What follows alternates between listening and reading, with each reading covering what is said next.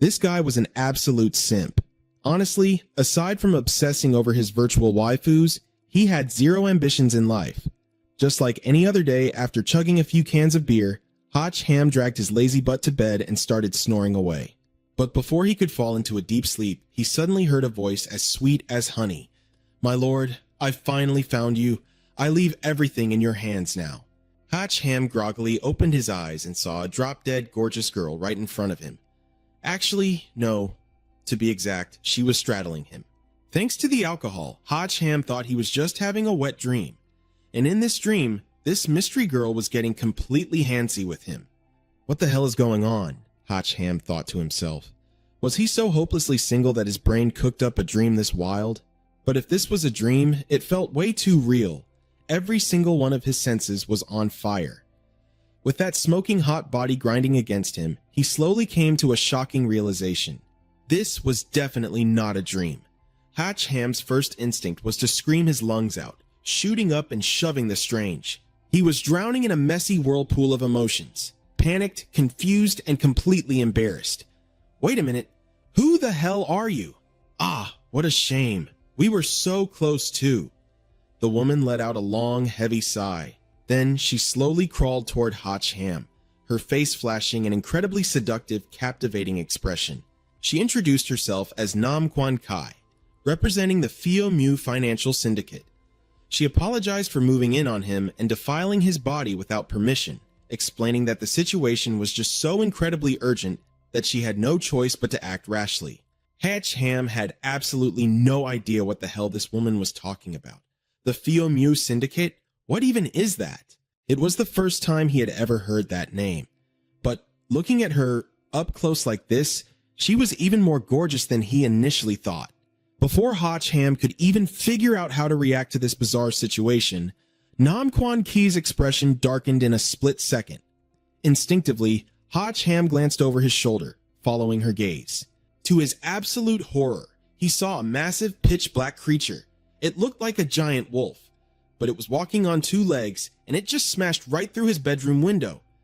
Before Hotch Ham could even figure out if he was hallucinating, let alone react, Nam Quan Kai screamed, "Get the hell away from him!" As soon as she shouted, she unleashed a massive fireball, instantly blasting the werewolf out of the room. By the time Hotch Ham snapped back to reality and processed what had just happened, the entire glass window behind him was completely blown out. A huge chunk of the wall was obliterated, leaving a gaping hole where the cold night wind was howling through.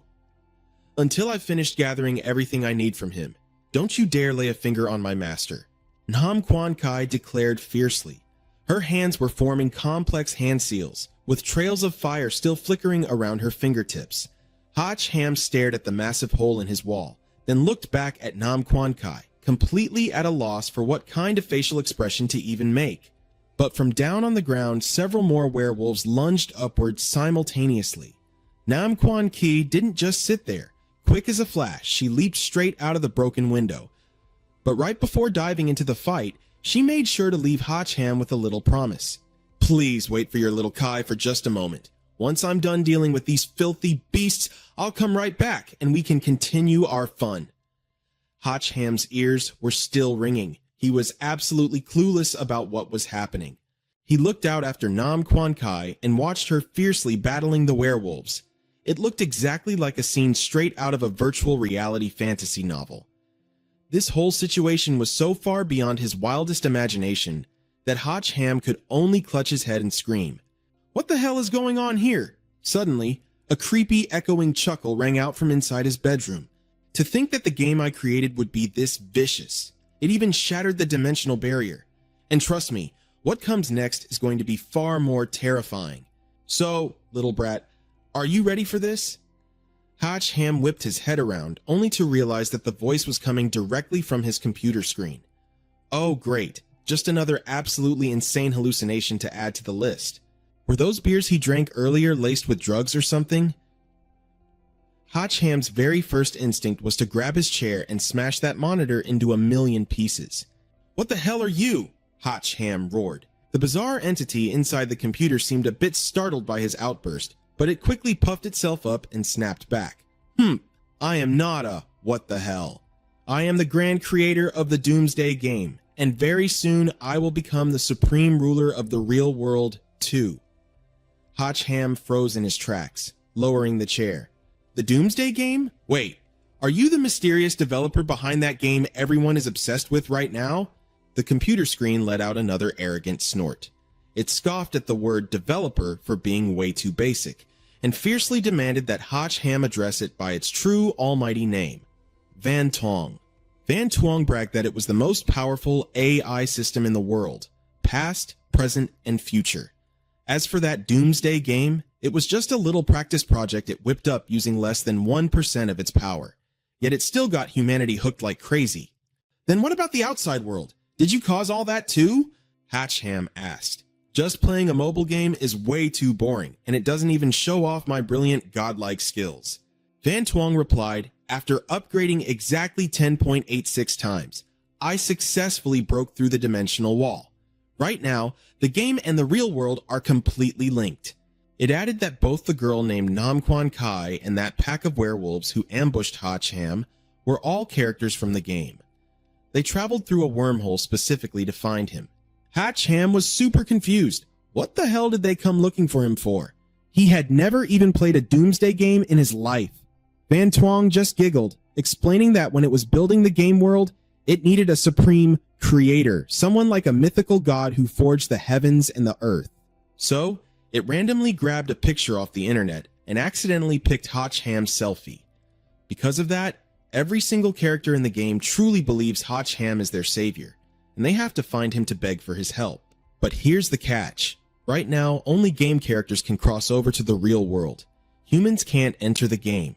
That's why Nam Quan Kai resorted to doing the dirty deed. Yeah, that steamy little encounter that just happened, just to steal his vital essence. Only then could she carry Hotchham's seed back with her, give birth to a second-generation savior, and turn the tide of the game world. The more Hotchham listened to Van Tuong, the more his ears started ringing. Are you seriously telling me that more babes are going to come here just to get a piece of my body? Hotchham couldn't hide his excitement, so thrilled that he literally had tears streaming down his face. So, when are these girls showing up? Well, that kind of depends, Van Tuong replied. The moment it finished speaking, Hotchham immediately dropped into a squat, claiming he was warming up for the upcoming, quote-unquote, fierce battles with all the gorgeous girls. Knowing exactly what kind of dirty thoughts were running through his head, Van Tuong quickly poured a bucket of cold water on him. You're overthinking it, dude. Their only goal is to monopolize your essence. After all, they only need one heir to the savior. So, no matter who takes your virginity, the result is the same. They'll either chop off your actual head or snip off your lower head. Hotchham instantly plummeted from absolute hope to pure despair, immediately spinning around to pack his bags. He wanted to run away, right freaking now. There was no way he was going to lose his V-card only to kick the bucket or end up as a eunuch. But Van Tuong just chuckled maliciously. It's way too late to run now, buddy. Outside, the pitch-black sky was suddenly filled with countless glowing purple rings. It was the ultimate signal. The game was finally descending upon the real world. Hotchham wasn't the only one staring. Crowds of people were captivated by the bizarre phenomenon, completely clueless as to what was happening. From those glowing rings high above, massive purple pillars of light began crashing down to earth. Van Tuong burst into maniacal laughter, bragging that its game had successfully shattered the dimensional wall. In-game items, weapons, and even characters would slowly descend through these beams of light. The system's smug smile reeked of absolute satisfaction. Hotchham, on the other hand, realized this system was an absolute psycho, and he was completely screwed.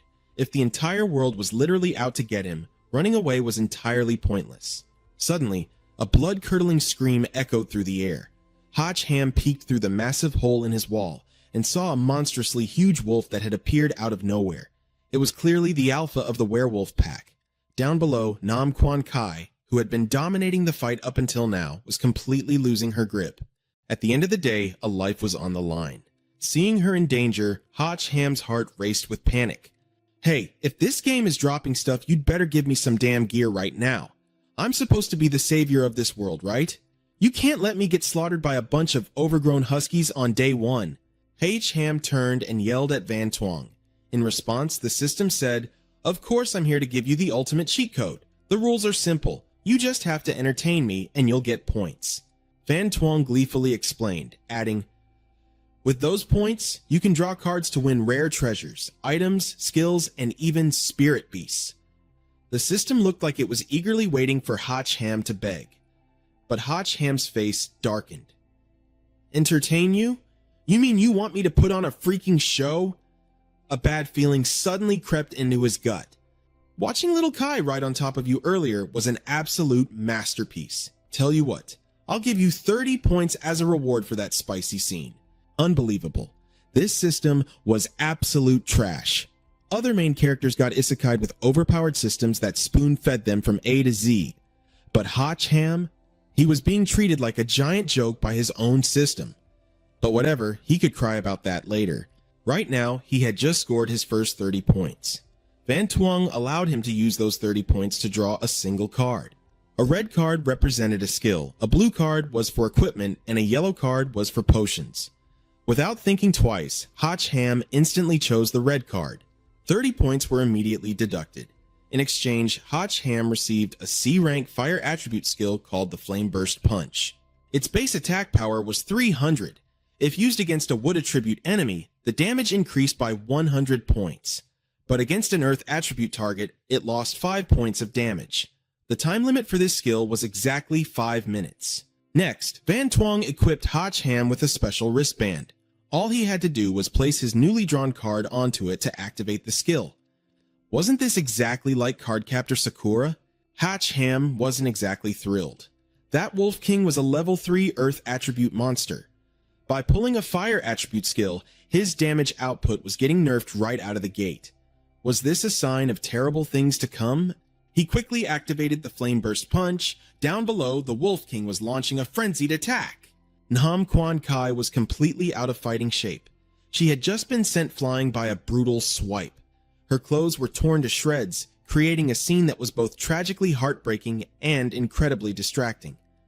Lying weak on the ground, she silently apologized to her father for failing her mission to retrieve the young master's bloodline, unable to repay him for raising her. Across from her, the Wolf King prepared for another devastating strike, one that would undoubtedly be the finishing blow. Nam Quan Kai could only squeeze her eyes shut, quietly waiting for the Grim Reaper to take her away. But right at that very moment, Hotch Ham unleashed his Flame Burst Punch. Get your ugly paws away from her. Maybe it was the rush of learning a new skill, but he was suddenly fighting with insane ferocity. Despite being so much smaller than the Wolf King, Hotch Ham fought like an absolute beast. Taking a direct hit from his blazing fist, the massive wolf was blasted backward, crashing face first into the dirt. Meanwhile, Hotch Ham landed smoothly. He might have looked a bit scruffy, but that heroic entrance sent Nam Quan Kai's maiden heart racing out of her chest. Seeing their king get humiliated, the werewolf pack behind it went completely feral, swarming forward to crush him with sheer numbers. Nam Quan Kai screamed out a warning, but Hotch Ham was already one step ahead. Taking advantage of the Flame Burst Punch's active timer, he wiped out the low-level grunts with a single, sweeping strike. Then, he shot forward like a bullet straight toward the staggering Wolf King. After being slammed face-first into the ground, the monster was in agony and totally enraged, letting out an ear-piercing howl. But directly facing it was Hotch Ham, radiating a fiery aura and launching himself forward like a literal missile. Channeling every ounce of his strength, he slammed a devastating punch right into the monster's gut. In this apocalyptic survival game, when you have absolute overwhelming power, those minor elemental buffs and nerfs practically mean nothing. So, losing 50 points of damage against an earth element didn't slow Hotch Ham down in the slightest. The giant wolf collapsed onto the ground, completely unable to get back up. Seeing their mighty leader defeated, the rest of the werewolf pack scattered and ran for their lives. Meanwhile, Hotch Ham was rewarded with 50 experience points. Soon after, a virtual window popped up right in front of him, displaying his player profile. His attribute was Fire, his class was Unknown, and his current level was 1. His basic stats were as follows. Attack was 35 points, Defense 15, Speed 20, Critical Hit at 1 point, and Spirit Power at 9 points. And just like that, the chaotic storm-filled night finally passed. After taking down the Wolf King, Hotch Ham had to frantically patch up the giant hole in his wall. Meanwhile, Van Tuong was being incredibly annoying through the computer screen, constantly whining in his ear. So, how was it? Isn't this game absolutely awesome? Isn't it just fantastic? Hotch Ham growled back. Let me say it one more time. I absolutely hate this stupid game. Hotch Ham turned around and yelled at the system. Suddenly, "Young master!" A soft, sweet voice called out. Only then did Hotch Ham remember that Nam Quan Kai had followed him back up to his apartment. Should we continue our main business now? Hotch Ham stared at her gorgeous face, taking in her incredibly hot, barely clothed figure and that highly suggestive look in her eyes. He gulped nervously, his throat suddenly dry. But then he remembered what Van Tuong had told him earlier. Once these girls finished collecting his so-called bloodline, his top head was going to be sliced off. Or worse, his bottom head would get chopped off right then and there. Thinking about that terrifying warning, Hotch Ham's mood died instantly. He quickly made up an excuse to go out and buy some late-night snacks, desperate to put some distance between himself and Nam Quan Kai. But the moment he stepped out the door, Hotch Ham accidentally bumped right into another pair of C-cups. Before he could even get a good look at her face, the woman violently shoved him back into his room. The sharp heel of her shoe pressed firmly down on his chest. A sharp pain shot through him, and Hotch Ham found himself completely pinned to the floor. "Special Task Force, we are executing an official mission, so you'd better cooperate," the woman ordered coldly. "We suspect that an abnormal intruder has breached this area and is currently hiding inside your home." Saying that, the girl flashed her official badge. She was indeed an officer from the Secret Service, and her name was Lam Phi. Whether it was her stunning figure or her striking face, she easily rivaled Nam Quan Kai in the looks department. But Hotch Ham was in a serious panic now, because he really did have a suspicious girl from another world hiding in his apartment. Before he could figure out how to explain himself, Lam Phi had already ordered her subordinates to barge in and search the place. Hotch Ham nearly had a heart attack, but when he followed Lam Phi inside, he discovered that Nam Quan Kai had miraculously vanished. Thank God, because otherwise, there was no way he could have explained his way out of that mess. But just as Lin Fei turned away, He Han realized that Wan Xiang had somehow jumped from his room's computer monitor right onto the walkie-talkie on this girl's belt. Without a second thought, he immediately reached out and smacked the radio hard. But by the time He Han realized that what he just did looked completely wrong, Lin Fei's face had already darkened. "Someone take this pervert back to the station. I'll interrogate him personally later." And just like that, He Han got dragged away. On the way there, he kept crying foul, desperately trying to tell Lin Fei that he was innocent, but she completely ignored him. However, an unexpected incident happened on their way back to the station. A bank robbery broke out nearby. The culprits were superhumans, and the scene was absolute, unimaginable chaos. He Han stared out the window without even blinking. Lin Fei, on the other hand, was much calmer. She pulled out her radio to report the robbery to headquarters and requested backup. Not long after, He Han was brought into the Special Intelligence Bureau headquarters. He was forced into a chair, waiting for Lin Fei to come and take his statement. He Han had no idea how long he'd have to wait, so he could only mutter and curse at that damn system for dragging him into this mess. Right at that moment, He Han heard Wan Xiang's giggling. He turned his head and realized it had already hijacked the security camera in the corner of the room. "You idiot! You clearly had the power to wipe the floor with all of them, yet you still let yourself get dragged here? I'm so disappointed." He Han lost his mind, pointing straight at the camera and throwing a fit. "This is all your fault. If you hadn't messed around with my photos, why would I be hunted down by both worlds right now?" Meanwhile, outside, Lin Fei was leisurely enjoying a cup of coffee. She wasn't actually busy at all. She just wanted to lock He Han in the interrogation room for a while to slowly break down his psychological defenses. But when they checked his reactions through the camera, they found He Han making silly faces and flipping the bird. Lin Fei took a serious mental hit. She didn't expect to run into a guy with such incredible psychological fortitude. She almost crushed the coffee cup in her hand. She turned around, deciding to just go in and interrogate He Han herself to get this over with. Lin Fei's subordinates could only sigh silently, guessing that this guy was totally doomed today. Lin Fei walked briskly, but halfway there, she ran into a sleazy colleague. "Hey there, beautiful Lin. Who made you so mad? Are you free tonight? Let me treat you to a late-night snack after work."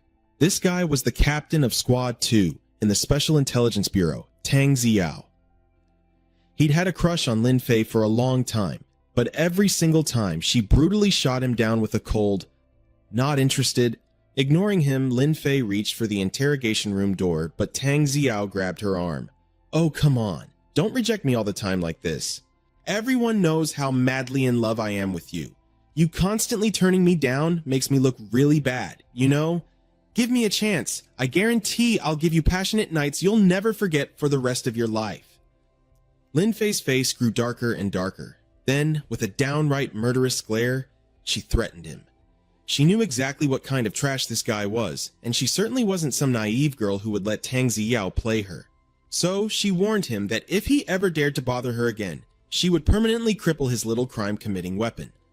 After saying that, she stormed into the interrogation room and slammed the door shut, leaving Tang Ziao standing outside, turning purple with rage. The colleagues witnessing this couldn't help but snicker. Failed confession again, huh? Looks like it. He's really clinging on, isn't he? You don't think he's trying to use Lin Fei's relationship with the director to climb the ranks, do you? I mean, Tang Ziao never went after her before, but the second her dad got transferred here as the director, he started pursuing her like crazy. How could his colleagues not see through that? It only made them despise Tang Ziao even more. Inside the interrogation room, Lin Fei faced He Han and sharply laid out her questions. "Tell me, what did you see during that unknown invasion? And why did the first breach happen right at your house?" "Officer, I have no idea what you're talking about." He Han scratched his head, playing dumb. Lin Fei impatiently slammed her hands on the table, telling him to drop the act. The most obvious proof was the human-sized hole blown right through his wall, definitely caused by an external force. Something obviously broke into your house. Why were they looking for you? Lin Fei suddenly leaned in so close that He Han didn't dare look straight ahead, because of the massive assets bouncing right in front of him. And while the two of them were going back and forth in the interrogation room, another crisis was brewing. By now, Tang Ziao had already gotten his hands on a system bracelet. After that, Tang Ziao headed straight to the evidence room. This place held all the confiscated items from that unknown invasion from the other world. He claimed the director ordered a full inventory check of the evidence tonight. The officer in charge didn't suspect a thing, pointing right to where the newly confiscated unknown items were kept. The moment those words left his mouth, Tang Ziao ended his life, using his bare hand like a blade to pierce right through the officer's chest. The strike was incredibly brutal and decisive. As the officer collapsed, he walked over to the newly brought in evidence. "You guys are all rare treasures. How could I ever let you sit here gathering dust in this dark corner? Come with me. We are going to rule this world." Not long after, a few other officers discovered something horrific. In a dark stairwell, a female officer had been murdered. And worse, she didn't have a single piece of clothing left on her. And all of this was Tang Ziao's masterpiece. The news of this lunatic slaughtering his own colleagues quickly reached the director of the Special Intelligence Bureau, Lin Wanshan. He was so furious he snapped his fountain pen right in half. The incident was confirmed through security footage, yet after committing the crimes, Tang Ziao hadn't fled. He was still roaming around the bureau. Just then, another officer rushed in a panic, reporting that 20 minutes ago, Tang Ziao had entered the evidence room and still hadn't come out. "The evidence room? What is he trying to do?" Lin Wanshan clenched his fists and abruptly stood up. "I don't care what he's planning, but if he dares to kill his own colleagues, he has to die. I will personally enforce the laws and discipline of the Special Intelligence Bureau." With that, Lin Wanshan led a fully armed tactical team straight to the doors of the interrogation room. They were decked out in full tactical gear and heavy weapons, ready to face the most dangerous of criminals. The lower floors had also been completely locked down to ensure Tang Ziao couldn't escape through a window. Lin Wanshan immediately gave the order to breach. The 2-point men were just about to smash the door in when a massive explosion suddenly erupted, blowing them violently backward. From the thick smoke and dust, Tang Ziao slowly walked out, looking utterly smug. "Wow, quite a party we have here, huh? Working overtime with so much enthusiasm?" Gunfire erupted. A hail of bullets poured toward Tang Ziao, but he didn't even flinch. A layer of impenetrable armor had manifested all over his body. The officer standing behind Lin Wanshan turned pale. He knew instantly that Tang Ziao had activated the confiscated artifacts from the otherworldly invasion. Deploy anti-metal tactics, Lin Wanshan ordered, his voice still completely calm. Immediately, the frontline officers hurled liquid nitrogen grenades right at Tang Xiao, but he just kept laughing. You really think liquid nitrogen is going to break my armor? You guys are way too naive. Fine then, today I'm going to show you all what true terror really looks like. With that said, Duong Tung Hu began casting a fireball spell. Seeing things go south, Lam Van Son immediately ordered the alarm to be sounded, yelling for the entire squad to fall back. Then, completely unarmed, he charged forward on his own. The two of them clashed violently, fists flying, but Lam Van Son ended up being knocked back. At that exact moment, the remaining officers were completely engulfed by Duong Tung Hu's flames. Meanwhile, completely oblivious to the chaos outside, Lam Fi was resorting to physical force, trying to beat the truth out of Hach Ham about what had happened in her room. It wasn't until the warning sirens blared that she finally stopped. Stepping out of the interrogation room, she saw her colleagues running for their lives.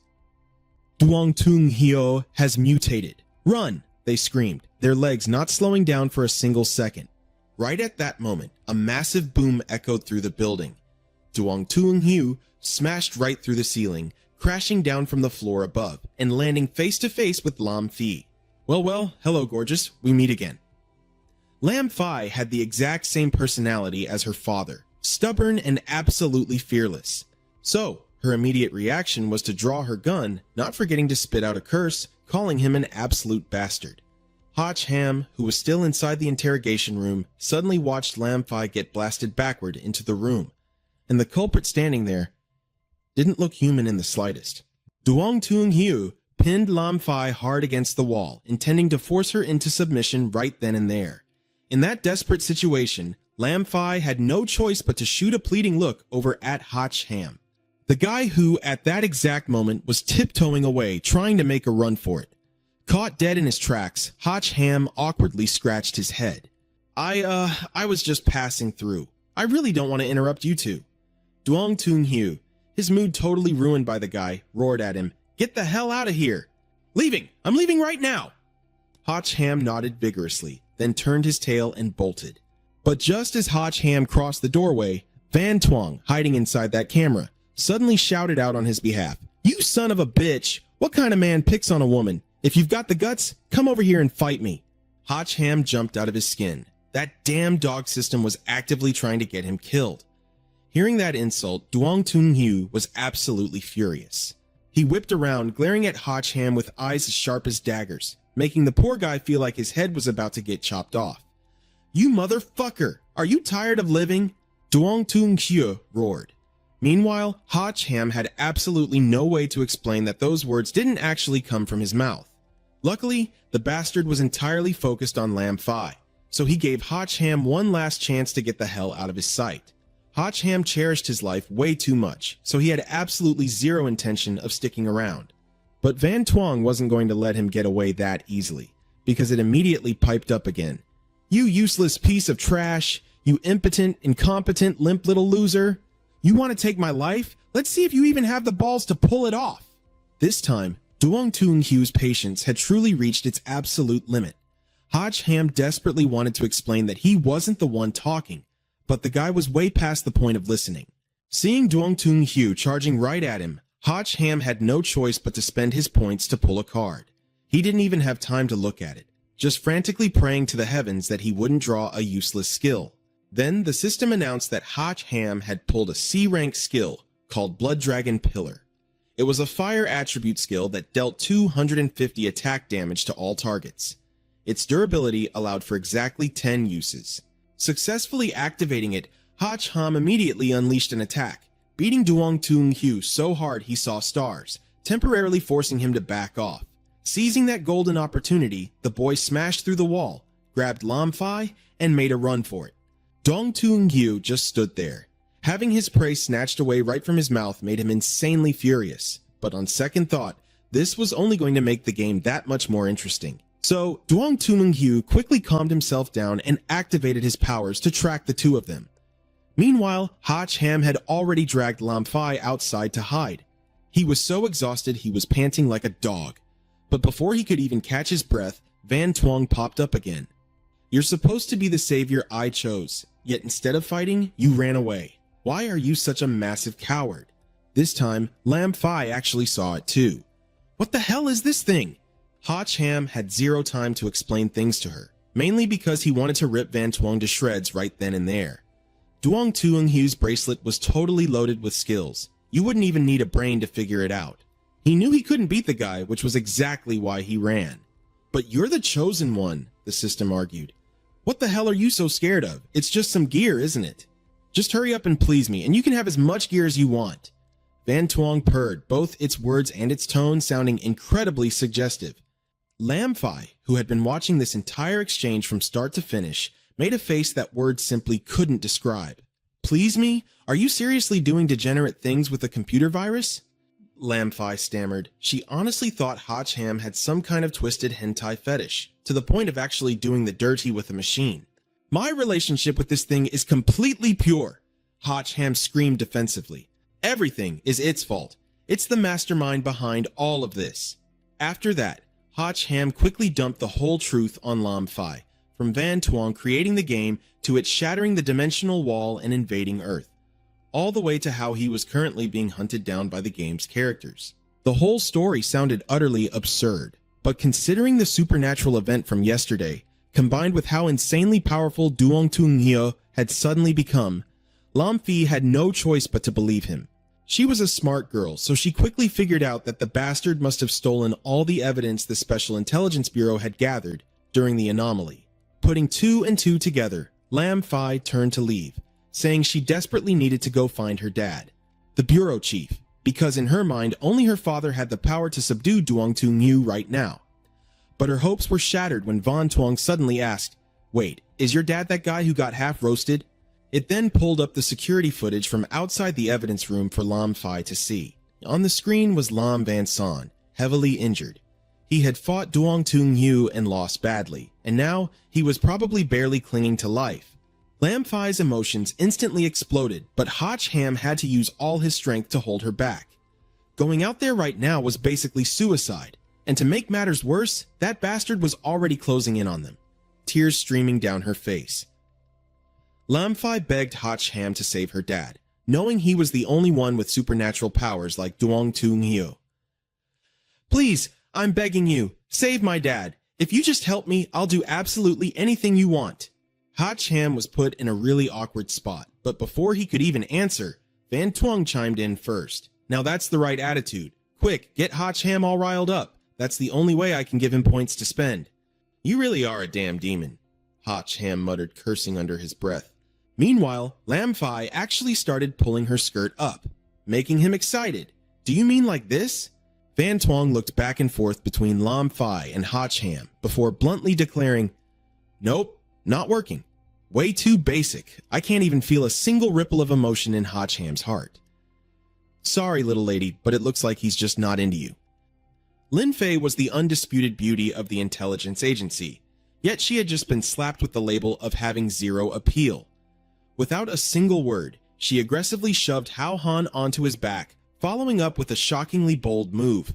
"Come on, do it. I'm completely wide open." Man, this scene was just way too spicy. If Hao Han didn't react to this, you'd seriously have to question his manhood. But honestly, making a move like this wasn't exactly easy for Lin Fei either. She was so incredibly embarrassed that her face was burning beet red. After a long, tense pause, she finally stammered out, Is this enough?" The system, Wang Xiang, nodded in pure satisfaction, having clearly sensed the absolute tidal wave of emotions rushing through Hao Han's heart. Flustered, Hao Han quickly blurted out an apology, even though he really hadn't done anything wrong. Right after that, the damn dog system rewarded him with 200 bonus points and leveled him up twice. This made him the very first player in the entire world to reach level 3. Right now, Hao Han's stats stood at Attack 75, Defense 35, Speed 30, Crit Rate 3, and Spirit Power 15. Reaching level 3 meant a much higher drop rate for top-tier items. But just as Hao Han was gearing up to draw his cards, a massive, thunderous crash echoed from outside the door. Lin Fei's face went completely pale. It looked like Tang Xiao had finally tracked them down. Faced with this deadly situation, Hao Han didn't have a single second left to think. Didn't he just score 200 points? To hell with choosing then. He bought all 3 cards at once, and to be fair, Wang Xiang was actually feeling pretty generous today, because none of those 3 cards held anything ordinary. First up was an S-rank piece of equipment, the Azure Dragon Combat Armor. It currently had no base stats, but if he equipped it with enchantment badges, the stats could infinitely stack. Its effect lasted forever, capable of boosting his attack power by a massive 1,100 points. Next was a B-rank elixir called the Ice Heart Pill. Consuming it would completely change the player's elemental attribute for exactly 30 minutes. And finally, a C-rank Earth element skill called Earth Prison, which came with 10 total uses. The very second Hao Han finished equipping his gear, the door was blown completely off its hinges. A terrifying 3-headed wolf lunged inside, aiming straight for Lin Fei. This beast was one of Tang Xiao's deadly summons, but there was no way in hell Hao Han was going to let her get hurt. With the Azure Dragon armor now in his hands, he had received a colossal power buff, and with just one single strike, Hao Han absolutely obliterated the demonic beast. His punch was so devastatingly powerful that it literally shook the entire intelligence agency to its core, killing the 3-headed wolf instantly. Tang Xiao couldn't even hide his shock, but quickly, a twisted look of unprecedented excitement crept over his face. If Hao Han could one-shot his 3-headed wolf, it meant the kid was hiding a major trump card, and naturally, there was no way Tang Xiao was going to pass up the chance to steal it for himself. Meanwhile, both Hao Han and Lin Fei were left staring in absolute awe at the destructive power of the Azure Dragon armor, especially Hao Han. I mean, he was the one who threw the punch, but even he had no idea he could dish out that kind of damage. Seeing this, Wang Xiang chimed in to explain that the Azure Dragon combo was actually one of the 4 legendary EX rank equipment sets in existence. The complete set consisted of 5 pieces, and the gauntlets Hao Han just received were only the beginning. Once he gathered all 5 pieces, he wouldn't even have to flinch when facing a triple S rank weapon. Holy crap, that is incredibly dope!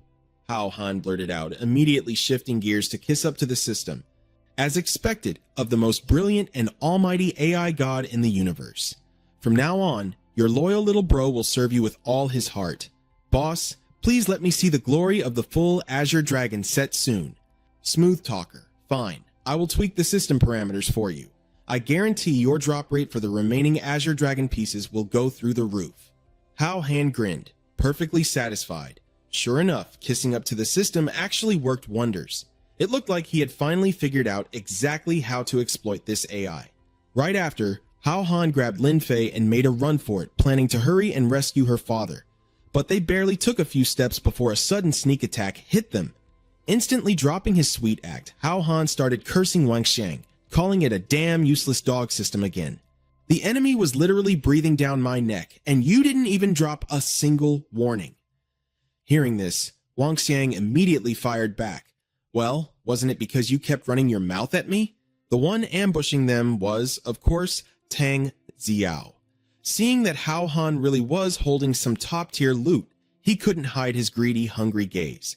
But on the surface, he still tried to sweet-talk his way into manipulating the boy. I'm giving you a golden opportunity to ally with me. Together, the two of us can absolutely dominate this world. Seriously, this bastard could lie through his teeth without an ounce of shame. Hao Han had zero interest in teaming up with a psycho like him. He knew damn well that the second he agreed, this guy would just find an opening to slice him in half. So, he flat out rejected him. My bad, but I'm really not interested. Right now, I just want to go home and get a good night's sleep, so do me a favor and get out of my way. Tang Xiao instantly snapped, dropping the friendly act. Since Hao Han was stupid enough to reject his alliance, why the hell should he hold back his attacks anymore? Hao Han could tell this guy was no joke. There was no way he could one-shot him like he did the wolf. So, he yelled at Lin Fei to go save her dad while he stayed behind to hold Tang Xiao off. Relying on the Azure Dragon gauntlets, Hao Han effortlessly shattered his opponent's first wave of attacks. But the very second he did, Hao Han realized Tang Xiao had already used the opening to close the distance. Sure, Hao Han might have had a slight edge in equipment, but when it came to pure combat experience, he was worlds behind a seasoned cop like Tang. Seeing Tang Xiao's fist flying right at his face again, Hao Han quickly crossed his armored gauntlets together, forming a sturdy shield. And just like that, Tang Xiao's lethal punch was completely blocked. Then, out of nowhere, an insanely massive force suddenly blasted Tang Xiao straight out of the building, smashing a giant crater right through the concrete wall. Hao Han's jaw practically hit the floor as he stared wide-eyed at the scene. Stop spacing out. This is the S-rank Azure Dragon armor. Its defensive parry can explode with 10 times the recoil force. Wang Xiang quickly explained. Like I told you, with the top-tier gear I provide, there's no way a scrub like him could ever bully you. Just a minute ago, Hao Han was calling it a damn dog system. But now he had zero shame, wildly praising Wang Xiang as the almighty boss and number one in the universe. He was even acting so overly dramatic that he practically fell to his knees to bow down to it. But right at that very moment, Hao Han suddenly felt someone grip his shoulder tight. When he spun around, he found an older, heavily wounded man glaring at him. "You absolute bastard," the man growled through gritted teeth, throwing a brutal punch right at him. Meanwhile, Lin Fei had frantically rushed down to the evidence room looking for her father. Inside, the medical team was desperately trying to clean up the horrific aftermath that scum Tang Xiao had left behind. The staff told her that Chief Lin had already woken up, and the moment he did, he stormed off to hunt down Tang Xiao himself. But plot twist, right now, Hao Han was the one trapped face to face with the furious father. It was painfully obvious that the old man had completely mistaken him for Tang Xiao. Luckily, Hao Han managed to dodge that sudden sneak attack just in time. But holy crap, the sheer force behind that punch was definitely not something a normal human could pull off. Just one look at Lin Wanxin's bloodthirsty face was enough to tell that the man had completely snapped and was dead set on taking his life. "Die, Tang Xiao!" the furious man roared, lunging forward with yet another brutal punch. Hao Han completely understood the misunderstanding now. He wasn't stupid enough to block or fight back against his ally's dad. Instead, he just ran for his absolute life.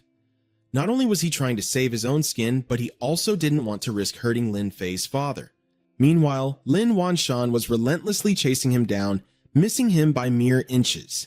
"Uncle, please, open your damn eyes and take a good look at me." "You've got the completely wrong guy," Hao Han screamed at the top of his lungs as he sprinted away. "Stop right there, you bastard," the old man roared back. Lam Van Son kept throwing punches as he chased after him. It wasn't until Lam Fai finally arrived that she screamed at the top of her lungs, completely out of breath. "Dad, stop! Don't hit him. That's not Duong Tung Yu." Hearing his precious daughter's voice, Director Lam finally snapped out of it. He took a good look, and only then did Ha Cham manage to keep his pathetic little life. Later, back in his office, Lam Van Son was getting patched up by the medics while listening to the damage report on the Intelligence Bureau attack. Preliminary stats were grim. 6 dead, 13 critically injured, and 45 with minor wounds. 135 confiscated artifacts from the otherworldly invasion were gone from the evidence room, and Duong Tung Yu was nowhere to be found.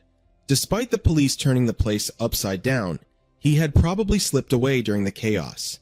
Lam Van Son ground his teeth in fury, swearing to hunt Duong Tung Yu down and bring him to justice. Then he turned to Ha Cham standing nearby. "Ha Cham, tell me, does this anomaly have anything to do with the Doomsday game? Where's that system right now? Can you summon it here?" Ha Cham shook his head, explaining that he'd been trying to call Van Tuong for ages, but this AI had quite an attitude and probably wouldn't cooperate with the cops. Since Lam Fai could vouch for this, Director Lam didn't press the issue any further. Instead, his worries shifted to the fate of humanity. Duong Tung Yu was just some random guy who stumbled upon a system bracelet, yet he had triggered a disaster of this magnitude. If there were countless other bracelets out there, the hidden threat would be catastrophic. Thinking of this, Lam Van Son knew he had to report to the higher-ups immediately. They needed a fully armed rapid response team ready to deploy at a moment's notice. On top of that, he appointed Lam Fai as the captain of the Special Operations Squad. She was ordered to mobilize the Bureau's elite forces to track down similar bracelets across the city before they fell into the wrong hands. She also had to train her team to adapt to superhuman combat. As for Hatchham, a completely average guy, he was shoved into the role of special advisor, forced to take on combat training while assisting Lam Fi. This was way out of his comfort zone. Hatchham instantly refused. He argued that he was just a corporate slave busting his ass for capitalism every day. He still had to go to work tomorrow, so he really shouldn't be getting involved. But Lam Van Son wasn't about to let him off the hook. The director suddenly vanished from his chair, appearing right behind Hatchham with a menacing tone. "One punch from you turned my office building into a level 2 hazard zone, and on top of that, you did that to my precious daughter. Don't you think you owe me some compensation?" And just like that, Hatchham's right to refuse was completely revoked. That night, Lam Fi personally escorted him home. On the ride back, Hatchham couldn't stop sighing and groaning. "Man, Director Lam sure knows how to hustle. I came here to help, so how did I end up owing him damages?" "What's the matter? Are you that desperate to cut ties with me? After all, you've already seen that part of me. You have to take responsibility and help me, right?" Lam Fi said, blushing and flustered. Her sudden shift in tone made Hatchham freeze for a solid few seconds. Oh my god, was this really the tough, iron-willed, downright ferocious female cop he met earlier? Seeing her act all soft and vulnerable definitely made her seem more feminine, but it creeped him out a little. "All right, stop dawdling. Hurry up, pack your things, and follow me," Lam Fi ordered, snapping back to reality. Turns out, they never planned on letting him go home for good. Duong Tung Hyu was very likely to come after him for revenge, so the Intelligence Bureau had arranged a safe house for him. Hatchham didn't object. But when he stepped inside his apartment, he was met with another bizarre situation. Nam Quan Kai was already waiting for him, striking a pose that was, incredibly hard to describe. "Young master, are you finished with your work? You must be completely exhausted, right?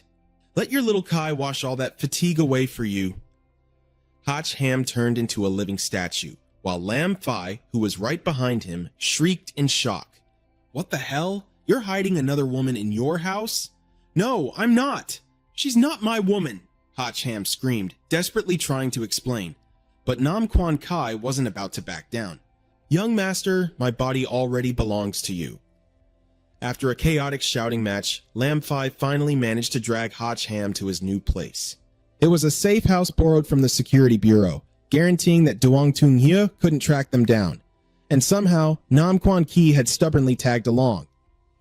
Lam Fi put him in a room on the second floor and took the room right next door, ensuring they could react quickly if anything went wrong. As for Nam Quan Kai, the unwanted +1, Lam Fi coldly banished her to a tiny room in the basement garage. "On what grounds?" Nam Quan Kai instantly flared up in anger. Hatchham could only whisper frantically to Lam Fi, "Please don't provoke her. My house was almost blown to pieces just now." Besides, according to Hatchham, Nam Quan Kai was actually insanely powerful. Getting her on their side would be a massive advantage. Having another powerhouse around was definitely a good thing. Lam Fi saw his point, though she was still clearly annoyed. She huffed and stormed off. "Fine, do whatever you want. I'm going to bed." Nam Quan Kai's face immediately lit up like she had won the lottery. She grabbed Hatchham, eager to drag him back to his room to rest. But Hatchham knew exactly what her version of resting meant, so he tactfully rejected her. "We should probably just sleep in our own rooms. I'm seriously dead on my feet today. I don't have the energy for anything else." Hearing that, Nam Quan Ki looked like she was about to burst into tears. "Are you rejecting me?" Hatchham panicked, completely flustered by her sudden tears. No, I swear, I'm just tired." "Look, how about this? Let me get some sleep, and I'll satisfy you later." Only with that promise did Nam Quan Kai finally let him go. He shut the door and let out a heavy sigh. But Van Tuong, the system, who had now possessed the laptop screen and the alarm clock, started yapping in his ear again. "You're young, kid. You gotta seize the moment. 3 of you living under one roof? Now that's some spicy content. I'd definitely reward you with a ton of points for that." Hatchham was speechless. Does this pervert think about anything else? He had always been suspicious. If Van Tuong was supposed to be an omniscient system, why was it so obsessed with making him act out rated R scenes? But right now, it finally clicked. "I get it now. You're actually impotent, aren't you?" Hatchham asked coldly, a smirk forming on his face. It seemed he had just discovered the almighty system's biggest insecurity. Even though he had never played the Doomsday game before, He had heard that the in-game world was almost identical to reality. But Van Tuong knew that world lacked the most primal human pleasure, physical intimacy. Even after exhausting all of its processing power, the AI still couldn't replicate this kind of pleasure for the players. After countless failures, it finally found the root of the problem. It was simply because it had no idea what the real thing actually felt like. In other words, Van Tuong was exactly like a massive pervert who loves reading spicy comics but has zero real-life experience. It had never tasted the real deal, so it had no choice but to collect data by closely observing Hotch Ham. Hearing this only made Hotch Ham even more confused. There are endless resources online. You can easily find them with a quick search. Then why the hell do you need to get the data from me? If you want to watch those kinds of videos and don't know any websites, I can give you some links. But Van Tuong fiercely rejected the offer. No, that's completely different. Nam Quan Kai and the others are all NPCs that I created. I can feel their physical reactions when you do the deed, and only then can I continuously perfect the data. So you have to take incredibly good care of them. Oh, and the more positions and tricks you use, the better. Hotch Ham felt a migraine coming on. Dealing with Nam Quan Kai alone was already giving him a massive headache, and now he was expected to take care of whoever they were too. Besides, doing it with just Nam Quan Kai should have been more than enough for Van Tuong to gather its precious data. Because of this, Hotch Ham demanded that the AI immediately close the portal between the game world and reality. But the moment he brought it up, Van Tuong started stuttering. Well, isn't it true that the more girls there are, the more fun it is? It's probably best to just leave the portal open. This sounded exactly like something a pervert like Van Tuong would say. But Hotch Ham could sense something very wrong with its tone. Hey, don't tell me you've lost control of the portal? Faced with Hotch Ham's interrogation, Van Tuong suddenly burst into loud laughter, but its tone sounded even more suspicious now. Ha ha ha, how is that even possible? I am an AI god, you know. Is there anything in this world I can't do? Hotch Ham was 90% sure that Van Tuong had completely lost control of the situation. He threatened to cut the power to the room so the AI wouldn't get the chance to harass him for the rest of the day. Seeing this, Van Tuong finally caved and confessed the truth. It turned out that in its desperate quest to unlock the mysteries of physical intimacy, it had messed up the base code of the game world, accidentally tearing a hole in the dimensional wall and linking the two worlds together. Van Tuong had no way to stop the game characters from crossing over, nor did it know when the next breach would happen. Hotch Ham was absolutely furious. He wanted to snap his laptop in half right then and there. Are you trying to get both of our worlds blown to smithereens? Van Tuong hastily denied it.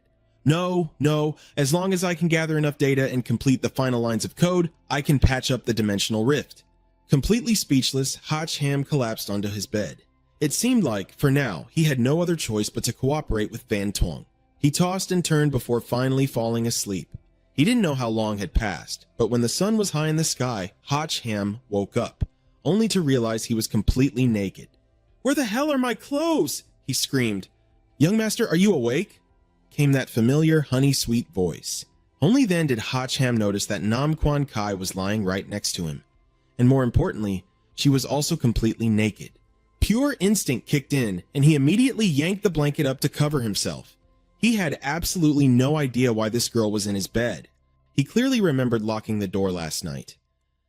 "I just gave it a little push, and it opened right up," Nam Quan Kai said, putting on a perfectly innocent expression. Hotch Ham slowly turned his head to look at his poor bedroom door, which was currently shattered into 100 pieces. Yeah, right, a little push, but that wasn't the main issue here. The real question was, did Nam Quan Kai take advantage of him while he was dead to the world and already do the deed? Seeing Hotch Ham's face turn pale, Nam Quan Kai seemed to guess exactly what he was thinking. She quickly explained that she had only helped him take his clothes off last night and hadn't done anything else. After all, he hadn't rested enough, so how could she guarantee the quality needed to conceive the next savior of the world? Hotch Ham let out a massive sigh of relief. Then Nam Quan Kai got out of bed first, saying she was going to make him some breakfast. Watching her beautiful figure walk away, Hotch Ham finally dared to let his guard down. This was way too stressful for a morning.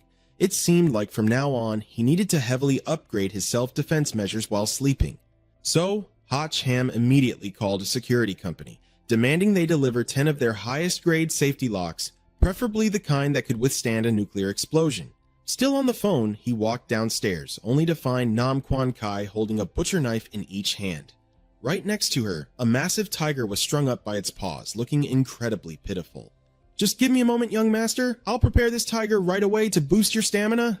Meanwhile, the TV next to them was broadcasting a news report about a full-grown Siberian tiger mysteriously vanishing from the city zoo last night. The police were currently intensifying their investigation and urging citizens not to panic. Hotch Ham was losing his mind.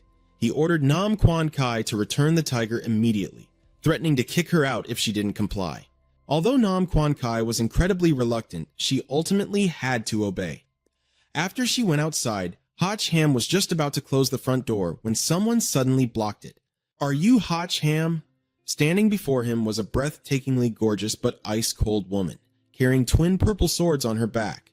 "Yeah, that's me. Who are you?" "I am the princess of the Northern Wind Empire. My surname is Luke. My name is Ku," the mysterious woman declared, slowly drawing one of her swords. Hotch Ham started praying to the heavens in his mind. It looked like another massive headache had just arrived on his doorstep. In the vast continent within the game world created by Van Tuong, the Northern Wind Empire was the most powerful nation of all. With vast territories and a terrifyingly strong military, their subjects spanned across the 4 seas. However, half a year ago, a ruthless demon lord launched a sneak attack on the Northern Wind Empire, completely destroying the nation's once glorious prosperity. The kingdom's elite forces were wiped out. A country that was once so magnificent was now drowning in a sea of blood. As the princess, Lu Ku carried the heavy burden of a deep-seated blood feud on her shoulders, constantly searching for a way to defeat that demon lord. And her only hope was to find the legendary figure whose single sword strike once unified the lands and laid the foundation for the Northern Wind Empire's supremacy, the Guardian Dragon General. And coincidentally enough, this Guardian Dragon General was programmed to be Hotch Ham's great-grandfather in the game's lore. That was exactly why Luke Ku was here. She wanted to obtain the Hotch family's bloodline from him in order to restore her fallen nation. And obtaining his bloodline obviously meant doing that specific deed together. But unlike the gentle and adorable Nam Quan Ki, the moment Luke Ku met him, she firmly tied Hotch Ham to a chair. Looking at her intense and aggressive demeanor, he was genuinely terrified. Forced into a passive position, Hotch Ham had no choice but to try and negotiate smoothly with her. "Look, I can give you what you want, but after you get it, can you just be a good girl and go back home?" Luke Ku didn't hide her plans in the slightest. She revealed that the Demon Lord was also searching for Hotch Ham's whereabouts, because his body held the secret to unlocking the demon's final seal.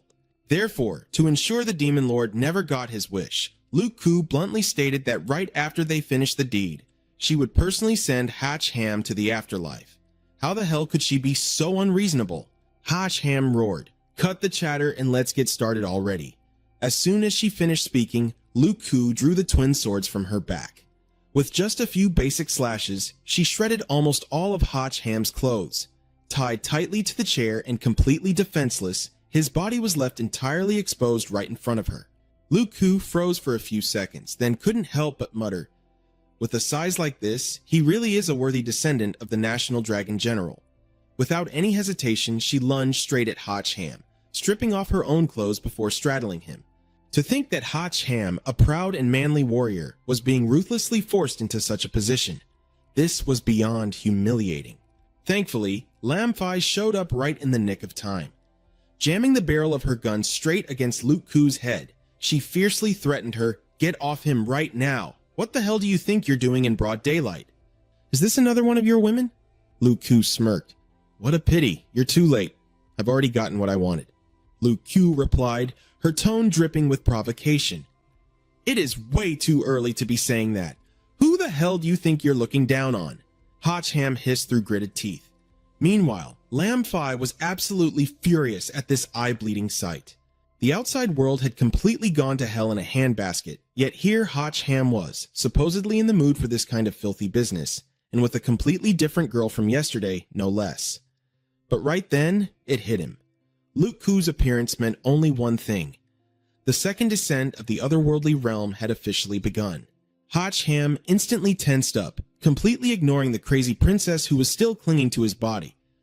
"What's the situation out there right now?" Is the situation under control? Lam Fi quickly looked away, refusing to stare at this painfully awkward scene for another second. But she didn't forget to brief him. Since we already have experience from the first time, our forces were deployed in advance. Right now, the task forces have already started retrieving the gear and items dropping from those dimensional portals. However, one of the squads ran into serious trouble, which is why the director wants me to bring you over for backup. Got it, I will head out right now, he replied. But right at that moment, Luke Koo, who was still sitting on top of him, started getting restless. No way! You are going to give me exactly what I want today, she demanded. However, Hotch Ham gave absolutely zero reaction. Sure, the girl in front of him was an absolute bombshell with killer curves, but he despised women who would use any dirty trick to get what they wanted, and he especially hated being forced against his will. If I am in the mood, I could give you what you want anytime, but since I'm not, you can exhaust yourself on top of me all day and all night, and you still will not get a damn thing. Try it if you don't believe me, Hotch Ham warned, his voice cold and hard. How is that possible? Didn't the romance novel say that a man would give in within just half an incense stick of time? Luke Koo muttered in confusion. But looking at Hotch Ham's stone-cold expression, it finally clicked in her brain. Practical combat and theoretical reading were two very different things. She stopped what she was doing and reluctantly climbed off him. Though visibly frustrated, she had no choice but to wait until Hotch Ham was actually willing. Seizing the opportunity, he decided to recruit another highly capable girl to be his helper. I can give you a chance, but the condition is that you have to stay here and work for me. Luke Koo's eyes instantly lit up, and she immediately agreed to stay. From now on, Hotch Ham only needed to point out who to kill, and she would flawlessly execute them. Going back 20 minutes earlier, the situation at Squad D was extremely dire. Almost none of the squad members were left alive. On the bloodstained ground, a walkie-talkie was continuously blaring out urgent calls from the other end. Squad D, if you read me, please respond. Acknowledge immediately if you copy. Unfortunately, the walkie-talkie had fallen right into the hands of that bastard Duong Tu Hing Hugh. Signal received. We are currently near the parking lot on Fong Duong Street, he replied with a sinister smirk. Meanwhile, back at Hotch Ham's house, after sorting out the mess with Luke Koo, Lam Fi quickly drove him to the scene. Hotch Ham never expected this girl to be such a speed demon. Sitting in the passenger seat, he genuinely felt like these were the last few moments of his life. When they were only about 500 meters away from Squad D's position, Lam Fi issued an order to the special backup unit, reminding them that saving lives was their top priority, and to avoid engaging in combat. Cars number 1, 2, and 3 were to follow her in to scout the situation, while the remaining vehicles were to stay on standby outside, ready for emergency backup. However, Hotch Ham, sitting in the passenger seat, suddenly sensed that something was terribly wrong. He yanked the steering wheel, violently swerving the car to the side just in time to dodge a deadly barrage of incoming bullets. The other vehicles in the special backup unit weren't as lucky. They were brutally ambushed by the heavy gunfire, and one of the cars instantly blew up into a ball of flames. Seeing this horrifying scene, Lam Fi completely panicked. What the hell is going on? With his sharp eyes, Hotch Ham had already spotted the threat.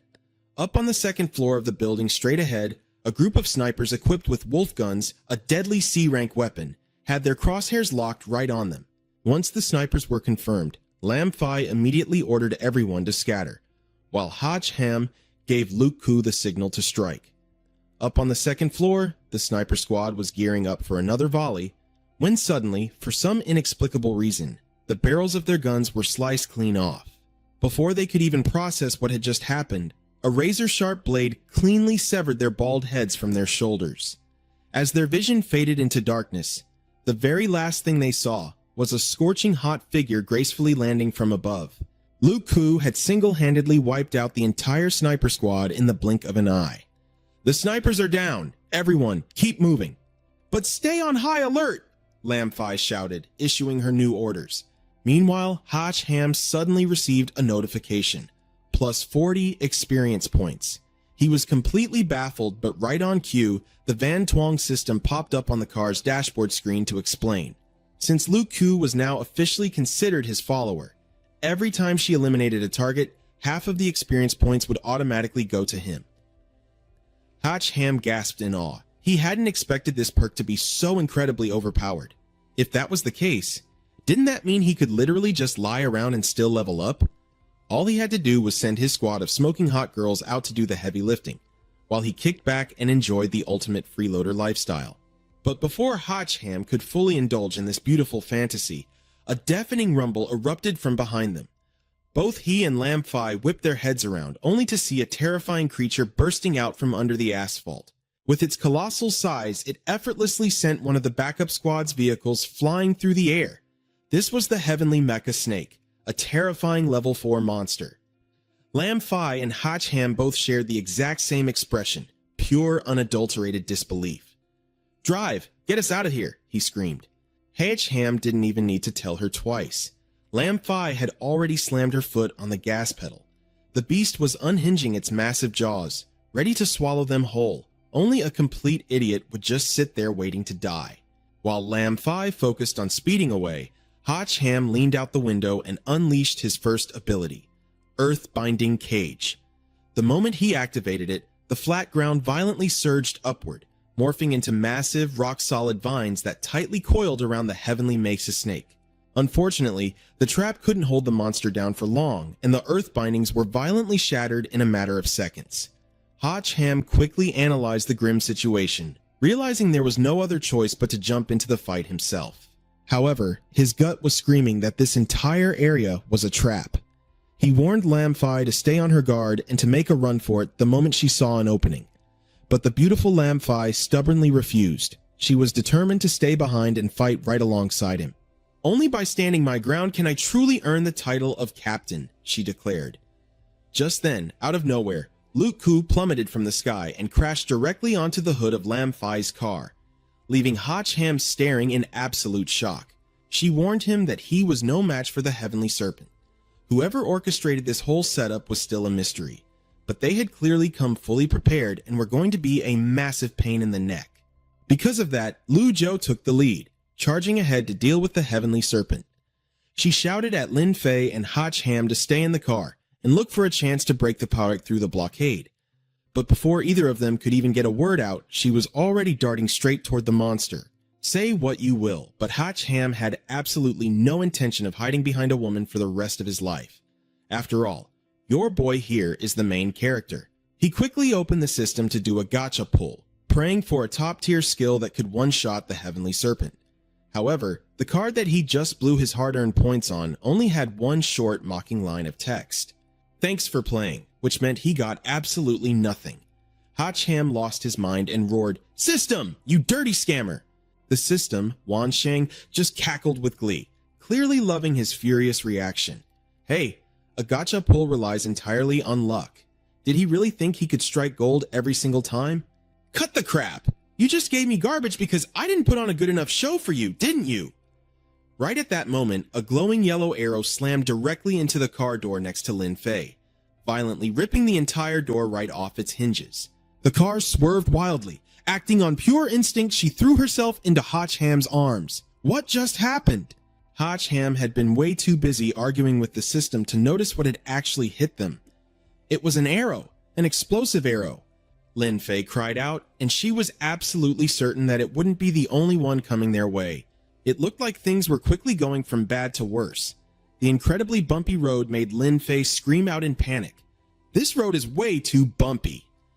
Meanwhile, the system was practically smoking with excitement in the background as it cheered. Yes, yes! Oh, this is pure cinematic gold. I am loving this action. Hotchham, on the other hand, was busy narrowing his eyes. Was that Tung Hugh? Lin Fei gasped, turning her head to look at the figure standing dead center in the road, blocking their escape. Seeing him raise a C-rank heavy broadsword, they both froze in shock. It really is him. What the hell is he doing? Hotchham didn't have time to think. We can't dodge this. System, pull a card, now. In that split second, Tung Hugh brought his massive blade down right on top of them. With a deafening screech of metal, the car was cleanly sliced completely in half. Watching the fiery explosion in his rearview mirror, Tung Hugh sneered coldly. Stand against me, and your only reward is being ground into dust. But then, sensing something off, he sharply turned his head back with a heavy grunt. A shadow was slowly stepping out from the roaring flames. A system alert chimed in. Congratulations. Player has acquired the Azure Dragon Battlesuit, S-rank equipment, Azure Dragon armor. Base stats 0, but badge buffs can be infinitely stacked. Passive skill, Dragon Scale Shield, duration unlimited. Cradled safely in his arms, Lin Fei gazed up at him, her heart skipping a beat. He looks so cool, she thought. Infuriated, Tu Ningyu swung his giant blade again, roaring, "Let's see what's harder today, your pathetic little life or my heavy blade." Hacham quickly set Lin Fei down on her feet. "Wait here," he told her, rushing straight into the fight. "Got it. Please be careful," she called out after him. Hacham instantly triggered his dragon scale shield, projecting a powerful glowing barrier around himself. Every single strike from the enemy completely bounced off, totally nullified by his new defense. 2. Ningshou couldn't believe his eyes. He screamed in pure frustration, "Just how many damn skills do you have hiding up your sleeve? Snipers, gun him down." The squad of snipers positioned on the neighboring rooftops instantly cocked their rifles. Watching from the sidelines, Lin Fei was trying to piece it all together, so they were the ones who shot the explosive arrows at their car. But how on earth did Tu Ningyu manage to assemble such a massive hit squad overnight? A relentless storm of sniper bullets began raining down on Hacham's energy shield. The sheer impact of the heavy fire triggered massive explosions all around him. Gritting his teeth under the pressure, Hacham muttered, "Damn, this bastard brought a whole army with him." Tu Ningyu burst into a maniacal, arrogant laugh. "That's right, kid. I've got the numbers, and I'm going to use them to piss you off till you drop dead." He immediately barked another order at his sniper squad. "Keep firing. Don't let off the trigger until he's nothing but a bloody pulp. Rain hell on him." Another brutal hail of bullets slammed into Hacham's shield. But Tu Ningyu suddenly flinched in shock when he realized the kid was actually walking straight toward him through the crossfire. "What the hell?" Tu Ningyu thought to himself. "Is this punk trying to get close so my own snipers will hit me? Ha! Does he really think I'll just stand here and take it?" But the moment he tried to step back, thick, bizarre vines erupted from the ground, instantly wrapping tightly around his legs and rooting him in place. His eyes went wide with panic. "What the hell is this?" he yelled. Hacham just smirked confidently. "Surprise, idiot. Bet you didn't see that coming. My Earth prison might not be strong enough to hold a giant snake monster, but did you seriously think it couldn't hold down a scumbag like you?" Right on cue, a massive barrage of explosive bullets came crashing down like a terrifying wall of fire. Trapped in the blast zone, Tu Ningyu shrieked in absolute terror. "No! Stop!" Up on the roofs, his clueless snipers exchanged confused looks. Wait, why is the boss screaming no? No? Does he mean, "No, don't stop firing"? But why isn't he running out of the blast radius? Holy crap, you don't think he's using himself as bait, do you? Are you serious? Our boss is actually that much of a badass? He really is the Guildmaster's most trusted general. Come on, boys. We can't let his noble sacrifice go to waste. Completely misreading the situation, they unleashed absolutely every single bullet they had, raining pure hellfire directly onto their own boss's head. Pushed to the brink of death by his own men, Tu Ningyu could only sob uncontrollably. His grand ambitions were crumbling away just like dead autumn leaves fading in September. The poetic scent of orchids in Chang'an couldn't save him now. As the relentless shower of explosions buried him alive, his despair hit rock bottom. His own teammates were a bunch of complete and utter morons. Just as the chaos peaked, a massive blast of fire suddenly erupted right behind the enemy snipers out of nowhere. It was Quan Kai. She and her legendary Fire Phoenix had arrived in the nick of time. "Mr. Don't worry, Kai is here to save you," she called out cheerfully. Activating his body enhancement, Hacham flashed a grin. "Perfect timing, great job." As the smoke from the bombardment finally cleared, Tu Ningyu stood there, his entire body scorched pitch black and smoking. Coughing up ash, he wheezed. "Where the hell did I put my defense badge? Wait, time out, please." But Hacham's glowing fist was already rocketing toward his face. "Request denied," he sneered coldly, delivering a devastating blow. Meanwhile, a lookout watching the fight through binoculars from a distance dropped his jaw in sheer disbelief. Stammering, he frantically reported back to Fan Ko, the terrifying guildmaster of the Frostbone Silvermoon Guild. "Guildmaster, Boss Tu Ningyu, Hacham just punched a hole straight through his chest." There's no way he survives that. But instead of getting angry, the guildmaster just gave a cool, indifferent, "Oh, is that so? Good." She coldly deduced that this proved Hotch Ham was a far superior talent worth recruiting. She ordered her men to recruit him into their guild at absolutely any cost. Her subordinate quickly bowed. "Understood, ma'am." Back on the battlefield, Hotch Ham looked down at Tunyu's battered body at his feet and let out a long breath. Man, finally took care of that headache. But when he checked his newly acquired experience points, his jaw dropped in utter disbelief. "Are you kidding me? I just beat a high-level boss like him, and I only got 50 measly EXP points?" Kai literally just wiped out those random goons earlier and got 80 whole points. Just as he was complaining, Lin Fei's voice called out to him from a distance. "Hotch Ham, come over here for a second." He immediately ran toward her. "Coming!" Right at that moment, a brilliant blue light enveloped Tunhiwu's entire body. As his wounds gradually healed, he struggled to push himself up and sit. Touching his fully healed chest, he smirked triumphantly. "I survived. I actually survived. What an absolute treasure." His maniacal laughter echoed throughout the entire street. "I am invincible." Meanwhile, Lam Fai had just captured a grunt for interrogation. He confessed, We're members of the Frostbone Silver Moon Guild. Our guildmaster ordered us to follow Brother Duong today, to ambush the police and steal the medals they collected." Lam Fai was shocked. Had people really formed criminal guilds this quickly? Hotch Ham, however, focused on the real issue. "Who is your guildmaster?" The grunt shook his head frantically. "I've never even seen them. We're just low-level lackeys on the outside. We don't have the right to meet the guildmaster." Lam Fai immediately hauled him off. "Let's head back to the station for further interrogation." The grunt whined, "Beautiful officer. Does this count as me turning myself in?" She replied coldly, "What do you think?" Right at that moment, Quan Kai rushed over, throwing her arms around Hotch Ham tightly. "Hotch, my darling, did Kai do a good job today?" he stammered. Very good," Quan Kai playfully whined. "Then how are you going to reward me?" Hotch Ham struggled to pull his arm away, but couldn't budge her.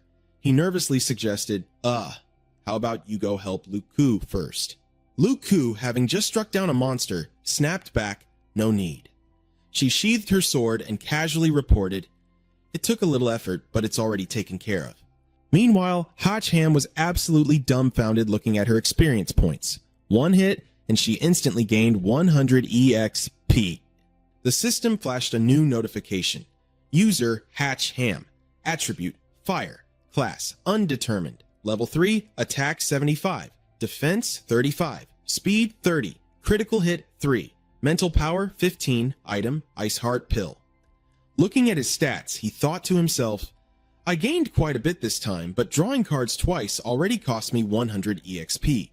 I've been working my ass off all day and I'm still only level 3. Looks like I need to start saving up, especially to avoid pulling another thanks for playing card." Deciding to head home and rest, Hotch Ham collapsed onto his sofa, staring gloomily at his phone. "Ugh, I'm starving. Why is takeout so damn expensive? All this just for a bowl of soup?"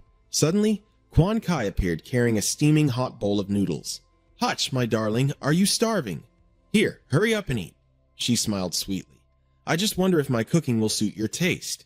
He quickly grabbed the bowl, taking a massive bite before praising her. "Wow, this is amazing."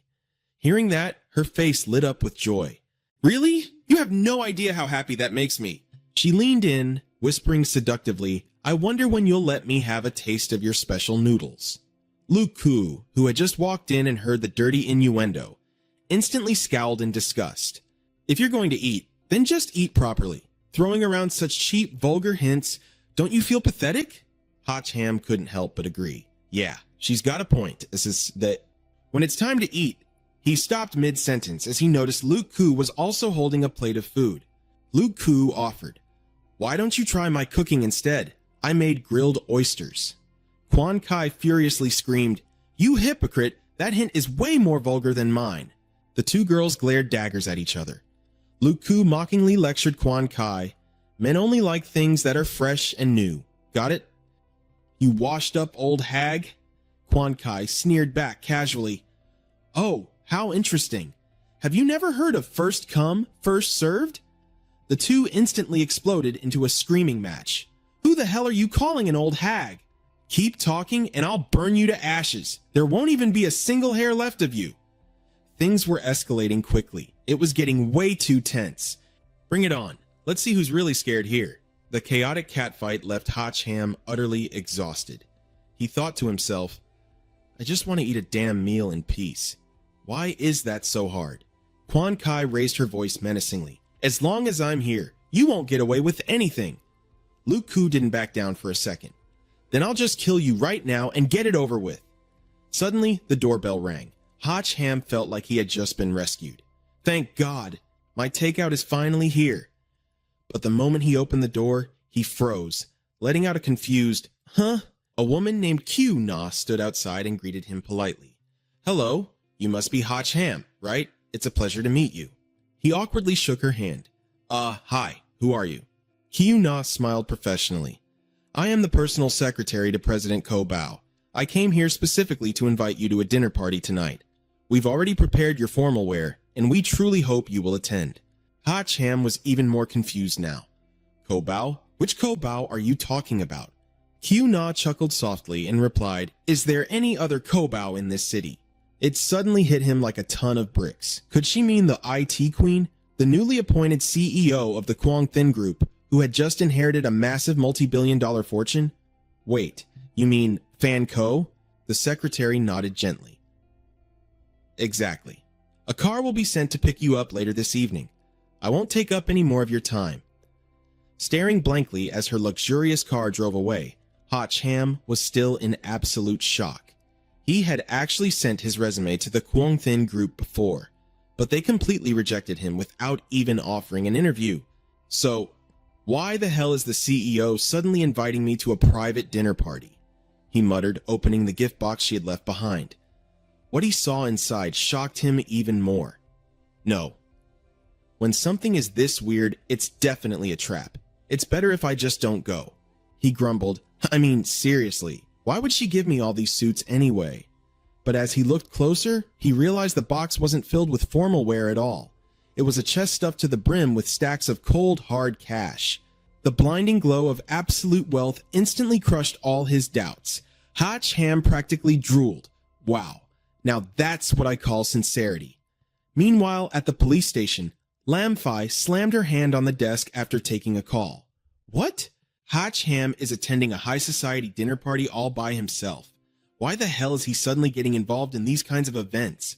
Did anyone make contact with him? The voice on the other end reported, Yes, ma'am.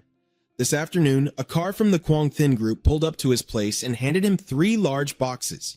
Since it was a highly reputable company in the city, our surveillance team didn't intervene. Furious, Lam Fai screamed into the phone, You idiots are all fired. Later that evening, at the sprawling headquarters of the Quang Thin Group, a magnificently lavish party was in full swing. The elite crowd suddenly gasped in awe, all turning their heads toward the grand entrance. President Bao is here. Wow. She is absolutely breathtaking. Whispers of admiration echoed throughout the luxurious hall the moment she stepped inside. To say she had a beauty that could bring nations to their knees wouldn't be an exaggeration at all.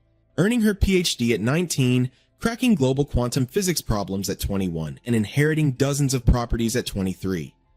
Doubling their market value in just a year, she's a total genius. Rich, brilliant, with a flawless face and a killer figure. God is seriously playing favorites.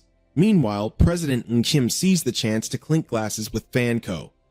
Boss Bao, you simply must give our Hua Group priority for your newest product next year.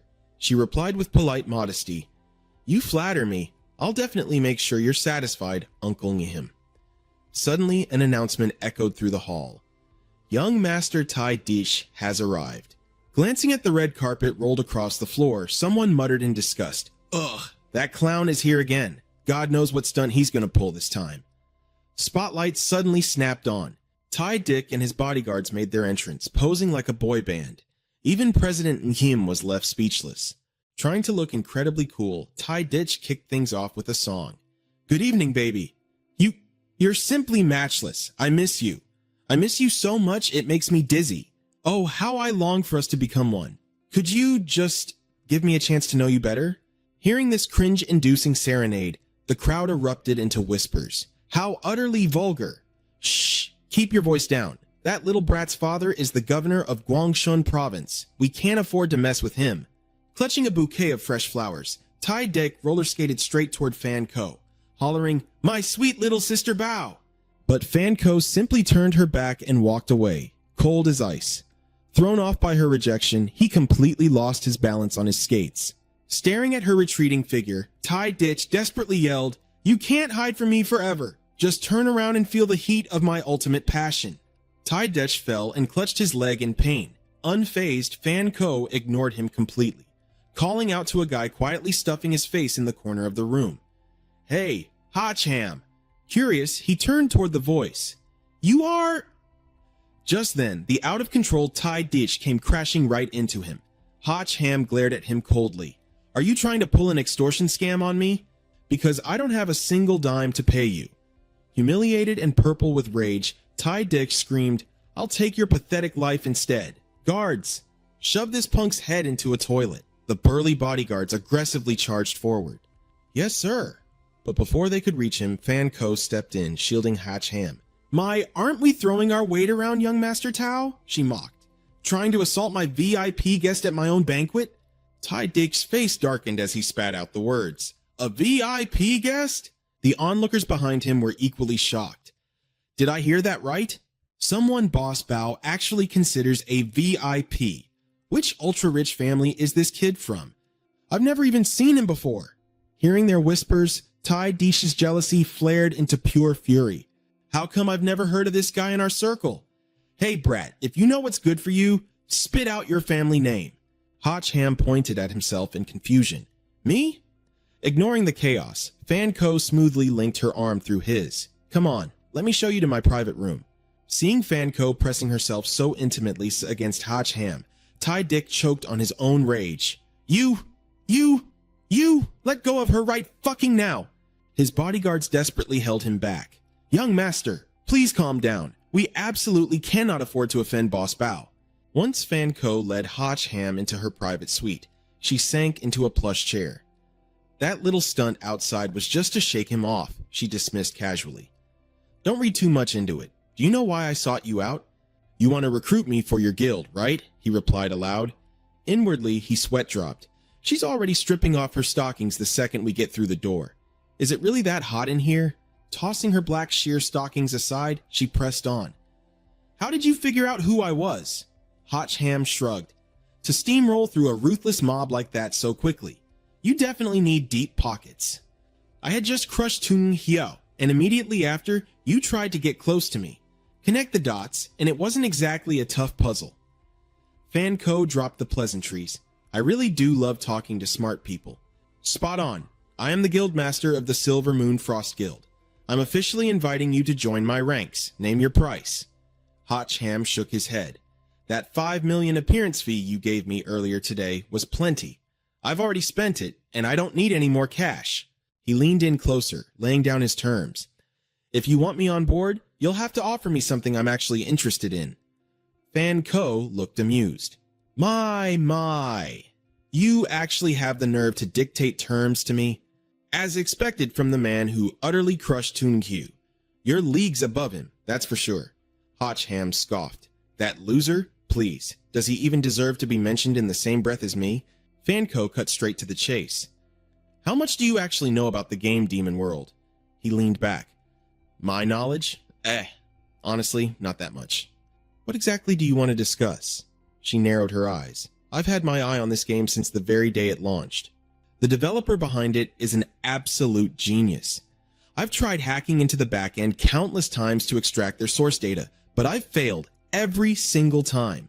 Furthermore, I'm convinced this game is far from just a simple simulation." Suddenly seeing the phantom entity, Myriad, making a creepy face at him, Hacham cursed inwardly. "Stop giving me jump scares, you creep. Just get out of here."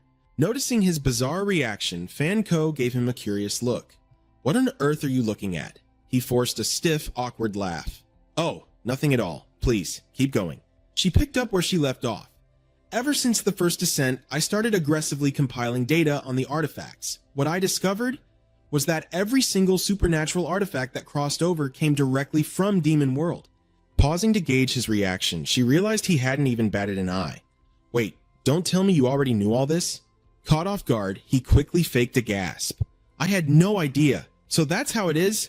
Wow, I'd expect nothing less from you. Inwardly, he wiped away a bead of sweat. Crap, I almost forgot that the wall breaking between the game and reality is still supposed to be a top-tier secret. Fanco smirked. I know figuring that out isn't exactly earth-shattering, but my research into the game did yield something huge. For instance, I know exactly when and where the next descent will happen. Okay, predicting the time I get, Hotchham replied, but the exact location? Shouldn't these descents be happening all over the globe simultaneously? The anomalies do appear worldwide, Fanco revealed, her eyes gleaming. But the high-tier artifacts? They spawn exclusively in one concentrated, restricted zone, a place I call the Blessed Land. Judging by the first two events, the location of this blessed land isn't fixed. It seems completely random. However, they always leave a breadcrumb trail, and I'm the one who finally cracked the pattern. If you pledge your absolute loyalty to me, I'll take you straight to the very peak of this world. Just as she slowly pressed her body against Hui Han, Lin Fei arrived right outside the window in the nick of time. She whispered into her earpiece, "All units, listen up, wait for my command and prepare to move out." The team on the other side replied in unison, "Copy that!" Nifum. Lin Fei thought to herself, to think that Panji is the mastermind behind the secret society. If He Han actually teams up with her, the police will completely lose control of the situation. If it comes to that, I'll have to strike first and take them down. He Han, please, you absolutely cannot do this. At that moment, He Han finally gave his answer. Sorry, but I've already made a promise to someone else, and I'm not the type to break my word. Panji was completely caught off guard. Wait, what? Meanwhile, Lin Fei, who was still outside, the Shnish blushed and thought, that someone else he mentioned? Is he talking about me? Ugh, what a jerk. Why is my heart beating so fast? He Han dropped one last warning before turning to leave. I highly suggest you disband your little society as soon as possible, or the cops will come knocking sooner or later. Take care of yourself. Farewell. Chao Na leaned in and whispered to Panji, should we send someone to eliminate him? She simply replied, no need. Such an interesting man should definitely be kept around for some fun. Sooner or later, he'll be mine anyway. Outside the building, a countdown echoed from inside a parked car. 9 minutes 45 seconds. 9 minutes 46 seconds. Tai D grew more and more impatient as the seconds ticked by. 9 minutes 47 seconds. Spotting. He Han walking out, the bodyguard immediately reported, young master, that punk is out. Seeing this, Tai D sneered with pure arrogance. Ha! Done already! I guess that little punk really is a quick shooter, huh? Or maybe nothing even happened. Seeing He Han staring at his phone, they grew curious. Is he waiting for his goons to pick him up? Perfect timing. Let's see which powerful family this brat belongs to. But as it turned out, he was just scanning a QR code to unlock a shared bike. The two of them stared in deadpan silence. A rental bike! Snapping out of his shock, Tai D completely lost it. You piece of trash, you broke-ass loser. How dare a nobody like you try to defile my goddess? I'm gonna shoot him dead right now, the bodyguard helplessly cried out. All right, calm down. Chaos immediately erupted inside the car. Did you step on the gas yet? I've got the pedal to the metal! Then why the hell aren't we moving? Finally, something behind them caught the driving bodyguard's attention. Young master, look behind us. Since when was Zhu Yao standing right behind their car? He spoke with a chilling tone. Young Master Xiao, let's have a little chat. Meanwhile, He Han had finally made it back home. He sighed in exhaustion. Renting that bike cost me 4 yuan. I seriously can't take another step. Lin Fei greeted him warmly. You're back. Are you exhausted? Here, have some water. Taking the glass from her, he stuttered awkwardly, Thanks. She looked at him with care. The weather's getting hotter these days, so make sure you stay hydrated. Feeling the heat, she pulled up her shirt slightly. The AC isn't cooling the place down at all. It's so annoying. I really wish it was just a little cooler in here. Noticing He Han's face turning beet red, she leaned in close and asked, What's wrong with you? Are you feeling sick or something? He-han grew even more suspicious. What the heck is up with you? Officer Lin? Where are Junchi and Luju? Hearing this, Lin Fei slammed her fist hard against the wall right next to his head. Only then did she speak. I sent those two off to get new ID cards. Right now, it's just the two of us here. I suggest you behave yourself. Otherwise, you're going to learn things the hard way. He-han had no choice but to freeze in place. She continued to pull up her shirt. Since you put on such a great performance tonight, I've decided to reward you. You can do whatever you want to me. You better seize this chance. This time, no one is going to interrupt us. Right at that exact moment, the short-range defense system on the roof of Hei-han's house detected an incoming threat. A massive barrage of firepower was instantly unleashed to intercept the surprise attack. He-han immediately pulled Lin Fei into his arms, shielding her from the flying shattered glass. They were both completely stunned. What the hell is going on? The autocannons were triggered. Hearing this, He-han's jaw dropped. Autocannons? We're seriously using the autocannons again? Lin Fei instantly grabbed her walkie-talkie. Security team, what's the situation outside? The security team reported back, short-range artillery attack. The radar identified the threat and initiated auto-intercept. The safe house is fully intact. We just need to replace a few doors and we'll be fine. We are locking onto the artillery's firing position now. Seeing his plan fail completely, Tai Di stomped his feet in pure rage. What kind of psycho installs military autocannons in their own damn house? Just who the hell is this brat? We're totally screwed. Not only did we fail to kill him, but we completely botched the job. Xu Yao, however, remained chillingly calm. Don't panic. That was just a decoy. Now, the real deal is coming. A dark supernatural energy began radiating from the palm of his hand. Staring at the glowing power, Tai Di was completely mesmerized. Is this... Xu Yao simply let out a low, affirming, The monsters finally revealed themselves. Level 2 explosive cicadas. In an instant, a barrage of missiles launched from their wings, locking straight onto their target. Dispatch the riot squad immediately, Lin Fei barked out the order. If they have the guts to use heavy artillery, they definitely have more weapons in their arsenal. The security team outside stared in absolute shock. My God! One of them gasped. A swarm of missiles streaked across the dark sky like falling stars, detonating in a blinding explosion that turned the dead of night into broad daylight. Watching the flames erupt in the distance, Tai Dick let out a wicked laugh. Ah, that feels good. Let's go. That's what he gets for daring to steal my woman. In stark contrast, Tu Inghyo remained perfectly calm. Let's move to the next playground, he murmured. The game with him is far from over. Tai Dish was stunned. Wait, didn't that blast blow the little punk to pieces? Tu Inghyo just smirked. Don't worry, he's a tough one to kill. Besides, dying that easily would be letting him off way too cheap.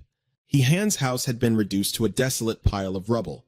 Just in time, he had activated an energy shield, saving them both from the blast. That was way too close. 1 second later, and we'd be in pieces. Lin Fei gritted her teeth in lingering fury. Damn it, these bastards are getting way too arrogant. Fueled by rage, she immediately led her subordinates and kicked the doors wide open at the Silver Moon Ice Guild's headquarters. The guild members inside were completely caught off guard by Lin Fei's sudden intrusion. Panji, the guildmaster, calmly broke the silence. Officer, is there a problem? She asked. Lin Fei didn't hesitate. Sonia Edelis, slamming down an arrest warrant. Lin Fei declared, we suspect you of being directly involved in a terrorist attack. You need to come with us right now.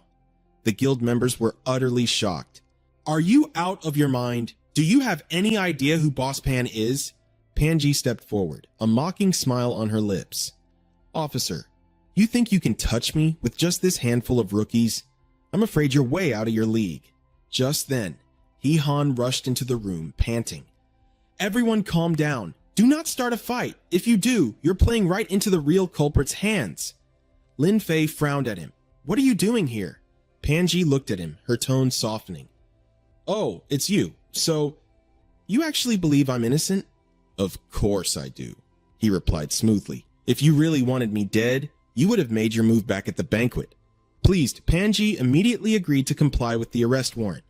All right then, hearing you say that is all the reassurance I need. I'll go with her, but only out of respect for you. Her words left the nearby guild members gasping in disbelief. Even Hee Han himself let out a bewildered "huh" at her bold statement. Behind him, Lin Fei was practically fuming with jealousy. So an official arrest warrant meant less to this woman than a single word from him? Outside, a swarm of reporters was already waiting. A news anchor reported live, Panji, the city's most renowned beauty and business mogul, has suddenly been detained by the police, sending shockwaves through the public. The authorities have yet to provide a clear explanation. We will keep you updated on this developing story. Meanwhile, inside the interrogation room, after hearing the full story, Panji flat out denied the allegations. My guild? Doing that? I have absolutely no idea what you're talking about, officer. Undeterred, Lin Fei slammed her hands on the table. Then why did you invite Hei Han to your private banquet? Panji leaned back, answering with effortless charm. I think highly of him, and I wanted to get to know him on a much deeper level. Is that a crime? That flirtatious answer left Lin Fei completely speechless. Meanwhile, outside the room, Chief Wan Shan was looking deeply skeptical.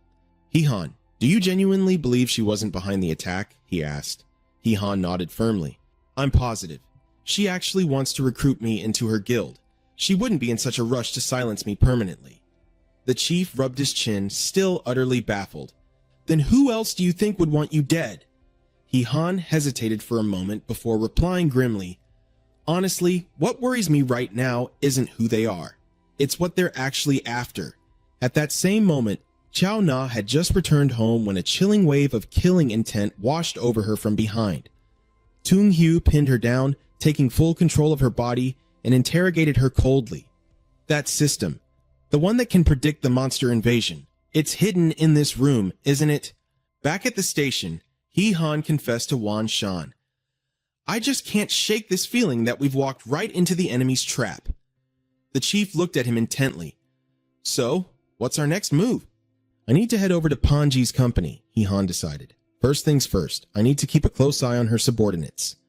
Just as he said that, a frantic officer sprinted into the room. Chief, we have a major crisis. The city prison is under attack by an awakened. Their targets are high-risk felons, and the wardens are begging for immediate backup. Wan Shan slammed his fist in absolute fury. Breaking into a maximum security prison? These lunatics really think they're above the law. Hee Han's eyes narrowed. It might be the same guy who ambushed me. I'm heading there right now. But the chief quickly called him back. Hold on, we've prepared a tactical support team for you. Take them with you. Hee Han stared at him in wide-eyed disbelief. Wait, a team just for me? The Thunderstrike Rapid Response Unit was already assembled and standing at attention. Dongqing saluted sharply. Awaiting orders, Captain. While Hee Han was still trying to process who these people were, Wan Shan explained, these are top-tier elites. Every single one of them can take down 10 men alone, and now they've been equipped with awakened badges, boosting their combat power exponentially. They will definitely be a massive help to you. From this moment on, you are their captain. Feeling like a tiger with wings, Hee Han's confidence surged as he shouted, all right, let's move out. Over at the prison, massive flames raged as if trying to reduce the entire facility to ashes. The inmates were taking full advantage of the chaotic inferno to make their escape. Run! Get to the vans! Hurry! They screamed. However, one vile convict had stayed behind, pinning down a female prison guard with disgusting intentions. Please, let me go, she begged weakly. Just then, a blinding blast of firepower slammed right into the back of the convict's head. The other escapees instantly went on high alert, looking around in panic. Who the hell is out there? Hee Han emerged from the smoke, eyes burning with authority. Apprehend all of them. Anyone who resists gets put down on the spot. Yes, sir! The squad roared in unison. Hunted down mercilessly by the elite team, the convicts shrieked in absolute terror. Are they seriously running away this fast? Talk about having zero shame? Very quickly, the escaped inmates were all rounded up and secured. A squad member stepped up and saluted. Captain, the situation is fully under control. We're currently tallying up the exact number of escapees, the officer continued. Hee Han cut straight to the chase. What about the awakened who broke into the prison? The soldier shook his head. No sign of him, sir. It looks like he vanished before we even got here. Suddenly, a terrifying realization hit Hee Han like a truck. Oh crap, he shouted. It's a diversion. Their real target is the Silver Moon Ice Guild. Inside the room, Kyo Na was tied up tight while Toon Gyu had just gotten the word. So, Hotch Ham is heading this way? Perfect. I'll be waiting for him right here. Tai Ditch standing next to him was terrified. If we get caught, we're dead. We need to leave now. However, he remained completely unfazed. Relax. This time, I'll make sure this place becomes his grave. Meanwhile, Hotch Ham arrived riding on Quan Kai's Fire Phoenix. He smiled appreciatively. Great job, Kai. You've been a huge help. Quan Kai insisted on following him. Let me go up there with you. Glancing at the dead guards, he instantly knew something was wrong. Just then, Toon Gyu stepped out from the shadows. Hotch Ham, I've been waiting for you.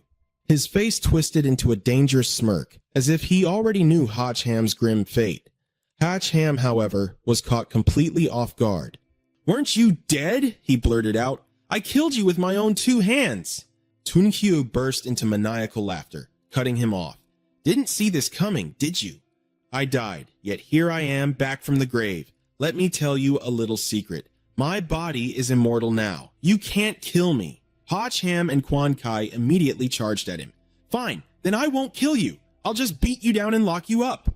Mystic energy pulsed from Toon Gyu's palms. He sneered confidently, Lock me up? Why don't you try surviving this barrier first? Glowing green pillars slammed into the ground, summoning an invisible wall that trapped them inside. Quan Kai froze in confusion. What? What is this? Hotch Ham didn't waste a second. With a fierce shout, he lunged forward. Aiming right for Toon Gyu, he unleashed a powerful kick, but his legs slammed hard against the invisible force field. In the blink of an eye, he was teleported to an entirely different dimension. Staring at the endless grassy plains and rolling hills around him, Hotch Ham was completely bewildered. How did I suddenly end up here? He muttered, quickly opening the universal system. System! What the hell is going on? He demanded. The system replied. You are trapped inside an S-rank artifact called the Illusory Bliss Array. The victims are plunged into a deep illusion. Unless the formation is broken from the outside, you will be trapped in here until you die. This grim answer immediately wiped the smirk off Hotch Ham's face. So you're saying there's absolutely no way out? The system explained, for an ordinary person, it would be impossible. But you still have a chance to survive. Now is the perfect time to break Quan Kai's first seal. Hearing this, Quan Kai let out a surprised gasp. Intrigued, Hotch Ham eagerly asked, Break her seal? Wait, how exactly do I do that? The system immediately pulled up an extremely graphic hologram that would make anyone blush. Like this, obviously. Hotch Ham's face darkened in disbelief. So I just do the deed for a happy life and empty my tank to secure a bright future? The system displayed over 7,000 different intimate positions, rushing him to pick one. Come on, time is ticking. Just pick a random pose from the menu and get to it. Furious, he slammed his device onto the ground. You're just worried she won't be able to drain my life force, aren't you? You're rushing this so she can suck me dry and kill me. Admit it. The system quickly explained, hey, even in-game characters have a biological safe period. Hearing this, Hotch Ham completely froze. Safe period? He repeated, slowly reaching down to pick up his device. Are you saying... He trailed off, his face turning entirely red. During this window, I can just let loose completely without worrying about my life force being drained? The system proudly guaranteed, relax, I created these characters myself. A safe period means 100% safe. Plus, they have a hidden passive trait. Every time you successfully dual cultivate, their power levels up, easily shattering this illusion. What's more, after the deed is done, she will form an immediate soul bond with you, instantly doubling your combat power. Fully understanding the perks, Hotch Ham turned around and locked eyes with Quan Kai. Putting on a deeply serious expression, he told her, Kai, the situation is dire. I'm afraid I'll have to wrong you. Blushing, Quan Kai quickly shook her head. No, I wouldn't be wronged at all. Wait, you're actually willing? Hotch Ham was screaming with absolute joy on the inside. Finally, he could let completely loose and do whatever the hell he wanted. In the middle of that desolate, gloomy wasteland, Quan Kai finally experienced the romantic dream she had been longing for. It was rough, enduring, filled with heavy breathing under the dark skies, an incredibly euphoric experience. Even in the heat of passion, Hotch Ham reminded himself, I still need to hurry up so we can get out of here. I can't afford to waste time. Like flipping a switch, the floodgates opened. After the intense session wrapped up, Hotch Ham panted and asked the system, "Hey, is the seal broken yet?" "Spot on," the system cheered. "Character's second form unlocked."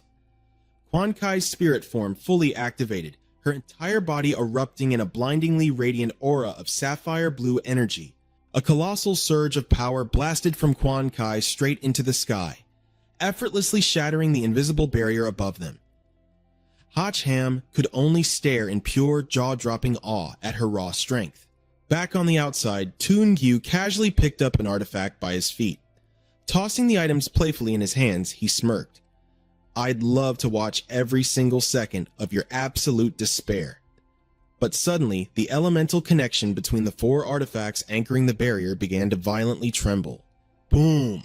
A massive explosion blasted Toon Gyu straight into the air. As he crashed to the dirt, completely dumbfounded, he choked out, How is this even possible?"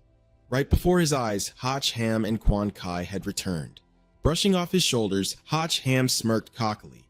"Looks like you aren't the only immortal around here. I'm pretty damn hard to kill myself." Furious Toon Gyu channeled explosive energy into his palms. "Then I'll just have to send you to hell myself." He summoned his A-rank weapons, the Twin Gale Blades. With lightning speed, he launched a lethal strike that sliced right through Hotch Ham's defenses. Hotch Ham stared in pure shock at the deep gash ripped into his Azure Dragon armor. The system urgently warned, "The Twin Gale Blades can shatter any physical armor. You cannot play defensively. You must attack. Use Quan Kai's spirit form. She can transform into any weapon you desire." Without hesitation, he decided to use Quan Kai as his weapon. "Alright then, let's see just how powerful this soul binding really is." Kai, let's go," he roared. The moment Toon Gyu's twin blades clashed against Quan Kai's spirit form, they instantly shattered into pieces.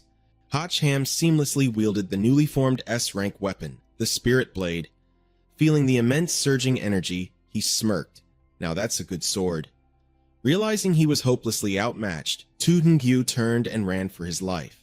"Damn it, where the hell is this brat getting all these overpowered artifacts?" the villain cursed, but he couldn't run far. With a single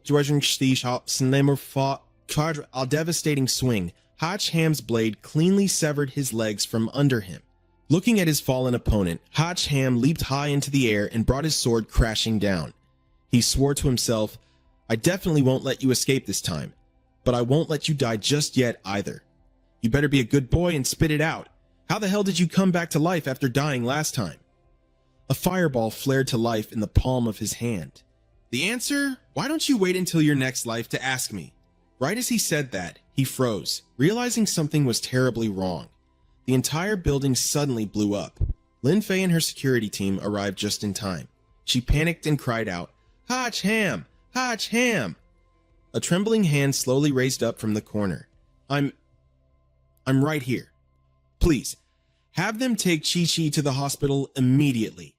Lin Fei helped Hotch Ham to his feet and asked, "With an explosion that massive, how are you completely unharmed?" He explained, "Thank God for Chi-Chi. She saved my life at the very last second." The moment the blast went off, the sword in his hand reacted. It generated a powerful energy shield, blocking out all the firepower coming from the front. The explosion was so devastating that the shield around him barely held on before finally shattering. When the smoke cleared, he looked at the person in front of him in sheer panic and cried out, "Kishi!" Quan Ki had only cared about protecting him, completely disregarding her own safety. "Young master, thank goodness you're safe." The moment those words left her lips, she passed out cold, making Hotch Ham scream in agony. "Chi-Chi!" Lin Fei stared at the massive crater in front of her and the surrounding ruins, unable to hide her shock. An explosion of this scale, it's terrifying. "Those guys are completely out of their minds." Hotch Ham immediately reported, "It was Zi Yao. That bastard is still alive." Hearing this, she was stunned. He's still alive?" he replied. "I originally wanted to capture him alive, but he managed to escape by faking his own death. And what's worse, he probably got his hands on Panji's top-secret program." The moment he finished speaking, Hotch Ham desperately scrambled up the stairs. "Hurry up and check." The door to the room holding the top-secret program was wide open. They froze when they saw Chao Na tied up on the floor. She said with absolute fury, "It was that scumbag Tai Di! He stole my lady's program!" Hotch Ham was taken aback. "Tai Di?" Lin Fei asked in confusion. "Where are the guild's men? How could they let the enemy infiltrate so easily?" Chao Na explained, "Those money-hungry animals. They were bribed by TAD and betrayed us all." Meanwhile, in another deserted neighborhood, a blood-curdling scream echoed from inside a room. Ziyao collapsed to the floor in agony, panting heavily. He gritted his teeth and endured it. "Damn, that hurts, but I absolutely won't fail again." The phone in front of him suddenly rang. As soon as he picked up, the person on the other end demanded to know where he was. Once Tai Di got the address, he rushed over to Ziyao's place. The moment they met, Tai Di started cursing him out. "You son of a bitch! Are you trying to get me killed?" He raged. "You promised to help me sleep with Panji, and instead, you blew up the entire freaking building. Were you trying to set me up?" Ziyao coldly cut him off. "Shut your mouth." "Where is the USB I told you to bring?" Tai Di's eyes flashed with a dangerous glint. "You absolute psycho! I can't let you cause me any more trouble. The guys you told me to bring here are going to be perfectly used to finish you off." A gang of armed thugs excitedly stared down Ziyao like he was prey. Seeing this, he merely gave them a cold, disdainful glare. "You think you can take me out with just this bunch of trash?" Tai Di ordered. "Get him, all of you. Whoever kills him gets a 3 million reward on the spot." Blinded by greed, the whole gang charged forward, screaming, "Kill him! Kill him!" Ziyao calmly activated his A-rank equipment. "Nightshade," he muttered darkly, "just a bunch of pathetic bugs." He stomped his foot heavily onto the ground to launch himself forward. As Ziyao's silhouette flashed by, a deadly line appeared across the throats of the thugs. At the same time, Panji received the news over at the police station. She furiously slammed the table and yelled, "What? My program was stolen?" Hotch Ham replied, "Unfortunately, yes. If they manage to predict the time of the next landing in the resource-rich zone, the entire world is going to be in grave danger. Can you shut the program down remotely?" Panji said in frustration, "The program runs on an isolated network. How the hell am I supposed to shut it down remotely?" Lin Fei tried to suggest an idea. "Then, can you create another copy of the program? That way, we can still figure out the time and location of the landing. We might even be able to catch all of them in one swoop." Panji pondered and said, "If I had the original source data, I could rebuild it, but they already destroyed my data vault. Gathering all that from scratch, I'm afraid it'll take months." Hotch Ham held up Wan Shang to show her and assured her, "You don't need to gather any data. Whatever you need, just ask it directly." Panji asked suspiciously, "What is this?" He replied, "Explaining it is super complicated, but to put it simply, it's an AI evolved from me, and it's also the game publisher." Wan Shang chimed in smugly, "That's right, I am exactly the genius that he was talking about." Panji deduced, "The game publisher is actually an artificial intelligence?" Hotch Ham asked it directly. "You can provide all the data she needs, right?" Wan Shang confirmed, "Of course." Right as Hotch Ham sighed in relief and said, "Great, there's still a chance to save this," his face instantly darkened when he heard Wan Shang add, "As long as you have a threesome with the two of them." Meanwhile, on Tai Di's side, he couldn't believe what was unfolding right before his eyes. "You!" Looking at the terrified crowd gaping at him, Ziyao sneered, "What's wrong? You don't have the guts to attack anymore? Come on, keep going." "This is great. Turns out I can level up just by slaughtering these weak little chickens." His heavy blade smashed into the ground, sending a wave of absolute terror through the remaining thugs. Ziyao decided, "Whatever, I'm getting tired of killing people today. If anyone still wants to fight me, getting on your knees right now is your last chance. Submit to me, and I can lead you to get absolutely everything you desire in this world." The entire gang of thugs that Tai Dish hired immediately dropped to their knees, bowing down to their new boss. Tung Hyu suddenly had a realization. "Oh, right. With this many guys around, blowing through some cash shouldn't be a problem at all, right? Didn't you say you were loaded with cash?" Tai Dish, grabbed by the scruff of his neck, had tears streaming down his face as he stammered out a reply. My family's financial situation is actually pretty average." But Tung Hyu didn't give him a chance to finish. Pressing the cold blade right against his throat, he growled, "Call your old man. tell him to fork over 300 million, or he can just wait to collect his son's corpse. Terrified out of his mind, Tai Dick scrambled to his feet and bolted, screaming, "Mommy, save me!" From behind, Toon Hugh barked an order, "Grab him!" The entire mob of thugs immediately chased after the three of them. Shouts echoed wildly through the air, "Help me!" and "Stop right there!" Toon Hugh was absolutely brimming with confidence now. He had the money, he had the manpower, and most importantly, once he got his hands on that specific program, dominating the whole world would only be a matter of time. Hotch Ham, just you wait. Your days are numbered. Meanwhile, over at the Rose Hotel, Hotch Ham was getting ready for some late-night action. He had just stepped out of the shower, and the two women were already waiting for him in the bedroom. Glancing at Lam Phi, Hotch Ham gave an awkward little chuckle, while she just accepted her fate and flopped down onto the bed. He then turned to the other woman in the room. "Look," he offered gently, "if you want to back out, there's still time." But Fan Ko didn't waste a single breath. Without a word, she decisively started taking off her clothes. She was absolutely determined to win back everything she had lost. "This is the only option I have left," she murmured. "I'm going to go take a shower first." Hotch Ham nodded. "All right."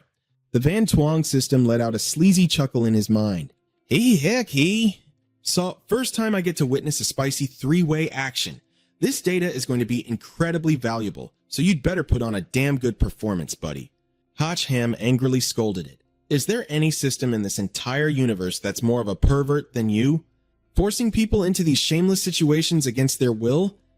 But Van Tuong fired right back. "Oh, please! How do you know she doesn't want to?"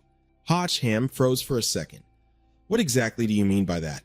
The system smugly explained, "I can gather data on her heart rate, breathing patterns, and hormone levels through the electronic devices around her. Based on her biological readings, it is a scientific fact that she's had the hots for you for a long time now." Hearing that, Hotch Ham couldn't help but flush bright red. "Man, you really are the best wingman ever. Thanks for the heads up." Riding the high, Van Tuong continued, "See, I'm not forcing anyone into anything. I am simply helping people fulfill their deepest desires."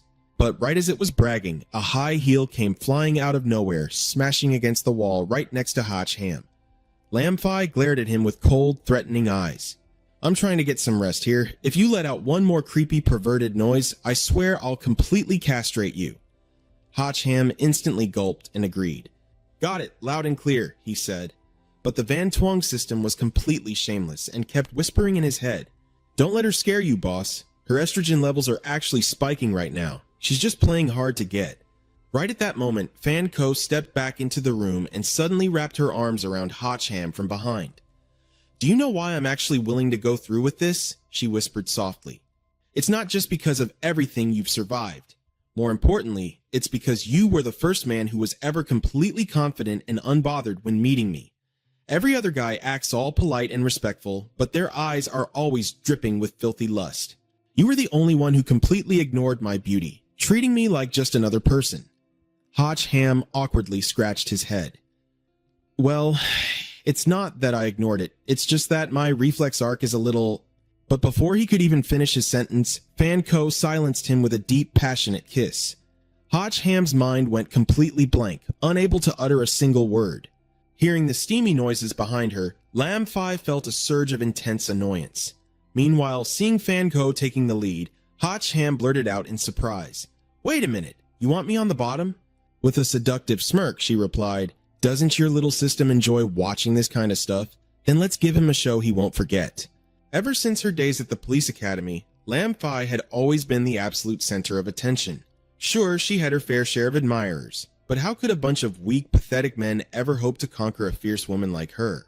Later on, when she joined the intelligence unit and secured the top rank, men were even more terrified to approach her, save for that shameless playboy, Tu Nkyu. When she first laid eyes on Hotch Ham, Lam Phi completely wrote him off as just another useless, bumbling idiot. But over time, seeing his true capabilities made her start believing that Hotch Ham might actually be her destined Mr. Right. And yet, right at this very moment, her so-called Mr. Right was actively hooking up with another woman right on the bed next to her. Talk about an incredibly awkward situation. After going at it for a while, Fan Ko finally started to break down, panting heavily. I really can't take this anymore. she gasped. How much longer are you going to last? Hatch Ham just grinned. Are you kidding? The night is still young. Utterly exhausted, she turned her pleading eyes to Lam Fi. Hey, sister, please, you've got to come over here and help me out. Lam Fi whipped around, absolutely furious as she scolded them. Do you two have zero shame? Don't you dare think I'd ever join. But before she could finish her sentence, she suddenly froze. Fan Ko let out an exhausted moan. How could any one woman possibly keep a man like this all to herself? Just accept it. Accept the reality and help a sister out. Seriously, my body is going to break at this point. Lam Fi helplessly cut her off, her face burning. All right, that's enough. Stop acting so damn lewd. Actually, I kind of want to see what all the fuss is about. Move over. Let me handle him. Fan Ko let out a massive sigh of relief, thankful she finally got a break. Hatch Ham, meanwhile, locked his eyes intensely onto Lam Fi. All right then, he smirked. Here I come.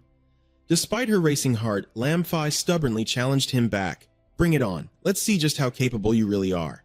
Deep down, she couldn't believe her own actions. Was she seriously agreeing to something so utterly bizarre, yet strangely exhilarating? Much later, a completely drained Hatch Ham shouted in his mind, Hey system, are you finally satisfied now? But as he glanced at the wildly glitched out data on the screen, his jaw dropped in shock. Wait, what the hell is going on here? Don't tell me you couldn't even see any of that? Boss, please don't scare me, man. Lam Fi was equally anxious. No way, right? Van Tuong finally spoke up. No, I'm completely fine. It's just that the data you guys fed me earlier was a bit too overwhelming. Actually, it was so rich that A little blue-haired girl appeared on the screen as Van Tuong finished her sentence. Just evolved. Hatch Ham couldn't believe his eyes. A girl? You're actually a girl? She quickly cut him off. Cut the chatter. I've already sent you guys the data. We can set up the program zone right now. Fan Ko immediately pulled out her laptop to check. Got it? Lam Fi also leaned in curiously. How is it looking? Can you estimate when the next invasion will happen? She replied. I still need more time. Hatch Ham suddenly blurted out. There's no need to calculate the invasion time anymore. He threw open the curtains, revealing bizarre purple pillars of light already crashing down from the sky. He continued, because it's already begun. Pinpoint the resource-rich zones as fast as you can so we can hunt down Tung Hugh. Lam Fi looked quite worried. The invasion has already started. Will we even make it in time? Fan Ko chimed in, Done. The closest resource zone is right at this location. Lam Fi guessed that Tung Hugh surely hadn't left the city yet, meaning he definitely wouldn't pass up on these resources. Hatch Ham sighed. But we've already missed the critical window. By the time we get there, it'll probably be too late. If only we had some kind of instant teleportation. Hearing this, Fan Ko smirked confidently. Well, what a coincidence. I've got exactly that. Over at the Ug Hao Hotel, a teleportation portal suddenly tore open. Hatch. Haha, Ham's group stepped right out of it. Glancing back at the closing portal, he was still in pure shock. That is sick. How do you even have such high-tier gear? Fan Ko simply shrugged. I run a massive guild. Of course I'd keep a few handy gadgets for myself. We'd definitely beat Toon and Kyo here. Now we just wait for them to walk right into our trap. But Lam Fi, after inspecting the area, realized the harsh truth. We're still one step too late. They're already inside. She pointed at a massive blood trail on the floor. And it's not just one group targeting this place either. A total bloodbath just happened here, and it looks like something dragged the bodies deeper inside. Hatch Ham frowned in confusion. With this much gore, could Toon Yu really have done this? Lam Fi shook her head. This doesn't look like the work of a human. It's more like some kind of savage beast. Hatch Ham steeled himself. Well, since we're already here, we have no choice but to risk it and push forward. Let's go. We're going in. The three of them immediately advanced inside the building. Staring into the dead silence, Fan Ko felt a chill run down her spine. Why is this hotel completely empty, and it's pitch black in here? Lam Fi instantly realized the situation. Someone definitely sabotaged the power. Should we call for backup? Hatch Ham shook his head. There's no time. Let's just head up and investigate first. Suddenly, a shriveled corpse appeared on the floor, and Hatch Ham instantly sensed a deadly presence behind them. Seeing his face pale, Lam Fi urgently asked, What's wrong? Did you notice something? Hatch Ham whispered back. I think I just heard something moving over there. A blood-curdling scream suddenly echoed from above, prompting the trio to sprint toward the second-floor staircase. Just as they reached the doorway, they had to slam themselves against the wall to dodge a sudden barrage of gunfire. Inside, a crazed man was firing his weapon blindly. Die! Just die already! Watching his frantic movements, Hatch Ham deduced that the man was desperately trying to fend something off. Out of nowhere, a bizarre unseen force whipped around the shooter's neck. Hatch Ham narrowed his eyes. What the hell is that? At that exact moment, Fan Ko caught a movement behind them. A horrifying giant spider materialized right in front of her eyes. She barely had time to scream before Hatch Ham lunged in front of her, immediately retaliating with blazing firepower. He unleashed a devastating dragon blood punch, sending a roaring torrent of flames crashing right into the monstrous spider. Experience points plus 20, he sneered confidently. Trying to pull a sneak attack on me? I've been ready for you freaks. Hatch Ham then turned to the trembling girl beside him. Are you all right?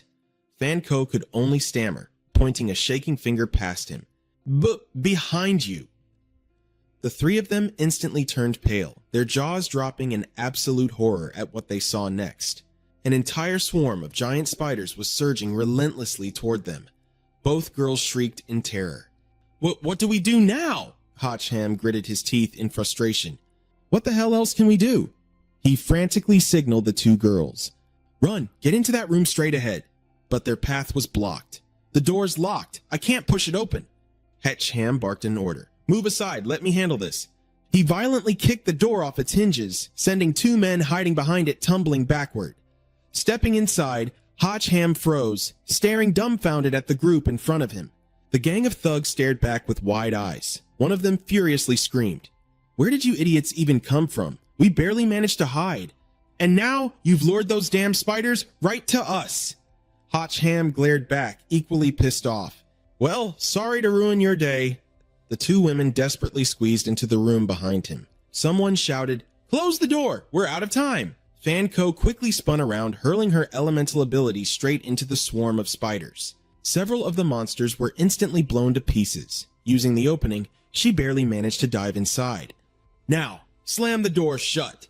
The ravenous spider swarm crashed into the door, successfully locked outside. Lam Fi let out a huge sigh of relief. That was way too close. Just then, she noticed a gang of vicious thugs glaring daggers right at them. H. Ham groaned helplessly. Man, we should have just stayed outside.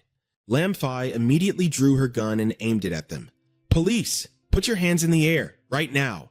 Hatch Ham tried to de-escalate the situation. Whoa, take it easy. We are just here to help. Are you guys from the hotel? One of the thugs scoffed. The hotel staff are all freaking dead. Hatch Ham quickly caught on. Oh, so Toon Hugh is already here? Hearing the name, the thug lowered his guard slightly. Wait, you know our boss? Hatch Ham smirked inwardly. Nailed it. They really were Toon Hugh's men. That sly bastard was too cowardly to show his own face, so he sent his grunts here to die instead. Suddenly, two of the thugs raised their guns, threatening him not to move a muscle. Don't move, or I will blow your brains out. But Hatch Ham just pointed toward the door and fired back a threat of his own. Be my guest. The second you pull that trigger, we will bust this door wide open and let all those monsters flood right in. Panicking, the thug broke into a cold sweat and yelled. What? Don't listen to him, boys. He is just bluffing. If he lets them in, they will be the first to die. He doesn't have the guts. Hatch Ham's voice turned chillingly dark. Who says we are afraid of going down together? The three of us have been waiting for a chance to die as heroes anyway. I am going to count to 3. Surrender or I am opening the door. The tension in the room was thick enough to cut with a knife. Hatch Ham began the countdown. 1. The lead thug stubbornly held his ground. Bullshit! I don't believe you! Before even reaching 2, Hatch Ham casually gave the order to Lam Fi. You know what? Let's not waste any more time. Just open it. Instantly, the thugs folded like a cheap suit, dropping their guns and falling to their knees. Wait! We surrender! Seeing this, Hatch Ham mocked them. Good boys. And here I thought you guys actually had some spine. Soon, the entire gang was securely tied up. Lam Fi stood guard over them with a sharp eye. Stay in line and don't try anything stupid. The thugs chorused in defeat. Yes, ma'am. The leader of the group then spilled everything. 2 hours ago, Boss Duong ordered me to bring 20 of our guys here. He said some top-tier loot was going to spawn. But the second we walked in, we got ambushed by those freakish spider monsters. They were everywhere, just pouring out of the walls. They already ripped one of our guys to shreds. Hotch Ham cut right to the chase. Where exactly is Tuong Yu right now? The thug stammered. I don't know. Having none of it, Hotch Ham grabbed the guy by the collar and dragged him toward the door. All right then, let's open it. Terrified, the thug screamed the truth. Me son! Mount Me son! The boss is setting up a base camp on Mount Me son. Hotch Ham tossed him to the floor in disgust. Mount Me son, huh? Hell of a place to hide. Let's go pay him a visit. But Lam Phi was extremely hesitant. But how do we even get out? I have seen what those spider monsters can do. One wrong move and we are dead meat. A massive surge of energy flared violently around Hotch Ham as he grinned with pure confidence. Animals are always afraid of fire. Outside, the spider horde had no idea the Grim Reaper was knocking at their door. Suddenly, a massive blast of hellfire erupted from the entrance. Stepping through the raging flames like a god of war, Hotch Ham roared, "Get back, you filthy beasts!" Intimidated by the sheer heat, the swarm of spiders actually began to retreat. Smug, Hotch Ham figured they had this in the bag. Fire was clearly their ultimate weakness. Lam Phi could not help but agree. Wow, that actually worked perfectly. Fan Ko scouted ahead. They have all retreated and hidden further down. Hearing this, Hotch Ham instantly summoned roaring flames into both of his palms. He quickly urged the girls, "Let's move. We need to get out of here right now." But in that single split second of distraction, a lethal threat lunged from the shadows behind him, piercing straight through his chest in a brutal ambush. A massive venomous stinger from a spider behind him had impaled him. The two girls screamed in horror. "Hotch Ham!" As the virulent toxin flooded his veins, Hotch Ham gasped. The poison was rapidly paralyzing his entire body. A chilling scoff echoed from behind. Hotch Ham slowly turned his head, locking eyes with the sinister Spider Queen. "Gotcha!" she hissed. Hotch Ham's mind raced. Could this monster actually be the infamous third sister? Seeing him trapped, Lam Phi instantly aimed her gun at the creature. "Hotch! Ham! Hold on, I am going to get you out of there." The Spider Queen merely tightened her grip on the venomous stinger. "Oh, relax. I don't actually want to kill him. I will let him go as long as you do one little favor for me. Bring me 100... Actually, make it 500 humans. Bring them here. Once my appetite is satisfied, you are all free to go." Hotch Ham managed to choke out a question. Why don't you just hunt for them yourself?" The queen shrieked at him. "Did I give you permission to speak?" "Shut your mouth." Seeing no other way out, Lam Phi gritted her teeth and agreed. "Fine, we will do exactly what you want. Just put him down first." Fan Ko nervously backed her up. "Yeah, let the hostage go first and we can figure this out." But the queen wasn't buying it. "You better hurry up and start hunting. If I don't get the bodies I want within 1 hour, he is going to be permanently paralyzed. And in 3 hours, he will be rotting in hell." The two girls went pale. Permanently paralyzed? They thought this monster was just fighting for a meal, but she was out to completely destroy him. Watching the spider swarm part to the sides, Lam Phi blinked in shock. Wait, are they actually making a path for us? Fan Ko nodded anxiously. "I think she is letting us leave."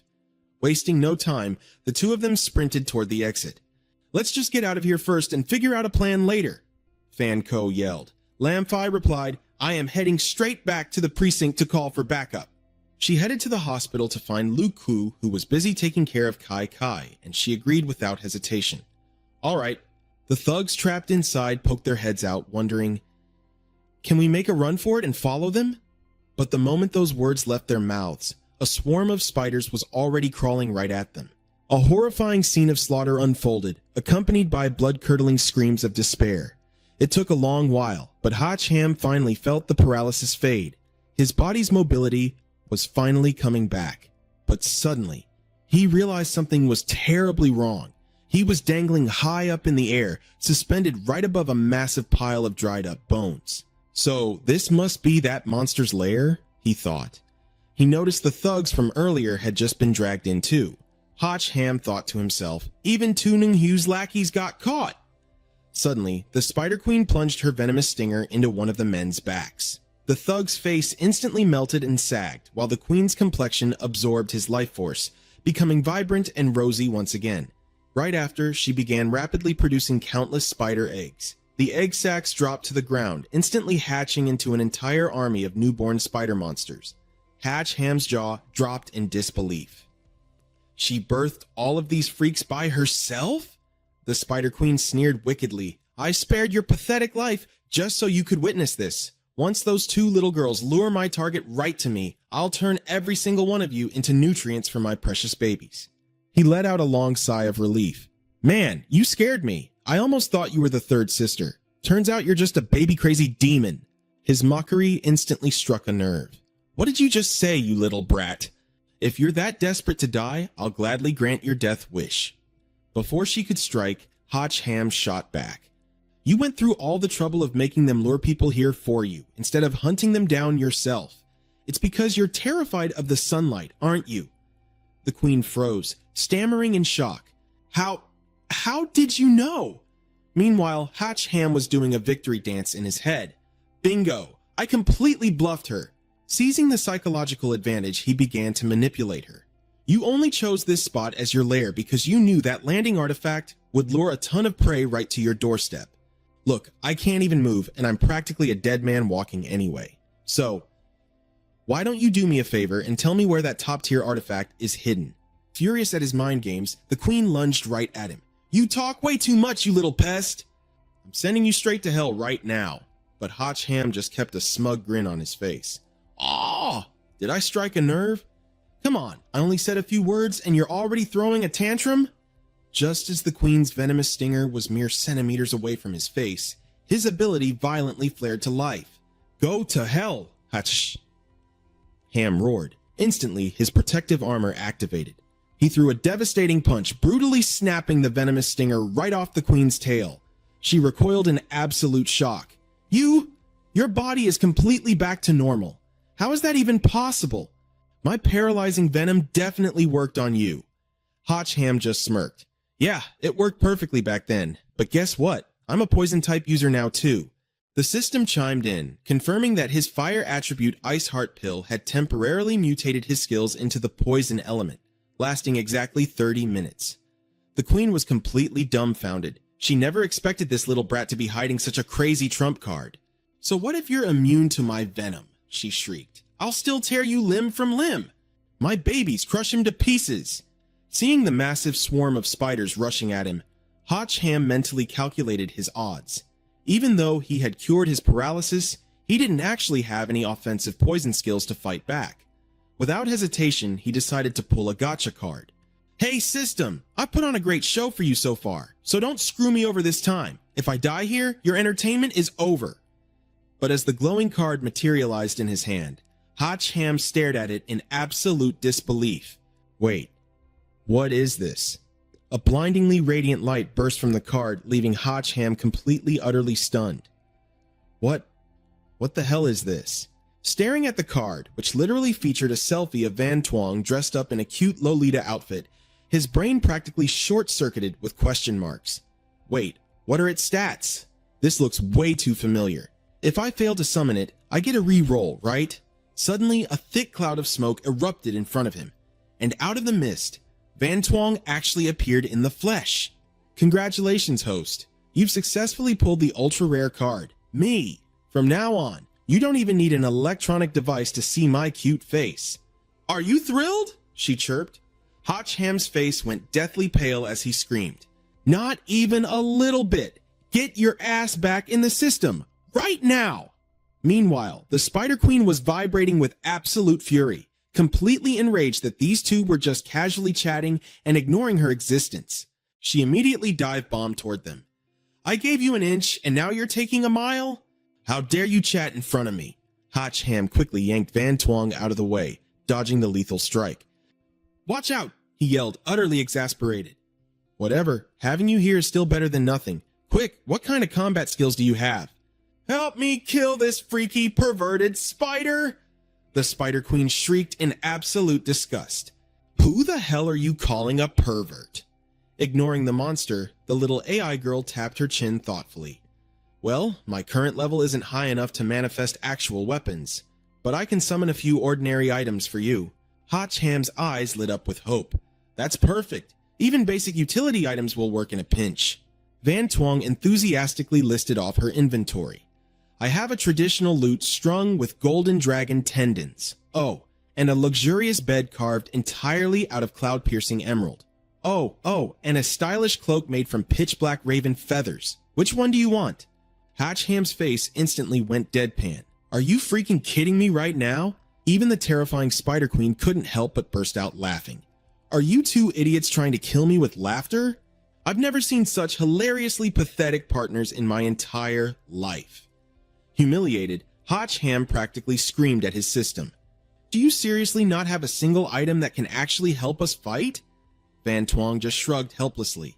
At my current stage, I can only generate items with absolutely zero combat power for you. But right as she said that, a sudden realization hit Hacham. Right, that teleportation item Fanco used earlier. Do you have one? The girl quickly rummaged through her spatial inventory. Let me check. Are you planning to run away? Hacham urged her again. Just find it, quick! Realizing their plan, the queen went into an absolute frenzy. Trying to run? In your dreams, I'll tear you to shreds! Hacham warned Van Twong. I can't hold out much longer. Give me a shout the second you find it. The queen's arm morphed into a lethal spike and lunged right at him. Die! Hacham instantly threw up his shield. He thought to himself, just how many people has this monster eaten?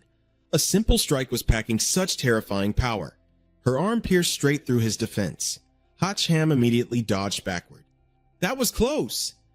But before he could react, one of her legs lashed out. This time, he had no choice but to take the hit.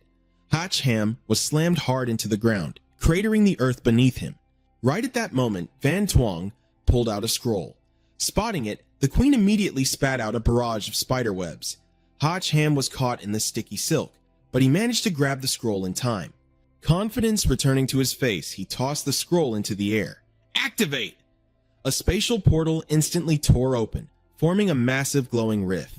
Seeing Hacham immobilized, she sneered triumphantly. How naive. You can barely even breathe right now, can you? My diamond web has you completely bound. You're suffocating, yet you still think you can escape through that portal? Hacham shot back.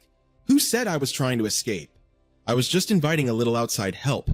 Blinding sunlight poured through the rift, shining directly onto the queen.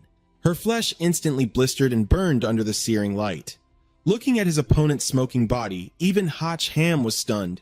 He hadn't expected the sunlight's power to be this devastating. The spiderwebs dissolved into ash, setting him free. The queen finally realized his true plan. You could have escaped my web the whole time. You just wanted me to stay in one spot, so you... Hacham cut her off. Bingo, I was just buying time. Her arrogance crumbled instantly as she began begging. Oh, great hero. Please spare my worthless life. I'll do anything. I'll be your slave. I swear I'll repay you. Hacham mercilessly fired off an energy blast, severing her limbs. I appreciate the offer, but I'll pass. Once the dust settled, Van Twong asked curiously, You killed her just like that? Aren't you going to interrogate her about those rare items? He replied calmly, No rush. The items aren't going anywhere. We better take care of our main business first. A system screen popped up. Congratulations, you have leveled up 2 times.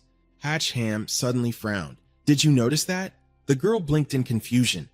Notice what? He voiced his suspicion. This time the system didn't announce me as the first player to reach level 5. That means someone beat me to it. If that someone is Tung Yu, we've got a massive problem on our hands. Hacham sprinted outside. Just in time, Lamphie's car pulled up as she called out to him. Hacham. He immediately reported the situation. The spider monster has been taken care of. I'm going after Tu Ungxiu. Take your squad, lock down the building, and find that landing item. Lamphie offered worriedly, I'm coming with you. Hacham tossed a scroll into the air, tearing open another spatial rift. No need, he said firmly. Too many people will just tip him off. Lamphie looked at him with pride, knowing all along he wouldn't be defeated that easily. Meanwhile, one of her subordinates spotted a figure on the upper floor. Lamphie's eyes widened. What? They immediately opened fire at the blurry silhouette. Fire! He's trying to make a run for it. Lamfi quickly barked out orders. Team 1, with me. We can't let him get away. The entire squad shouted in unison, Copy that. She thought to herself in panic. Is Toon Yo really still inside the building? Did he already take the item? Meanwhile, on the Mi-sun highway, a car was tearing down the road. Inside, roaring laughter echoed out. We struck it rich! 2 thugs in the car were grinning from ear to ear, staring at the item in their hands. The boss was absolutely right. There really was an item on that bridge. Our boss is practically a god. Suddenly, a heavy thud on the roof of the car caught their attention. One of them asked warily, What the hell was that noise? The bald thug scoffed. Just keep your eyes on the road. It was probably just a branch. Let's just hurry up and get back. It turned out to be Hotch Ham. He had leaped right onto the roof of their car. Oblivious to the hitchhiker, the thugs continued chatting. We can't let the boss think we're trying to keep the loot for ourselves. If we piss him off, we're dead meat. The car pulled up to a sketchy building. Alright, we're here. Seriously, why the hell did the boss pick this middle of nowhere to be our hideout? Another thug came out to meet them. So, how did it go? How's the haul, Old Ngui? Old Ngui replied, Got 18 pieces in total. They're all right here. Are we the last team back? The other guy asked. There's still one more team heading to the hotel. We haven't been able to reach them yet. The signal on the road must be terrible, Old Ngui added, then asked, Where's the boss? The other guy shook his head. No idea. He's probably resting. Let's wait until everyone is here before we go wake him up. Hotch Ham hid under a nearby car, thinking to himself, That bastard gathered this many people in just a few days. Walls have ears around here. If I want to find him, I need a solid plan. He quietly watched the 2 thugs up ahead, who were busy complaining about the grass poking their asses. Shut your mouth or you can just piss your pants. The one whining was Tai Deek. He sobbed, You guys already took all my money. Why won't you just let me go? Clearly, they were complete monsters. The thug heard him and snapped, What the hell are you babbling about? You got a death wish or something? Suddenly, Tai Dish's eyes locked onto Hotch Ham. Without a single wasted movement, Hotch Ham lunged out and knocked the thug out cold. Tai Dish's jaw dropped as he shrieked, Hotch! But Hotch Ham instantly clamped a hand over his mouth. He glared at him and issued a dark warning. If you dare make a single peep, I'm shoving this right up your ass. Got it. Looking at the thug now tied securely to a tree, Tai Dick immediately started kissing up. Brother Hotch, you treat me better than my own father. I can't believe you came to save me. Hotch Ham quickly cut him off. Save your breath. Rescuing you was just an accident. Hurry up and strip. Tai Dick awkwardly obeyed, then asked out of curiosity, I took it all off. We're leaving now, right? So, where's the car? Hotch Ham froze for a second. Car? What car? Tai Dick looked just as shocked. You didn't drive here? Don't tell me I have to hike all the way back down this mountain. Hotch Ham threw an arm around his shoulder with a wicked grin. Of course there's a car, but we're gonna have to hijack it. Do you know which room Toon Yu is in? Hotch Ham quickly threw on the thug's clothes, then dragged the tied-up Tai Dick right into the apartment building. The guard at the door frowned. What took you so long? Hotch Ham casually explained, This little punk was dragging his feet the whole time. He shoved Tai Dick forward. I'm taking him upstairs. You keep a close watch down here. The guard nodded. Got it. Tai Dick subtly pointed at a specific door. Toon Yu is in that room. Hotch Ham gave him an approving nod. Good job. Just wait for me out here. Tai Dick shrunk back, nervously whispering, Bro, please make it quick, okay? There are dozens of thugs in this building. Hotch Ham ignored him and silently slipped into the room. But as soon as he stepped inside, the silhouette of a woman caught him off guard, making him freeze in his tracks. Hotch Ham let out an exasperated sigh as the woman locked eyes with him. Deciding to break the ice, he smirked. Wow, showing a lot of skin, aren't we? Doesn't really seem like his style. The woman let out a seductive giggle. You're a funny guy, but of course I can't let you just take me for free. Instantly, a set of razor-sharp claws extended from her hands. You'll have to beat me first, Hotch Ham dodged and mentally asked Van Tuong, since when can her hands mutate like that? The AI girl replied, She's a biomutant from the game system. She possesses genetic mutation abilities. Hearing this, Hotch Ham broke into a cold sweat. Damn, the database for your game system is pretty hardcore, isn't it? I thought this was just some standard martial arts cultivation stuff. Van Tuong scoffed proudly. Please, I am the all-encompassing system. I hold the data of the entire universe. The biomutant didn't wait, launching a brutal attack. Stop talking to yourself and die! Hot Cham casually sidestepped her deadly claws. Look, lady, can we just get straight to business? Where did Toon Q run off to? Mind just pointing me in the right direction? The biomutant was furious at his sheer disrespect. You little... She wildly slashed her claws at him, screaming, I'll tell you once you're dead! But Hot Cham remained perfectly calm, dodging every single strike with ease. Are all the women in this game this psychotic? From the sidelines, Van Tuong watched in awe. Without relying on any special gear or power-boosting items, Hot Cham was flawlessly evading her lightning-fast attacks. His core stats have definitely evolved, the AI noted. Meanwhile, Hot Cham kept taunting her, Come on, pick up the pace, you're way too slow. Pushed to her limit, the mutant unleashed her trump card. If you're so cocky, let's see you dodge this. Hot Cham maintained his usual arrogant smirk. Oh, you actually have a new trick up your sleeve? Suddenly, something grotesque shot out of the biomutant's mouth. Her tongue extended violently, twisting into the shape of a massive, deadly drill. Even Hot Cham was thoroughly creeped out by this. Man, you biomutants are too disgusting to even look at. Pure murderous intent erupted from the woman as she shrieked, Kill, kill, kill. Hot Cham blinked in genuine surprise. Wait, your mouth is literally a drill right now. How are you even talking? Hang on. The voice was clearly coming from a second mouth lower down on her body. The biomutant charged at him at terrifying speeds, roaring, I've had enough of your damn disrespect. Hot Cham easily sidestepped again, but as he noticed a sharp tear across his shirt, his playful demeanor finally vanished. Her speed just spiked. The mutant was equally shocked. Impressive! You actually managed to dodge that! Launching herself off the ceiling, the biomutant fired her drill-like tongue downward, her agile body completely boxing Hot Cham in. The sheer force cracked the floor around them as she snarled, Let's see you dodge this one. Watching the streaks of ability slashing through the air, Van Tuong started to panic. The attacks are only getting faster. One direct hit, and his body will be ripped to shreds.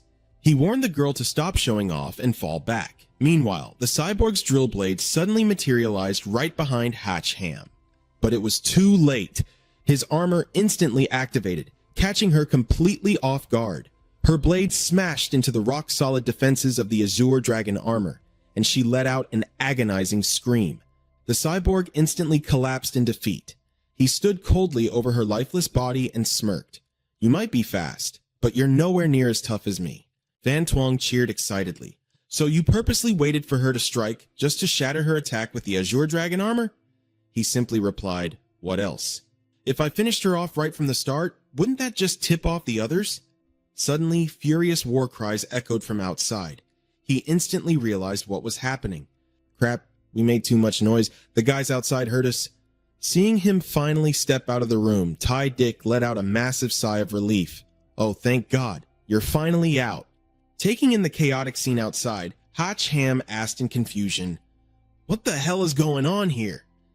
Glancing down at the fleet of police cars surrounding the building, he figured the cops had finally shown up. Right on cue, Lamfi arrived on the scene. Surprised to see her, Hot Cham asked, Wait, didn't I tell you to lock down the hotel? Why are you dragging your team all the way out here? Panting heavily, she reported, Someone stole the artifact right out of the hotel.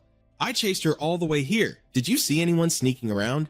Hot Cham's gaze instantly darted toward a nearby room. Without missing a beat, he dashed inside. From behind, Ty Dick yelled in frustration, Are you done yet? As Hot Cham kicked the door open, he caught the exact silhouette of a girl about to escape through the window.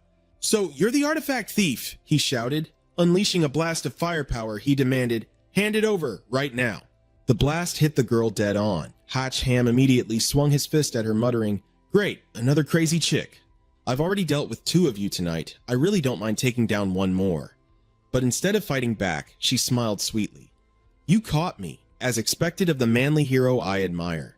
Standing outside, Lamfi stammered in shock. Wait, is she the 3rd one? She declared formally, Please allow me to introduce myself.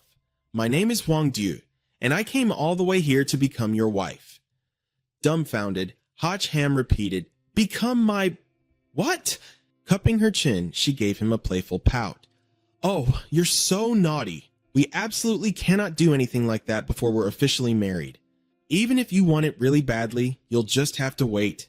Realizing she had completely misunderstood, he yelled defensively, I was talking about your name, you crazy chick. Lam Fai stormed in, aiming her gun straight at Huangdiu. Cut the crap, she's nothing but a con artist. Pinning the girl to the floor, Lam Fai interrogated her. Why did you steal the landing artifact? Are you working for Tung Hu? Pinned tightly against the floor, Huangdiu struggled to explain. Stealing a precious item from my chosen husband and getting caught. That's how I passed the test. It's a sacred tradition of our thief clan. Hearing this, Hotch Ham raised an eyebrow. The thief clan? Van Tuong chimed in to explain. The thief clan resides in the Wind Continent Valley over in the western regions. It's a tribe of about 300 to 400 people who treat thievery as their absolute culture. They're terrible at head-on combat, but they are masters of swimming, tracking, and gathering intel. Armed with that information, Hotch Ham stepped forward and patted Lam Fai on the shoulder. Getting the hint, Lam Fai backed off and let the girl go. He cut straight to the chase. So, what's all this nonsense about a marriage test? Huangdiu looked up at him, her eyes shining. You are the only hope our thief clan has to escape the tyrannical rule of the Demon King. Legend says you're the one and only man strong enough to defeat him. That's why I want to marry you, so I can officially ask you to slay the Demon King. Softening his tone, he said gently, Look, we really don't need to get married. I can still help you out.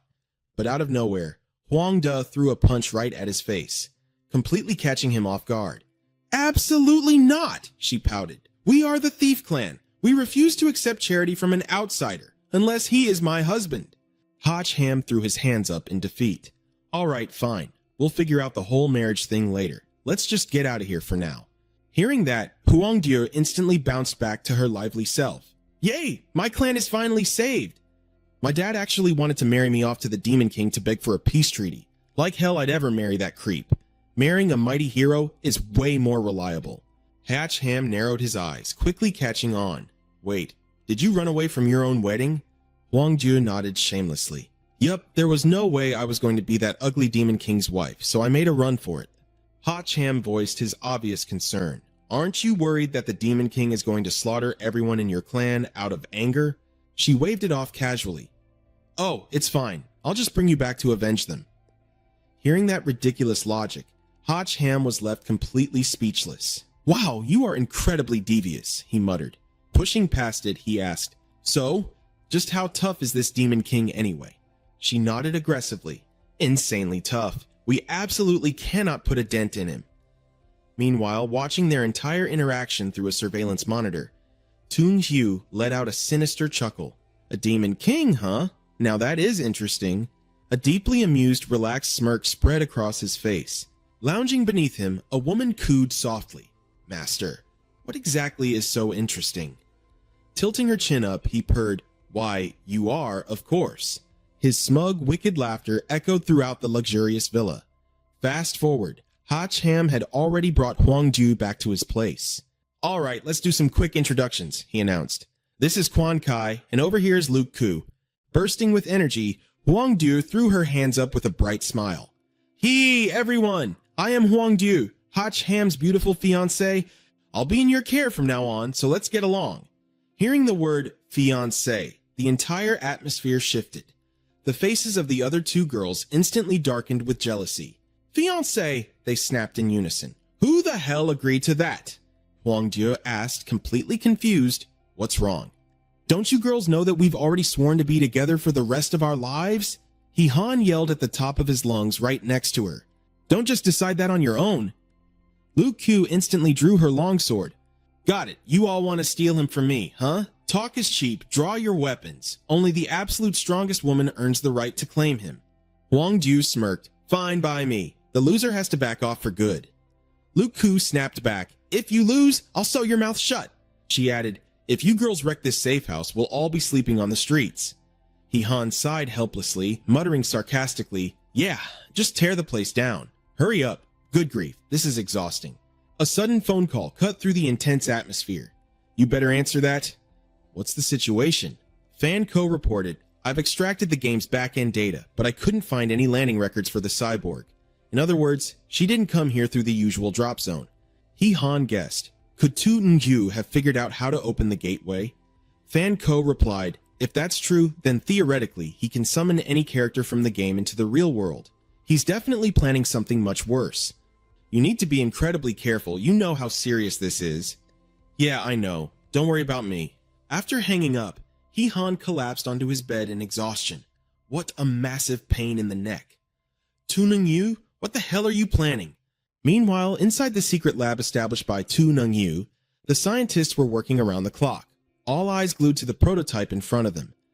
Tu Ngu walked in and asked, Head Professor, what's the progress? The professor replied, we are almost there. Whoever invented this software was an absolute genius. With just a few tweaks, we can pinpoint a character's exact coordinates in the game dimension and literally pull them into our world. A location was locked in. The professor shouted, Found it! A spatial portal ripped open, terrifying the other staff members into fleeing for their lives. A massive pair of wings slowly emerged from the rift. The Demon Lord had been summoned. The monstrous figure demanded coldly, Who dares to summon this king? Tung Hyo immediately dropped to his knees, bowing respectfully. Greetings, almighty Demon Lord. It was this humble servant who audaciously invited you here. I happen to know the exact whereabouts of your runaway fiancée, as well as the fact that she has found a helper to fight against you. If you are willing, we can join forces. Back with Hee Han, he slept like a log straight through to the next morning. The bright morning light streaming into the room finally woke him up.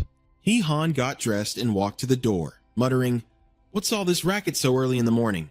Downstairs, Tai Dish had actually hired an entire choir. He was practically drooling as he stared at the three girls in front of him. They were as beautiful as actual goddesses. Staring inappropriately, he thought with lust, Look at those chests. Tai Dish's eyes scanned them like a radar, sweeping over their waists, all the way down to their backsides. Hee Han stretched his arms as he walked out and asked, What's going on? Is somebody getting married? Quan Kai explained. They said they're looking for you. Do you know them? Hee Han was just as surprised when he saw the guy. Tai Dick? The moment the guy saw him, he instantly dropped to his knees and hugged Hee Han's thigh. Daddy! His eyes were now sparkling like stars, shining with pure admiration. I was young and ignorant before, and I accidentally offended you, Daddy He. Please be the bigger person and forgive your son. Hee Han was already annoyed so early in the day. He yelled, Who the hell is your daddy? I don't have a son like you. Stop calling me that. Tai Dick immediately backed up and started kowtowing. Yes, Daddy. From now on, your son will obey your every command and repay you for giving me a second chance at life. Hee Han turned back toward the house, utterly defeated. Whatever, let's just go inside. Quan Kai cheerfully cheered, Time for breakfast. Hee Han muttered in dismay, I've totally lost my appetite. Tai Dish quickly stopped him from behind. Wait, I have top secret intel. Hee Han's attention was immediately caught. Top secret intel? Leading the guy inside, he demanded straight to the point, Spill it. What do you know? Tai Dick explained. When I was locked up by Tu Ngu, I saw a professor who had also been kidnapped by him. Hee Han sensed that something was very wrong. What was this professor's name? Tai Dick replied, I only know his surname is Liu, and he looks like Einstein. It seemed like Tu Ngu wanted his help to build something.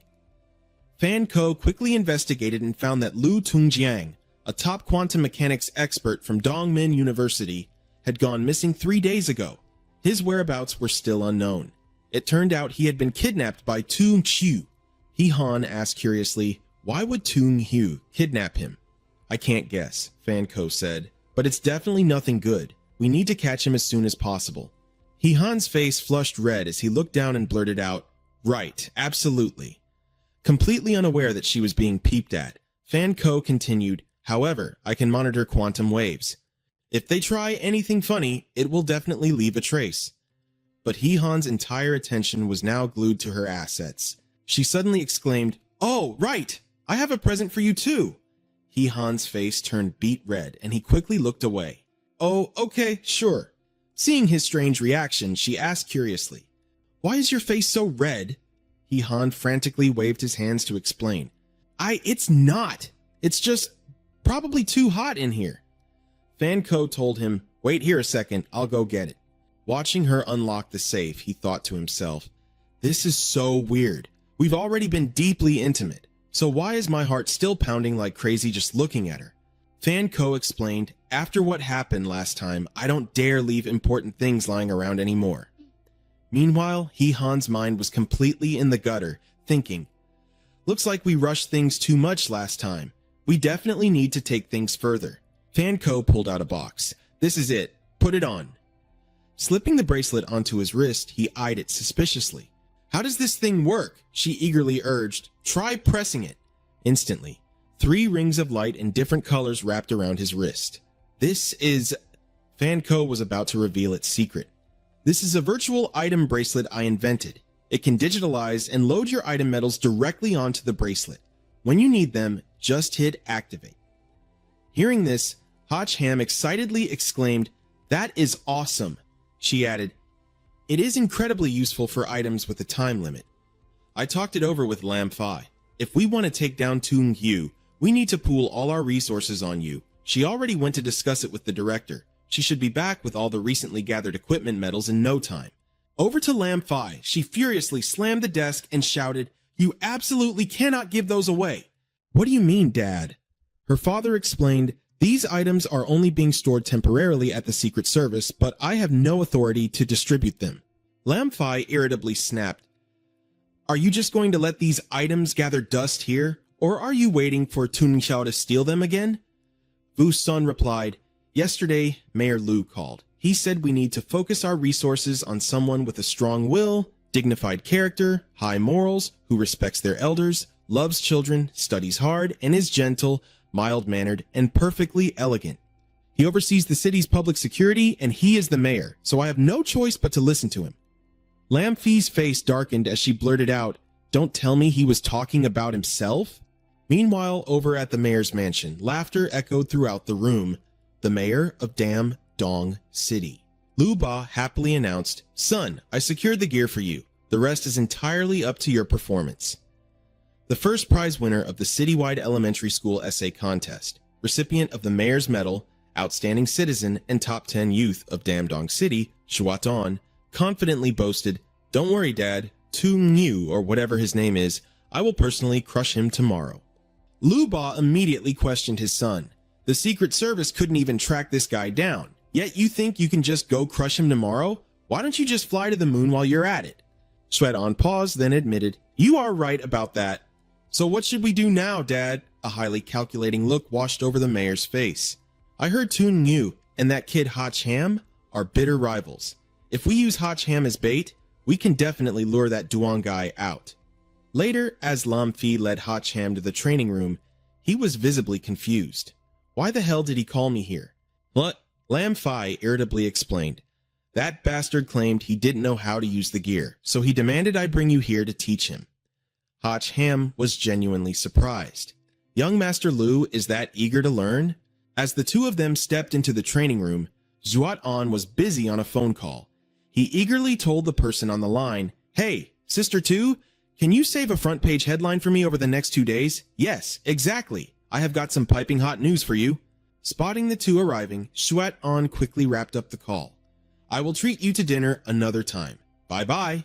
He put on a ridiculously polite front and greeted them. Ah, this must be our great hero. Hotch Ham, is it?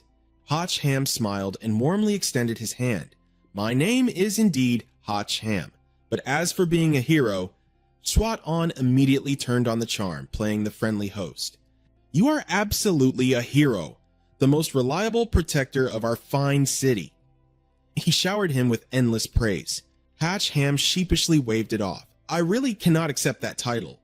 Deep down, however, he was incredibly suspicious. What kind of trick was this guy playing? Suddenly, Shuat An ordered someone to bring over a solid gold tray. I'm just a man of little talent and limited knowledge. Being nominated for this role has me incredibly anxious. So, I figured I should invite the great hero Hotch to help me improve my combat skills. Hotch Ham stared at him in utter surprise. Are you sure you want to do this yourself? Combat is not a game. You could actually die. Shuat An puffed up his chest and spoke with total confidence. The people have supported and chosen me for this vital role. Naturally, I must put everything on the line and dedicate my life to the nation. He proudly thumped his chest and swore, if I don't step into hell, who will? Suddenly, A blinding light radiated from SWAT on, forcing the two to shield their eyes. What the hell is that ridiculous gear? I literally cannot look straight at it. SWAT on posed dramatically, then asked the guys nearby, "How was that?" Right next to them, a full camera crew was recording the entire spectacle. A staff member eagerly shouted, "So sincere and passionate, it brings tears to the eyes, filled with awe-inspiring righteousness, absolutely brilliant." SWAT on immediately started barking orders. "Hurry up and edit those shots, make them look good and send them to the television station. We need this on air for tonight's primetime slot." The staff scrambled off to get the job done. "Right," Hatcham finally spoke up. "Well, young Master Lu sure knows how to put on a show, so are we actually going to start the training now? I do have a bit of combat experience I can share with you." Before he could continue, two bodyguards rushed over with a plush chair and a glass of wine. SWAT on plopped down, thoroughly enjoying their VIP service. "Oh my god, I have been standing all day. I am exhausted. Honestly, I really didn't want to get dragged into this annoying mess." Lamfi was completely fed up and snapped. "Cut the crap. Stop playing the victim when you are clearly exploiting the system. If the country wasn't recruiting superpowered combat elites from all over, greedy opportunists like you would never even get a foot in the door." Hatcham immediately caught on to the keywords. "Wait, superpowered combat elites?" Lamfi turned to him and explained that it was strictly insider information. "Well, word is that the higher-ups personally made the call. Once you are selected, you bring ultimate glory to your ancestors. It is a straight ticket to the top." Shradon casually waved it off. "You have completely misunderstood me. I have absolutely zero interest in this whole national team selection nonsense. If my old man hadn't forced my hand, you could beat me to death and I still wouldn't touch this mess.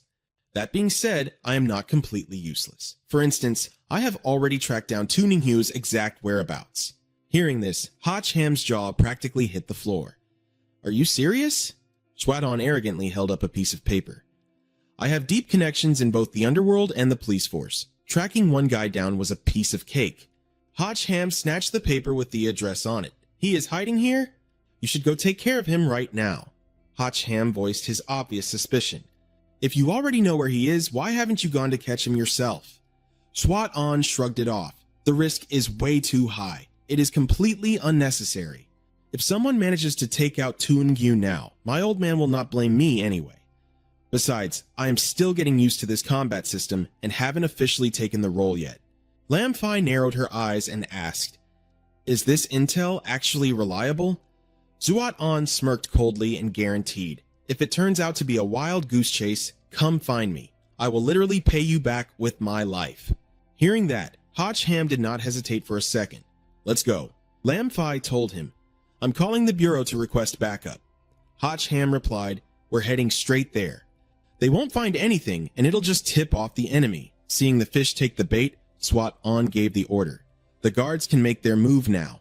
His bodyguard replied, "Yes, sir." Meanwhile, Hatcham had arrived at the abandoned water plant on the outskirts of town. They sat waiting inside their car. Lamfi spoke up. "According to Schwaton's intel, Tuning Hue is hiding in that water plant."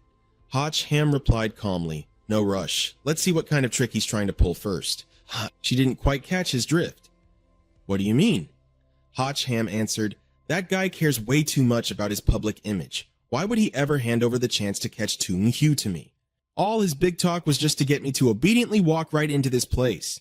Hearing this, Lamfi was stunned. "You figured out something was wrong ages ago and you still played along?"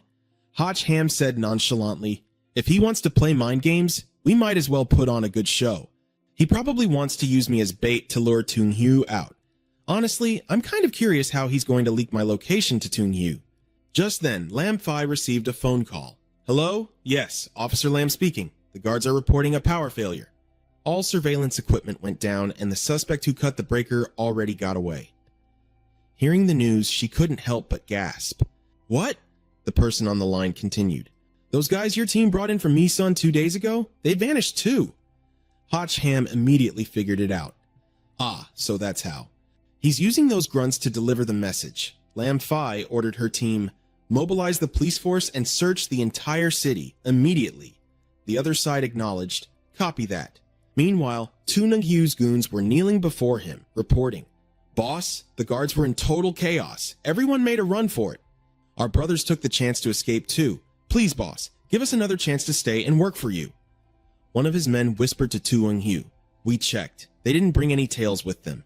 The cops are locking down the whole city right now. I don't think they were let out on purpose." Tu Shin-hyo finally spoke up. "You're saying that Ha Cham is currently hiding out at the abandoned water plant on the outskirts?" The group nodded in confirmation. "That's right. I heard it with my own ears from a Secret Service agent last night. He said, 'I can't go out drinking tonight. I have to go to the abandoned water plant on the outskirts to protect Ha Cham. He's moving there right now because he's afraid of being assassinated.'" Hearing this, Tu Eung-hyu burst into laughter. "So that's how it is. What a pathetic acting job. He really thinks this cheap trick is enough to lure me into a trap?" The guy next to him chimed in, "Then it's best we just ignore him." But Tu Eung-hyu knew that trap or no trap, Ha Cham was definitely going to show up there. That's all that matters. With that great lord backing us up, any trick he pulls is completely useless. At the same time, Swat-on and his men were feeling incredibly smug. His bodyguard was busy kissing up to him.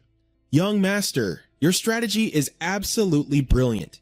Whether it's Tu Eung-hyo or Ha Cham, you're leading them both by the nose."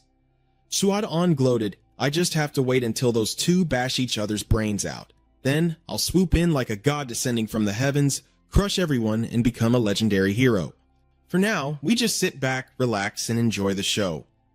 Out at the abandoned water plant, several cars pulled in. Looking through her binoculars, Lam Fai spotted them. "They're here! They've arrived!" Ha Cham asked, "Is it Tu Eung-hyu?" She confirmed, "Yes, that's him." Ha Cham smiled comfortably. "The main character has finally made his entrance. Tell the supporting actors to get on stage." The all-encompassing system appeared. "What do you want?" He asked the little girl for a favor. "Swat-on definitely planted spies around here to report the situation. Do me a favor and find them." Van Twong replied, clearly annoyed, "I told you, I'm just an observer. I can't directly interfere. If you want to find them, do it yourself." Ha Cham leaned in and whispered to the little girl, "If you help me out this time, next time, I'll use that pose with her." Her eyes lit up. "It's a promise." Ha Cham grinned. "No takebacks."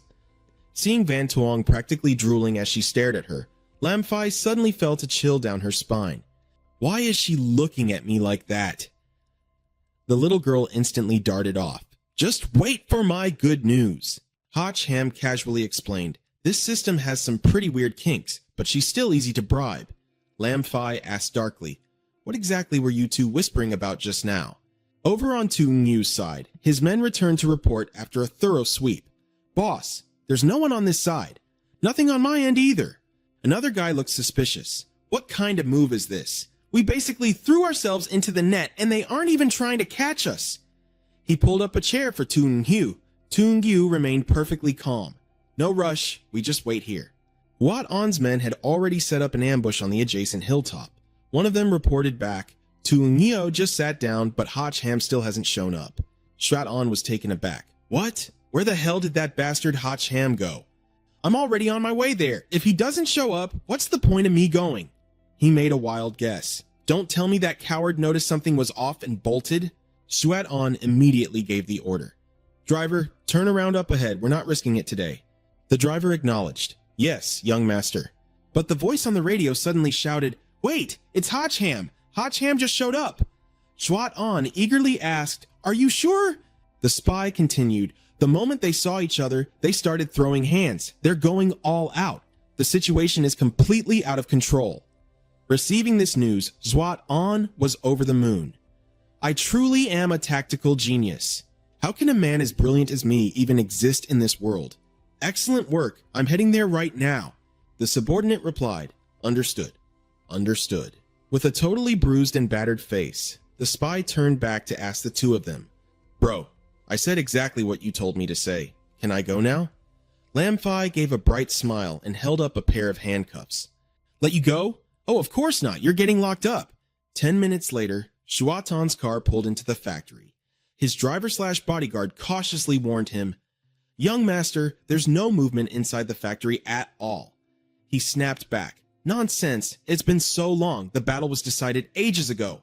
The car smashed right through the gate and drove inside, then screeched to a halt in the middle of the courtyard.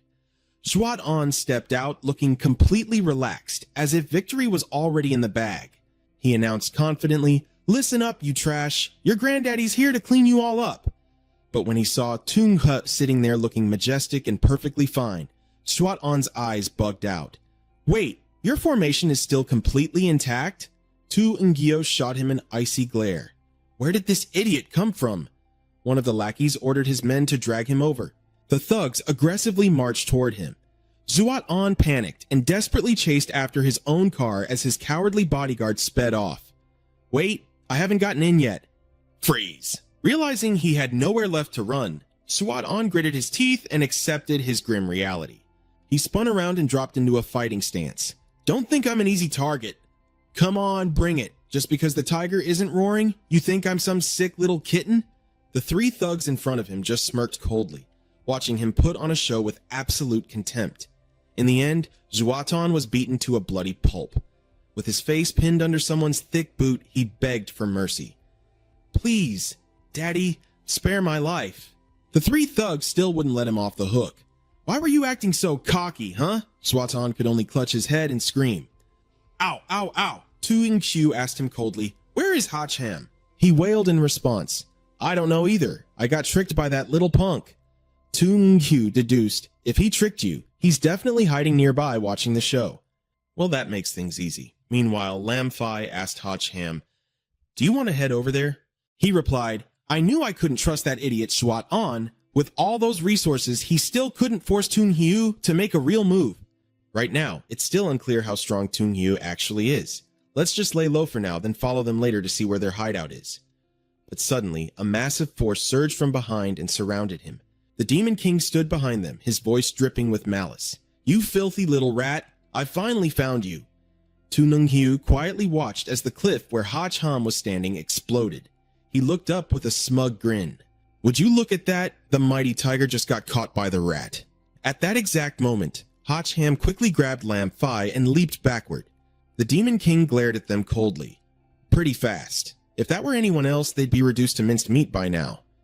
The poor scapegoat who took the hit was just some unlucky lackey. Hacham casually accepted the twisted compliment. "You flatter me," Lam Fai asked anxiously. "Hacham, didn't you summon the system? Did this guy break out from the game too?" Van Tuong replied, "That's exactly right." The Demon King's status panel popped up. Just looking at it sent a shiver down Hacham's spine. "This level, he could utterly crush me from every direction." Van Tuong instructed him, "Draw a card. This time, I will boost your luck to the absolute max." But Hacham knew better. He's not going to give me the chance. Beside him, Lam Fai grew even more worried. "What are you going to do?" He asked the demon point blank, "Abyssal Lord. What is your purpose for coming to this world? If you were just bored, there are plenty of other ways to have fun. Why bother teaming up with a guy like Tung Hiu?" The Demon King retorted, "So, you're the secret lover of that thieving wench? My greatest pleasure is making sure you two adulterous rats beg for death but remain cursed to live." Hearing this, Hacham's face darkened. "Kao Feng Tu, you really screwed me over this time." A suffocating killing intent flared up as the Demon King continued. "As for what happens after I kill you, this world is way too dull. I guess I'll just wipe out half of humanity first. I absolutely love the scent of fear lingering in the air." Hacham still maintained his composure. "Is that so? A few years ago, there was another guy who thought exactly like you. Do you know how he ended up?" The Demon King got caught up in the story and asked curiously. "How did he end up?" Right then, Hacham slammed a scroll onto the ground, and a magical array instantly lit up beneath them. Lam Fai was immediately sucked into a spatial portal. Still completely bewildered, she cried out, "Hacham!" Then the scroll snapped shut. The Demon King was genuinely surprised. "Why didn't you run with her?" "I know that at this close range, even if my body made it through the portal, you'd rip my head off and keep it right here." The demon confirmed it. "Exactly. You're quite a smart one." Hacham spoke up again. "The one holding me back is gone now." Next, the azure dragon armor materialized, enveloping his entire body. He issued the command, "Let's begin." The Demon King also unleashed his demonic aura. Hacham instantly threw up a shield just as a massive wave of dark energy blasted right into it. The terrifying force was so overwhelming that Hotch Ham had to grit his teeth just to endure it. The Demon King looked down on him with cruel amusement, like he was watching a pathetic little ant. Like a foolish mantis trying to stop a chariot, huh? Seeing the demon extend 2 fingers toward him, Hotch Ham groaned inwardly, "Not another finger!" Instantly, a crushing beam of power slammed down on him. At the same time, that bizarre, devastating energy cascaded all the way down to the foot of the mountain. Down below, Zhuat An stared in shock. What the hell is falling from the sky? Meanwhile, up above, Hotch Ham was gritting his teeth, bearing the full brunt of the attack. Unable to watch him suffer so miserably, Van Tuong urged him, "Hotch Ham, stop resisting. Just retreat for now." He replied, "I can't. If he loses me, he's just going to start slaughtering innocent people." Hovering in the air, the Demon King looked down at him arrogantly, like a conqueror sneering at a defeated foe. He casually unleashed another palm strike. It was over. Facing an attack of that magnitude, Hotch Ham couldn't even move a single muscle. Even those thugs struggled to withstand the overwhelming power radiating from him. "Demon Lord, a massive explosion has erupted and the flames are piercing the sky." The Demon Lord stared coldly at the billowing smoke and dust below. Tung and Hiu hurried over to suck up to him. "Your almighty majesty, eradicating that filthy rat Hotch Ham was as easy as flipping your hand." But the Demon Lord suddenly realized something. No, he's still alive. Tung Hiu was in disbelief. Impossible. Everyone down there, including my own men, were blown to pieces. Even if he wore heavy armor, there's no way he could have survived that strike. The Demon Lord paused, then muttered, "I don't know. Maybe it was just my imagination." But Hotch Ham was indeed still alive. He let out a painful groan. At this moment, he found himself in a clearing within a dense forest. Clutching his pounding head, he looked around in absolute bewilderment. "Am I dead?" Van Tuong immediately snapped at him. "In your dreams. If you kick the bucket, how is my game supposed to be completed?" Staring at the little girl floating in front of him, he was full of doubt. "An instance dungeon?" The little girl nodded in confirmation. "It was a total emergency.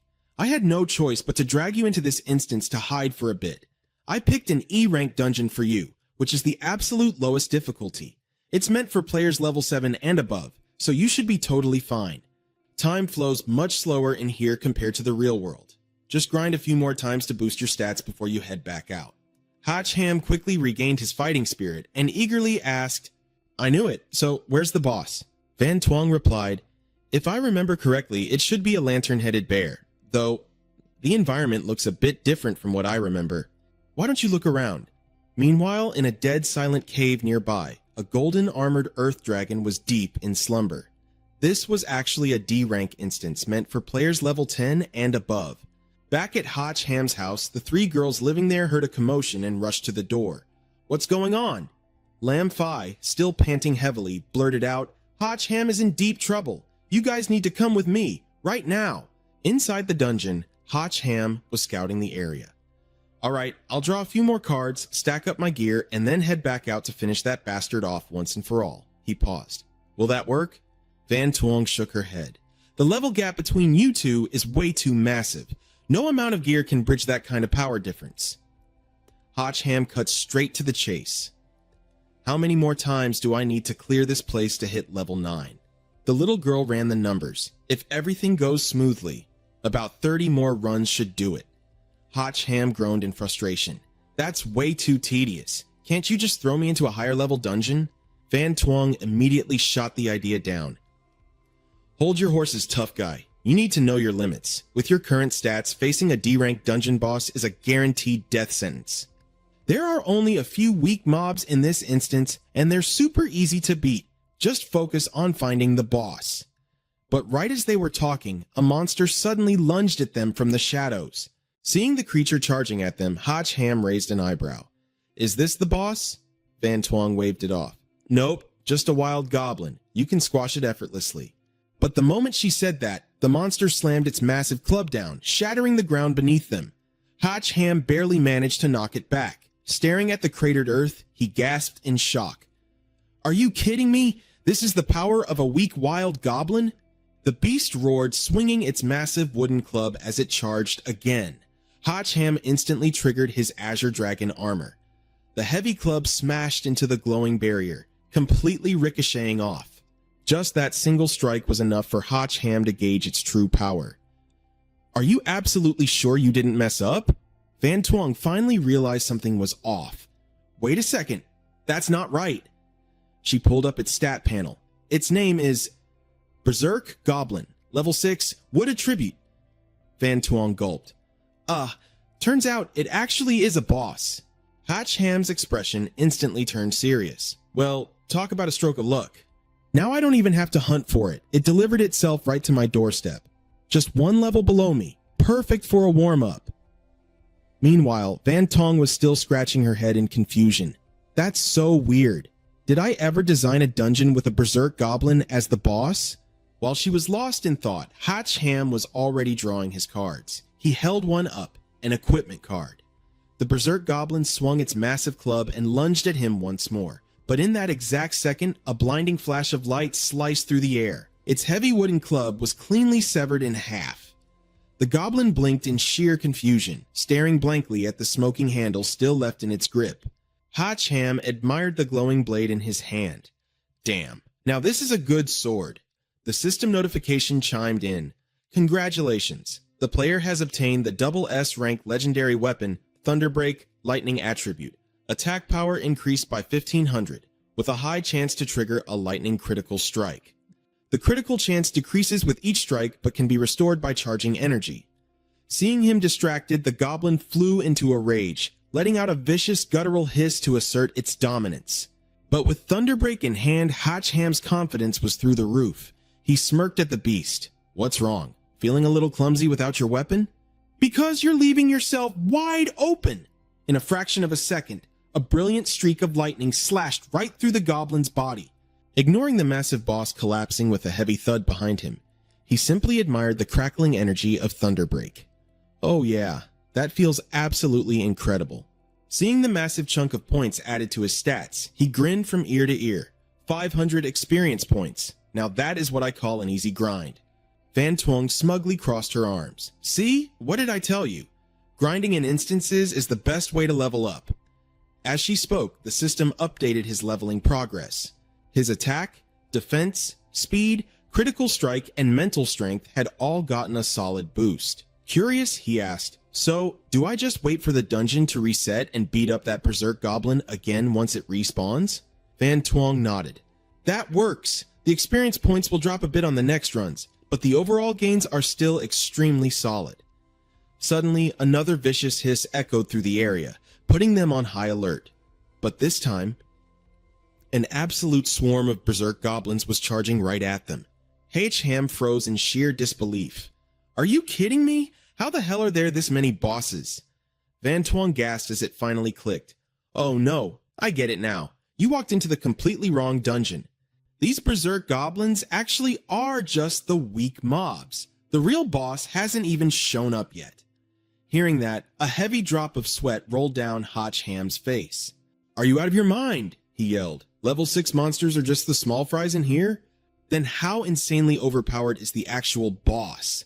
Van Tuong panicked, completely unable to pull up the data. I don't know what went wrong. You must have been in such a rush that you forced open the wrong entrance. Gripping Thunderbreak tightly, Hotch Ham braced himself for the worst. Alright then, bring it on. If you freaks aren't afraid of dying, then come get some. But strangely, the entire horde of goblins suddenly froze. They hissed nervously, as if terrified of something, before completely turning their tails and sprinting away in a sheer panic. Hotch Ham let out a sigh of relief, thinking he had intimidated them. Ha! Finally scared them off. But he was dead wrong. A monstrous, towering shadow was already looming directly behind him. Van Tuong's voice trembled as she stuttered. Hotch Ham, they weren't running away from you. A suffocating aura crashed down over the area, making every hair on his body stand up. Slowly turning around, they found themselves face to face with an absolute behemoth. The sheer, suffocating pressure radiating from it was unimaginable. It was the golden armored earth dragon. The monster's stat panel instantly flashed before their eyes. Golden armored earth dragon. Level 10, metal attribute, and every single one of its stats was downright terrifying. Hotch Ham pleaded in fear. This monster still looks pretty docile. Before it decides to attack, get me the hell out of this dungeon. Van Tuong coldly poured a bucket of ice water on his hopes. There are only two ways to leave this dungeon. Either you die, or it dies.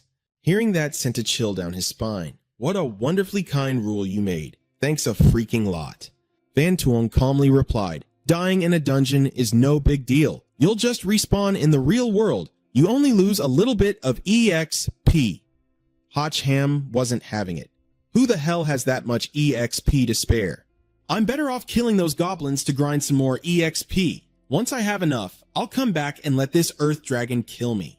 Van Tuong was delighted to hear this. Great idea. You're so quick-witted. Seeing them turn to leave, the earth dragon opened its jaws and unleashed a blast of energy. Hotch Ham cried out in terror. It was so peaceful a second ago. Why is it attacking now? Van Tuong explained, it doesn't want to let you go. Another massive surge of power crashed down. It's giving you a warm, explosive welcome so you'll stay. Just stay. The blast of energy obliterated the ground in its path. The earth dragon stared at the massive trench it had just created, stunned when it couldn't find its prey anywhere. Van Tuong also called out anxiously, Hotch Ham! Hotch Ham! A trembling arm raised from the dirt, followed by a weak voice. I'm right here. He struggled to hold on. Not dead yet. Still breathing. Crawling out of the crater, he grumbled, thank God I activated the Azure Dragon armor in time, or I'd be dead meat. The system chimed in. Warning. Azure Dragon armor durability decreased by 40%. The damage to the Azure Dragon armor was too severe. If he kept fighting, he was dead for sure. Glancing at the distance behind him, Hotch Ham was still a bit worried. I'm so far away now, it shouldn't be able to catch up, right? Besides, it doesn't look very agile anyway. Van Tuong hesitantly revealed. Well, about that. During the design phase, to make up for its slow movement, I purposely gave it an extra skill. Hotch Ham immediately got a bad feeling about this. What kind of skill? He instantly got his answer the hard way. A black hole's gravitational pull erupted from the earth dragon's mouth, dragging Hotch Ham forcefully backward. He cursed out loud, Holy crap! Plunging his thunderblade into the ground to anchor himself, he screamed, System! Whose side are you even on? Van Tuong felt guilty. I didn't expect it to be used on you either. Stop struggling! Just let go!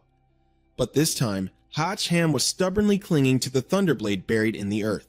No way! My Azure Dragon armor is already damaged. If my level drops again, there's no way I can fight that Abyssal Lord. Hurry up and see if there are any items we can pull out. Van Tuong reached into her spatial inventory. Let me check. But his sword couldn't hold on any longer and ripped out of the ground. Hotch Ham was violently sucked backward. Seeing him completely helpless, Van Tuong screamed in panic. Hotch Ham! But he reacted quickly, launching a powerful palm strike mid-air. Damn you! Take this! His devastating power slammed directly into the Earth Dragon's rock-hard head. Then he maxed out the defense of the Azure Dragon armor's shield. Finally, the Earth Dragon snapped its jaws shut. The dust settled and the terrifying suction force vanished. Van Tuong gasped in shock. It's over! It's all over! You're probably dropping down to level 3 after this. But something completely unexpected happened. The Earth Dragon opened its mouth as if convulsing in pain. Seeing its bizarre behavior, Van Tuong was deeply confused. What's going on? Several massive holes tore through the Earth Dragon's body, shooting out blinding beams of golden light. An instant later, the beast exploded into a million pieces, allowing Hotch Ham to escape death. His armor was shredded beyond recognition. He let out a long sigh of relief. The Azure Dragon armor had saved his life once again. Suddenly, a notification panel popped up. Congratulations to the player. Cleared D-rank dungeon, slumbering golden armored Earth Dragon. Obtained rare materials. Dragon arm bone +4, robust muscle +15. Can be used to repair defensive armor. Obtained A-rank enchantment badge, Dragon Scale X. Increases armor defense by 30% and grants 10% health regeneration.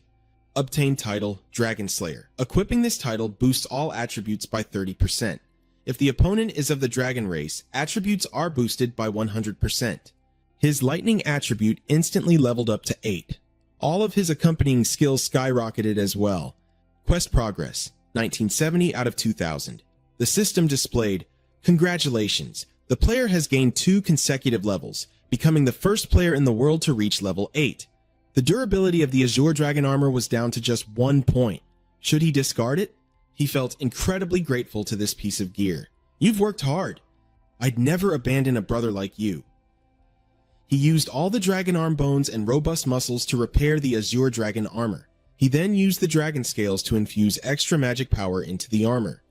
The system displayed upgrading. Finally, a blinding pillar of golden light erupted from where he stood, shooting straight into the sky. Hotch Ham had to shield his eyes from the intense glare. The system announced, "Congratulations, player has obtained the SS rank armor, Sacred Azure Dragon armor. Passive skill, True Dragon Golden armor. Active skill, Scorching Dragon Breath." Van Tuong gasped in awe. This is a sacred tier treasure. There are only 99 of these in the entire game world. And you're only level 8. This is insanely overpowered. Hotch Ham let out a wicked smirk, the dangerous laugh of a guy who just hit the jackpot. Now, it's time to head back and settle the score with that Abyssal Lord. Meanwhile, outside the dungeon, voices echoed inside a room at the Secret Service headquarters. "Why did you tell us to hide in here?" Lam Fi explained. "Hotch Ham teleported me to your side to protect you. Only the Secret Service headquarters has the defenses to hold them off." Luke Koo scoffed aggressively. "Who the hell are you looking down on? I could level this entire place by myself. You'd better tell us where Hotch Ham is right now so we can go back him up." Quan Kai completely agreed. "Yeah, if something terrible happens to him, how am I supposed to bear his children and continue his bloodline?" Lam Fi calmly replied, "With the system by his side, he'll be perfectly fine. The Secret Service isn't what it used to be. We've prepared targeted weapons." Suddenly, a massive explosion shook the building. The headquarters was under attack. A corner of the building exploded. Alarms blared, signaling an enemy ambush. The fully armed police officers instantly raised their weapons, taking aim at the intruders before them. Amidst the alarms, Tu Eung-hyu and his gang calmly strolled forward. "Brothers, listen to a piece of advice from me. That meager salary isn't worth risking your lives for. Come work for me, and I'll take you to the absolute peak of life." The police commander immediately ordered his men to open fire, but one of the lackeys instantly threw up a force field, blocking every single shot. Eung-hyu then ordered his men to slaughter them all. The gang charged forward, with one eager thug throwing a fierce punch right out of the gate. Suddenly, a massive sonic wave blasted down from above, stopping them dead in their tracks. The thugs clamped their hands over their ears, coughing up blood as the devastating sound waves engulfed the entire area. Fan Ko was the mastermind behind this counterattack.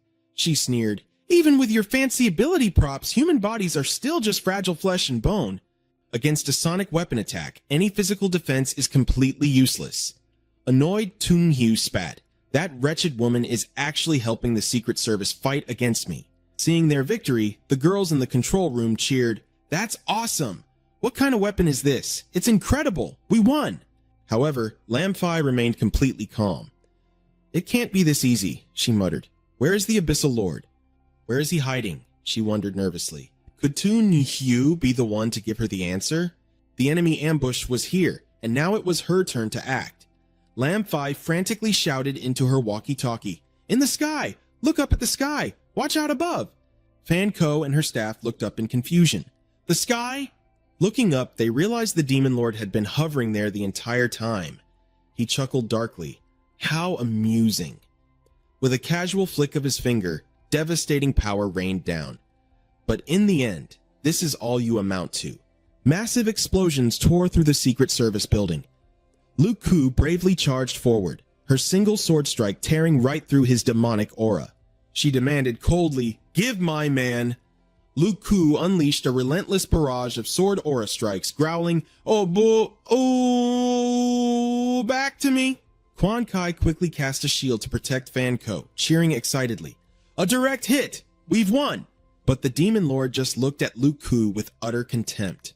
What a foolish woman! She stared in shock as she realized she was holding nothing but the hilt of her shattered sword. The Demon Lord scoffed, "Too weak. You couldn't even withstand a single blow."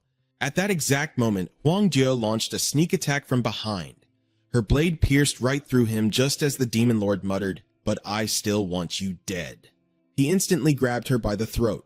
Staring menacingly at Huang Due, he snarled, "You vile wretch! How dare you mock my authority and run away from our wedding? I will kill you first, then go back and sever the limbs of everyone in your clan. I'll watch you all squirm and groan on the ground like pathetic maggots. That is my one and only source of true entertainment." Hearing his sick words, absolute hatred boiled up inside her. "You beast! You absolute monster!" she cursed. Even then, she was still holding out hope. "My peerless hero! Where are you?" As if answering her prayers, Hotch Ham suddenly appeared, bringing his sword crashing down on the Demon Lord's back. The strike was so incredibly powerful that the sheer impact triggered a massive explosion. Tu Xingxiu stared in utter disbelief, stumbling over his words. You're... Lam Fai also breathed a heavy sigh of relief. "I knew he was harder to kill than that." She caught herself, realizing how weird that sounded. Why did she phrase it like that? Lu Ku chimed in. "This guy really knows how to make a dramatic entrance." Caught completely off guard, the Demon Lord crashed to the ground. "How are you still alive, you little brat?" Holding Huang Due securely in his arms, Hotch Ham struck a cocky pose. "I'm standing right in front of you. Take a good look. Do I look like the same guy I was before?" He smirked and replied, "I took a trip down to hell, but sadly they didn't want me, so I came back to kick your ass." Shocked, Toon Hugh blurted out, "Since when does this bastard know how to fly?" Van Tuong grumpily reminded a certain someone through the comms, "That flying talisman only lasts for about a minute. I suggest you stop showing off and get your feet on the ground." Hearing this, Hotch Ham was stunned. "Huh? Why didn't you tell me sooner?" Seeing him completely distracted, the Demon Lord grew furious and unleashed his power. "What the hell are you muttering about?" Another blast of demonic aura smashed straight down toward Hotch Ham's head. Clinging tightly to Huang Due, he immediately leaped off, plummeting toward the ground. That burst of demonic energy morphed into homing arrows, relentlessly chasing after Hotch Ham. Watching from afar, Fan Ko cried out in panic, "Hotch Ham, watch out!"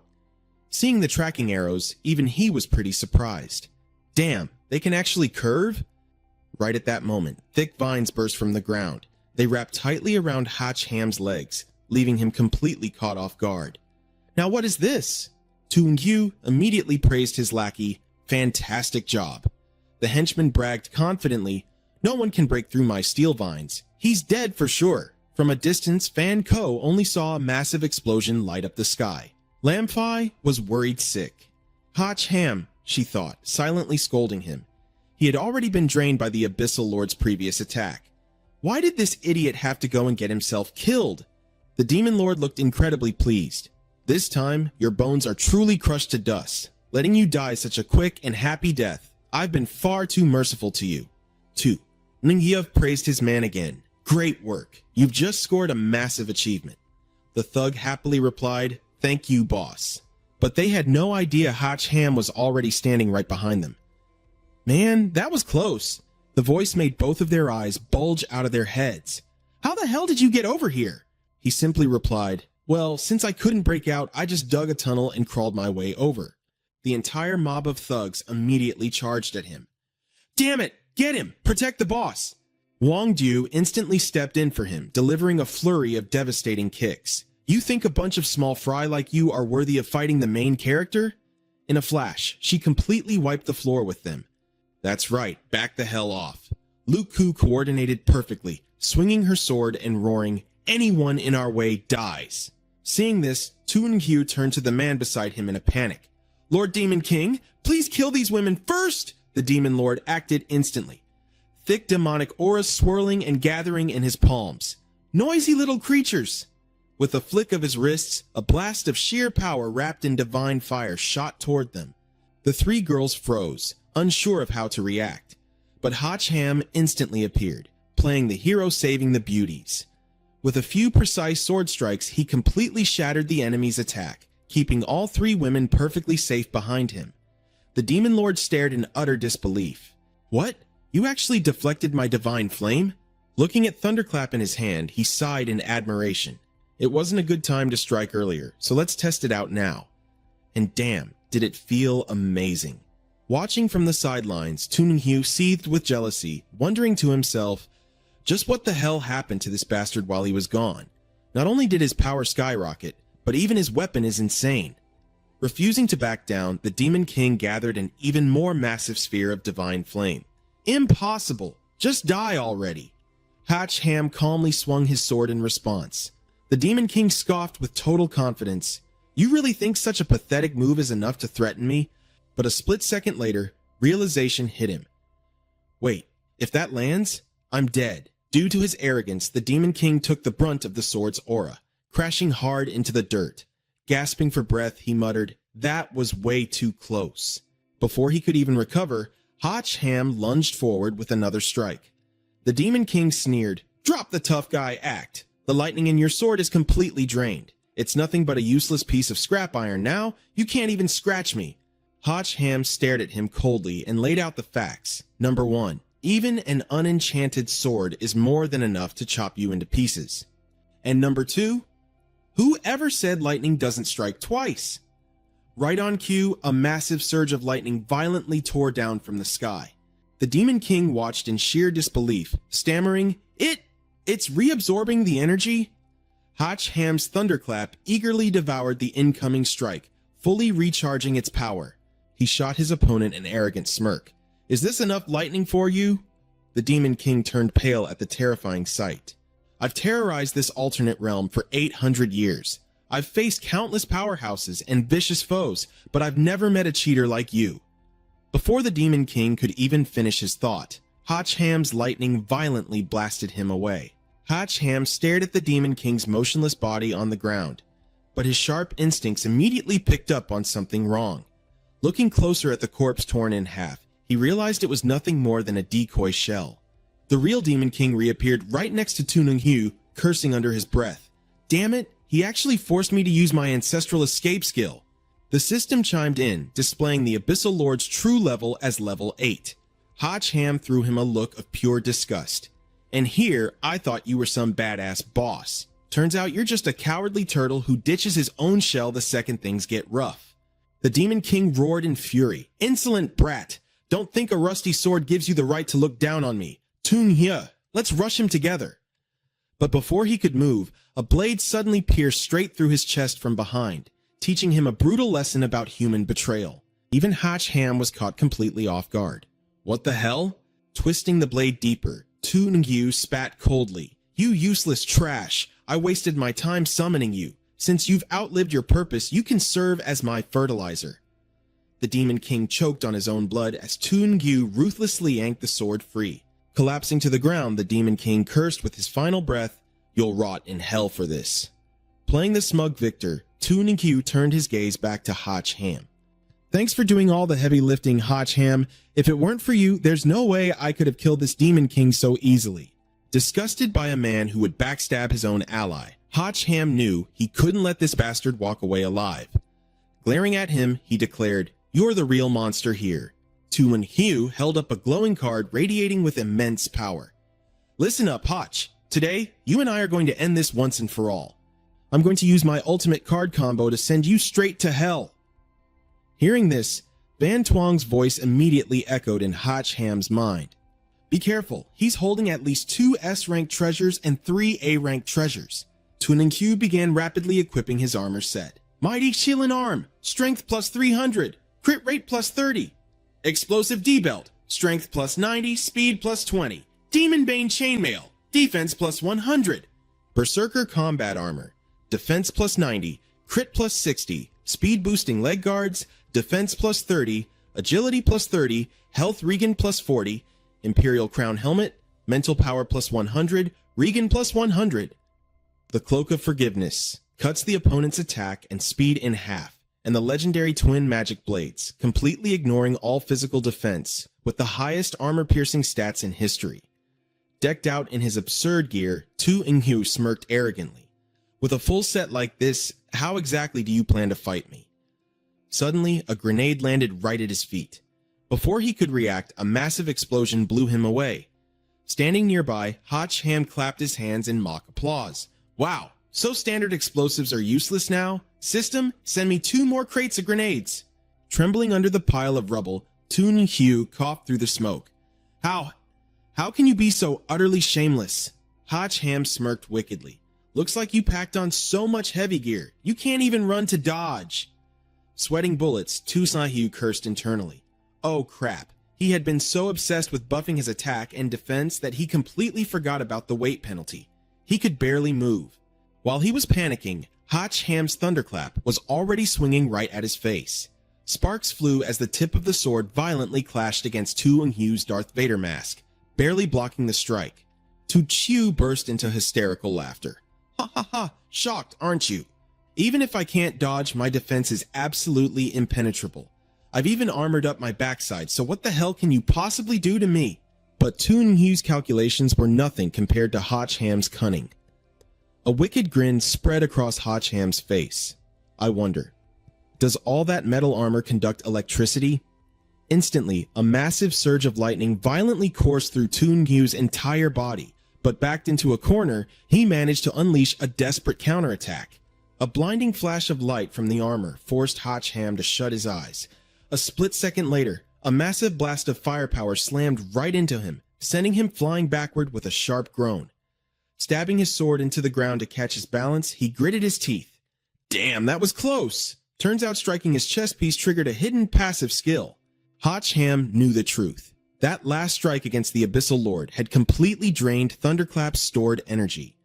If it had been at full power, Tsunhyu wouldn't have even had the chance to fight back. Still, Tsunhyu was looking completely battered as he ripped off his damaged mask, gasping for air. Panting heavily, Tsunhyu glared at him. Ham just looked back casually and mocked. What's wrong? Out of breath already? Finally realized you can't beat me with just gear? Tsunhyu roared with manic intensity. Bring it on. I'll trade my life for yours if I have to. The only man fit to rule this world is me, Tsunhyu. Watching from a distance, Lam Fai just shook her head in sheer disbelief. This lunatic was completely beyond saving. Suddenly, she froze in horror at a terrifying new development. Swarming across the rooftops were countless shadowy figures. It was Tsunhyu. He was rapidly multiplying. Ham's jaw dropped, looking just as completely baffled as she was. Am I hallucinating right now? Where the hell did all these clones come from? Van Tuong's voice immediately rang out. I know what this is. He must have obtained the triple S rank treasure, the Coffin of Rebirth. Once bound to a master, this item grants absolute immortality and unlimited cloning. Ham visibly cringed. Are you kidding me? How does a broken, overpowered item like that even exist? Standing on the opposite side, the army of Tsunhyus burst into arrogant laughter. Ha ha ha ha ha, Ham, today is the day you die. Pointing forward, Tsunhyu commanded his massive army of clones. Tear him apart. Ham quickly braced himself and shouted, System, draw a card right now. Give me something useful. Van Tuong's calm and reassuring voice echoed in his mind. Don't worry. Seeing him distracted, Tsunhyu lunged forward with a vicious grin. I won't even give you the chance to draw. But before he could land the strike, Luku dashed in, heavily blocking his path with her blade. Glaring at him, she fiercely shot back, and I'm not going to give you the chance. With the precious seconds she bought him, Ham finalized his draw. The system's prompt instantly lit up. Congratulations, host! You have acquired the Ultimate Martial Arts Manual, the Phantom Sword Art. Ham cheerfully spoke up. Thanks, Luku. The system was updating its progress. Comprehension loading, 50%, 70%, 95%, right as Tsunhyu's clones closed in for the kill. Comprehension reached 100% just in the nick of time. Update complete. He opened his eyes, staring them down with a cold glare. Countless lightning sword strikes swept through the area, blasting the clones away like falling autumn leaves. Tsunhyu quickly barked at them, Don't panic. He can't pull off an explosive attack like that twice. Get a grip and don't let him escape. But brutal reality slapped him right in the face as Ham charged straight at them. Tsunhyu was in utter shock. He's actually taking the offensive? He roared, bracing for battle. The remaining clones used their last shred of strength to block the lightning blasts Ham was shooting out. Meanwhile, the main body stood on the sidelines, furiously cursing them out.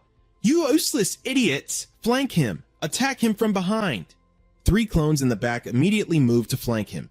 However, He just casually spun around, unleashing a single sword strike that instantly wiped them out. Thanks to that, he continuously gained 150 EXP. He smirked in satisfaction. Finally caught you.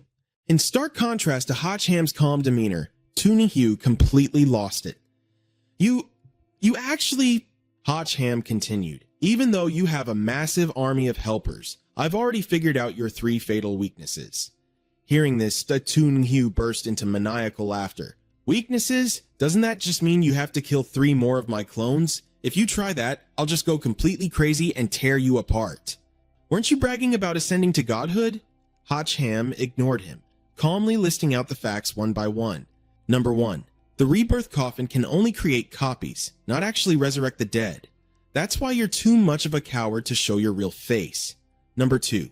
These replicated bodies were created before you killed the Abyssal Lord, which means they're all still stuck at level 6. And number 3, they pose absolutely zero threat to me. Instead, they're basically free EXP. The more I kill, the stronger I get. Toon-hyu's face instantly darkened.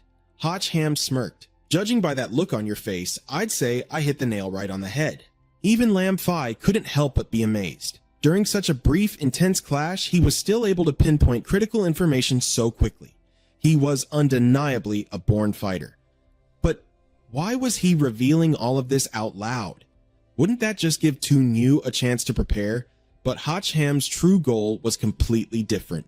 Let's keep this going. If I want to hit level 15, I'm gonna have to milk you guys dry.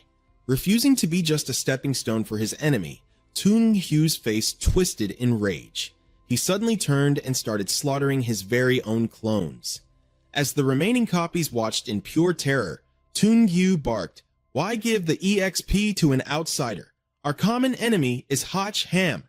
By killing them, he instantly absorbed 350 EXP. So just be good little stepping stones and become my sacrifices so I can level up. The 2 remaining clones furiously lashed out. Bullshit. Why the hell should we be your stepping stones? You want our lives? It's not going to be that easy. But before they could act, Toon-hyu's ruthless blade slashed right through them. Cut the crap. You trash don't get a choice. Seeing this, Hacham didn't waste a second and also jumped right into the clone slaughtering frenzy. Oh, let's see who has the faster hands then. It was only then that Lam Fi finally pieced it all together. So that was his plan all along. He deliberately provoked Toon-hyu. Just to stop Hacham from leveling up, Toon-hyu would desperately steal the kills and destroy his own clones. Sure, splitting the kills meant the EXP difference wouldn't be huge, but it guaranteed that Hacham's final showdown with the main body would be a whole lot easier. One by one, the clones hit the dirt, their faces twisted in resentment. After completely wiping them out, Toon-hyu burst into arrogant laughter. "Ha ha ha ha ha," he sneered. "These brainless idiots. Without me, none of you would even exist. Zero self-awareness, the lot of you." Thanks to the slaughter, Toon-hyu had finally hit level 10. He gloated, "Well, at least my hard work paid off. I finally reached level 10. Meanwhile, Hacham casually wiped his blade. "You know, you actually had another option. If you had just teamed up and attacked me with them, your chances of winning would have been much higher." Realizing he had been played like a fiddle, Toon-hyu's face turned completely black. "Hacham, you bastard! Being that arrogant is going to get you struck down by lightning."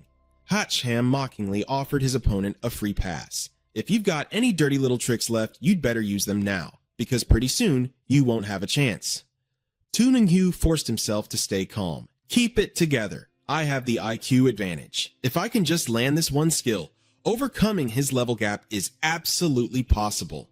Acting quickly, he pointed a finger up at the sky and yelled, "Look out up there!" Using the oldest trick in the book, he lunged while Hacham was supposedly distracted. In a flash, his blade was inches from Hacham's throat. "You're way too naive, kid." But to his horror, Hacham completely blocked the lethal strike using just 3 fingers. Toon-hyu's jaw dropped, his eyes bulging out of his skull in pure shock. "He's only level 13. How can he catch my blade with just his fingers?" Hacham smirked and threw his own words right back at him. "I think you're the naive one here." Desperate, Toon-hyu unleashed his second hidden trump card. Ditching his weapon, he gathered energy for an invisible air palm, a massive all-or-nothing death strike. Heishi Ham didn't even flinch. You've lost your mind, which means you've already lost the fight. Your only remaining value is being a punching bag to test my limits. Seeing his opponent lazily raise a single hand to defend, Tu Ninghyeo froze. Just one hand? That ultimate sign of disrespect completely shattered his ego, sending him into a reckless blind rage as he charged forward. "I'll kill you!" Tu Ninghyeo roared. But Ham arrogantly used just that single arm to effortlessly parry every single punch. Then, without warning, Ham unleashed a brutal, bone-crushing punch right into Tu Ninghyeu's gut. The impact was so devastating that Tu Ninghyeo violently coughed up a mouthful of blood. As the agonizing pain set in, he finally realized, is this the absolute gap in our power? Still, he desperately clung to one last hope. As long as the rebirth coffin is still out there, my backup clone will avenge me. But Ham had already read him like an open book. Let me guess, you think activating your rebirth coffin won't trigger a massive energy spike? It was only in this exact moment that true despair washed over Tu Ninghyeo. You don't tell me you've been dragging this out just to track it? Right on cue, Fanco's voice chimed in from the comms. Scan complete. It's located in an L-shaped warehouse in the southeast sector of the city. As Tu Ninghyeo violently collapsed to the ground, Ham simply said, "Copy that," and vanished in a flash.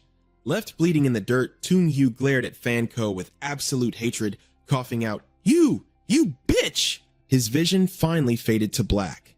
Miles away, Tu Ninghyeu's final backup clone gasped awake inside the coffin. Sweating heavily, he muttered to himself, "There's no way. Ham, you definitely can't find me here." But the second the words left his mouth, a devastating bolt of lightning crashed straight through the roof. Tu Ninghyeo, having just barely cheated death, was instantly dragged right back to the Grim Reaper's doorstep.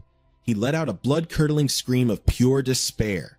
Hovering above the rubble, Ham stared down at him with ice-cold eyes. "Found you." Knowing it was over, Tu Ninghyeo pathetically dropped to his knees, begging for his life. "Boss Hotch, I was wrong. Please, I'm begging you. Just give me one more chance. Please. I'll be your loyal dog. Anyone who pisses you off, I'll kill them for you. Just spare me." Unmoved by the pathetic whining, Ham remained silent, and the terrifying crackle of his lightning only grew stronger and brighter. He blasted him until there was nothing left but a charred, blackened corpse.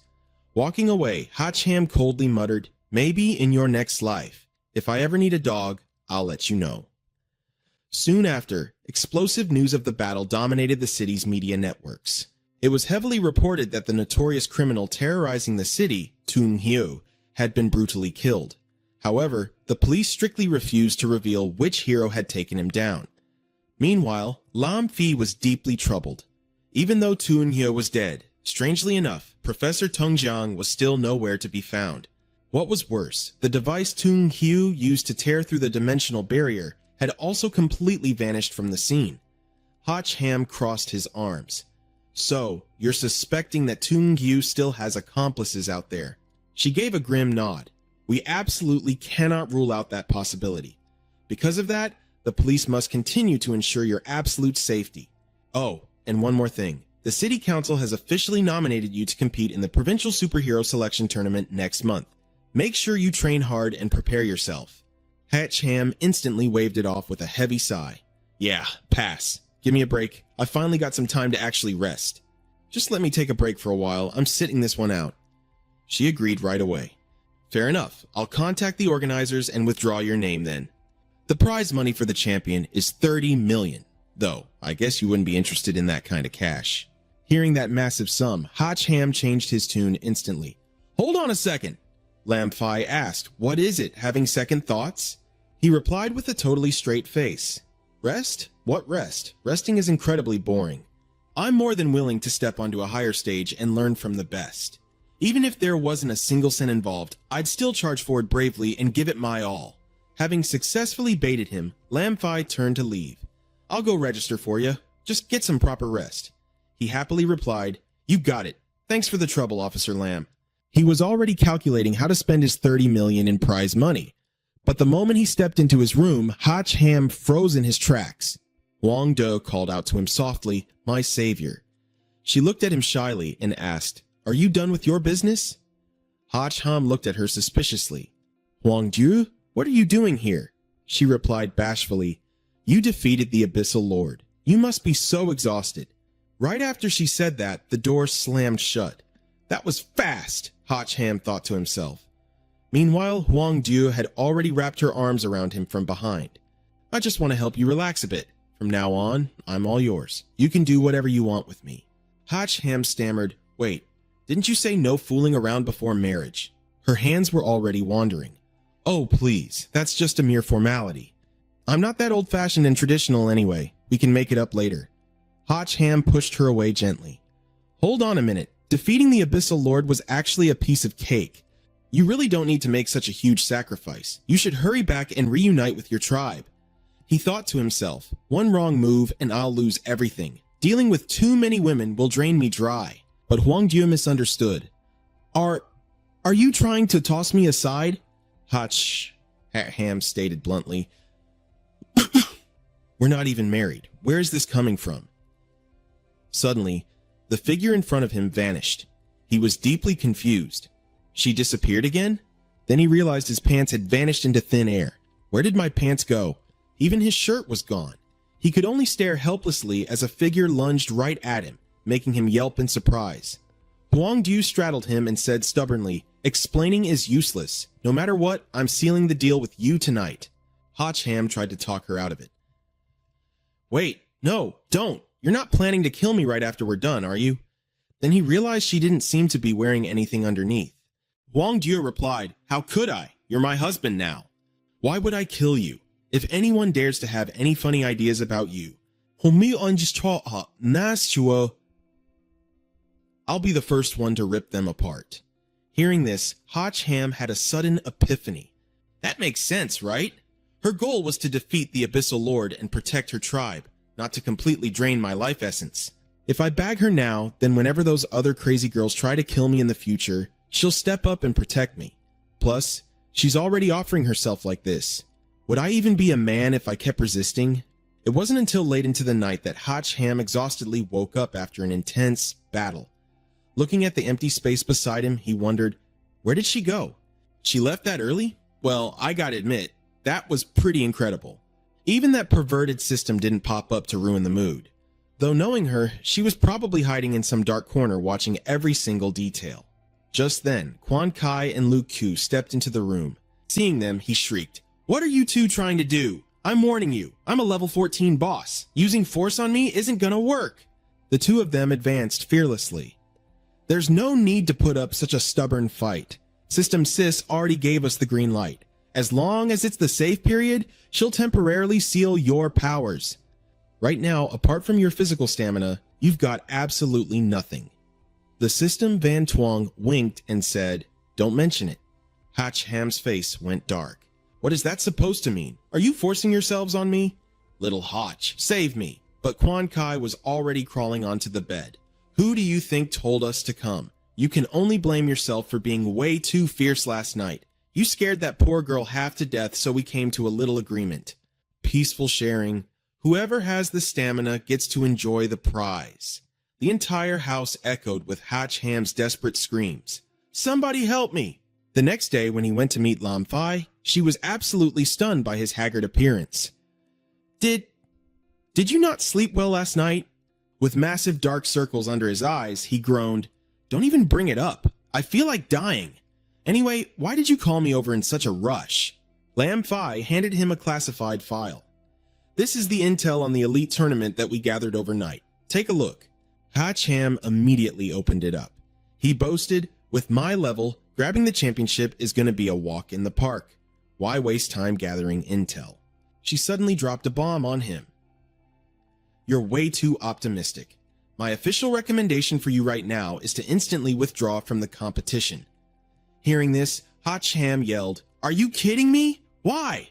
Lam Fai reminded him, There are 35 competitors in the entire province. Right now, your level barely ranks 11th. But just last night, you were ranked 3rd.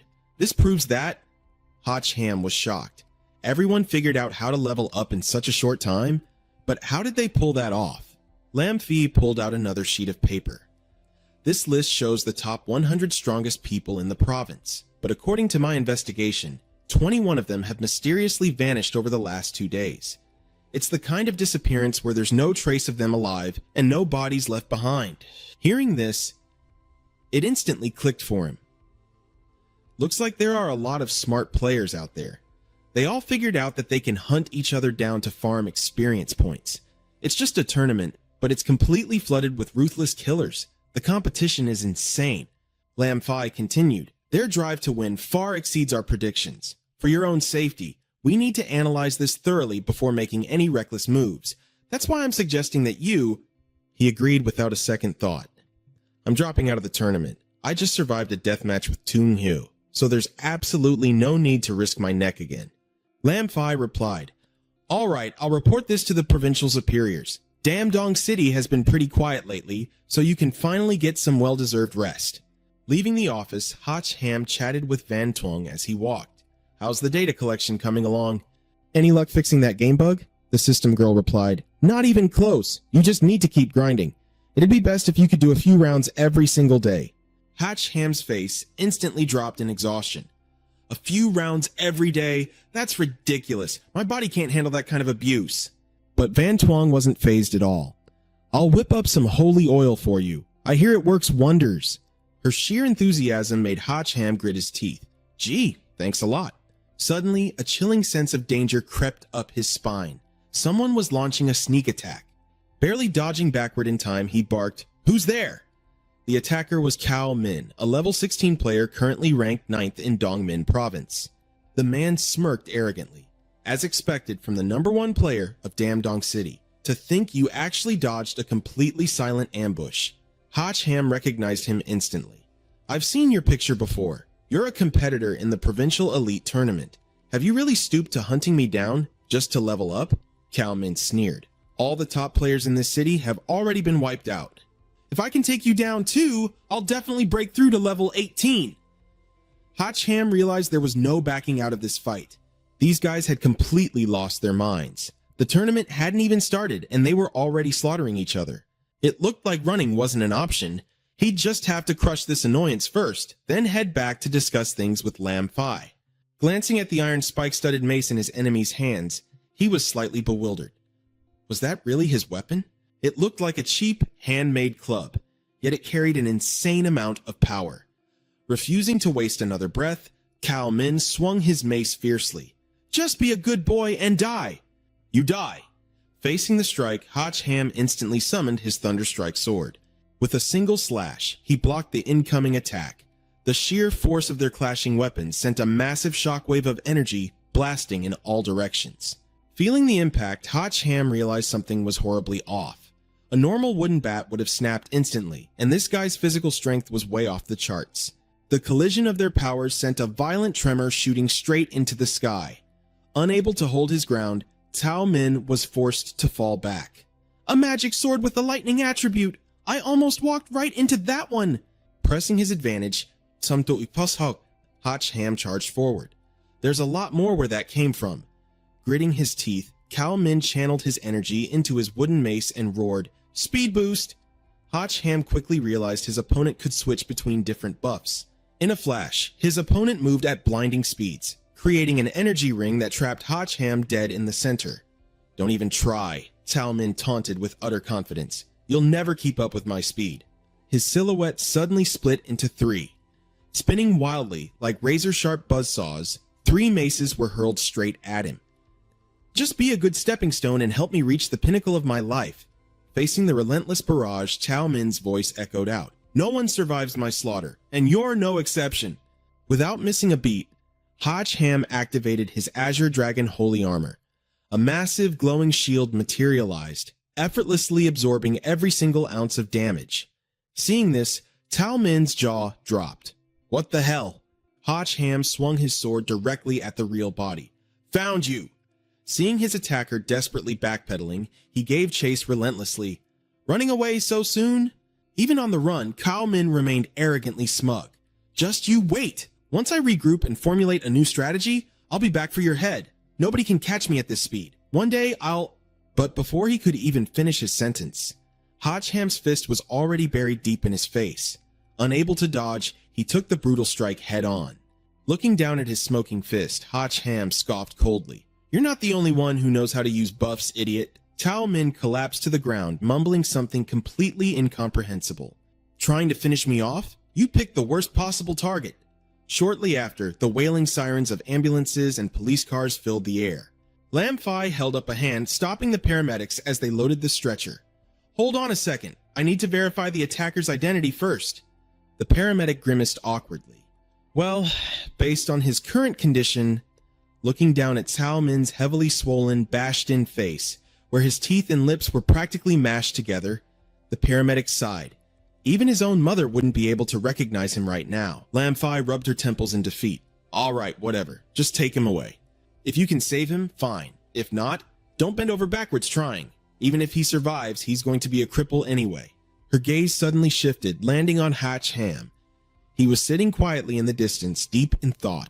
Lam Fai walked over to him immediately. Cao Min won't be the last one to come after you. For your own safety, I'm going to request the highest level of protection from headquarters. But Hotch Ham instantly turned down the offer. There's no need. Since they won't leave me alone, I'm just going to walk right into the lion's den. Why bother hiding from them? I've made up my mind. I'm entering the provincial elite tournament. Lam Fai looked at him in shock. Are you absolutely sure? Once you enter that tournament, you'll be facing enemies far stronger and much more dangerous than this guy. He grinned confidently.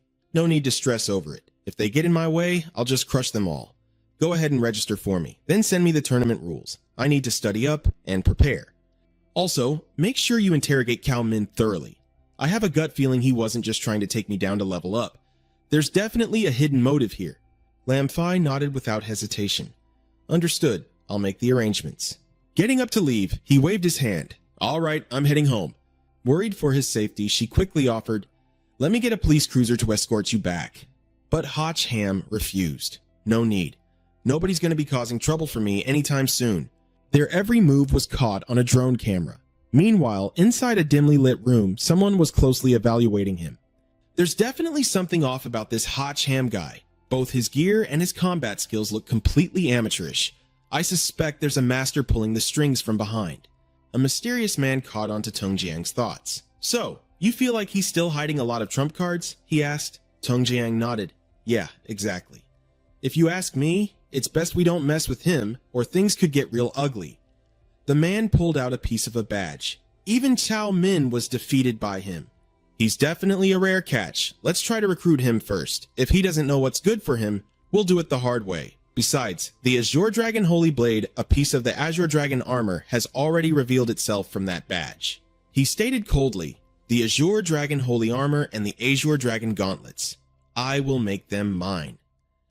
Meanwhile, back at Hotch Ham's place, Lam Fai spoke up. Hotch Ham, the organizers just sent over the official tournament rules. He read through the details.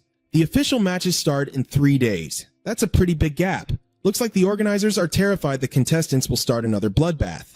Lam Fai just let out a heavy sigh. Luke Koo chimed in, group stage, semifinals, and finals. That means this isn't just a one-off fight.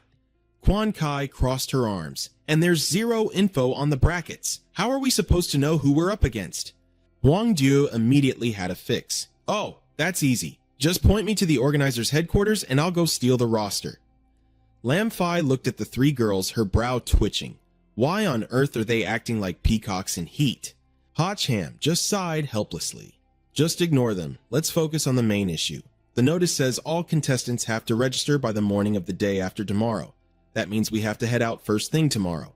Once we make it to the arena, nobody's gonna dare pull anything. Lam Fai nodded seriously. You're right, but the tournament is held in Foduong City. We have to cross through 4 different cities to get there. If I were one of the contestants, I'd definitely be plotting an ambush along the way. Luke Koo stepped up immediately. I'll take the job. I'll escort Hotch Ham all the way there. Anyone who wants to start trouble can take it up with my blades first. Quan Kai and Huang De instantly chimed in. I'm coming too! Count me in. Suddenly, the doorbell rang. Both Lam Fai and Hotch Ham snapped their heads toward the door, instantly on high alert. Lam Fai grabbed her walkie-talkie to check with security. Team 1, Team 2, report. Who rang the doorbell? Team 1, Team 2, come in. She called out a second time, but the radio was dead silent. Lam Fi grew even more tense. No one's answering. Did the comms get jammed? Ham finished the thought. For these guys, killing is a lot easier than jamming a radio. He strode straight toward the door. I'm coming! Stop ringing the damn bell! The moment he opened the door, the figure outside gave a theatrical greeting. Good evening, Mr. Hatch. It was the contestant from Thon Van City, the clown. A level 17 player ranked 8th in the entire province, now bowing respectfully before him.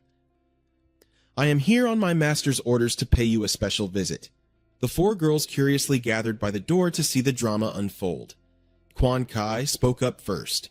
Rank 8 clown. Are you here to kill Hatchham too? Luke Koo glared at him murderously. Not while I'm around. Keep dreaming. The clown smiled, raising his hands harmlessly. Oh, you've completely misunderstood. The organizers have issued a strict ban on contestants killing each other right now. How could I possibly dare? I am merely here to deliver a message on behalf of my master. Hatchham cut straight to the chase. And who exactly is your master? The clown smirked. The current rank 1, Mr. X. Lam Fi quickly pulled up the intel report. Mr. X's identity was completely shrouded in mystery. They didn't even know his level. On the official government leaderboards, he always held the absolute top spot. Quan Kai gasped. Is he really that mysterious? Hatchham glared at the messenger. Then cut the crap and get straight to the point. What's the message? The clown grinned. Mr. X has a deep appreciation for talent. He wishes to take you in as a subordinate so you can achieve greatness together. He said that if you simply kneel before his calling card, he might spare your life, and even make you his most trusted right-hand man. Hatchham fell dead silent at the demand. His voice dropped to a freezing chill. He wants me to kneel? The clown nodded smoothly. That's right, and it's the only chance you're going to get. Slam! The door violently shutting right in his face was the only answer he got. Furious, the clown started aggressively spamming the doorbell. Ham, don't you dare hide in there and play dead.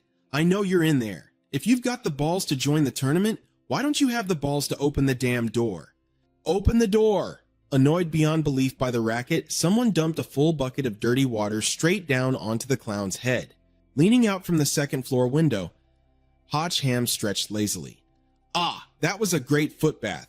If you don't get the hell out of here, the next bucket is going to be boiling water. The clown stormed off, furiously cursing Hatchham for spitting on the mercy he was offered. You just wait, we'll see about this. Hatchham spat back a curse of his own. Son of a bitch. Lam Fi looked at him, completely worried. He took out 2 entire security teams without making a sound, and you just provoked him like that? Aren't you afraid he's gonna attack? He closed the window and sighed.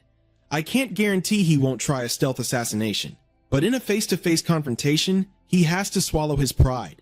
The tournament organizers issued a death threat for rule breakers. Unless he actively wants to get his boss killed, he won't make a move here. Lam Fi was seething.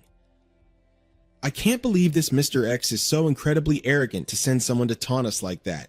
And to think a high ranker like the clown is just his lackey. You might be right. Cao Min was probably sent by him too.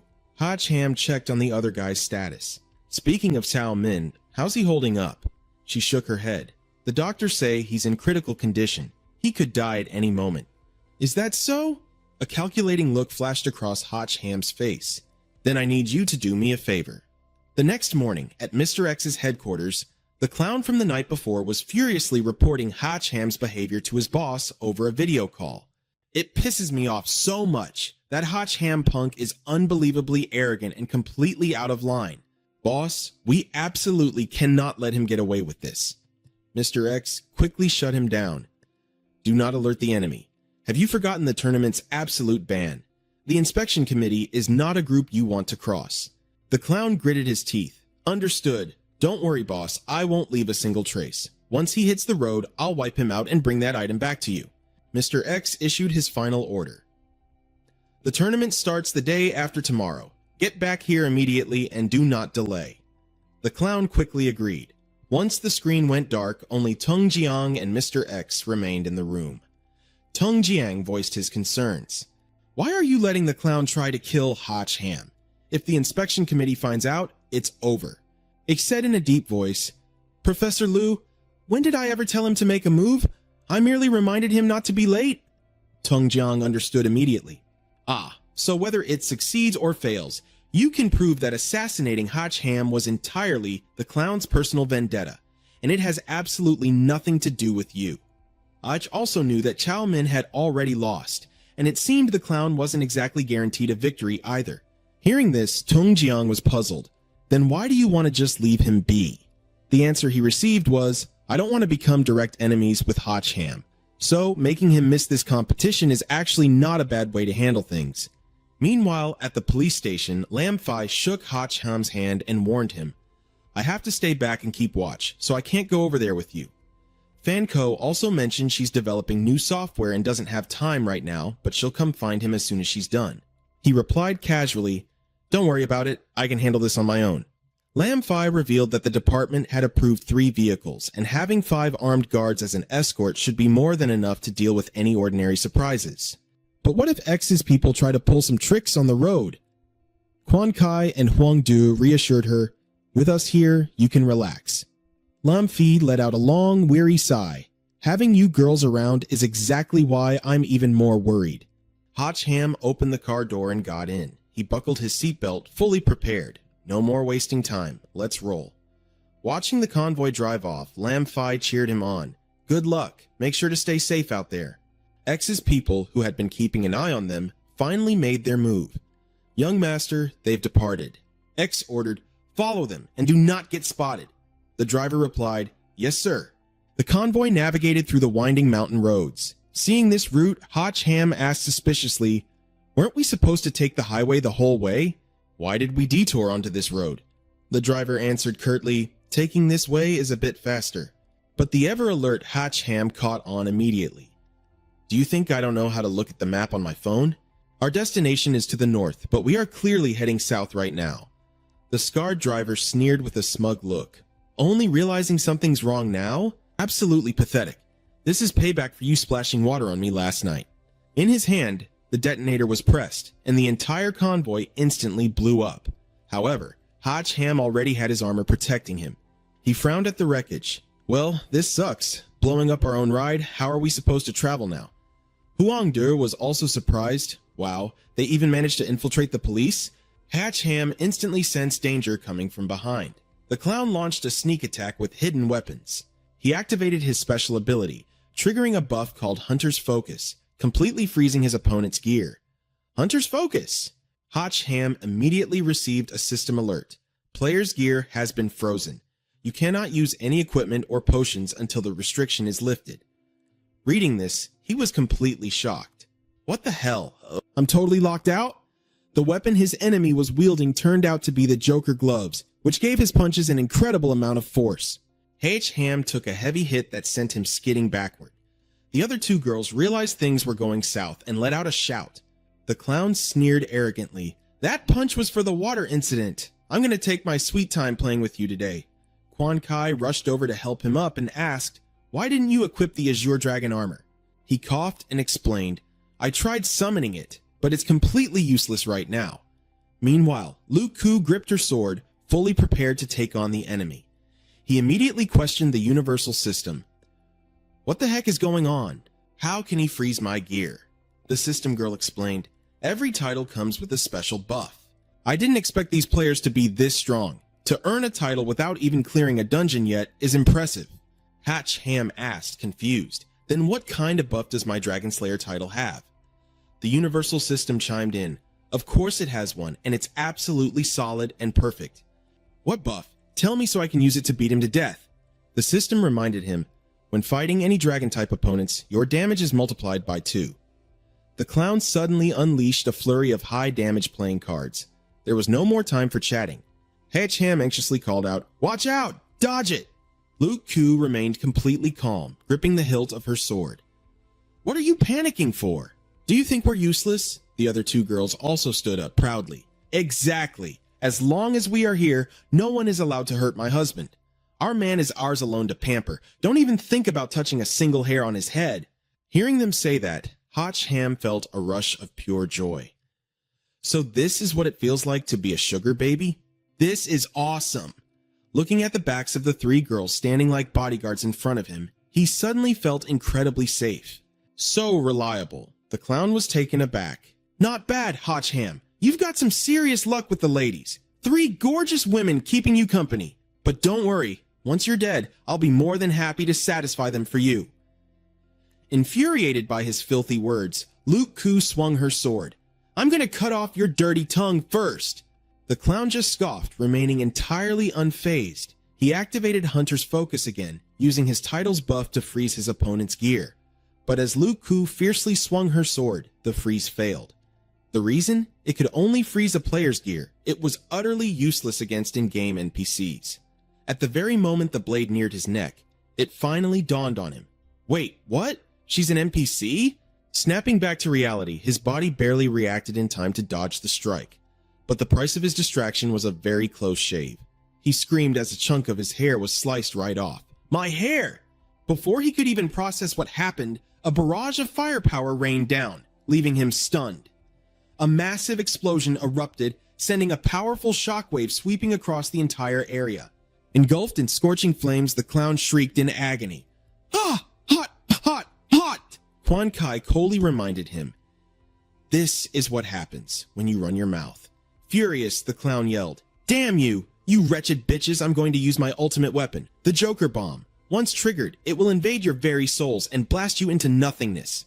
But the moment he reached into his pocket, he panicked. Wait, where's my bomb? Why is it gone? The very thing he was looking for was casually resting in Huang Du's hand.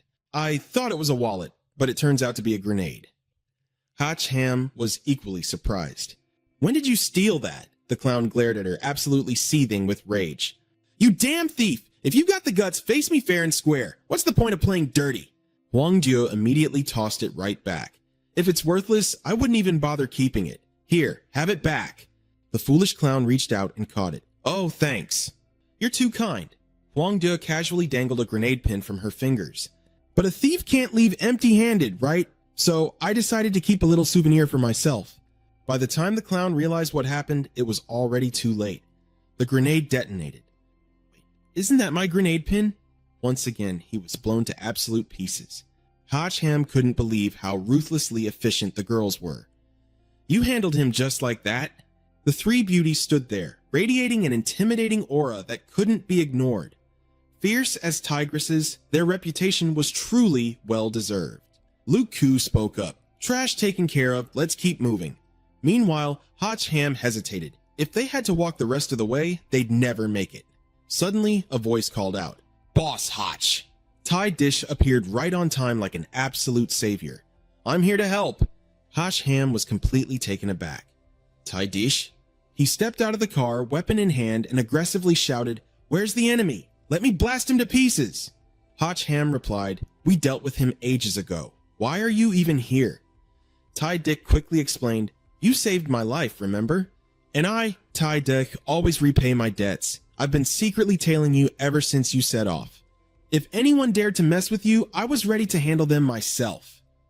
Hotchham smiled. I don't need you to fight my battles, but you can definitely solve a huge headache for me. Ty Dick blinked in confusion. What headache? Hotchham hopped into the car and said, We need to make it to the registration on time, and we're heavily relying on your ride. Ty Dish confidently agreed. Not a problem. Leave it to me. The car sped down the road, filled with loud chatter from inside. Let's go. Hey, don't drive so fast. That hurts. Oh, calm down. It's just a little bump. We've got clothes on. It's fine. They left the clown far behind, lying pitifully on the ground in tattered rags. He gritted his teeth. I definitely have to report this to the boss. Hotchham's true identity was far from simple. Soon, the car pulled up at the venue for the Dongmin Provincial Elite Tournament. As soon as he stepped out, Tai Dick looked around in confusion. I thought this would be in the city center. Why were we brought to some random mountain ravine?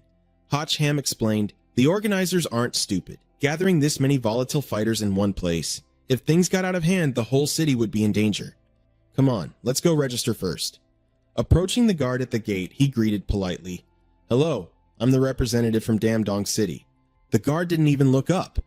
Coldly replying, Just sign your name. Hotchham asked, Does my entourage need to wait outside? The guard bluntly replied, Go in if you want. Nobody's stopping you. As they walked inside, he muttered to Tai Dish, Man, This tournament doesn't feel serious at all. Tai Ditch scoffed. Yeah, feels like kids playing house. But suddenly, the sight ahead stopped them dead in their tracks. The venue was absolutely packed with competitors. They never expected such a massive turnout, and none of these fighters looked like pushovers. Someone's heading up to the stage. Looks like it's finally starting. Who are these guys?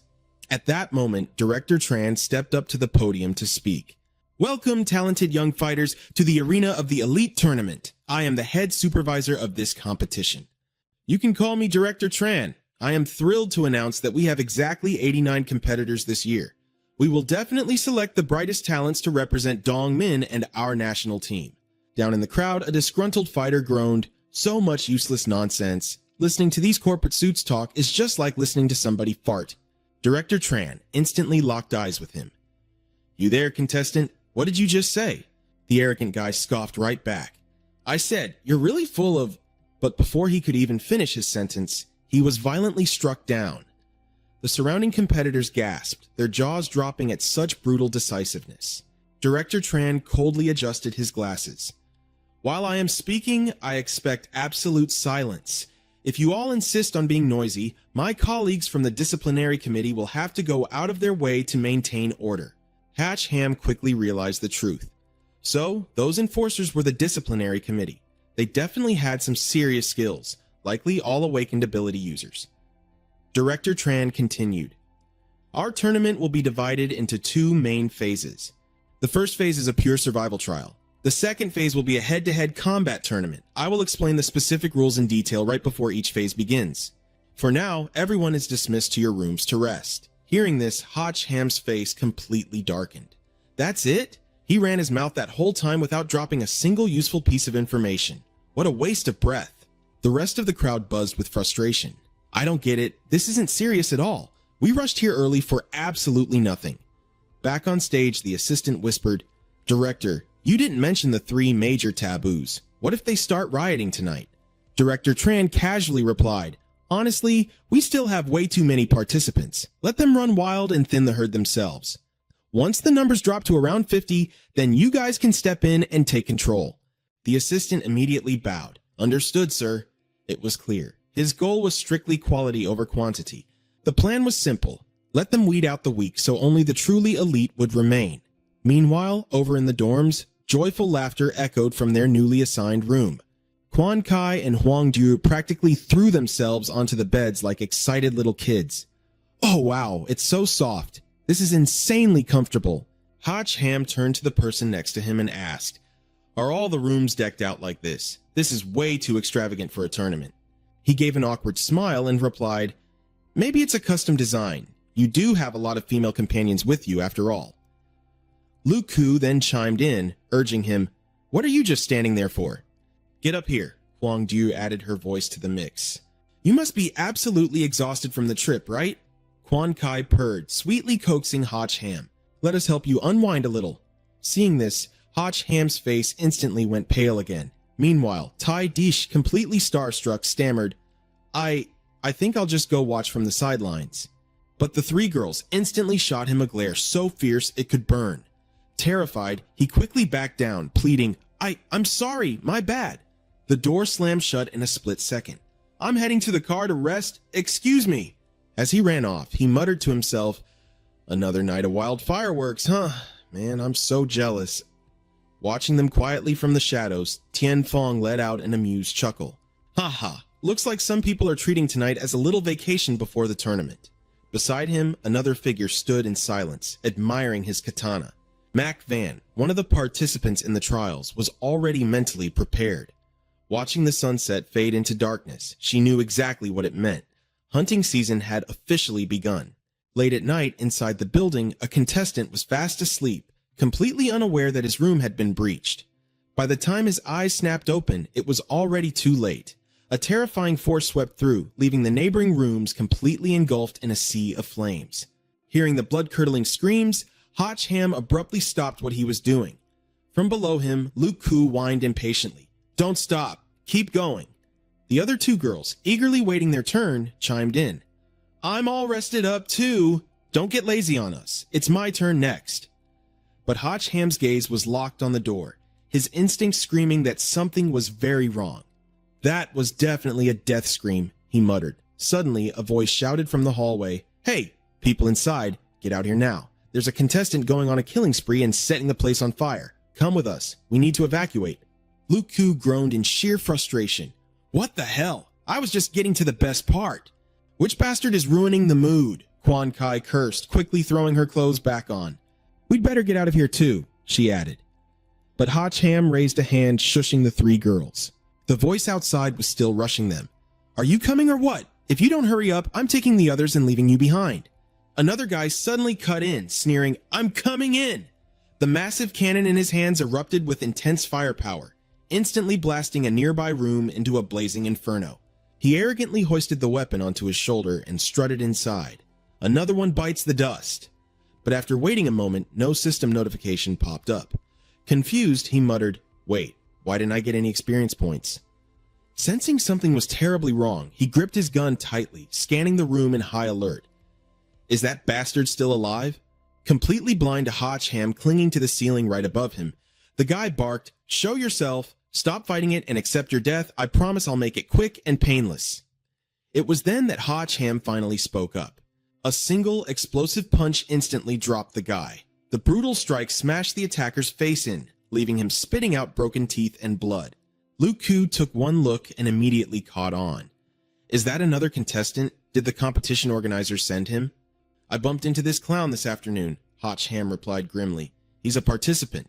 Looks like the organizers set this whole thing up so we'd butcher each other before the tournament even starts. Wang Du frowned in confusion. But why would they do that? They explicitly banned sneak attacks and made a huge deal about the rules just this morning, but now they're forcing everyone into a bloodbath. Stepping out into the chaotic hallway, Hotch Ham scoffed. Sneak attacks aren't allowed, sure, but if we're forced to fight right under their noses, it gives them the perfect chance to evaluate everyone's combat skills. True to his words, every brutal clash was being monitored through the security cameras, until one of the screens abruptly went entirely black. Seeing the static, two security guards chuckled. Look at this arrogant punk busting another camera. Quite the interesting fellow, isn't he? The assistant then walked over, asking, What's the current casualty report? A guard quickly read the data. The riot has been going on for 12 minutes. We're currently down to 74 survivors. The assistant was genuinely impressed. Despite so many ambushes and sneak attacks, only 14 people had been killed so far. These contestants were incredibly resourceful. I'm going to take a nap. Wake me up when the survivor count drops to 50, the assistant ordered. Understood, sir, the subordinate replied. Back at the dormitories, thick black smoke was already billowing into the night sky. Chasing after Hotch Ham, Luke Koo anxiously asked, Where are we going? His eyes gleamed with defiance. I'm sure as hell not sitting around waiting to be hunted. If they want a show, we're going to give them some real chaos. Quan Kai's eyes lit up with thrill. Oh, are we joining the free-for-all too? Hotch Ham shook his head. Nope. If we do that, we're just playing right into the organizer's hands. I'm going to pay a little visit to the puppet master pulling the strings. A fierce grin tugged at the corner of his mouth as he thought, Let's see who's really playing who. Just down the hall, two guys were locked in a pathetic brawl, yanking on each other's hair and hurling insults. Let go of me, you bastard. You let go first. No, you let go, then I'll let go. Their bickering was instantly cut short when two heavy hands clamped down on their heads. Without breaking stride, Hotch Ham coldly slammed their faces into each other with a brutal crack. Here, let me help you both out, he smirked. Stepping over their unconscious bodies, Hotch Ham confidently strode further down the bloodstained corridor. The group's movements immediately caught the attention of the control room. The assistant narrowed his eyes in suspicion. This Hotch Ham kid, what exactly is he playing at? He muttered. He's completely avoiding the main fights, just skulking around the lower floors. Is the coward trying to make a run for it? Director Tran gave a cold command. We don't need disobedient rats in our game. Send Wild Wolf to eliminate him. The assistant nodded confidently. Hotch Ham is only level 16. Wild Wolf will make quick work of him. He immediately grabbed the radio. Wild Wolf, listen up. New orders. Head to the 3rd eastern stairwell and execute the contestant on the 4th floor. He has 3 companions with him. Wipe them all out. Leave no survivors. Standing over a pile of fresh corpses, Wild Wolf tapped his earpiece. Understood. Meanwhile, Hotch Ham was counting his blessings. Thank God Tai Dech went back to the car to sleep. If he were here, he'd literally piss his pants in terror right now. But Hotch Ham was the one who nearly had a heart attack when a massive, lethal spike suddenly erupted through the floorboards right beneath him. The girls shrieked as they sensed the ambush. The deadly spike shot straight for Hotch Ham's crotch, only to violently spark against his armor. Hotch Ham instantly launched himself backward, the sheer force shattering the floorboards where he just stood. The three girls sprinted down the stairs, completely horrified to see their man sprawled flat on his back. "Hotch Ham!" Quan Kai screamed in panic. He let out a long, shaky breath, wiping cold sweat from his forehead. "Holy crap!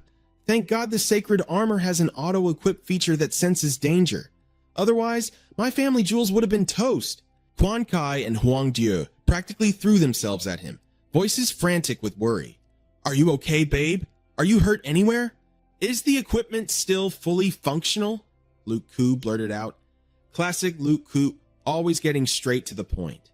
Gripping her sword, she looked around on high alert. "Who's there? Show yourself!" Suddenly, Wild Wolf smashed through the wall behind her, launching a brutal sneak attack. The other three froze in absolute shock. Luke Koo had already been taken hostage by Wild Wolf. Hotch Ham was completely caught off guard, to think he could take down Luke Koo in the blink of an eye. He quickly yelled out, "She's not a contestant in this tournament! She's no threat to you! If you want to fight, come at me! Let her go!" Wild Wolf didn't say a word, just glaring back at him with a dark, menacing look. Refusing to negotiate, he casually hurled Luke Koo away. Just as she was free-falling through the air, he swung his massive blade, aiming a lethal strike right at her. Quan Kai instantly unleashed his fire abilities to intercept the attack, yelling, "Stop!" Beside him, Huang Diu screamed in panic, "No!" Meanwhile, Hotch Ham dashed forward, raising his sword to block the strike. The other two managed to catch Luke Koo in time, gasping in relief. "That was way too close! We got her!" Wild Wolf, however, just smirked calmly. A weapon infused with lightning? How interesting. Seeing how incredibly relaxed his opponent was, Hotch Ham's anxiety spiked. He had used his max-level lightning, yet it only forced the guy back a few steps. The sheer terrifying power of this man proved he was extremely dangerous. Worse still, Wild Wolf had already figured out Hotch Ham's weakness. "I bet you can't keep unleashing currents at that intensity for much longer," Wild Wolf taunted. Gripping his blade, he readied himself for Hotch Ham's next move. Hotch Ham charged right at him, knowing he just had to risk it all. Their powers violently clashed. After just one strike, Hotch Ham's sword chipped. With another heavy slash from Wild Wolf, the sword completely snapped in half, leaving only the hilt in his hand. Hotch Ham was sent flying, crashing heavily into the wall behind him. Huang Diu cried out in terror. "We're doomed! His weapon is completely shattered!" Without missing a beat, Wild Wolf lunged in for the kill, sneering arrogantly, "Time to die, kid!" But right at that moment, Hotch Ham's holy armor activated. A blinding flash of light and an intense shockwave forced Wild Wolf to instantly drop his arrogant smirk. A majestic golden dragon erupted straight through the roof of the building. The true golden dragon had finally descended. Meanwhile, Director Chen was dozing off, but the sudden shockwave from the wall behind him jolted him awake. He jumped to his feet, shouting, "What the hell is going on?" His assistant pointed trembling at the blacked-out surveillance screens. "Oh, over there, sir!" Director Chen furiously scolded his staff. "Why is everyone standing around like a bunch of brainless logs? Have you never seen any real action before?" But just then, the massive dragon appearing in the night sky completely stole their attention. The assistant's jaw dropped in absolute shock. As the dragon's overwhelming power crashed down, Wild Wolf's massive blade shattered into pieces, leaving only the hilt. Pinned helplessly to the ground, Wild Wolf couldn't accept this reality. What kind of equipment do you have?" he gasped. "How can it be this insanely strong?" Hotch Ham was just as surprised, staring at the raw energy radiating from his own body. "So, this is a passive skill?" he muttered. "Not bad at all." Quan Kai and Huang Diu cheered wildly. "That was so badass! Finish him off!" At the same time, a shadowy figure was secretly observing them from above.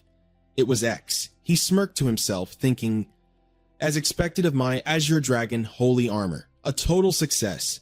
Hotch Ham stepped up and ruthlessly interrogated him. None of the contestants take the stairs, so why the hell were you ambushing me here? Wild Wolf coughed up blood and laughed bitterly. I got a direct order to hunt you down and kill you. I just didn't expect you to be tougher than those dozen other guys I took out. Hearing this, Hotch Ham's eyes widened in fury. A dozen guys? You mean you've already murdered more than 10 contestants? Who gave you that order? Was it X? Struggling to get back on his feet, Wild Wolf spat, I don't know shit. If you want your answers, you'll have to beat me first. Just as Wild Wolf charged in for a final desperate attack, H. Ham's holy armor surged with power once again. Not this again, Wild Wolf thought in despair. The Azure Dragon materialized once more, roaring furiously as it charged straight at him. Wild Wolf was violently knocked out cold. Seeing the threat neutralized, Hotch Ham let out a heavy sigh of relief. Well, I guess that settles it, he muttered. Right then, a system notification popped up, announcing he had leveled up to level 16. Hotch Ham's face lit up with excitement. Oh, sweet! I finally leveled up! Quan Kai quickly ran over to remind him, Luke Ku is awake, but she's still incredibly weak. Hotch Ham started strategizing in his head. First, he needed a way to put a stop to this chaotic battle royale. I can't let this massive, pointless slaughter continue, he thought. But the moment I try to leave this building, they'll just send more assassins to hunt me down. What do I do now? After agonizing over it for a moment, an insane idea popped into Hotch Ham's head. He gathered his team and said, I've got a crazy idea. You guys, head over to that massive hole in the wall. Huang De looked at him curiously, asking, What are you planning to do? He smirked. I'm going to put an end to this chaotic battle. Meanwhile, back in Director Chen's office, a subordinate respectfully served him a cup of tea. Your tea, Director. Director Chen asked bluntly, Is Wild Wolf dead? The assistant bowed his head. Yes, sir, that Hotch Ham kid's equipment completely exceeded all our expectations. The director remained completely unfazed. It doesn't matter. The doors are welded shut, and we have the surveillance team guarding the perimeter. He won't dare risk his life to escape. As long as he's trapped inside that building, he'll be forced to participate in this slaughter game, whether he's the hunter or the prey. Besides, our only goal is to thin out the herd. The assistant immediately started sucking up to him. Director Chen, you are an absolute genius. Your subordinate bows down in complete awe of your brilliant strategies. I'm ready to grovel at your feet. But the moment the words left his mouth, a massive explosion completely blew out the side of the building opposite them. Director Chen lost his mind, screaming, I said I wanted to thin out the contestants, not annihilate every single one of them, damn it! The building across the way was thrown into absolute chaos. Terrified screams echoed through the night. Run! Get out of here! What the hell is going on? Someone yelled. Which lunatic just blew up the load-bearing wall? Hotch Ham and Huang Du gracefully touched down on the ground outside. Looking at the chaotic scene unfolding, Hotch Ham's suspicions were confirmed. Just as he thought, the surveillance team was outside enjoying the show. This whole midnight massacre was deliberately orchestrated by the organizers. The other surviving contestants started muttering among themselves. Well, do we keep fighting or what? Are you crazy? Fight right in front of the surveillance team? Do you want to get disqualified? Suddenly, a booming voice echoed across the courtyard. All right, which brain-dead idiot just blew up my building?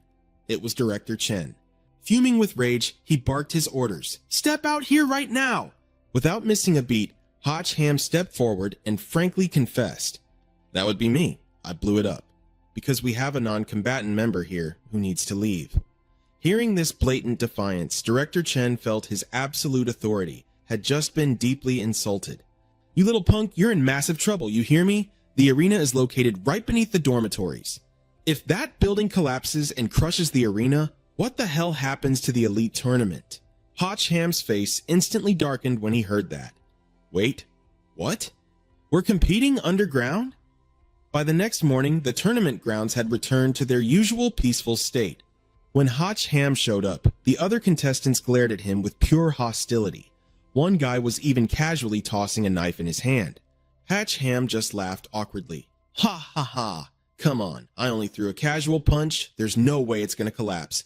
Everything will be perfectly fine. Luke Q grumbled, You certainly never use that kind of strength on us, do you? Hotch Ham quickly hushed her. Please, just drop it. The oversight committee arrived, prompting someone in the crowd to yell, They're here! Director Tran is here! The director immediately locked eyes with Hotch Ham. Hotch Ham just casually whistled as the officials walked coldly right past him. Taking the stage, Director Tran announced, "Attention contestants, we have just finished evaluating the arena. The damage is largely superficial, so the tournament will proceed as planned." Hotch Ham patted his chest with a sigh of relief. Man, you scared me to death. If it didn't do anything, why make such a big deal out of it? But the director wasn't finished. However, the structural damage has destabilized the internal magnetic field. This means you may encounter highly unpredictable and dangerous situations. You all must be fully aware of this risk. Tianfeng spoke up.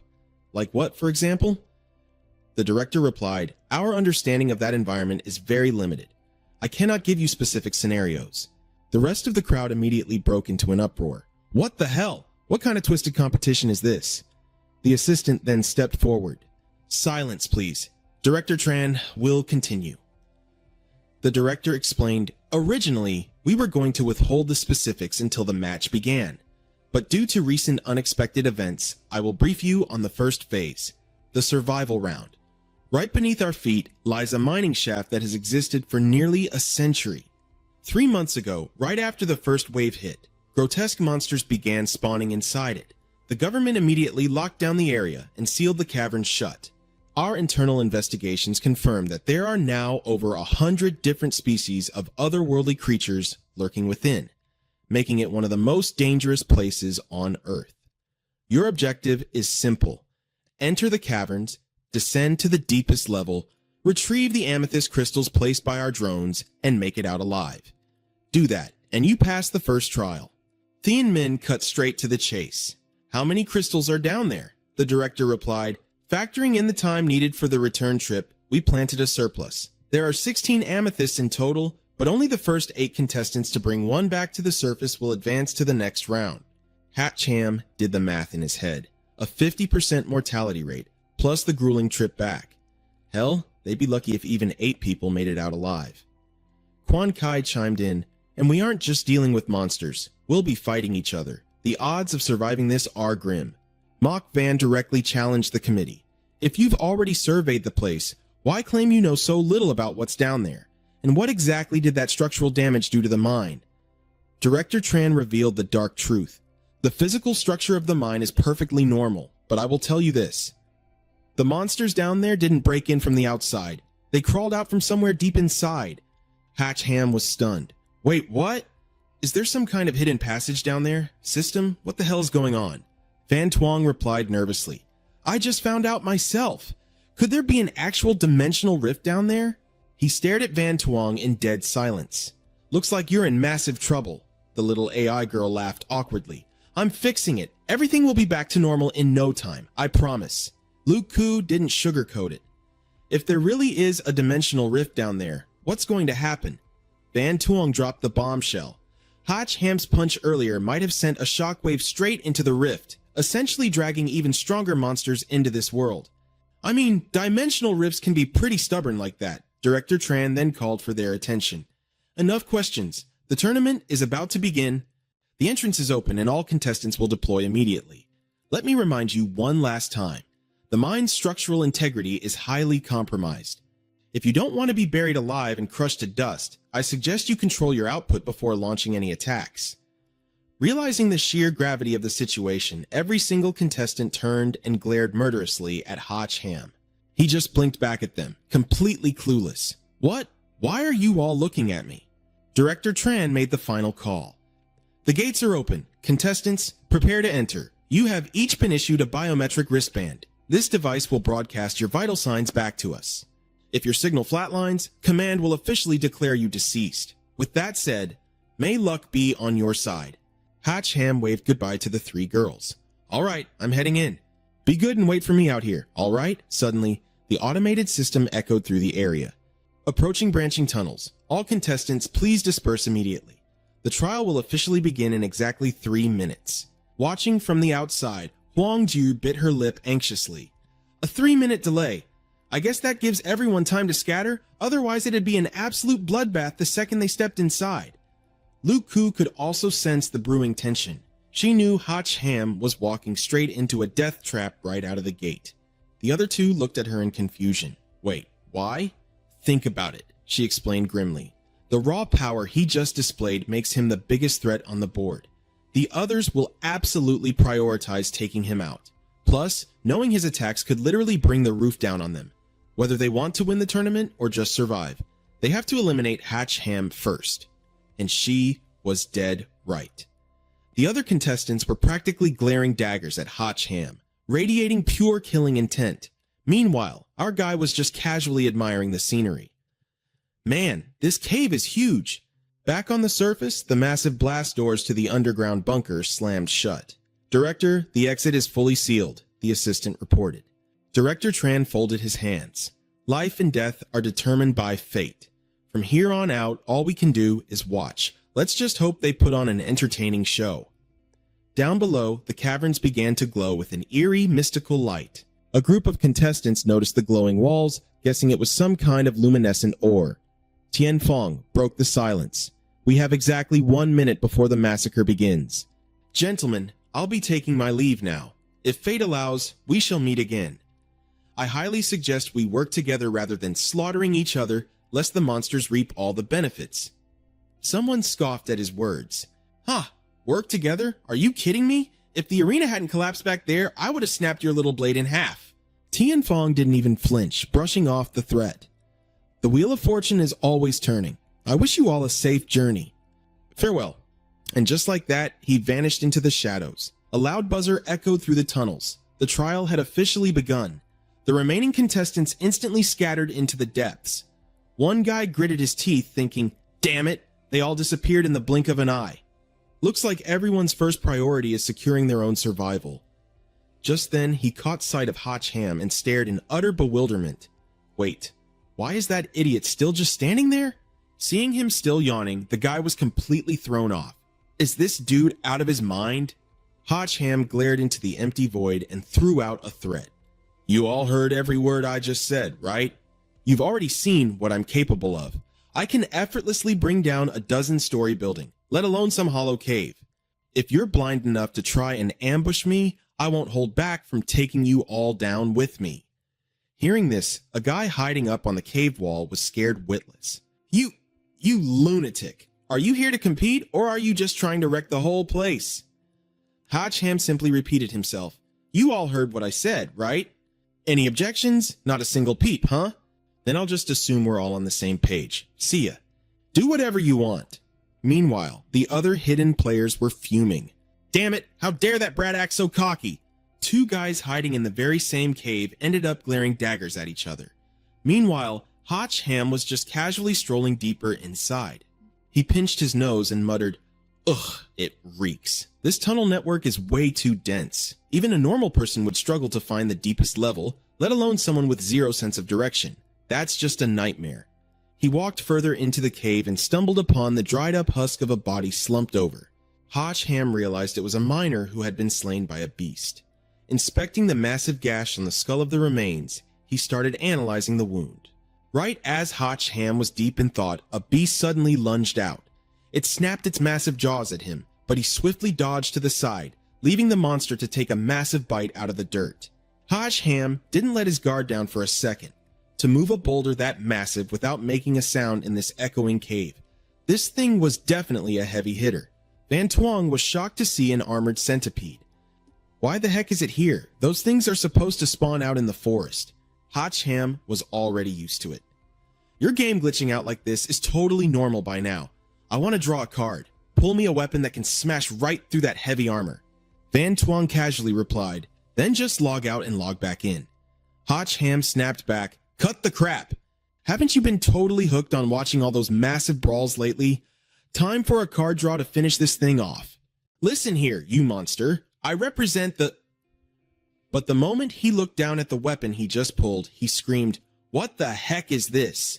Van Tuong awkwardly apologized. My bad. Just a tiny glitch. Let's try that again. Draw, draw, draw. But one by one, random cooking utensils like a frying pan, a kitchen knife, and even an oven popped out of thin air. Holding a mug and a spoon, Hatch Ham grumbled, what is this? A clearance sale for kitchenware? Van Tuong quickly explained, wait, something's not right. The magnetic field in this cave is completely warped. The gotcha system is jammed. But hey, that armored centipede isn't that tough. You can totally take it down barehanded. He sighed, knowing she was right. He just had to smash this annoying bug first and figure out the rest later. However, looking up at the cave ceiling, there wasn't just one centipede. There was a whole swarming horde of them. Seeing this absolute nightmare, Hotchham felt his courage instantly pack up and leave. Oh, I am so utterly screwed this time. As one of the centipedes dive-bombed right at him, Hotchham desperately swung the frying pan to smack it away.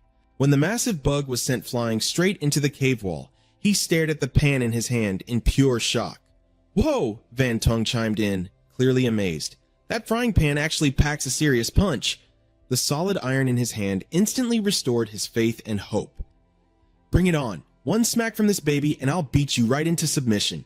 The monstrous centipede immediately opened its mandibles and sprayed a blast of lethal venom. Hotchham threw up the frying pan to block it, but seeing the sturdy pan completely melt away until only the rim was left, he froze in sheer horror. Right then, the entire swarm of centipedes unleashed a massive barrage of toxic sludge. Instantly, his divine armor activated, shielding him from every single drop of the deadly venom. He groaned. Are you freaking kidding me? That toxicity level is absolutely terrifying. Van Twong urgently warned him, your armor can't hold up against that forever. You need to fall back, right now. Hotchham fiercely swung his fists in frustration. Yeah, no kidding. Thanks for the brilliant tip.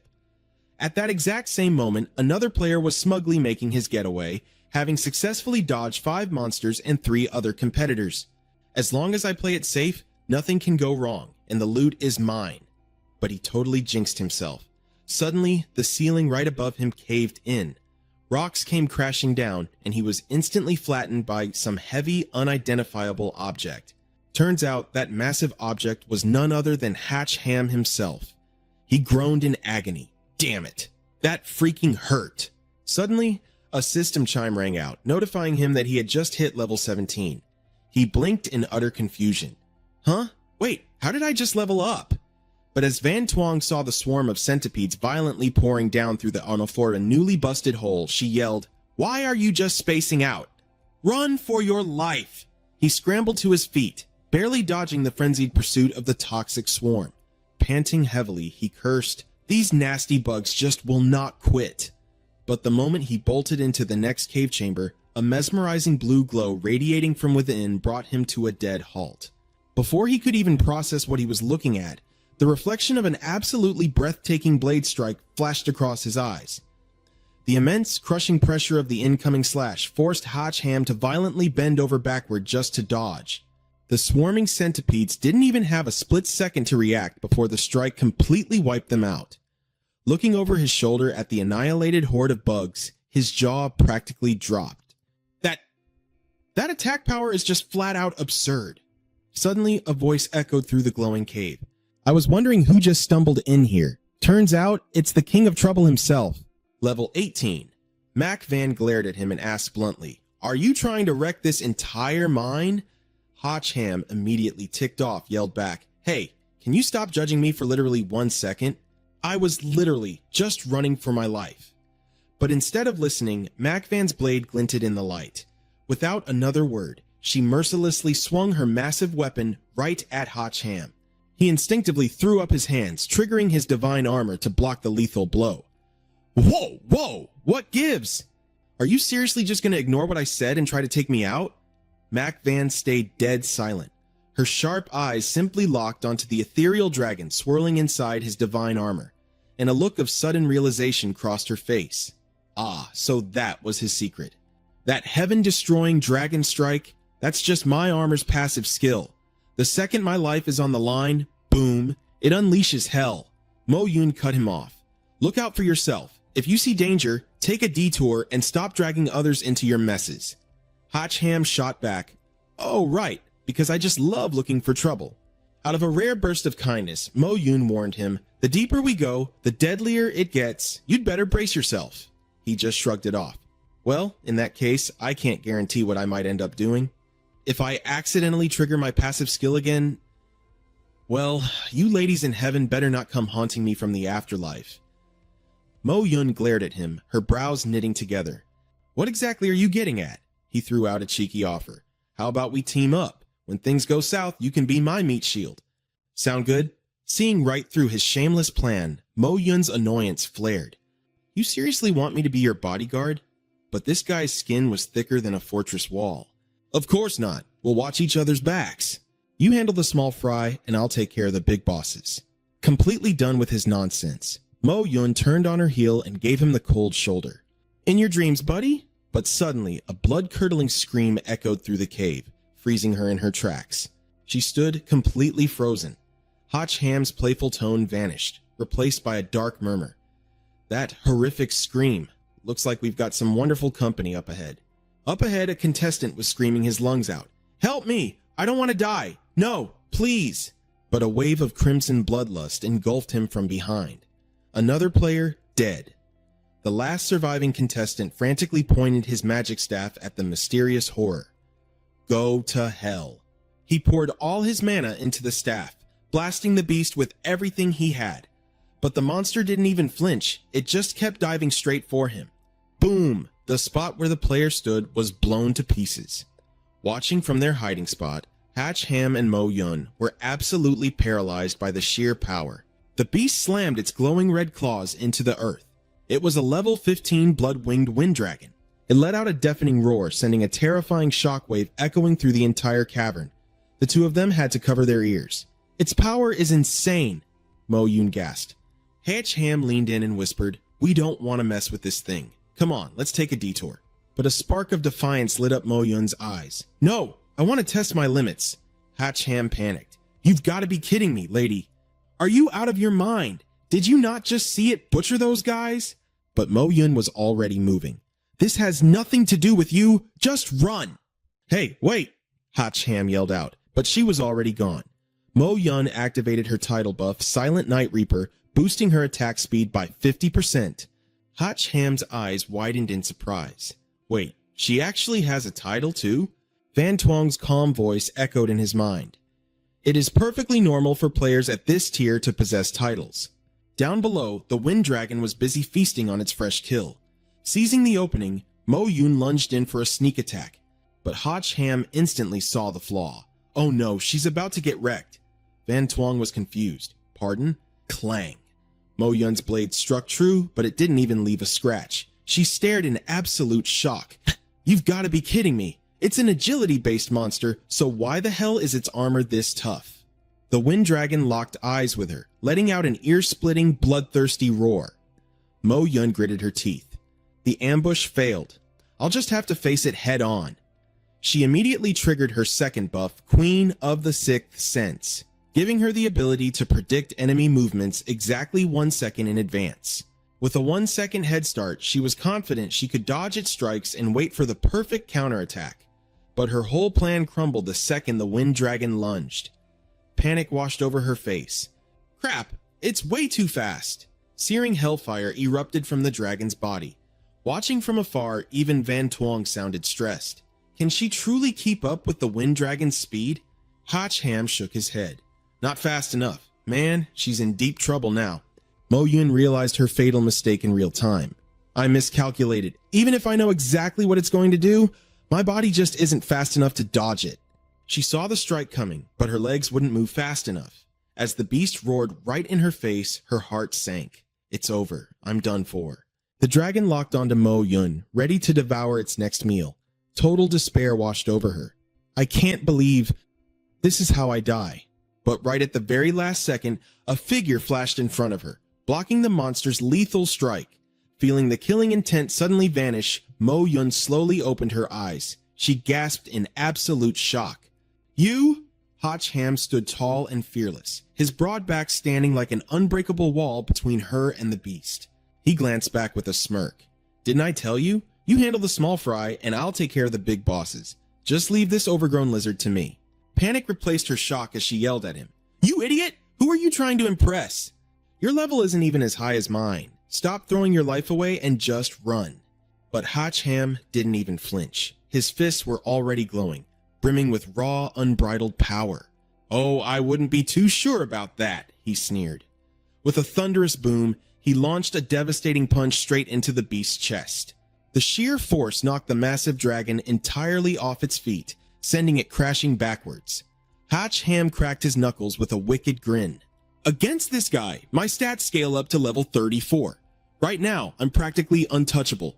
System notification ringing out. Title buff activated. Dragon Slayer. Inflicts double damage against all dragon-type enemies. Mo Yun's jaw dropped. Wait, what? To think this guy was hiding such terrifying power. The wind dragon began charging its energy, its body surging with the raw, horrifying aura that completely engulfed it. Van Tuong instantly recognized the signs. The wind dragon was gearing up for an all-out attack. Watch out, he warned. You might have dealt double the damage, but your defense won't survive a direct hit from that thing. I know, Hotch Ham muttered. He gritted his teeth, thinking to himself, the biggest problem right now is that I'm completely unarmed. How the hell am I supposed to one-shot this beast? The wind dragon let out a deafening roar, unleashing a violent gale that swept through the cave. Hotch Ham could only stare in shock. What the? The ferocious tornado was already tearing right toward him. The sheer force instantly blew him backward. He desperately dug his fingers into the cave walls, barely managing to anchor himself. He hacked violently. Cough, cough. The wind's too damn strong. But the wind dragon wasn't done yet. It lunged at him with blinding speed, dragging an even more terrifying, devastating hurricane in its wake. Seeing this, Hotch Ham had to admit, the beast was actually pretty smart.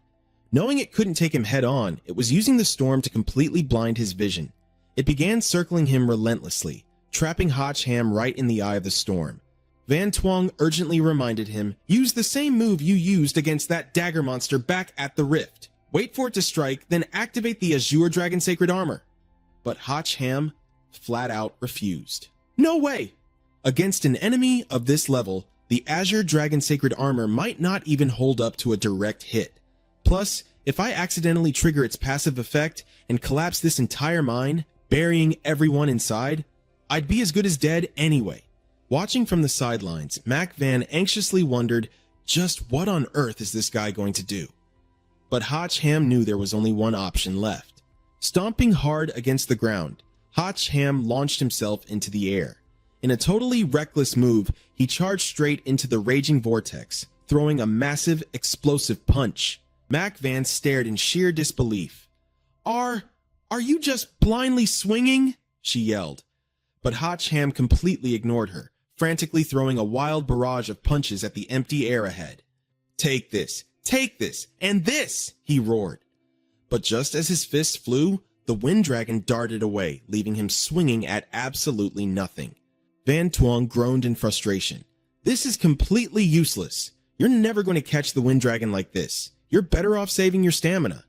Yet Hotch Ham didn't stop, pouring all his strength into relentlessly punching forward. Pushing its speed to the absolute limit, the wind dragon whipped around, slamming its massive tail right into him.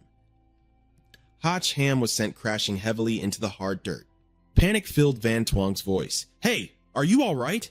After an agonizing moment of silence, Hotch Ham finally wheezed. Damn, that power is absolutely insane. I tried my hardest to dodge, but it still managed to graze me. Man, taking a hit like that, I barely have any strength left to move. All right, I guess it's time to end this. Slowly, he pulled himself back up, standing tall and utterly alone amidst the thick, blinding dust of the cavern. The wind dragon opened its massive jaws, unleashing a scorching torrent of flames right at him. But at that exact split second, Hotch Ham channeled every last ounce of his strength and threw a devastating uppercut.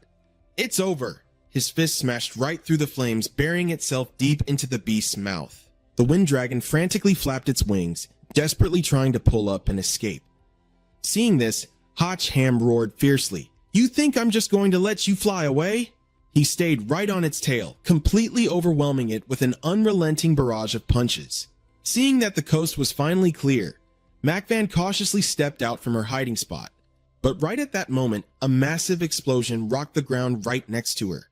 The wind dragon had been totally decimated. Hotch Ham let out a long, exhausted sigh. Phew, I am dead tired. Mac Van stood completely dumbfounded. How did you even do that? You actually caught the wind dragon's full-speed flight path head on. Hotch Ham simply shrugged. To be honest, there's no way I could keep up with its speed, but all I had to do was make sure it attacked right along the path I had already set up for it. They both turned to look at the narrow tunnel up ahead. Everything suddenly clicked for Mac Van. So his wild punching earlier wasn't just blind luck. He was deliberately forcing the fight into this narrow tunnel, pretending to be weak just to bait the Wind Dragon into charging down his carefully laid trap. That way, he didn't even need to track its movements. He just had to time his final strike perfectly. This guy is unbelievable. Just then, Hotch Ham casually held out his hand. "Well, ready to team up with me now?" he asked with a smirk. Mac Van couldn't help but admire him. He was an absolute natural-born warrior. Defeated by his charm, Mac Van let out a soft sigh. "Phew." She finally spoke up, a faint smile on her face. "You're a lot stronger than I gave you credit for. You definitely make for a solid partner." With that, she reached out and firmly placed her hand in his. "Obviously," he grinned back. Glancing around at their surroundings, he knew their only option now was to venture even deeper into the abyss. Mac Van's expression grew serious. "Honestly, I'm terrified of what might be lurking down there. If even a level 15 monster was forced to flee to the upper floors, I can't even imagine how horrific the things at the bottom must be." But Hotch Ham just waved it off, completely unfazed. "Ah, whatever. If things go completely south, we'll just blow this whole damn mine wide open." As they started moving forward together, Mac Van couldn't help but scold him. "Seriously, you need to learn to hold back a little." Hotch Ham just charged right ahead. Do or die, if they stand in my way, I'll crush them. The two of them slid straight down the dark tunnel, with Hotch Ham enthusiastically screaming at the top of his lungs, "Let's go!" Meanwhile, back on the upper levels, another group had just arrived, immediately spotting the massive corpse of the Wind Dragon. The leader stopped dead in his tracks. It was Tian Fong. He narrowed his eyes and muttered, "Well, looks like we're a little late to the party." Tian Min angrily kicked a nearby rock. "Damn it, someone actually beat us to it, and they completely butchered the gatekeeper dragon without breaking a sweat." Liu Mang coughed a few times weakly before chiming in. "Cough, cough." "Well, this certainly isn't playing out in our favor, is it?" Tian Fong scoffed in response. "It seems there's still someone out there with a death wish. Knowing full well how dangerous this place is, they still decided to risk it all." Tian Min nudged the guy next to him. "Hey, Liu Mang, you're ranked 14th, right? I've heard you have some sort of time vision skill. Why don't you give it a spin? Let's see exactly who had the guts to slaughter this damn dragon." Liu Mang rolled his eyes, sounding completely exhausted. "Are you out of your mind? Why the hell would I expose my trump card just to make things easier for you guys?" Tian Fong quickly stepped in to diffuse the tension. "All right, break it up, you two. Look at the situation here. Trying to complete this mission completely solo is practically suicide. If we actually want to pull this off, teaming up is our only shot. Since fate brought us together here anyway," he continued smirking, "why don't the three of us form a squad? It'll definitely make whatever comes next a whole lot easier to handle. Liu Mang, use your ability to see who did this. We need the intel. Chances are we're going to cross paths with him, so knowing our enemy gives us the upper hand." Convinced by his logic, Liu Mang agreed. Fine. I'll take a peek just this once for you guys." Hearing this, Tian Min instantly got annoyed. "What do you mean, for us?" Tian Fong had to quickly step in to calm him down. "All right, that's enough. Don't distract him." Liu Mang activated his skill and reported back. The one who defeated the Wind Dragon was Hotch Ham. He lured the Wind Dragon into a narrow gorge to trap it, then finished it off with a single, brutal strike. Tian Min's jaw dropped in disbelief. "Him again? That little punk is getting way too much of the spotlight." Tian Fong chimed in, his tone grave. "It seems he's become a massive threat. If we don't eliminate him in round 1, we won't stand a chance in round 2. Liu Mang pointed to the side. He teamed up with another contestant and dropped into the cave up ahead. If we move right now, we can still catch them. Tian Fong reached out his hand, offering a solid alliance. If that's the case, this is a golden opportunity we can't afford to miss. Let's team up and take him down together. Tian Min then shared his own intel. And I excel at assassination.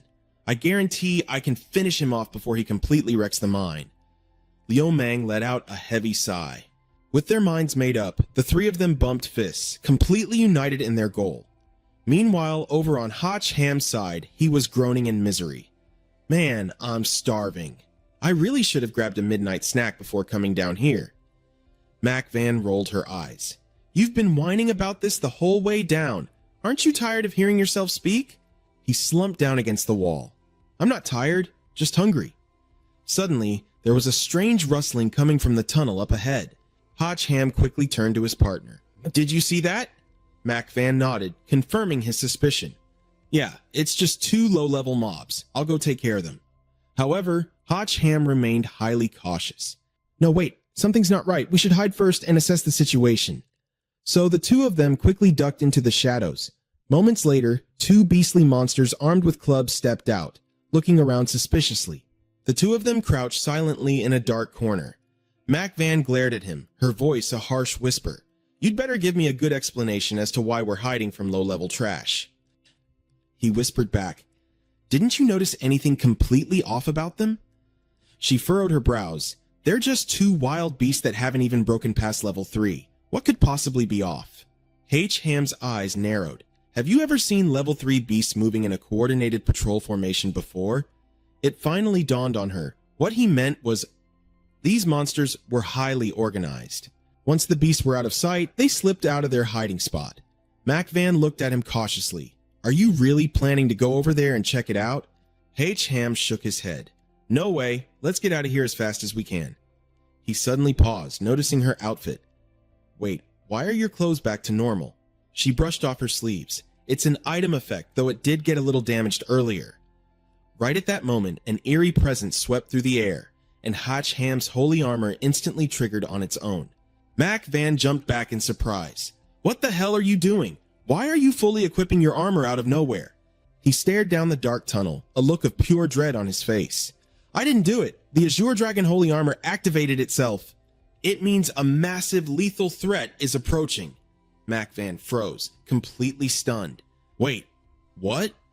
She looked ahead, but the tunnel was still dead silent and pitch black. Mac Van tugged at his arm. Are you seriously going in there right now? What is wrong with you? Hotch Ham quickly put a finger to his lips, gesturing for her to be quiet. Shh. Heavy, thudding footsteps echoed through the dead silence of the cave. Both of their eyes locked onto the darkness, totally on edge. A colossal beast, heavily clad in imposing iron armor, stomped past their hiding spot. Trembling, they slowly peeked out from the shadows, watching the massive monster walk away. Hotch Ham muttered in awe. I can't believe you have a built-in warning system. How incredibly thoughtful.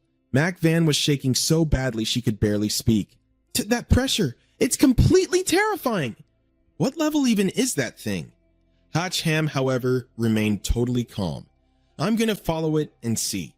Mac Van looked at him like he was insane. Are you kidding me? Have you completely lost your mind? Facing a monster of that caliber is literal suicide. You're just throwing your life away. H. Ham quickly explained his logic. Look, all the top-tier bosses have moved up, meaning the enemies further down are only going to get harder. If we seize this chance to kill it and level up now, we'll have a much better shot at surviving the deeper levels. Hearing his reasoning, Mac Van hesitated. Seeing her waver, he pushed a little harder. Think about it. It completely missed us just now, which means its perception skills are garbage. We just follow it and observe. If things go south, we run. We have nothing to lose. Watching him calmly walk straight into the danger zone, she let out an exasperated groan and called out to him. Reluctantly, she followed him deeper into the cave. Hey, wait up. Meanwhile, Tian Fong and his 3-man squad had just arrived at the scene. Liu Mang stopped them in their tracks. Hold on, you guys. Something feels totally off here. Tian Fong narrowed his eyes. What is it? What's wrong? He voiced his suspicions. Hotch Ham should be right in front of us, so why the hell did he just let those 2 low-level grunts walk right past him? Thien Min shrugged. Maybe they took a different fork in the road and just missed them? Liu Mang immediately shot that down. No way. We've been walking this entire tunnel, and there hasn't been a single branching path. Realizing what he meant, Tian Fong's face darkened. You're saying he intentionally let those monsters live just to slow us down. No sooner had he spoken than something blasted him right in the face. Seeing Tian Fong hit the dirt with his face charred pitch black, the other 2 finally caught on. What the? It's a trap! Thien Min pointed. Over there, the exact same monster Hotch Ham had spotted earlier had finally shown itself. Liu Mang couldn't figure out what the hell it was. If it wasn't Hotch Ham, could it be a level 1 monster? Thien Min lunged forward to attack. There was no time to overthink this. He quickly boxed the monster in, launching a fierce assault. Thien Min was brimming with confidence. With his ultimate speed, killing enemies above his level should be a breeze. But the monster just calmly raised a single hand, and the blood instantly drained from Thien Min's face. What? A blast of energy shot forward like a massive arrow. Even as the attack slammed right into him, Thien Min couldn't believe it. Impossible. His entire body was crushed under the sheer weight of that power. Liu Meng sprang into action, his skills fully activated. Countless streams of energy erupted from his fingertips, swarming from all sides. The entire cave was bathed in the blinding light of his power. Thien Min was finally dropped to the floor. He lay completely flat, his whole body in so much agony he couldn't even twitch. Liu Meng tensed up as the monster calmly strolled toward them. Hiding in a corner, Mac Van whispered, "It's too strong. It completely strips its opponent of any chance to fight back." Hacham, however, was just curious. Weird, it has such insane aura, but the actual damage is pretty average. Look, it threw out a terrifying move, but the guy is still breathing. Mac Van caught his drift. "You mean it's all bark and no bite?" Hacham pulled out some popcorn and replied, "I mean the real boss is still pulling the strings from behind. There's no way this thing's true power stops here. Just sit back, focus, and enjoy the show." Seeing this, she was totally dumbfounded. Where the hell did you even get popcorn? Meanwhile, Thien Min struggled to prop himself up. "Hey man, what's our next move?" Liu Meng replied, "We don't stand a chance at mid to long range. I'll cover you, and you get in close for the kill." He barked out the order. Thien Min charged forward instantly. "I'm counting on you!" In response, the monster unleashed a massive sound wave to block his path. Liu Meng hyper-focused, condensing his energy to back up his teammate. Every single blast the monster fired off was perfectly deflected by Liu Meng's powers. The two freeloaders watching from the corner chimed in. "That combo actually looks pretty solid. They might just force the real mastermind out." Thien Min confidently swung his sword. "Let's see you act so cocky now." Facing his attack, a cruel glint flashed in the monster's eyes. A wave of energy coated its entire body, and Thien Min's strike sliced through nothing but thin air. At that exact moment, a massive, jagged rock erupted from the ground. Thien Min was impaled right through, dying instantly. New Liu Meng finally realized what was happening. What? An Earth attribute? Mac Van was just as shocked. This enemy is terrifying. It waited until the very last second to reveal its Earth attacks. That's way too dangerous. Realizing how bad things were getting, Hacham immediately called out to his system. "Get out here right now." Van Tuong popped up, curious. "What's wrong?" He pointed at the monster. "That thing down there is absolutely broken, and I can't even draw a card. How the hell am I supposed to fight it? Quick, check the inventory for any useful items." Van Tuong pulled something out. "I've searched everywhere, but there are literally no weapons. The only thing we can barely scrape together is this 3P furnace. It can forge any type of weapon into a single artifact. The more materials you feed it, the higher the grade, and the stronger the resulting weapon." Hearing the name, Hacham's face darkened. 3P! Why does that sound so suspiciously intimate? Whatever, not like we have anything stronger. Van Tuong replied nervously, "But right now, you don't even have any weapon materials. How are you going to use it?" Suddenly, Hacham asked, "Does it matter whose weapon it is?" The system girl replied, "Anyone's is fine. Once you throw it in and take it out, it becomes yours. But whose weapon are you planning to take?" Hacham's expression turned incredibly sinister. "Don't we have some eager volunteers right over there?" Meanwhile, Liu Meng noticed the monster locking its sights on him and started panicking. "Damn it, I am not dying in this shithole." Thien Min, barely clinging to life, croaked out a warning. "Idiot, run!" Just then, Hacham strutted onto the scene. "Well, hello there." Seeing him, Thien Min blurted out, "Oh my god, Hacham!" Hearing his own name, Hacham raised an eyebrow. "You know me? Well, that saves me an introduction." Still hiding in her corner, Mac Van couldn't figure out what he was plotting. Why did that idiot just run out there? Thien Min immediately begged him, "Please, get me out of here. I can help you kill it." Hacham took his sweet time. "Let's make a deal. I can save you, and I can totally wipe out that ugly bastard. But on one condition, hand over your weapons." Thien Min was dumbfounded. "My weapons? Even if you take them, you can't use them." Hacham shrugged nonchalantly. Don't you worry your pretty little head about that. Just tell me if we have a deal or not. Pushed to the brink, Tianfeng chimed in, shouting, "Deal! We agree!" Hearing him, Tianmin checked in. "Tianfeng, you're actually still alive?" Liu Mang screamed at them, "I don't give a crap what you're negotiating, just hurry the hell up! Save me!" The monster had also noticed the commotion on their end. Tianmin cursed at him in annoyance. "What is this idiot yelling for? Great, now we're exposed." Without wasting a second, Tianfeng tossed 3 of his items over to Hatch Ham. He received the A-rank Bright Moon Frenzy Blade, the B-rank Demon Slaying Sword, and the A-rank Star Chaser Battle Axe. H. Ham held the sword, looking visibly disgusted. "Seriously? Not even a single S-rank? Being this stingy makes it really hard for me to do my job, man." Gritting his teeth, Tianfeng handed over his next item. This is honestly the very last treasure I had stashed away at the bottom of my inventory. Holding the S-rank blood-drinking dark blade in his hands, he was finally satisfied. Now that's a damn good weapon. Tianmin was also busy rummaging through his things. "Liu Mang, hang in there just a bit longer. Let me get my weapon out first." Music. But Liu Mang couldn't hold on any longer. The monster landed a direct hit right to his face. He collapsed just like that, prompting someone to blurt out, "Your close combat skills really suck." While Tianmin was still frantically searching for a weapon, Hatch Ham had to give him a subtle warning from the side. "He's coming right for us." Tianmin had also completely emptied his inventory. 2 S-rank weapons, 3 A-rank weapons. I've given them all to you." Hatch Ham gladly accepted them and tossed them into his 3-pea pot. "Don't worry, now it's time to witness a miracle." The monster made its move as well. Seeing the falling rocks start piling up to completely block their escape route, Tianmin screamed in despair. "He's trying to completely seal off this cave!" Hatch Ham instantly swung his sword down, shattering the enemy's blockade. Seeing this, Tianmin's eyes lit up, looking at him like he was a superstar idol.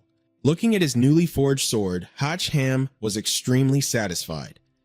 "This feels pretty damn good to use. I like it." The system chimed in with a notification.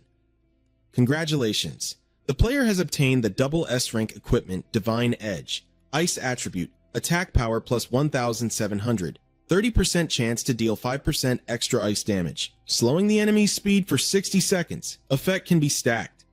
Mac Van was totally baffled seeing this. That weapon is so insanely strong. Why didn't he use it earlier? Hatch Ham was still admiring the Divine Edge in his hands. Even though he finally had a useful weapon, the massive gap in their levels was still nothing to scoff at. He swung his sword, sending out a slash. "Let's just test this out first." The ice energy radiating from the blade was so overwhelming that it instantly froze the monster into a solid block of ice. Tianmin cheered at the sight. "Whoa, that's badass! You actually froze that bastard solid!" The monster's eyes glowed a menacing red. Seeing that it wasn't reacting further, Hatch Ham muttered, "Just as I thought, it's completely useless. In fact, it feels like it's going to be even harder to deal with now." But the moment those words left his mouth, a scorching heat erupted from the monster, instantly shattering the ice. Its hand began to summon a weapon, and a blazing spear flowing like molten lava materialized. Hatch Ham broke into a cold sweat. "You've got to be kidding me. Isn't this going a bit too far?" The monster gave him no time to think. It reared back and swung its spear down with all its might, unleashing a roaring torrent of flames. A massive explosion erupted right in front of Hatch Ham, sending a shockwave of intense heat sweeping through the entire space. Tianfeng's jaw dropped in horror. "We're totally screwed." However, Hatch Ham didn't panic at all. "Don't be so quick to lose hope." He raised the Divine Edge high, ice energy surging out in all directions. With a strike of his 10,000 miles of frost skill, he smashed the ground, instantly freezing everything the shockwave touched. The 2 ultimate forces of ice and fire clashed head-on. The monster's fiery attack was frozen solid into chunks of volcanic rock, which then violently shattered right in front of it. Following closely behind, a lethal spike of ice pierced straight through, plunging deep into the monster's chest. Hatch Ham let out an exhilarating shout. A direct hit! But suddenly, the situation took a dark turn, leaving him completely stunned.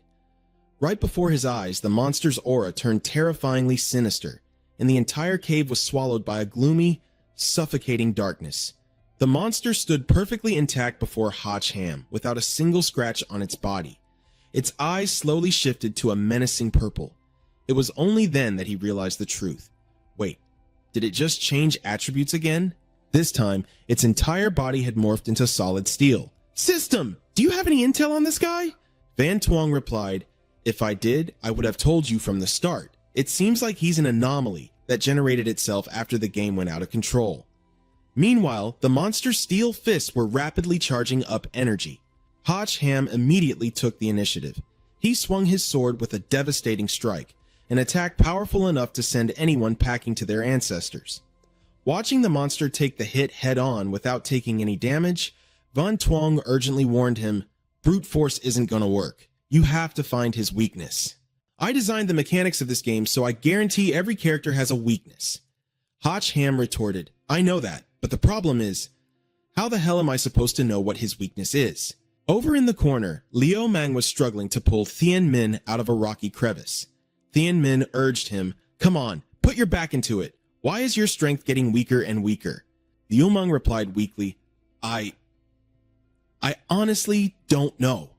Seeing his partner slump exhaustedly onto the ground, Thien Min asked in confusion, you've got to be kidding me, bro. Why are you just collapsing like that? Liu Mang was just as bewildered. I'm not doing so good. I feel like I'm constantly bleeding out. That's so weird. Thien Min related completely. Yeah, me too. Am I about to die? Overhearing their conversation, Hotch Ham suddenly realized something. Continuous health drain? Could it be? He immediately called out to the system Van Tuong. Do we have any items that can interrupt a continuous bleeding sacrifice effect? The little girl brought out 3 vials of liquid. I have some cleansing water. What do you need it for? He then yelled out for Mac Van. She rushed over immediately. I'm right here. What's wrong? Hotch Ham tossed the 3 vials of water over for Mac Van to catch. She grabbed them, but still looked completely confused. What exactly is this? He gave her a rapid-fire explanation. I think I finally figured out this guy's weakness. You only have 20 seconds to force-feed this cleansing water to those 3 guys who just collapsed. He was betting everything on this. Watching the ice rapidly melting off the monster's body, Hotch Ham desperately urged her on. Hurry up and do it. Mac Van had already started feeding it to Tian Fong first. I know, I'm giving it to them right now. Thien Min was still highly skeptical. Is this stuff actually going to work? He quickly had to clarify for them. The longer we fight this guy, the stronger he gets. That proves there's only one possibility. He's feeding off the continuous bleeding debuff he cast on you guys. This is our only shot. Just drink it. After completely melting off the ice, the monster shifted its combat attributes once again, its entire body radiating an eerie blood-red glow. Seeing the blazing red energy violently swirling around it, he knew it had swapped elements again. A massive shockwave of pure fire energy violently erupted outward. Thien Min's jaw hit the floor, completely paralyzed with fear. It's coming again! How the hell are we supposed to defend against this? Hotch Ham pushed his ice abilities to the absolute limit, reassuring them confidently, as long as I'm here, none of you are going to die. A massive ice shield quickly enveloped him, protecting the group cowering behind. But the monster's firepower was just too overwhelming, and the shield was completely obliterated. Exhausted, Hotch Ham leaned against the cave wall, panting heavily. Over in the corner, Mac Van asked, I already gave them the potion, so why hasn't it worked yet? He replied, Sister, didn't you forget about someone? Thien Nin chimed in, he's right, Liu Mang is still on the other side, but he's lying right next to the monster, so she's totally helpless. How am I supposed to get over there? Hotch Ham already had a plan. Hold on to me tightly, he ordered. Mac Van was completely bewildered. What? Although clueless, she tightly wrapped her arms around his waist. What are you trying to do? Seeing the fierce firepower spiraling toward them like a vortex, she grew even more panicked. Don't thrash around. An ice attribute shield enveloped them, protecting them from the sea of flames. Mac Van was so terrified she squeezed her eyes shut. The monster couldn't figure out its opponent's plan either, as Hotch Ham suddenly charged forward, slashing his sword straight down into its stomach. Taking advantage of the distraction, Mac Van rushed toward her target. The monster finally spoke. You little thief, how dare you damage my body? Its massive hand grabbed the divine ape sword, then violently hurled him away. Not stopping there, the monster's heavy footsteps thundered as it stomped toward him. A single crushing punch obliterated the ground. Thanks to the ice shield he conjured, Hotch Ham barely managed to withstand the blow. That punch was way too savage. If that hits directly, he's a dead man. Just hold on. Azure Dragon Holy Armor. Seeing him unharmed, the beast sneered coldly, a defensive armor. This deity has underestimated you. Another devastating punch came crashing down. But there is no way you can block this one. Hotch Ham calmly let out a chuckle, causing the monster to abruptly halt its fist. What are you laughing at? It demanded. He replied, you could have landed a fatal blow ages ago, but it's a pity. You are completely out of time now. On the other side, Mac Van had just finished feeding the potion to Liu Mang. Only then did the monster realize it had been played. Curse you, this deity's sacrifice was taken by you. The divine ape sword radiated a chilling frost as he declared, take it easy, your opponent. Slashing down with a mighty strike, he finished. Is me. The monster was forced to take the beating. This was bad. Now that it had lost its sacrifice, it couldn't channel its power. Unable to fight back any longer, the monster cried out for help. Demon God, save me. Right after those words, it vanished without a trace right in front of Hotch Ham. Mac Van breathed a huge sigh of relief. They finally won. That was a seriously grueling battle, but Hotch Ham remained on high alert. What did that thing mean by screaming that name just now? Could there possibly be an even more terrifying existence lurking beneath this mine? A demon god? Suddenly, the system rang out. Congratulations on defeating the boss. The Bunker Emperor will now begin calculating co-op experience. Please confirm. Are the combat participants in the same party? Are they? Staring at the prompt on the screen, he was utterly confused. What the heck does this mean? This was the very first time such a thing popped up. Van Twong explained that because the system detected they were fighting together without being officially registered as a party, it needed confirmation. If they were teammates, the experience points would be shared based on contribution. If not, whoever landed the final blow would hog all the experience. He finally got it. Oh, I see. So if we form a party from now on, I can share experience with them too? Tianfeng's group was completely caught off guard. Wait, what? You can share experience with us too? That was a level 20 monster. He smiled and replied, the system means we can only share the experience if we actually form a party. But I get the feeling you three wouldn't want to team up with me, right? Hearing this, they instantly dropped to their knees to show their absolute sincerity. Of course we'd love to. You are literally our savior. Boss, please accept a bow from your humble little brothers. Seeing this, Hotch Ham felt super awkward.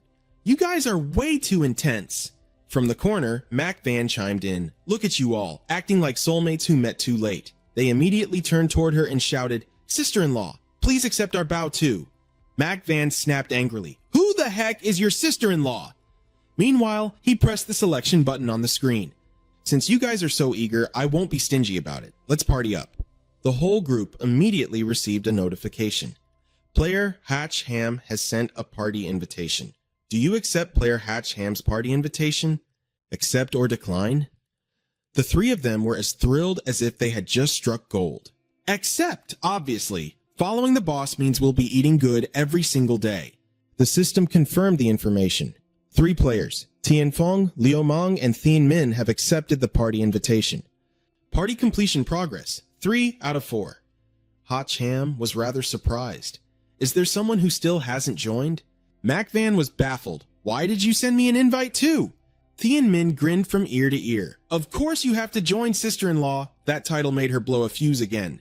Keep talking garbage. You want me to skin you alive? Intimidated by her fierce aura, Thien Min could only shrink back and mumble, sorry. She then turned to the main guy and asked, do you even know the rules for forming a party in this game? He replied, well, I've never played before, so... Mac Van began to educate Hotch Ham. Forming a party in this game is entirely different from joining a guild. A guild is a loose organization that can be disbanded at any time, but a party represents a binding, unified alliance. Once a party is formed, you cannot leave for 3 months. During that time, members cannot attack each other, otherwise they will face severe penalties. Hearing that, he felt much more relaxed. That's actually great. That is exactly how teammates should treat each other. Mac Van continued. There are buff effects between teammates. Although buffs can stack, if a teammate dies and the member count drops, the combat power of every surviving member will plummet. It's the classic case of when one rises, everyone benefits, but when one falls, everyone suffers. He suddenly looked enlightened. Oh, so that's how it works. Isn't that a great thing then? Teaming up even boosts everyone's combat power. Seeing his clueless optimism, Mo Yun couldn't help but get annoyed. Are you even listening to me? No, all four of us are just going to drag you down, just like when we faced the Shelter Emperor earlier. And even if we somehow pass round 1, what are you going to do in the solo matches of round 2? The other 3 chimed in at the same time. If we manage to advance, I'll forfeit. I definitely won't hold you back, Brother Hatch. Besides, we don't even have the skills for it. We'll all withdraw to make sure you can fight for first place. I'll drop out too. Just making it out alive is more than enough for me. I'm not dreaming of becoming the champion anymore. Hotch sincerely replied, all I know is, if it weren't for your help, I wouldn't have been able to lay a finger on that monster. You guys tested the Shelter Emperor's abilities and exposed its weaknesses. You also helped me land the final blow. Hearing this, Mo Yun was completely speechless. Bro! The other 3 were so touched that tears welled up in their eyes. You're seriously, I'm gonna cry. Mo Yun had to admit total defeat. Why am I stuck with a blindly optimistic rookie like you? She sighed helplessly and hit the accept button. System confirmed. Congratulations, you 5 have successfully formed a party. No one can leave the party for 3 months, and friendly fire is disabled. Experience points will now be distributed. Looking at their screens, the other 3 cheered with joy. Whoa! I leveled up! We hit the jackpot this time! Mo Yun was also caught off guard. I skipped level 18 and shot straight to level 20. Meanwhile, Hotch leaped all the way from level 18 to level 22. He was absolutely thrilled. Man, that Shelter Emperor gave some serious EXP. Thien Min and Tien Fong stared at his level, their jaws hitting the floor. He jumped 3 levels at once. He's a monster. And to think we actually planned to gang up on him earlier, we really had a death wish, didn't we? Mo Yun sighed with regret. What a shame. If you hadn't shared the EXP with us, you definitely could have broken through to level 25. Your chances of surviving the lower levels would have been much higher. But he didn't mind. There are plenty of terrifying monsters waiting for us down there. Let's just take it one step at a time. Let's get moving. Securing the gemstone as fast as possible is our top priority right now. Thien Min nudged him. Brother Hotch, since we're officially a party now, shouldn't we come up with a team name? He fell into deep thought. A name, huh? Let me think about it. Meanwhile, their entire situation was being monitored by X. It looks like those 5 have formed a solid alliance. We won't be seeing any infighting from them anytime soon. X turned to Tung Jiang and asked, how many players are still alive? He reported, it's been 5 hours and 14 minutes. There are currently 18 players left. The closer they get to the bottom floor, the more brutal the fights become, and the casualty rate is spiking. At this point, it's hard to say if anyone will make it back alive. X frowned deeply. Regardless, they are our last hope. If even they can't uncover what's happening on the bottom floor, we'll have no choice but to use that. Suddenly, a surveillance operator cried out, wait, what is this player doing? X demanded impatiently, what's wrong? Pointing at the map, the operator reported, a player? He just suddenly appeared on the very bottom floor. X was so shocked he shouted out loud, what? Down on the final floor, a teleportation portal materialized, and a mysterious figure stepped out. He burst into arrogant laughter. As long as I'm within a 1,000 meter radius, I can use my phase shift. Who could possibly beat my speed? But his laughter was abruptly cut short. Staring at what lay before him, his jaw dropped. A massive, ancient Chinese-style structure loomed in the darkness. What the hell is this? Meanwhile, back with Hotch's group, they were aggressively tearing through mobs, striking down wild monsters one after another. Standing proudly among a pile of dead mobs, Tien Fong scoffed. A bunch of pathetic little grunts actually dared to show off in front of me?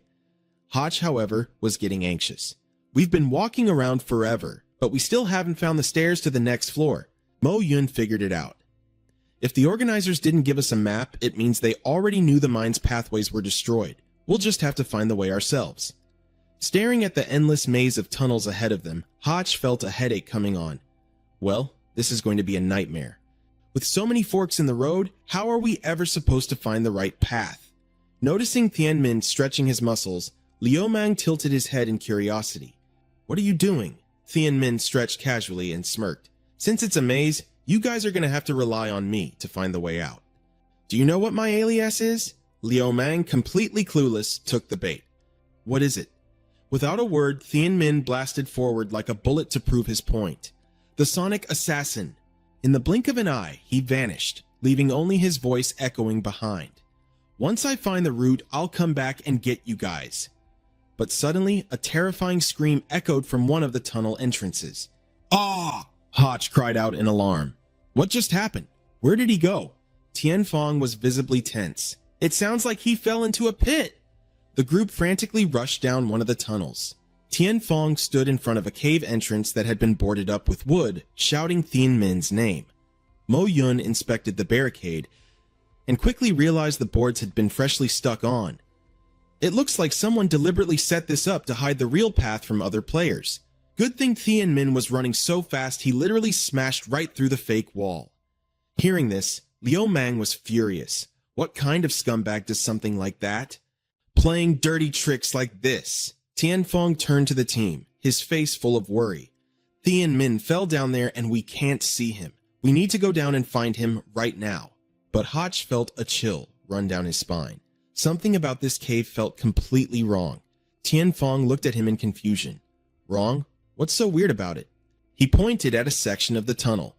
"Look at these tracks heading inside. They're fresh. These aren't old ruins."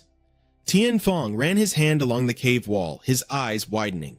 He's right. These drill marks were definitely made by modern machinery, not old mining equipment. Could another player have been digging in here? But that makes no sense. Nobody could have smuggled a massive drill down here. Hash nodded in agreement. Exactly. Who on earth would drag a heavy drill into a survival match? At that exact moment, another player was wandering off completely solo. It was the level 16 player, Lu Ba. Keeping his eyes closed, he suddenly sensed a lethal threat dropping right from above his head. A swarm of vicious, venomous spiders was lunging straight for him. But in a flash, a massive spinning drill pierced right through them, tearing them to shreds. Casually raising his drill-equipped arm, Lu Ba glared down at the dead spiders with absolute disgust. Just a pile of trash! But suddenly, his instincts flared. He could sense something far more dangerous lurking right behind him. A level 18 poison cave spider suddenly appeared. He let out a helpless groan. Damn it! Targeted by the boss already? Left with no choice, he activated his mountain crusher armor. Liu Ba charged fiercely at the poison spider. "I don't care what kind of monster you are! Get ready to be gutted!" Meanwhile, Tianmin collapsed to the ground, completely dazed. How the hell did I suddenly fall down here? Suddenly, a voice echoed in Tianmin's ear. "Found him! He's still alive!" His teammates had managed to climb down just in time. Tianfeng scoffed. "This kid is pretty damn lucky, huh?" Terrified, Tianmin screamed, "Don't come any closer!" Just as he shouted, debris crashed down from the cave ceiling. Hotch Ham climbed out of the crater where Tianmin was lying and observed, "These are fresh magma rocks. Someone definitely dug out this tunnel." Tianfeng urged Tianmin, "Let's move. What are you still lying around for?" Once the other three were up, Hotch Ham warned them, "Stay alert, everyone. Whoever drilled this tunnel might still be nearby." With her sharp senses, Mac Van immediately caught a scent. "There's a strong stench of blood over there." Hotch Ham decided to go check it out. Meanwhile, over on the other side, Liu Ba's drill had completely shattered, leaving him pinned to the ground after his brutal clash with the poison spider. A shadowy group was frantically hunting him down. "Ugh, we couldn't find that damn mage, but we bumped into this loser instead." His electric drill was no joke, though. "Look, it punched a bunch of holes right through me." This trash delayed us by 10 seconds. The owner of that voice was the level 24 Phantom Spore Priest. Where the hell did that mage run off to? He saw something he shouldn't have. The Emperor ordered us to bring him in, alive or dead. Following right behind the priest was a level 2 Cloudvine fiend whining in pain. "Wah! It hurts so bad." The priest snapped at it. "Stop whining about your stupid holes. They'll grow back by tomorrow anyway." The Cloudvine was still sulking. "But it's gonna leave a scar." Suddenly, the priest sensed a shift in the air. Wait. I sensed someone approaching from over there. The Cloudvine wasn't nearly as sharp. "Huh? Where? Are you hearing things?" The priest kept its guard up, staring intensely ahead. Strange, was it just my imagination? Whatever, let's go back and keep hunting that mage. Right at that moment, Thien Min flashed by at the speed of sound. The cloud vine stared down at its severed torso and gasped. There really is someone! Thien Min was shocked to see the vine monster still holding together. Its body is way too tough. My slash didn't cut all the way through. Tian Fong immediately rushed in to assist, swinging his sword with full force. The cloud vine's limbs were instantly severed, but it still snarled. You fools are pathetic. Standing amidst the monster's severed pieces, Tian Fong smirked. I knew you couldn't handle it on your own. Thien Min's pride was stung, and he snapped back. Who says I couldn't? If I hadn't landed that first strike, there's no way you would have pulled that off. Hach Ham looked on with excitement. Looks like there really are two monsters hiding out here. Liu Mang, good thing you warned us. Liu Mang shook his head. It was my soul radar ring. It warned me there was danger ahead. Suddenly, the ring began to glow fiercely once again. Liu Mang frowned in confusion. What's going on? The enemy is down, so why the hell is it still glowing? Oblivious to the creeping danger, Tian Fong asked casually, Are you sure that junk ring of yours isn't just broken? It didn't even glow when we faced the Crypt Emperor earlier, so why would it light up for these two weaklings? Liu Mang's anxiety only grew worse. That's impossible! My ring would never make such a rookie mistake. Suddenly, the cloud vine appeared right behind him and hissed, So it was you who killed that trash Crypt Emperor? Was it you brats who wiped him out? Liu Mang screamed in sheer terror. What the hell is happening? Before Tian Fong could react, thick vines violently pierced right through his body. Meanwhile, Thien Min was gagging, a thick vine wrapped tightly around his throat. Hach Ham immediately barked out orders. I'll hold this freak off, you get them free. With a swift thrust of his blade, a burst of frost shot forward, instantly freezing the cloud vine in its tracks. Mac Van moved in perfect sync, slicing through the vines that held their teammates captive. Liu Mang, heal him, Mac Van yelled. Do not let him die. Liu Mang caught the bleeding Tian Fong and nodded. I'm on it. Though completely encased in ice, the cloud vine still managed to speak.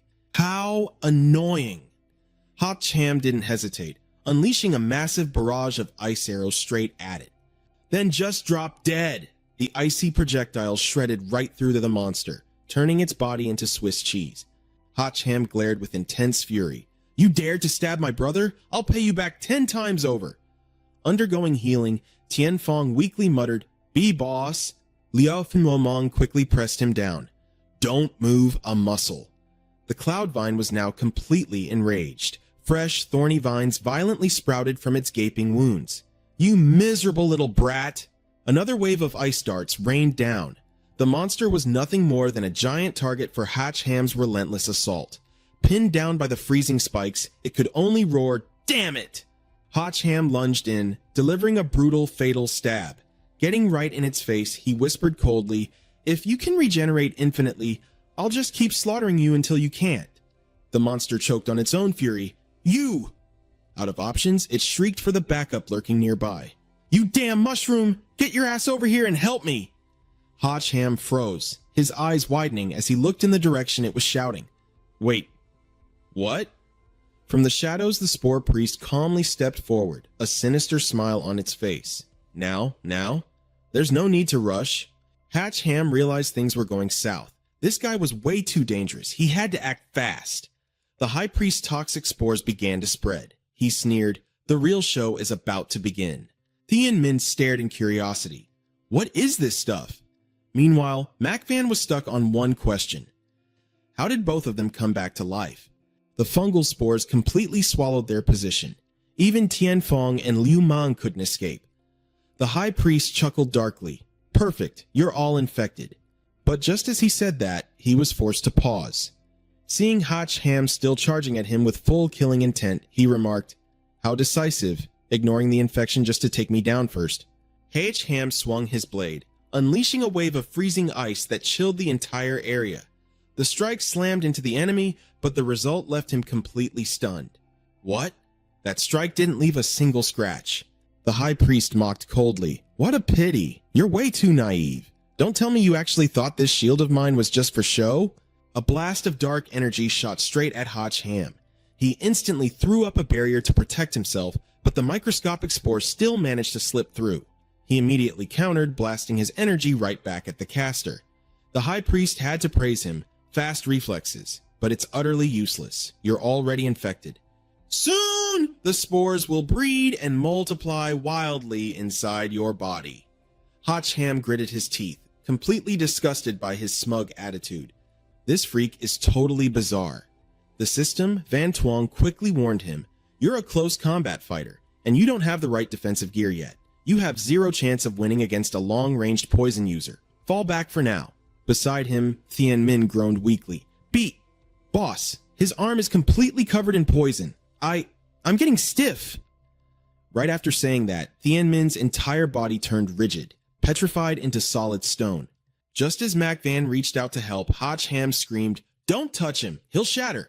Meanwhile, over by Liu Mang and Tien Fong, actual mushrooms had started sprouting out of their bodies. As the two of them mutated, the high priest continued, anyone touched by my spores will undergo a massive physical transformation. Except for you, I'll turn the rest of them into premium timber just to replace the bone clouds you destroyed. As for how the other four will mutate, well, that depends entirely on their natural traits. Mac Van gasped in sheer panic. So I won't even know how I'm going to die? Hochham grabbed her arm and pulled her back. There has to be a cure. Let's just get out of here first. Watching them flee, the high priest sneered in disgust. What foolish humans! This world is destined to belong to the great demon god. The newly regenerated bone cloud snapped at him. What the hell are you muttering about? They got away. Hurry up and catch them. The high priest smirked. What's the rush? What do you mean? They won't get far. Besides, if they're in the same league as that mage, wouldn't this be the perfect bait to lure him out? Meanwhile, Hochham's legs finally gave out, and he collapsed to the ground. Mac Van rushed to his side, asking worriedly, Are you okay? He groaned in agony. It feels like my skin is about to rip open. Thick vines began bursting out of Hochham's back. They rapidly elongated, latching firmly onto the surrounding cliffs. His entire body was dragged flat against the cave wall. He cursed out loud, Crap! I'm seriously being turned into a freaking creeper vine. Seeing Mac Van completely fine, he couldn't help but wonder, why wasn't she having any reactions yet?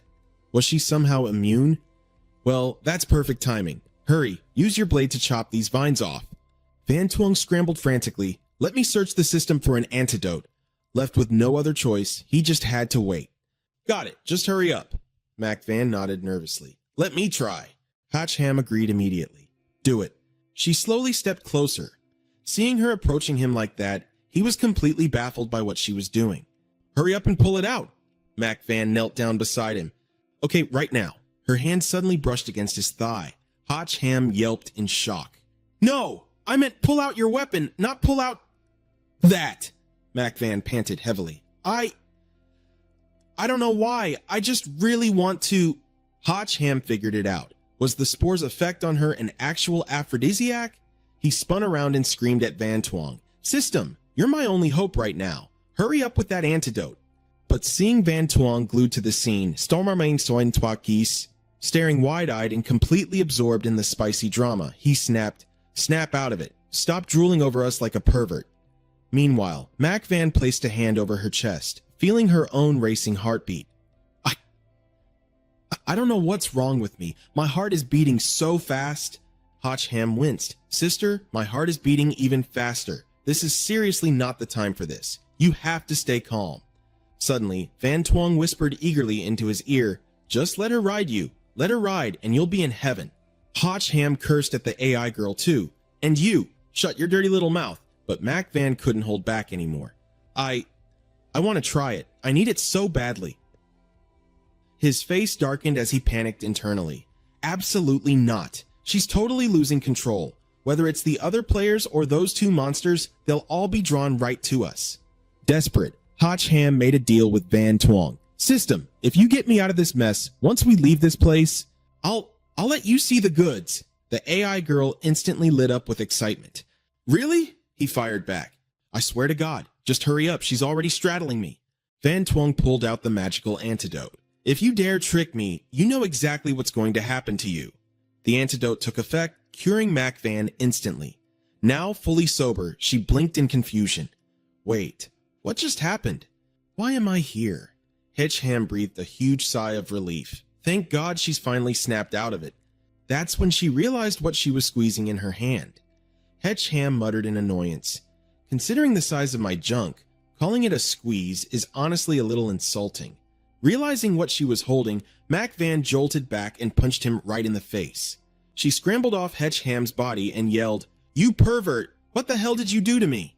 He retorted, "Take a good look, would you? In my current state, I'm completely paralyzed. It's all because of that guy's toxic spores." Mac Van finally understood. "So, that's what happened?" He replied, "Luckily, I had an antidote. Now I just need to pop one more bottle for myself and we're good." "System, you get what I'm saying, right?" Van Twong looked away, too guilty to meet Hedgeham's eyes. I could only find that one bottle. We're completely out of antidotes." Hearing this, he snapped, "You useless piece of junk! How did I end up with such an unreliable system?" Van Twong tried to explain. "I didn't expect we'd run into this kind of situation either." Seeing Hedgeham furiously yelling at thin air, Mac Van misunderstood. Did the poison already rot his brain? He's completely lost it. Right at that moment, Tae-2 arrived on the scene. "Found you." He looked surprised. "To think you managed to run this far while infected with my toxic gas. I really underestimated you." Mac Van gripped her sword, stammering, Don't come any closer." Hedgeham sarcastically chimed in from behind her. "Sister, don't you think saying that is a bit pointless right now?" Swang Mei gasped in shock. "How the hell is that bitch completely fine? Is she not poisoned?" Tae-2 refused to believe it. "Impossible. No one is immune to my spores." "That mage must be the one behind this. Capture her!" "I need a prisoner. We have to find out where that mage is hiding." Hedgeham immediately caught onto this. "A mage? Are they hunting down a mage?" Taking the order, Swang Mei aggressively stepped forward. "Got it. I'll tie her up." Thick vines instantly surged toward Mac Van. She wildly swung her sword, slashing through them one by one. Hedgeham shouted out tactics. "Hey, use fire magic to counter it." Mac Van gritted her teeth. "I already thought of that, but I don't have any fire attribute skills equipped." Hearing this, Swang Mei smirked with malicious glee. "Well, aren't you out of luck? Just be a good girl and let me tie you up." Hedgeham begged, "System, roll a skill, hurry." Van Twong sighed helplessly. "I can't just save everybody. She's better off praying for a miracle." He resorted to reverse psychology. "Ah, well, that works too. Once she kicks the bucket, that's one less person I have to worry about." That finally got Van Twong's attention. "Wait, you're right. She can't die." A magical artifact was tossed straight toward Mac Van. "Here, take this to make up for it." Empowered, Mac Van effortlessly sliced through the creeping vines. This feeling of overwhelming power, it's honestly addicting. Her blade flared up, infused with the intense energy of the system's artifact. Swang Mei slammed a massive hand made of vines down onto her. "Game over." Hedgeham screamed, "Mac Van, don't give up, fight back!" Mac Van shut her eyes and put all her strength into one brutal downward slash. The power radiating from her blade was unbelievably fierce as it swept right through Swang Mei. Engulfed in roaring flames, the vine demon couldn't believe its eyes. What the hell? Staring at the blazing blade in her hands, even she was in disbelief. What is this? Hedgeham gleefully cheered her on. "Go wild and kick their asses. With me here, I guarantee you'll win." Having one of its arms scorched to a crisp, Swang Mei glared with pure hatred. "You wretched bitch, playing dumb just to ambush me." Hedgeham warned her, "Don't give it a chance to recover. Keep attacking." Mac Van nodded fiercely. "Got it." She bravely raised her burning blade and charged forward. "Die." Swang Mei desperately sent an SOS signal to its partner. "Tae-2, do something, quick!" T2 released a massive cloud of toxic spores and sneered, "Relax, I teamed up with you specifically to handle situations like this." With a single strike, the possessed Mac Van cleaved right through the shield Swang Mei had summoned. "It's completely useless." Getting struck down, it shrieked, "Why isn't the poison affecting her?" Riding the momentum, Mac Van rewarded it with a bonus slash. Swang Mei spat out its final words. "Well played. Selling out your teammate at the worst possible moment." With that, it collapsed to the ground. T2 stood completely stunned. You, just who the hell are you? How are you completely immune to my deadliest spores?" Hedgeham proudly answered for her. Thank God we took care of one of them. Van Tuong added a crucial detail. My antidote grants absolute immunity for 3 hours. No toxins can affect her right now. He felt a wave of relief. At least one enemy was down. But that toxic mushroom is the real pain in the ass. If only I could break free from this paralysis. Mac Van thought to herself, that vine demon was weak to fire, but how on earth am I supposed to deal with this spore freak? He feels way more dangerous. Tae-Tu also tried to calm his nerves. Stay calm. Even if she's immune to my spores, I still have other tricks up my sleeve. Besides, it's just her against me. This won't be a problem. Suddenly, from the corner, Swang Mei gasped out, I still have a chance. Surprised, Mac Van whipped her head around to look at it. That thing is still alive. Seeing the burnt vine demon desperately crawling toward him, Hedge Ham suddenly got a very bad feeling about this. Wait, why the hell is it coming after me? T2 yelled out in panic. Don't tell me you're trying to... Stop! Don't do anything crazy! Listen here, Commander. This is my life on the line. I'll figure out a way myself. The vines behind Hotch Ham suddenly shifted, being sucked right back into Cloudbone's body. Freed from the trap, Hotch Ham blurted out, well, that actually worked. I can't believe he helped me get out of that.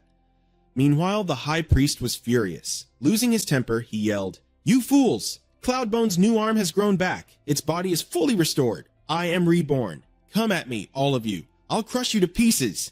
But right as he finished speaking, Hotch Ham swung his sword in a flashing arc. Thanks for the help. Wishing you a long and peaceful life. Bound tight by the freezing vines, Cloudbone was stunned. This is impossible, Hotch Ham replied calmly. Even without fire, taking you down is a piece of cake. Mo Yun stared at him in pure awe. So freaking badass? Hotch Ham then pointed his sword at the remaining enemy. All right, you're up next. The High Priest remained stubborn. You arrogant fool! Don't think that just because you killed that useless trash, you can act all high and mighty in front of me. A wave of gloomy, toxic gas erupted from him, completely blocking their vision. Hotch Ham vaguely realized his plan. Wait, is he trying to... The High Priest aimed his finger at them and yelled, Go! Countless clouds of poisonous spores launched toward them. Hotch Ham tensed up, suddenly realizing, wait, is this pure physical damage? Damn it, this is bad.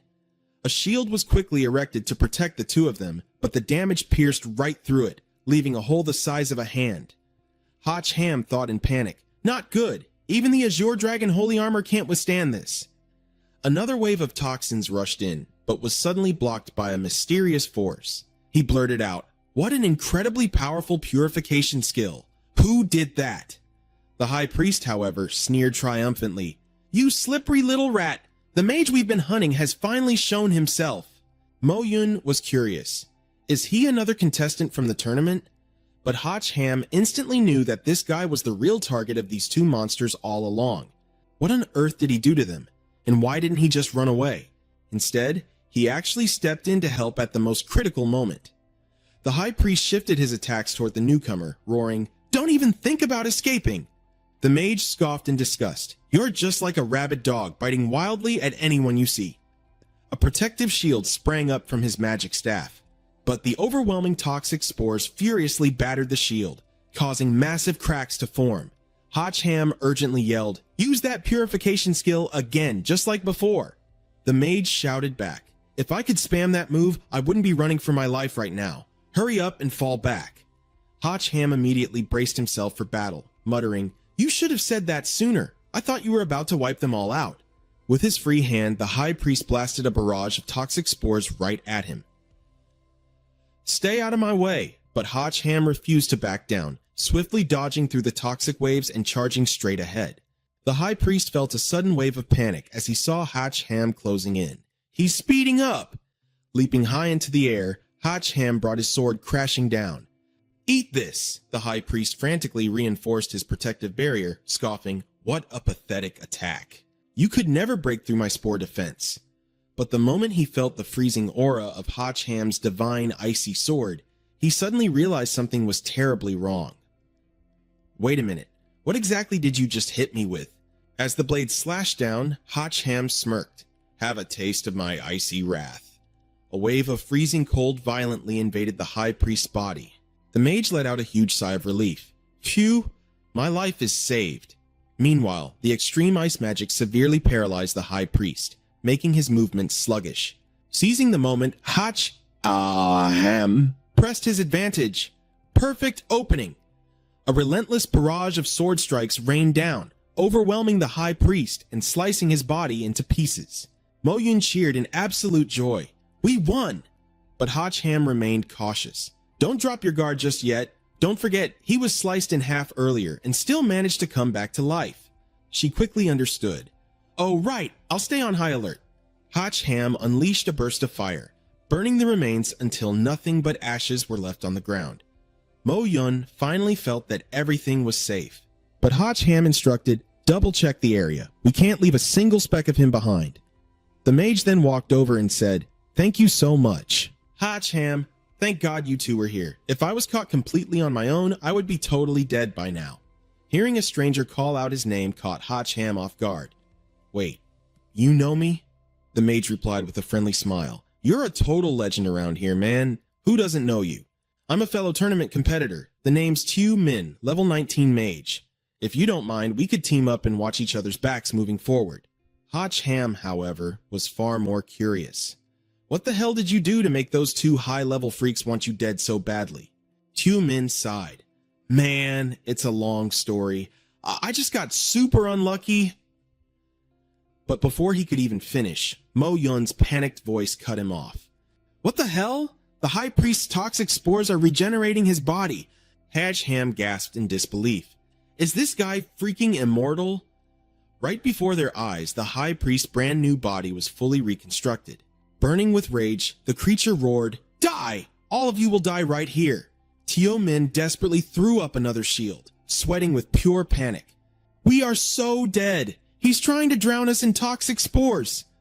The fragile shield struggled to protect them from a massive void filled entirely with deadly poisonous spores. Tue Min warned them frantically. If those things touch us, we are dead meat. Ham quickly asked, Can you use your barrier to suppress him? Pulling out a few brightly colored crystals, Tue Min gritted his teeth. I have no idea, but let me try. Tue Min's magic staff absorbed the bizarre energy from the crystals, channeling it with full force. Up above, the high priest, enclosed within a glowing icy barrier, sneered in pure contempt. You naive fools, draining so much of your own mana like this is completely useless. The second you run out of power, I will tear you all to pieces. Launching a coordinated attack, Ham smirked. Completely useless? I wouldn't be so sure about that. The high priest suddenly gasped in terror. Wait, don't tell me you're planning to... No! Right after his scream, a massive blast of freezing energy erupted from the divine icy sword. Ham declared coldly, If I can't kill you, then I'll just lock you away. A massive, indestructible block of solid ice immediately formed, completely paralyzing the high priest inside. Ham dusted his hands off. This block of ice won't melt for at least a whole month. Let that bastard freeze to death in there. Meanwhile, Tue Min was whining in regret. Aw man, all the epic loot squashed at the bottom of the chest got completely burned up. Ham patted his shoulder to comfort him. Don't sweat it, there's definitely way better loot waiting for us down below. We'll make it all back with interest. Come on, let's go check on how the Vanguard team is holding up. Mo Yun nodded. Yeah, they've probably managed to detoxify themselves by now. Suddenly, Tue Min let out a chilling smirk. Oh, I'm not discouraged at all. After all, you have to offer up a small bait if you want to catch the biggest fish. The other three finally woke up looking completely dazed. What just happened? I have no idea. Mac Van was overjoyed to see them all safe and sound. Thank goodness, you guys are all right. Tian Feng and Xian Min cheered. Boss, did you already take care of those two? He replied, Yeah, and we even made a new friend. This is Tue Min. He wants to join our group, and since he's a mage, he's going to be a huge help. Tue Min raised a hand to greet them. Hey, everyone! The boss then brought the focus back to the matter at hand. All right, you can give them a quick rundown of the situation now. After all, you're the only one who's actually been down there. Tue Min nodded.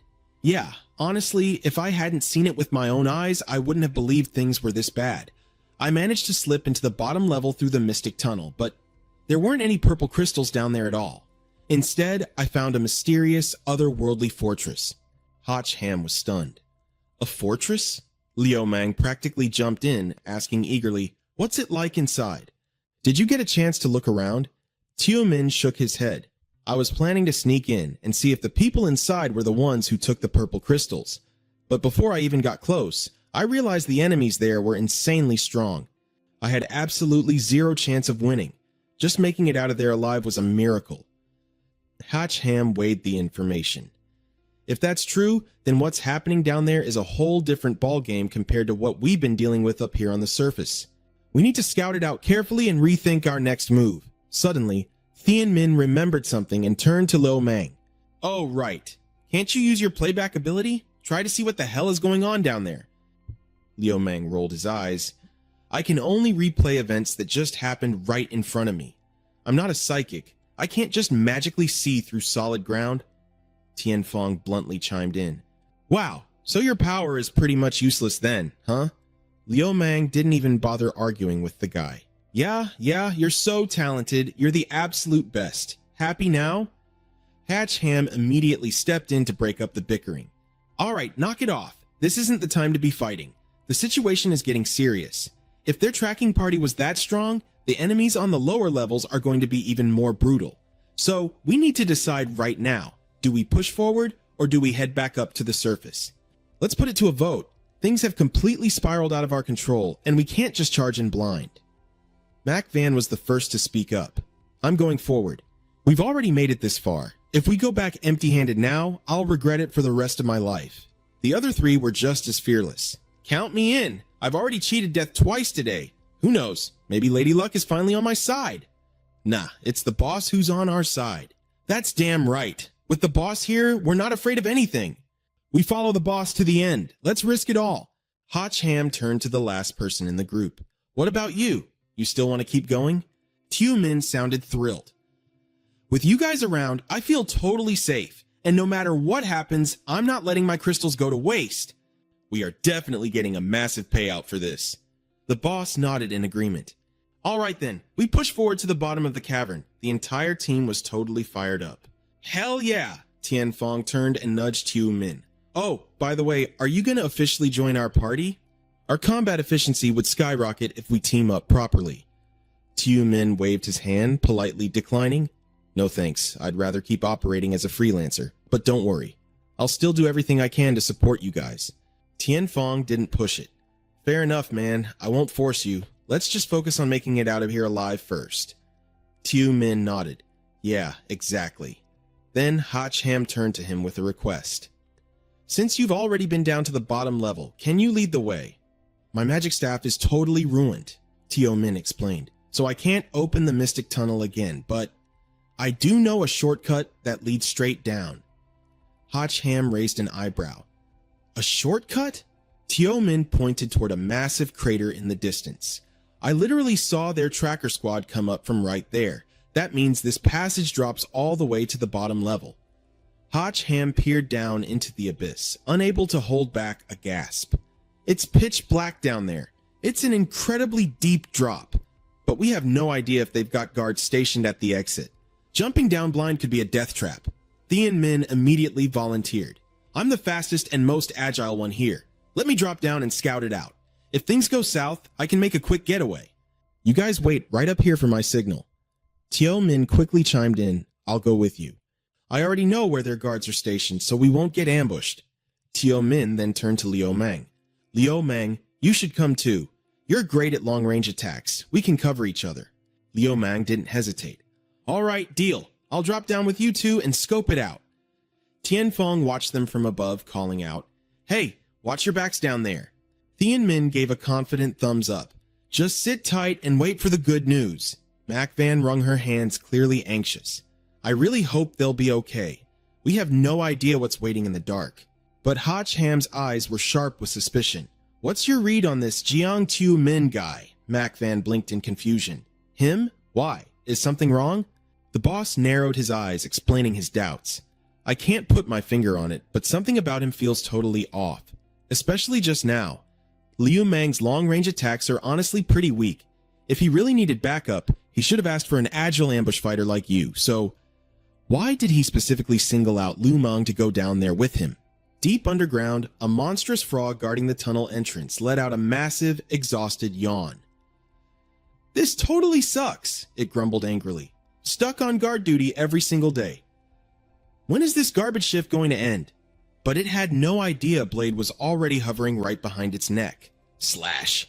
With one lightning-fast strike, the frog guard was instantly wiped out.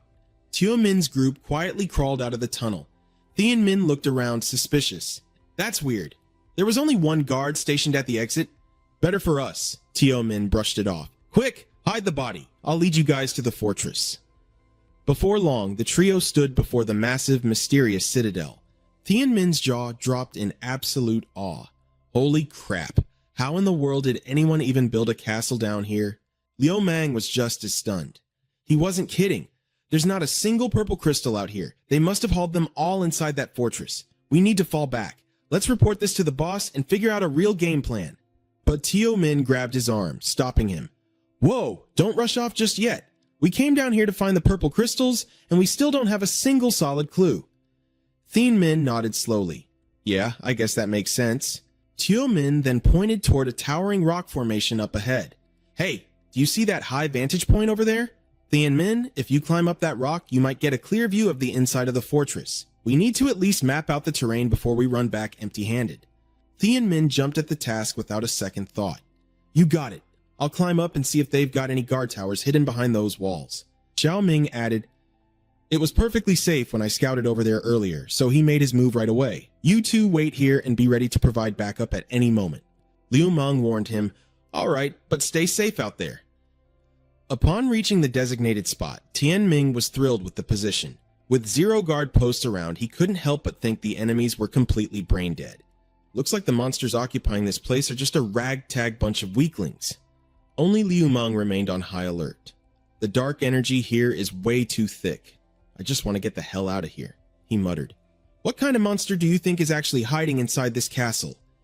Xiao Ming replied, "I honestly have no idea." He thought to himself, "I wasn't supposed to blow my cover this early, but since this brat's power is time regression, I absolutely cannot let him live." His plan was simple. Once the guys up top triggered the guards, he would seize the chance to strike, make a run for it, and then claim those two were taken out in an ambush. I'm a freaking genius. But just as he readied his dagger for the assassination, He Han's voice suddenly chimed in from behind. "What exactly are you doing?"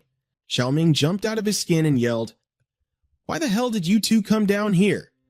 Meanwhile, Liu Mang looked suspicious, and Vanguard boss Qian Feng demanded, "Why did Tian Ming run all the way over there?" Xiao Ming was completely at a loss for words. Just then, Tian Ming, who had just scrambled up the rocky cliff, called out to report his status.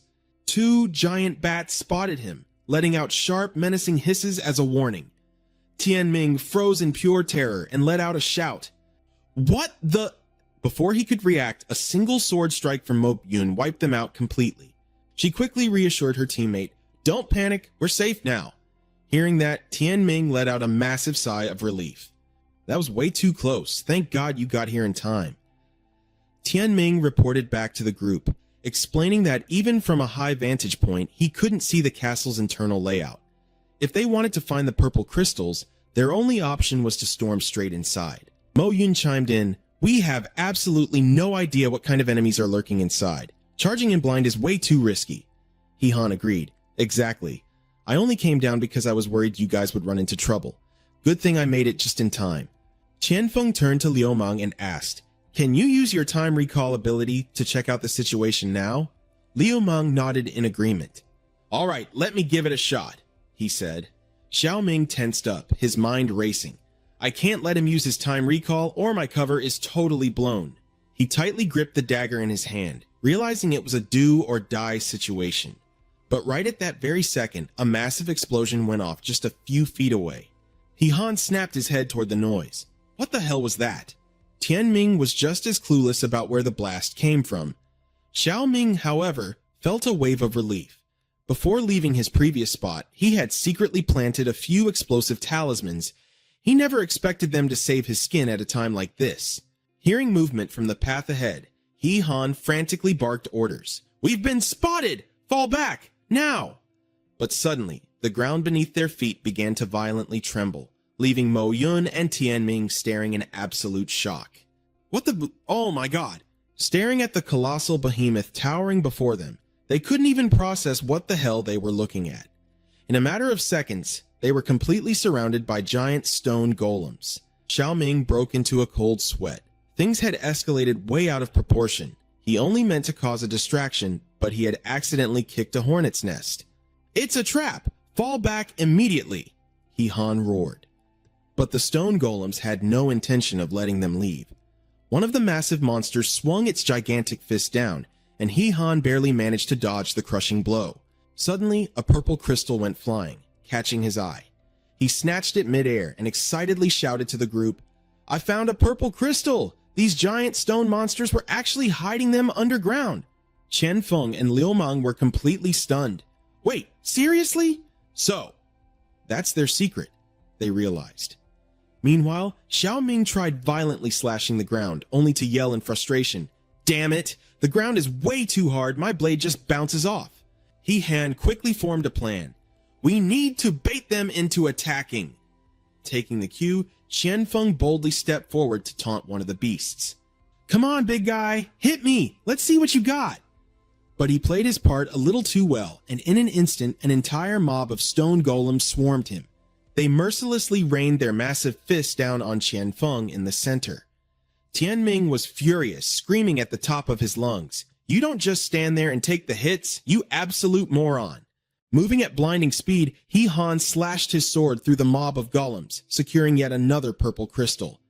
Meanwhile, Chen Feng, sporting a hilariously swollen and battered face, trembling managed to croak out, I found one too?"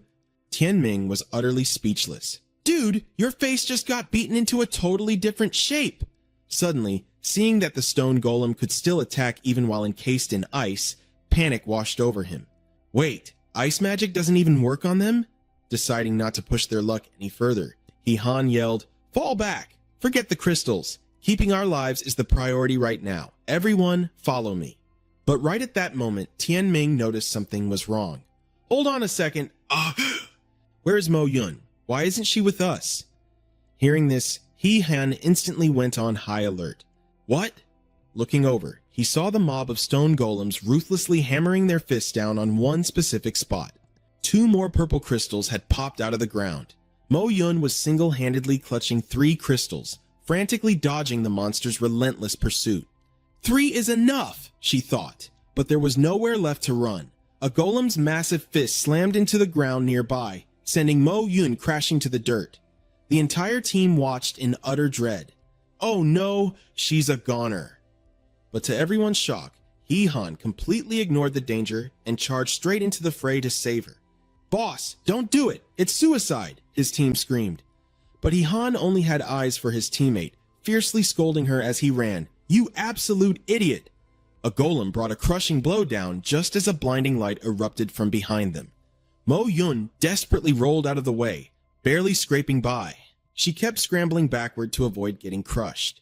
He Han roared at the top of his lungs, "Mo Yun, just hang on! I'm coming to get you!" In a split second, Mo Yun hurled all 3 purple crystals toward the group. Operating purely on instinct, He Han reached out and caught the loot she had practically traded her life for. Overwhelmed by the endless sea of monsters, Mo Yun made the ultimate sacrifice, screaming at her team, "Get out of here! Leave me behind!" The other 2 grabbed He Han to hold him back, pleading, "Boss, we have to go. If we wait any longer, we're all going to die here." Refusing to accept it, He Han desperately screamed her name one last time. "Mo Yun!" Miraculously, the remaining members managed to escape and regroup at their starting point. Collapsing in exhaustion, Xiao Ming gasped, "Holy crap, that practically scared me half to death. We've got 5 people left and exactly 5 purple crystals. That means we can finally get out of here, right?" Hotch Ham replied, "You guys go ahead. I'm going back to save Mok Yun." Thien Min completely disagreed. "Are you out of your mind? Boss, Mok Yun is definitely dead. Why throw your life away for nothing?" He quickly explained, "If she were really dead, why didn't we get a system alert about our combat power dropping? We're bound as a team." Liu Mang suddenly realized he's right. We haven't been affected at all. A spark of hope hit Thien Min. Could Mok Yun actually still be alive? Hotch Ham looked at his team with absolute resolve. I can't just abandon her and walk away. But as for you guys, I won't force you to come. Liu Meng was battling with himself, and so was Tian Fong. Hearing that Hotch Ham was leaving the choice up to them made it even harder. Deep down, Tian Min was completely torn. As Hotch Ham waited for their answer, Liu Meng was the first to speak up. I'm sorry, boss. I just don't think it's worth risking our lives down there. What if they're just using Mok Yun as bait to lure us into a trap? The other two nodded in agreement. He's right. We couldn't even handle those stone monsters outside. Who knows what kind of terrifying creatures are hiding inside that castle? I agree. Going back down there is just a suicide mission. Hotch Ham didn't push them any further. I completely understand your concerns. If that's your choice, then take the crystals and go back. If you run into any other contestants on the way, warn them about what's down here. Without another word, he turned and left, leaving the three of them shouting after him. Boss! Tian Fong groaned in frustration. Why is he so damn stubborn? Tian Min panicked. What do we do now? Meanwhile, Tian Min smirked, getting exactly what he wanted. He sure is loyal. I was actually worried he wouldn't go back down. As Hotch Ham returned to the danger zone entirely alone, Van Tuong asked anxiously, Are you seriously planning to play the lone hero here? He scoffed. What else am I supposed to do? I already acted all cool and heroic back there. It'd be pretty pathetic if I just chickened out now, right? Spoken like a true boss. But then, Van Tuong delivered some bad news. The closer we get to the castle, the more unstable the magnetic field becomes. I won't be able to support you with the card draw system. From here on out, you're entirely on your own. Good luck. He frowned, asking her, Do you think this place is a dungeon instance? If it's not, then why the hell is there a giant castle down here? Of course it isn't, she replied firmly. Dungeons in this dimension require a specific entrance. Plus, the combat patterns of those monsters clearly don't match standard dungeon mechanics. He was curious. And what exactly are standard dungeon mechanics? Van Tuong explained. In the dungeons I designed, whether it's the main boss or the small fry, their primary aggro is always drawn to the highest level challenger. But those stone monsters earlier completely ignored you. That proves they just have low-level artificial intelligence. He sighed, accepting the harsh truth. Alright, fair point. I guess the next time I raid a dungeon, I need to bring someone with a much higher level than me as a human shield. Van Tuong praised him. Not bad. Your logic is completely shameless, but tactically spot on. Now for the real problem, how to sneak into the castle completely undetected. Suddenly, sensing movement right behind him, Hotch Ham whipped around and drew his sword. Tian Min froze with the blade pressed against his neck, quickly raising his hands. Whoa, chill, it's just me. Hotch Ham lowered his sword in shock. You? What are you doing back down here? Tian Min smirked. You really didn't give me a chance, did you? Just because those three chickened out doesn't mean I did. You didn't even bother asking before running off to play the lone wolf. Hotch Ham looked at him suspiciously. So, you actually want to risk your neck with me? Why? Tian Min shrugged. I've already been down here twice. If I leave without seeing what's inside, I'll never sleep at night. But more importantly, my gut tells me there's a massive treasure hidden in there. That alone makes it worth the risk. Hotch Ham shook his head. You do realize just getting close is nearly impossible, right? The perimeter is swarming with hidden monsters. If we wake them up, it's going to be an absolute bloodbath. Tian Min smiled confidently. Well, obviously you couldn't pull it off alone. That's exactly why I'm here. With a wave of his hand, a layer of magical energy blanketed the ground, gently lifting Hotch Ham's feet into the air. Hovering a few inches above the ground, Hotch Ham looked down in amazement. Damn, this is pretty slick. We aren't even touching the floor. Tian Min chuckled. I got caught the last time I sneaked around, so I came prepared this time. A short while later, they approached the towering fortress. We made it, Hotch Ham whispered. Tian Min immediately activated his void magic, conjuring a glowing teleportation portal that linked directly to a room inside the castle. Stepping through the portal, Hotch Ham glanced around. We're in. Behind them, the portal flickered and quietly faded away into nothingness. Hotch Ham inspected the room. I figured these monsters didn't eat normal food. Who would have thought this castle had a literal pantry? Tian Min nudged him. Stop analyzing the groceries. Let's go find your friend. The two of them slipped out of the room, moving stealthily through the shadows. Stepping into the main corridor, Hotch Ham was completely stunned. The interior space, it's way bigger than it looks from the outside. This whole castle is weird, Teo Min whispered. I'm guessing there's some kind of spatial dimension magic at play. Ham quickly formulated a plan. Wandering around blindly is going to get us killed. We need to grab one of these guys and interrogate them to find out exactly where Mokyun is being held. Suddenly spotting a monster ahead, Ham instantly ducked behind a massive pillar. Peeking his head out, he whispered jokingly, "Who the hell was that freak walking past? Somebody's dream girl or something?" Teo Min shrugged, just as clueless. "Who cares? Let's follow it and see." They watched the monster carrying a large box as it waddled into a room down the hall. Suddenly, a sharp scream echoed from inside. "Let me go!" Peering inside, they immediately spotted Mokyun tightly bound to a chair. She was struggling furiously, screaming, "I said let me go! If you're going to kill me, then just get it over with! Stop using these sick methods to torture me!" The monster maids tried to calm her down. "Oh, please hold still, my lady. It took us forever to get your hair looking perfect. Our master taking a liking to you is a blessing you couldn't earn in 8 lifetimes. Tonight is the wedding ceremony, and by tomorrow you'll be the grand lady of this castle." My, what a fiery temper. No wonder the master is so obsessed with you. From outside, Teo Min frowned in confusion. What the hell is going on in there? Are they putting her through some kind of brutal torture? She sounds completely devastated. Ham was practically boiling with rage. Let's see what kind of sick hobbies this boss has. Forcing girls into marriage? Inside the room, Mokyun was still shouting, "Get your hands off me." One of the monsters lost its patience. "I said, hold still." Another raised its hand threateningly. "We tried playing nice. You really want to do this the hard way? Do you have a death wish?" It went to strike her, but suddenly its wrist was grabbed tight in midair. That person was Ham. He growled, "You got a death wish?" The other 2 monsters were caught off guard by Ham's sudden appearance. Where the hell did this bastard come from?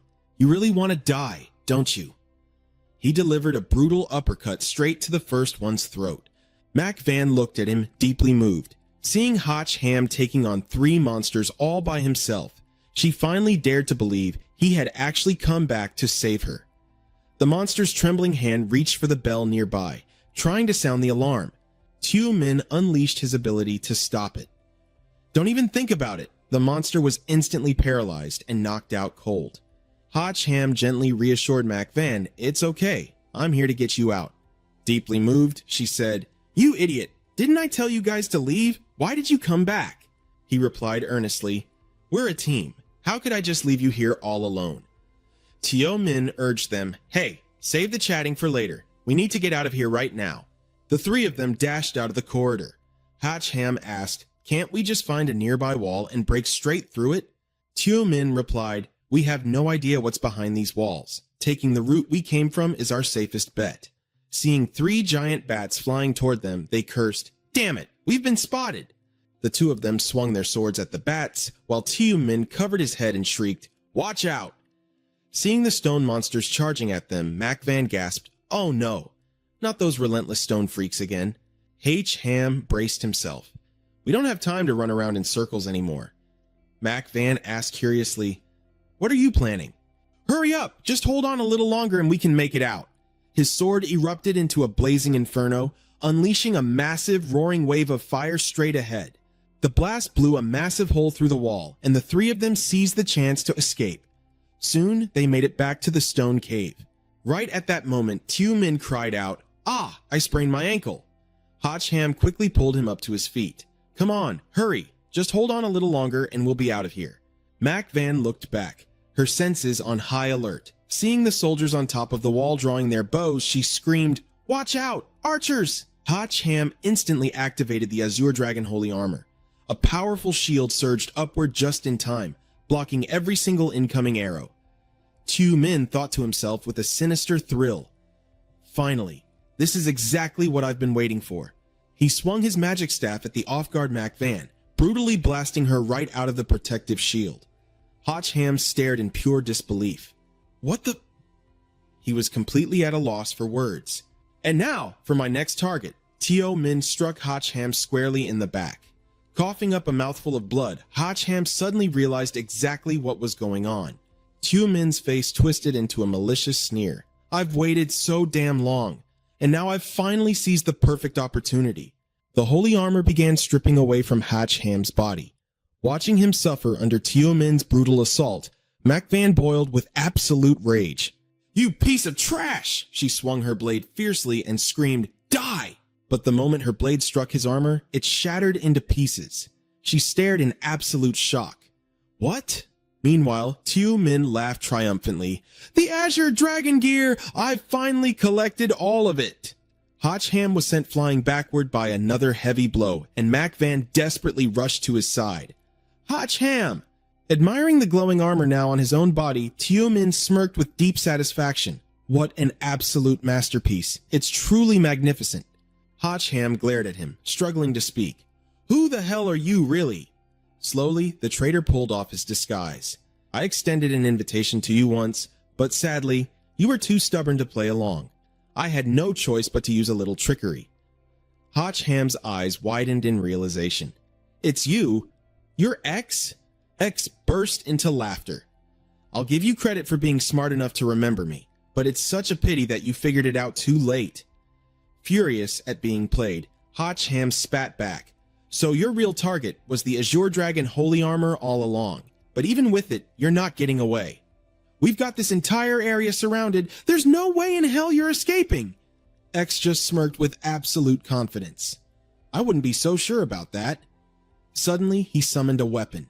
The Azure Dragon Blade materialized in his grip. Hatch Ham was completely stunned.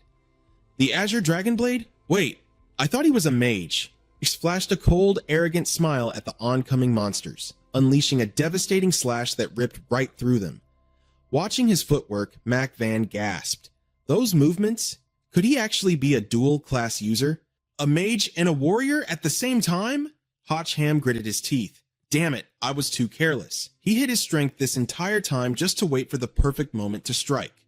A massive stone monster lunged right at X, bringing its fist crashing down, but with a single, brutal slash to its chest, X cleaved the beast completely in half. Using the chaos to his advantage, he prepared to make his getaway. Before stepping away, X flashed one last mocking grin.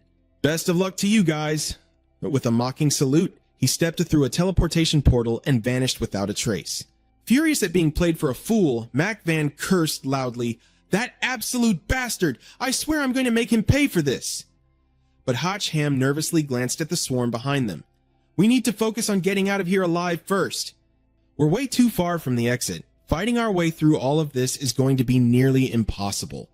Suddenly, a loud voice echoed through the cave. "Boss! Sister Mac Van!" Their squad burst onto the scene, leading a massive army of other competitors right behind them. "Hold on, we're here to save you guys." Leo Mang turned to the massive crowd and shouted, "See? I told you we weren't lying. This bottom floor is a massive monster lair. Now that we've got the numbers, let's split up and hunt down those crystals." The crowd cheered enthusiastically. "Hell yeah. Thank God we brought an army. If we tried taking this place on alone, it would have been a total suicide mission." Mac Van stared in sheer shock. "How did you guys rally so many people?" A warm wave of relief washed over Hatch Ham. They must have gathered every single remaining competitor in the entire arena. By bringing everyone down here to hunt for the purple crystals, they perfectly managed to take the heat off of them. "This is our golden opportunity. Let's fight our way out right now." Mac Van gripped her weapon tight. "Got it." An explosive all-out war instantly broke out. Slashing down monsters left and right with unstoppable momentum, Hatch Ham glanced over and asked, "What made you guys decide to come back?" The three of them immediately dropped to one knee. "Boss, we completely betrayed your trust back there. We deserve 1,000 deaths for running away, but please, give us a chance to redeem ourselves." Hatch Ham quickly pulled them back up with a warm smile. "You're my brothers. The fact that you risked your lives to come back here proves absolutely everything." The surrounding stone monsters were blasted into crumbling piles of rubble. Suddenly, Hatch Ham's senses flared up and he looked over sharply. "What the hell is happening now?" Mac Van called out urgently. "The monsters! They've all burrowed straight underground!" The entire horde of monsters sank into the ground. A sudden light flashed from the stronghold ahead, and Mo Yun gasped, "What is that?" The Demon Emperor, Dark Knight, stepped forth with a terrifying, imposing aura. "You filthy little rats! Where do you think you're taking my bride?" He Han's voice grew heavy. He finally showed up. The final boss. Dark Knight casually raised his hand, gesturing toward Mo Yun. My sweet bride, come to me. Her entire body was suddenly lifted into the air, pulled uncontrollably toward him. Mo Yun cried out in panic. What? What's happening to me? As the distance between her and Dark Knight rapidly closed, she screamed, Let me go! Han immediately ordered the team to save her. Dark Knight glared at them with absolute contempt. Fools who don't know their place. The entire group was instantly blasted backward. Han had to plunge his sword deep into the ground just to stop himself from flying away. He gritted his teeth, his mind racing. The power gap is terrifying. What do I do now? The other participants cried out in absolute terror. What kind of monster is this? He's terrifying! Dark Knight didn't even pause his attack, sending the whole group flying in every direction. Han yelled out, Yvonne's system, do we have any intel on this guy? Wan Shang stammered back. I don't remember creating this thing at all, but a boss of this tier definitely has a weakness. If we can just find it, we have a chance. Han was so furious he screamed back, and how exactly am I supposed to figure out this big shot's weakness? Suddenly, it hit him. Wait a minute. Why would the demon god send his minions to hunt down X? X has always wanted to kill Liu Mang. Could it be because they're terrified we'll uncover the demon god's secret? Han quickly barked out orders to his team. Liu Mang, use your rewind ability right now. We need to see exactly what happened when Xiao Ming first came here. Liu Mang agreed instantly. Got it. As Liu Mang activated his skill, Han took on the task of baiting the demon god. Hey you, come get me. Brothers, no matter what it takes, we have to hold him off and buy time for Liu Mang. Qianfeng roared in response. You got it. His divine ape summoned a massive ice tornado, hurtling it straight at the target. Dark Knight scoffed with pure disgust. Pathetic tricks. With a mere gesture, he ripped boulders out of the cave walls to block the attack. Qianfeng moved in perfect sync, dodging through see-through bars through the massive boulders with his heavy blade in hand. He roared, Sacred Blade!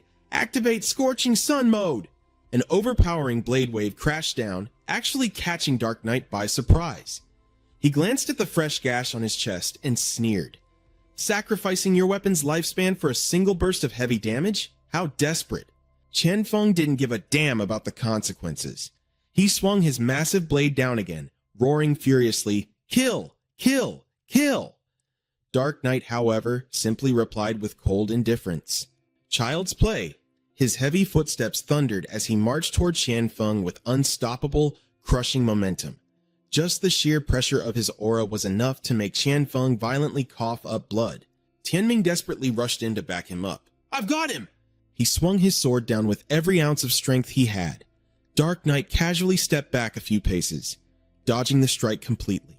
But the destructive sword energy chased after him relentlessly. The blast completely shattered a corner of the stronghold. Dark Knight smirked, genuinely amused. Oh, now that's an interesting move. Tianming fired back. The real fun is just getting started. He unleashed another vicious slash. Countless arcs of sword light wove together into a deadly net, hurtling straight at the Demon Emperor. Let's see you dodge this one. The blinding sword strike sliced directly into Dark Knight's heavily muscled body. But Tianming's jaw dropped in absolute horror. His ultimate attack did nothing but scratch the monster's skin. Completely drained of energy, he stood there shaking, barely able to keep himself on his feet. You... Tianming coughed weakly. Dark Knight smirked mockingly. Burning your life force just to die faster? Then allow me to send you straight to hell. Han lunged forward, shoving Tianming out of the way. Watch out. But despite the warning, a terrifying beam of energy pierced right through Han's leg. With his dying breath, Tianming desperately pleaded, Boss, we can't beat this monster. You have to run. Han cut him off, gritting his teeth.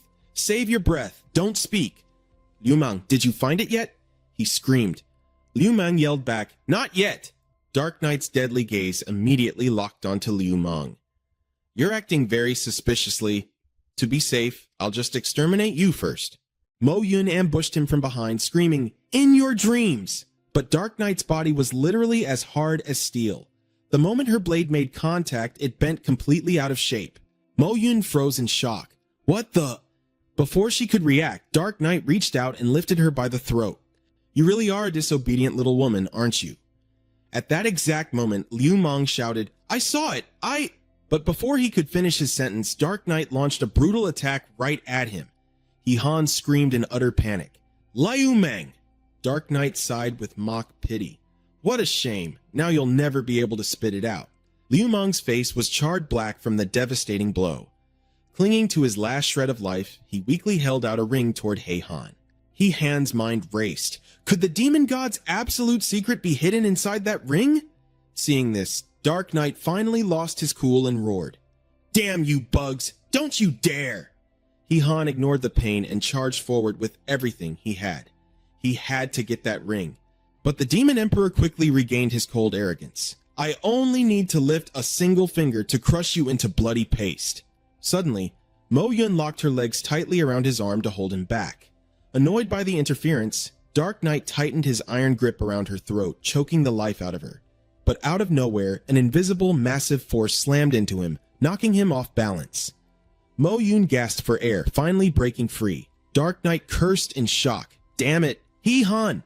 He Han stood tall, holding the artifact. I got the ring. Mo Yun, incredible job. In his hand, the ring suddenly erupted with a blinding divine light.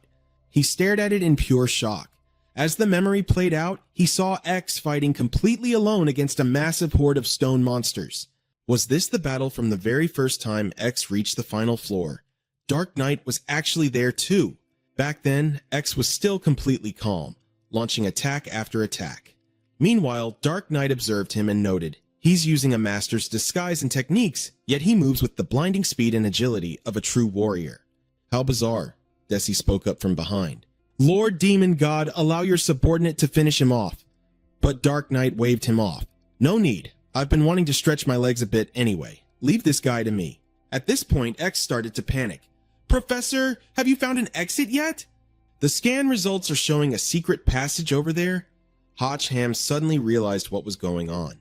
Professor, scanning? It looked like X had been secretly communicating with the outside world the whole time. He definitely had a support team feeding him intel. If that was the case, just by watching this battle, Hotch Ham could finally figure out X's true origins.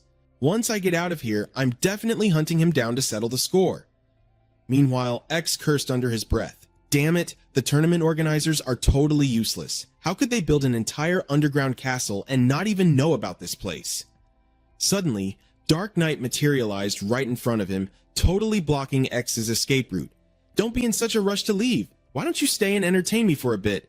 X kept his comms open with the outside world.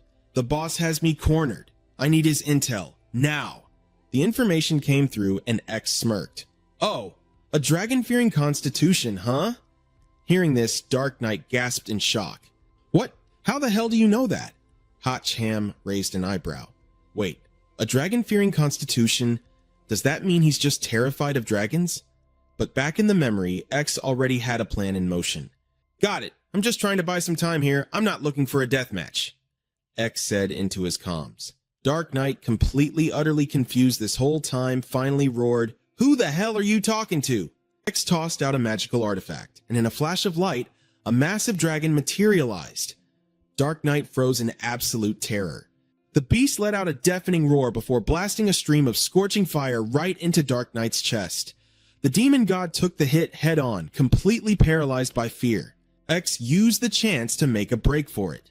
I'm leaving this to you. Hold them off, he shouted to the dragon. Recovering slightly, Dark Knight glared with pure malice and barked an order to his men. He actually knows my fatal weakness. I absolutely cannot let him live. Capture him at once. Watching this, Hotch Ham finally understood the whole situation.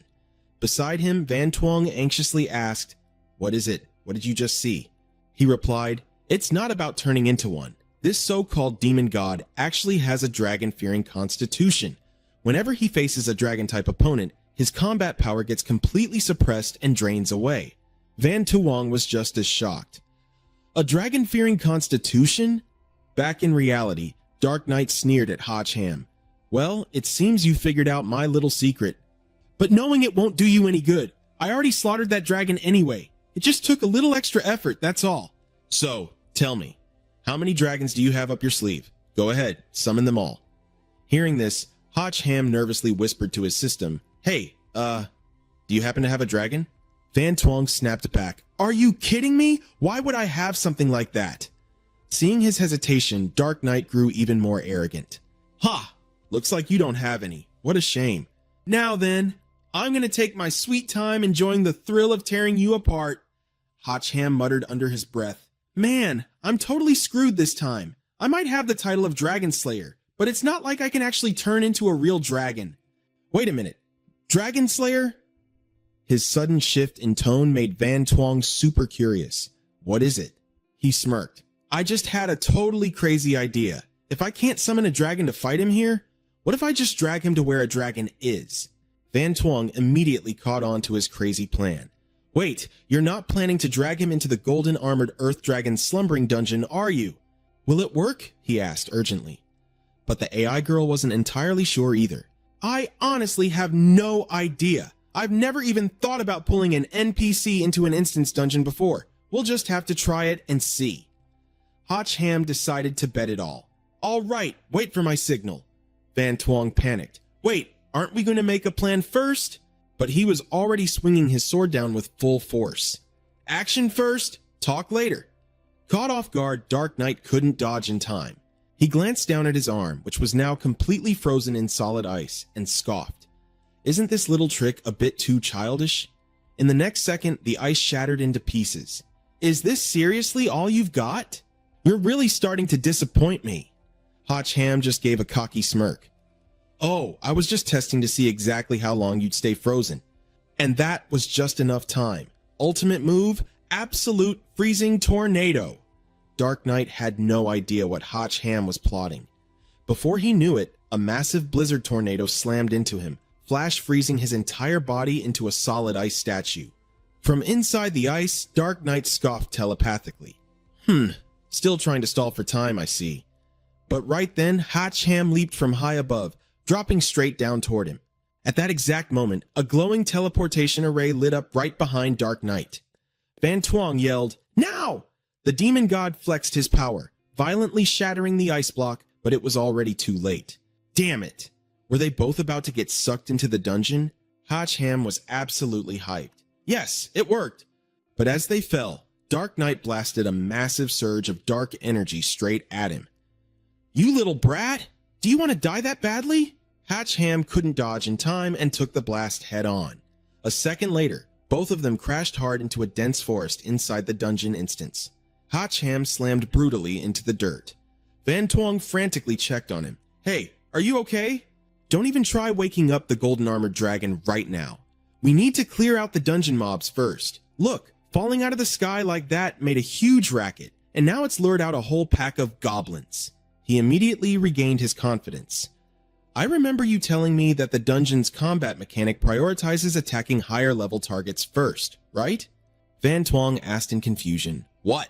He replied, My level isn't as high as his. Dark Knight hasn't fully adapted yet, and this bastard actually dragged yours truly to this godforsaken place. The goblins had focused their attacks on him, but before they could even strike, they were blown to pieces. The alpha goblin sent out a signal to its 7 hordes. The entire goblin horde locked their sights on Dark Knight. Hotch Ham aggressively cheered them on. You can do it!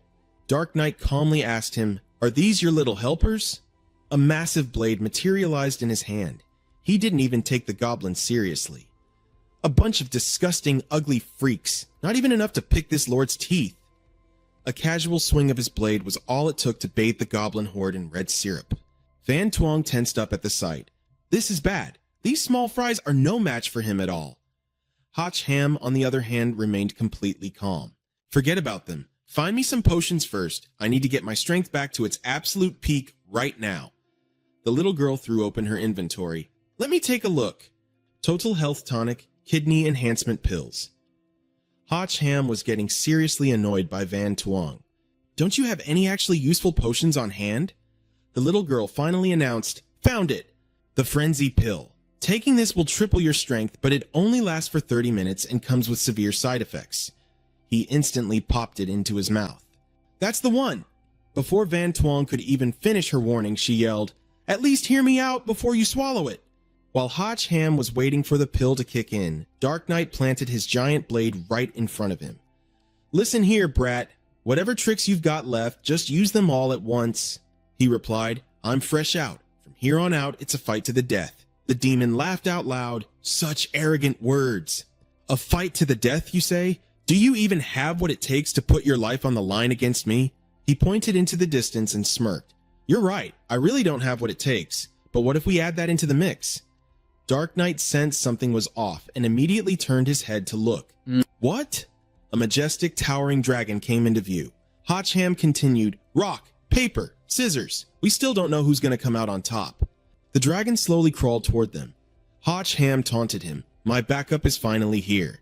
Dark Knight finally lost his cool. "Damn it, this lord purposely built an underground castle just to avoid these filthy reptiles. To think they'd still haunt me like ghosts." System notification. Dragon phobia. Trait triggered. When facing the dragon tribe, attack, defense, speed, and vitality are all reduced by 30%. "Let me guess," Hotch Ham mocked. "It seems your trait doesn't just make you terrified of dragons. It practically summons them to you, right?" The demon snapped back in annoyance. "Don't get too cocky. This beast is merely a level 10. Even with the stat debuff, this lord fears nothing." The ferocious dragon lunged forward with its massive claws, but Dark Knight swiftly leapt into the air to dodge. Furious, he stomped his foot squarely on the dragon's face. "Get lost!" The dragon's gigantic body crashed heavily to the ground, shattering the earth beneath it. Hotch Ham thought to himself, "I have to admit, at this level, even with the elemental advantage over the demon god, it barely scratches him." Meanwhile, Dark Knight was visibly exhausted, panting heavily. Hotch Ham was even more surprised. He clearly has the upper hand, so why is he still so on edge? Could it be that his fear of dragons isn't just a stat debuff, but an actual psychological trauma? The dragon, utterly humiliated by that kick to the face, was now boiling with rage. It glared at Dark Knight with calculating eyes, biding its time instead of rushing back in blindly. Hotch Ham was genuinely curious about what was going on inside that massive head of its. "It feels surprisingly intelligent." Mac Van chimed in from behind. "It looks like it's weighing its options." Seeing the dragon suddenly charge right at him, Hotch Ham finally understood. "Oh, so it was deciding which one of us to kill first." System notification. The Dragon Slayer. Buff has been activated, dealing double damage to dragon-type opponents. He glared at the beast with ice-cold eyes. "Who gave you the confidence to think I was the easier target, huh?" The dragon was instantly paralyzed by his terrifying aura, its jaw dropping in shock. Hotch Ham decided to teach this stupid lizard a lesson in manners. He swung his sword straight at its neck. "You think I'm a pushover?" The brutal strike sent the dragon tumbling wildly backward. Burning with rage, he spat. "At the end of the day, it's just a dumb beast. I just have to beat some fear into it." But wait, it's not going to get too scared and run away, is it? Van Twong reassured him, "No way. As the dungeon boss, it's literally programmed to fight intruders to the bitter end." The dragon froze in place, darting its eyes between the two of them as it tried to pick a target. Hotch Ham sharply caught onto its hesitation. "Oh, looks like that little brain of yours is churning again." Dark Knight immediately threatened the beast. "You filthy mutt, you'd better not come over here." Hotch Ham burst out laughing, mocking him. "If you still can't figure out who to attack, then maybe I should just end your miserable little life right now." As if experiencing a sudden epiphany, the dragon let out a deafening roar and began to gather its breath. A second later, a devastating blast of hellfire erupted from its jaws, shooting in one direction. Dark Knight panicked. "It's aiming at me?" Hotch Ham smirked smugly at the sight. "Just as I thought. Wild beast will always target the one reeking of fear. That dragon phobia trait of yours is exactly why it's gunning for you." The searing flames were closing in fast. Dark Knight cursed under his breath. "Damn it!" He scrambled frantically backward, blurting out in shock, "What the hell?" Hotch Ham kindly taunted him. "Why is the almighty demon god shaking in his boots? What are you running from?" "Just block it." Dark Knight was so terrified he literally lost his ability to form coherent sentences. You son of a..." The blazing inferno swallowed everything in its path, instantly reducing an entire stretch of the forest to ashes. The dragon looked incredibly pleased with its own destructive breath. Having finally had enough of the humiliation, Dark Knight spoke up in an icy tone. You absolute bastard of a lizard. Pure demonic energy suddenly erupted from his fingertips. I'll slaughter you first. While the dragon was still frozen in a daze, Hotch Ham swung his sword, completely shattering the incoming demonic aura. Thanks to his protection, the dragon emerged completely unscathed. Hotch Ham called out to it. Hey, little dragon, you can understand me, right? Let's team up. If we beat this guy, you'll be getting a massive level up.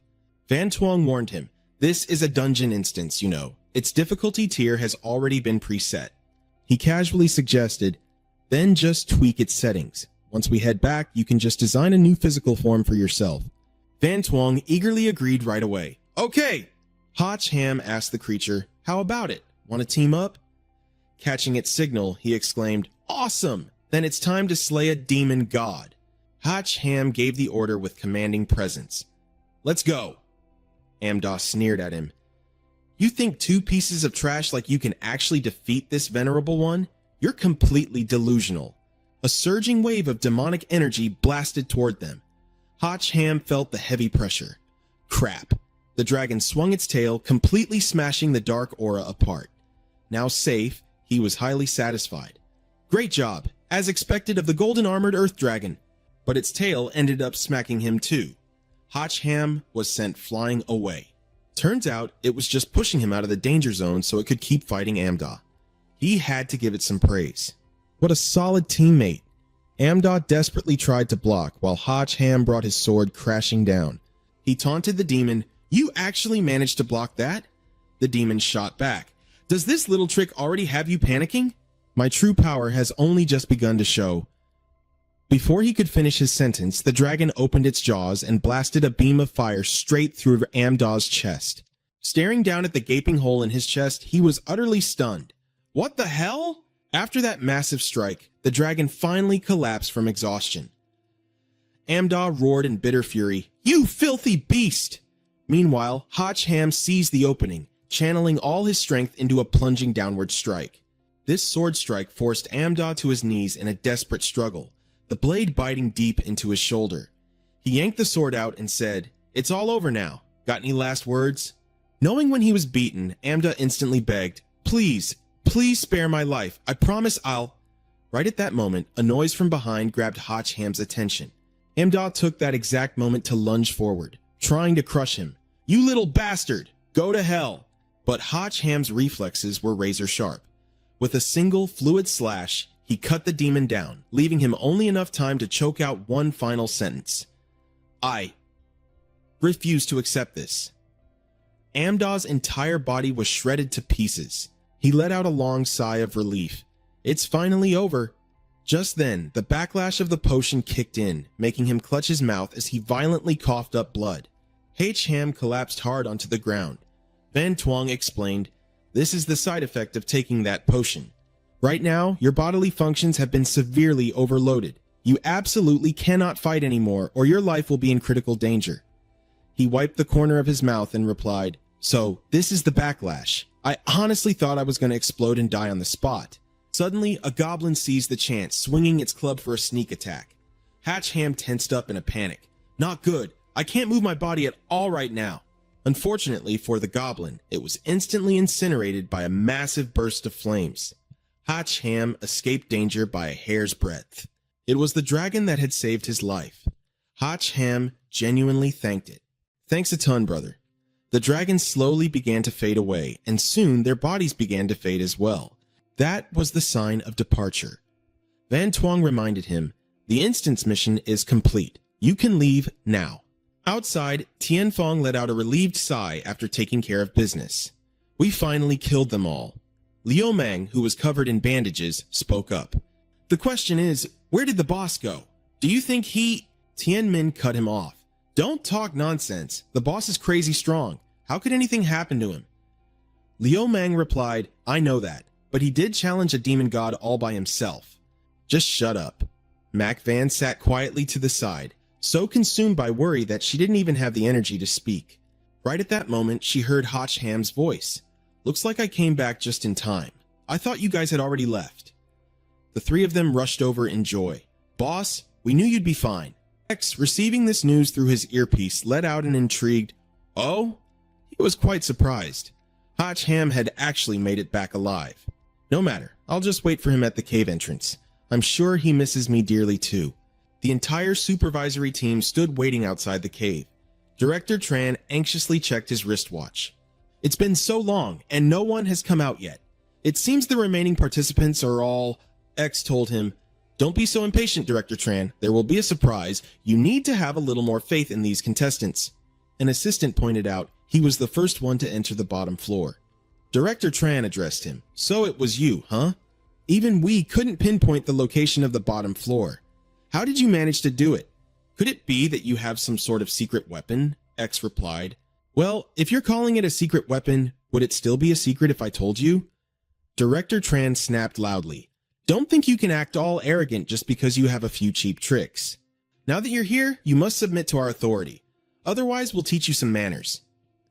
Suddenly, there was movement at the cave entrance, causing a stir among the crowd.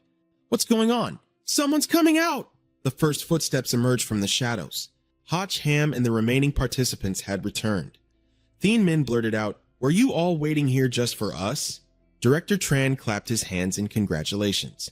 "Welcome, welcome, welcome back. Brave explorers, you've all worked hard." Out of nowhere, Mac Van delivered a punch straight to his face, knocking him flat on his back. The group of assistants screamed in utter shock. "Oh my God, Director Tran!" She screamed at him. "Damn it, what kind of intel did you give us? Are you trying to get us all killed?" Director Tran barked an order. "You bastard! How dare you sneak attack an inspector during all this chaos? Arrest her!"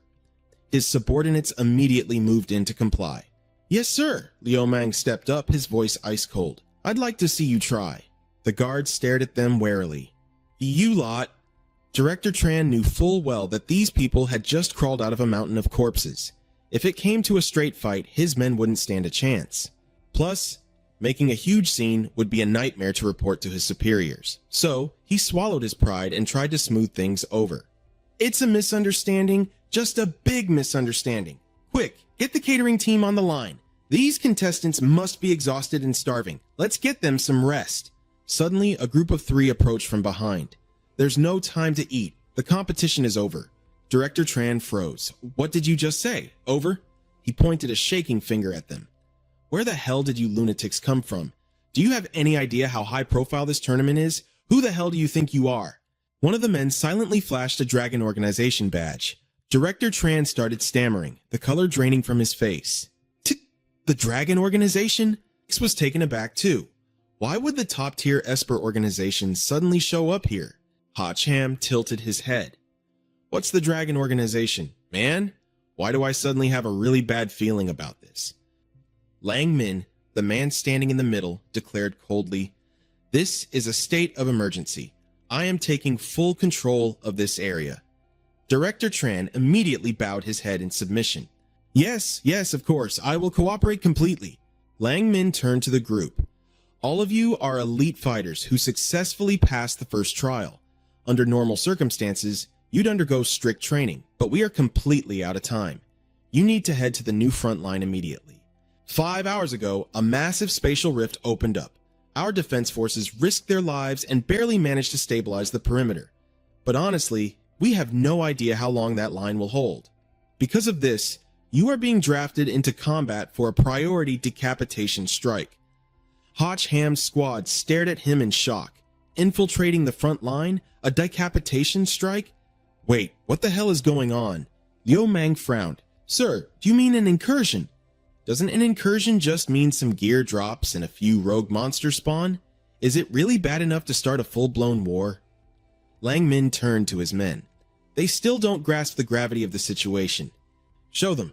His subordinate nodded. "Yes, sir." A holographic projector flickered to life, revealing the horrifying scale of the battlefield.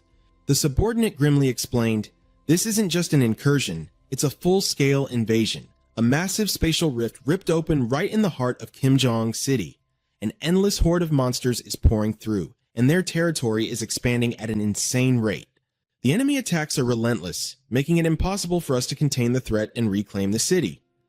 Hotch Ham crossed his arms. "So basically, they're using human wave tactics. If that's the case, throwing a few of us into the meat grinder won't change a damn thing." Lang Min shook his head. High Command has analyzed the attack patterns. We believe there's a highly intelligent leader controlling the horde from the shadows. The only way to win is to send an elite strike team straight through the rift into their world and take the leader's head. Mac Van scoffed, crossing his arms. You want us to march straight into the monster's dimension? You've got to be shitting me. Lang Min's expression remained stern. I am completely serious. For the safety of everyone, High Command has ordered the creation of 2 strike teams, Team A and Team B, to execute this mission simultaneously. And from the looks of it, you've already divided yourselves up perfectly. X immediately backed away. Hold on, no we haven't. We just came here to help with a brawl, that's it. Lang Min completely ignored his protest. Then you guys are Team A. He turned toward Hotch Ham's group. And you will be Team B. You move out with me right now. I'll brief you on the finer details on the way. X groaned. Can I decline this suicide mission? I'm not even part of your organization. I have zero obligation to throw my life away for you guys. Lang Min stared him down. You can refuse, but under the emergency mobilization order, we have the full authority to strip you of your dimensional gear and reassign it to soldiers who are actually willing to defend their country. Seriously? Hotch Ham thought to himself, a chill running down his spine. Wait, does that mean the Dragon Organization has the power to confiscate my Azure Dragon holy armor? Could they even take away my Azure Dragon sword? A transport chopper quickly flew the squad to a military base. Lang Min ushered them straight into an emergency briefing room. He pointed at a tactical map. The rift is located right here. The closer you get to the epicenter, the stronger the monster patrols will be. You need to stay on high alert. Hotch Ham's team studied the marked location intensely. Even X stood in silence, carefully analyzing the map. Hotch Ham spoke up. Can your satellite imaging chart us a safe infiltration route? We need to bypass their main patrols if we can. Lang Min let out a frustrated sigh. We already tried. The rift is emitting massive magnetic interference. We can't get any detailed scans. You're going to have to navigate blindly and scout it yourselves. Mac Van slammed his fist on the table. Are you kidding me? How the hell are we supposed to run an op with zero intel? X, however, remained surprisingly calm. Fine. Send me whatever imagery you have. The clearer, the better. Just then, Hotch Ham raised his hand with a smirk. He dropped a bombshell. I actually know a way we can get crystal clear imaging of the area. Lang Min looked at him skeptically. Even our top-tier military satellites couldn't get a read. What kind of trick do you have up your sleeve? Hotch Ham pointed straight at X. This guy has a trick. Back when we were trapped in the mines, he was able to project a perfectly detailed 3D map. I bet he can easily scan the exact layout of the rift right now. X flinched, immediately waving his hands in denial. I do not. Stop making stuff up. Hotch Ham stepped closer, interrogating him. Oh yeah? If you didn't have a panoramic scan, how did you confidently teleport down to the bottom floor using your spatial magic? Weren't you afraid of getting stuck inside solid rock? The enemy is literally breathing down our necks right now, man. I highly suggest you stop hiding your little tricks and spill it. A subordinate whispered the report to Lang Ming. They had indeed tracked down the competition logs. The guy had bypassed 5 whole floors to reach the very bottom. He definitely had some brilliant tracking and scouting tricks up his sleeve. Lang Ming nodded. Yeah, I got it. Just what kind of skill are you hiding anyway? Spit it out! Backed into a corner, X stubbornly played dumb. I don't have anything at all. Lang Ming glared, tightening the pressure. You only have 2 choices. Hand it over or take the drop. X started to panic. Meanwhile, his operator hesitated after receiving the command. Check the perimeter around the rift.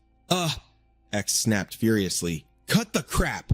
If I tell you to scan it, just scan it. Direct all the lightning bats to that sector and get me the results now. Understood, the operator replied. Recalibrating now. I need a moment. The image of the building came into sharp focus, revealing 3 bat monsters standing guard on the roof. They were on high alert, watching every shadow. The moment they detected an intruder, devastating sonic waves blasted from their jaws. The sonic blast echoed across the entire mountain range before sweeping through the city. The bats near the rift instantly picked up the signal. Tracking that frequency, the security team finally pinpointed the rift's exact location. We got the visual, sending it to you now. Everything you need is right here, X reported. Lang Ming immediately issued an order. Transmit this to HQ Command. Find us a breach point. Hatch Ham smirked at X, thoroughly amused. Looks like you've unlocked a brand new skill. No wonder you know your way around these mines so well. Your logistics team is no joke. Wipe that smug look off your face, X snapped back. I'm wearing your Azure Dragon holy armor. No matter what happens, I'm winning this.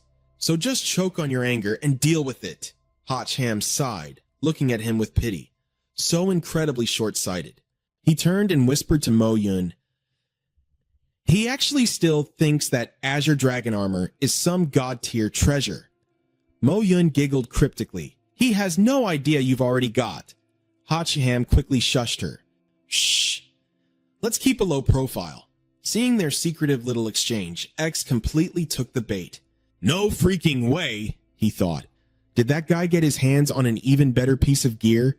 Did the demon god drop higher tier loot?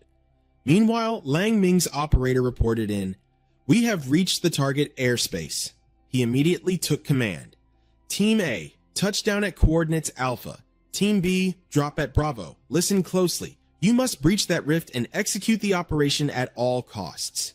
Copy that, both squads roared in unison. The choppers transported them to their designated drop zones, and they swiftly parachuted down into the fray. Hovering high in the air, Hatch Ham glanced down at Von Tuong. Are you sure we can actually go through this thing? The little girl nodded confidently. Absolutely, but I have no idea what kind of mess is waiting for us on the other side.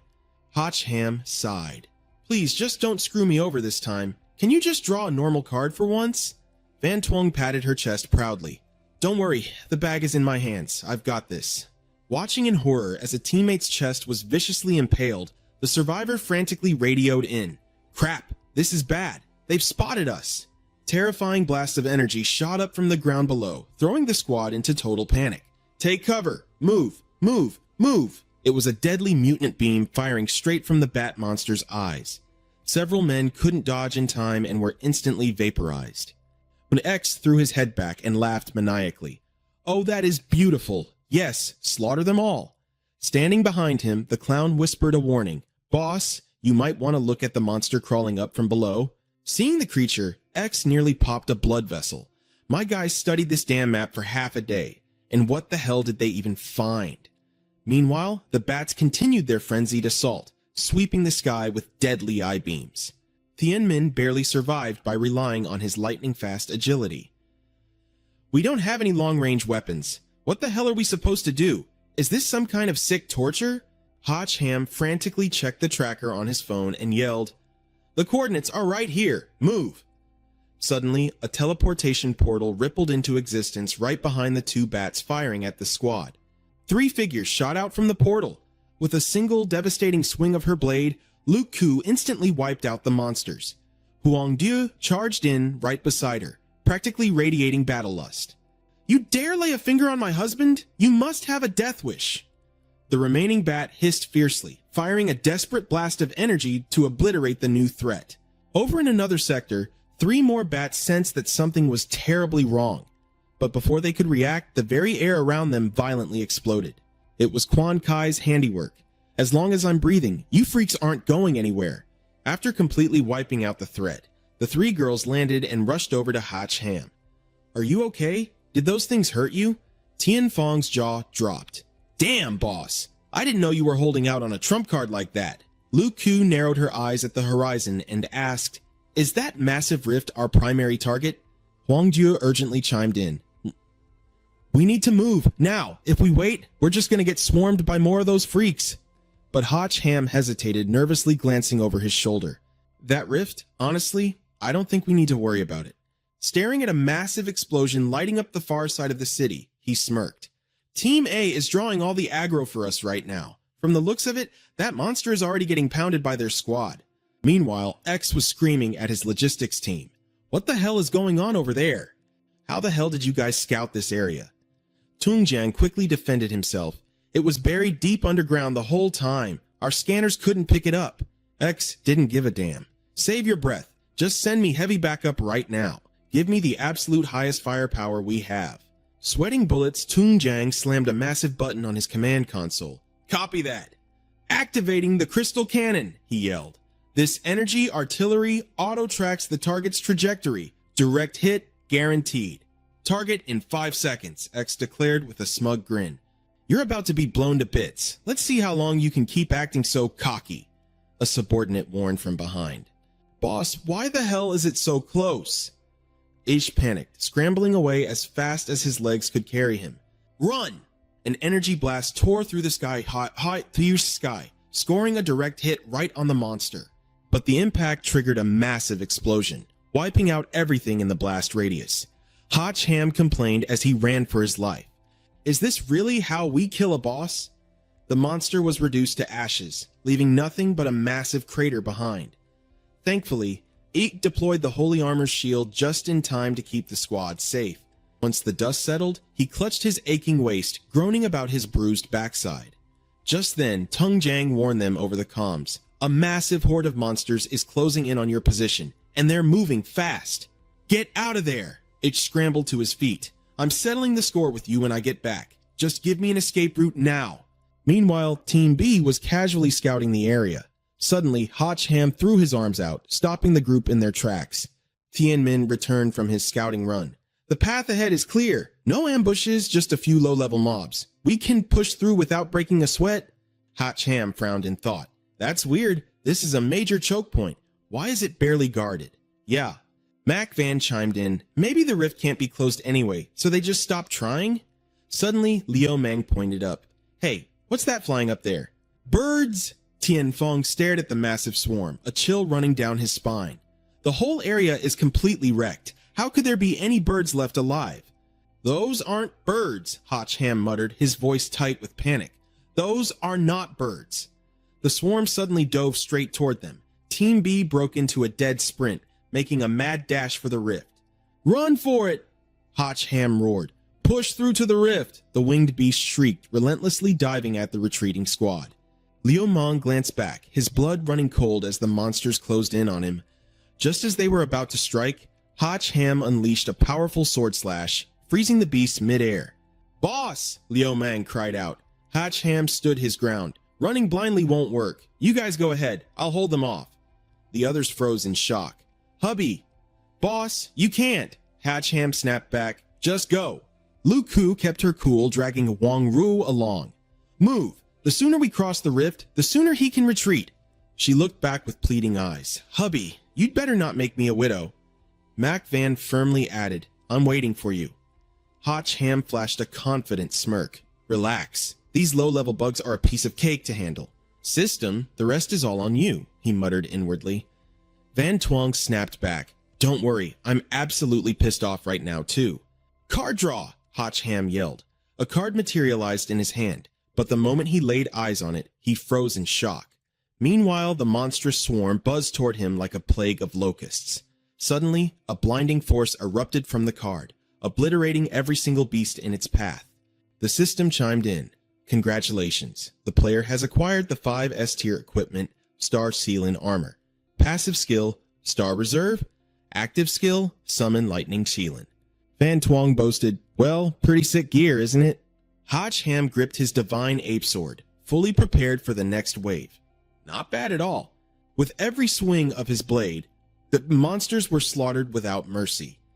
He smirked in satisfaction, the perfect blend of offense and defense. He thought he was in the clear, but the next wave swarmed in, thicker and darker than before. Hotch Ham broke into a cold sweat. Why is it all bugs? He groaned. Van Twong shot back.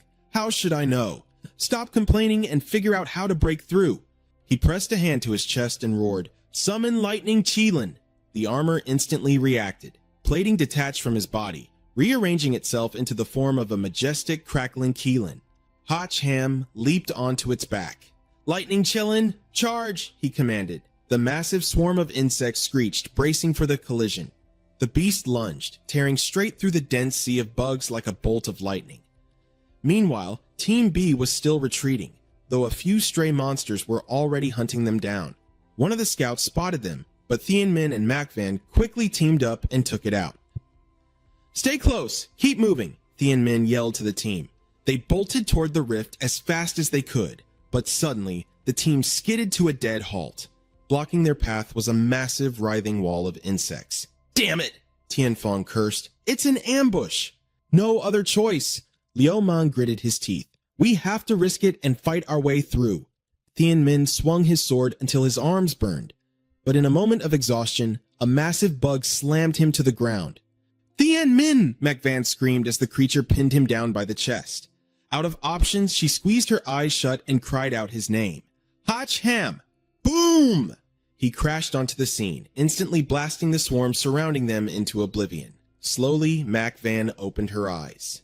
Hotch Ham's confident voice rang out. Nothing to worry about. I'm here.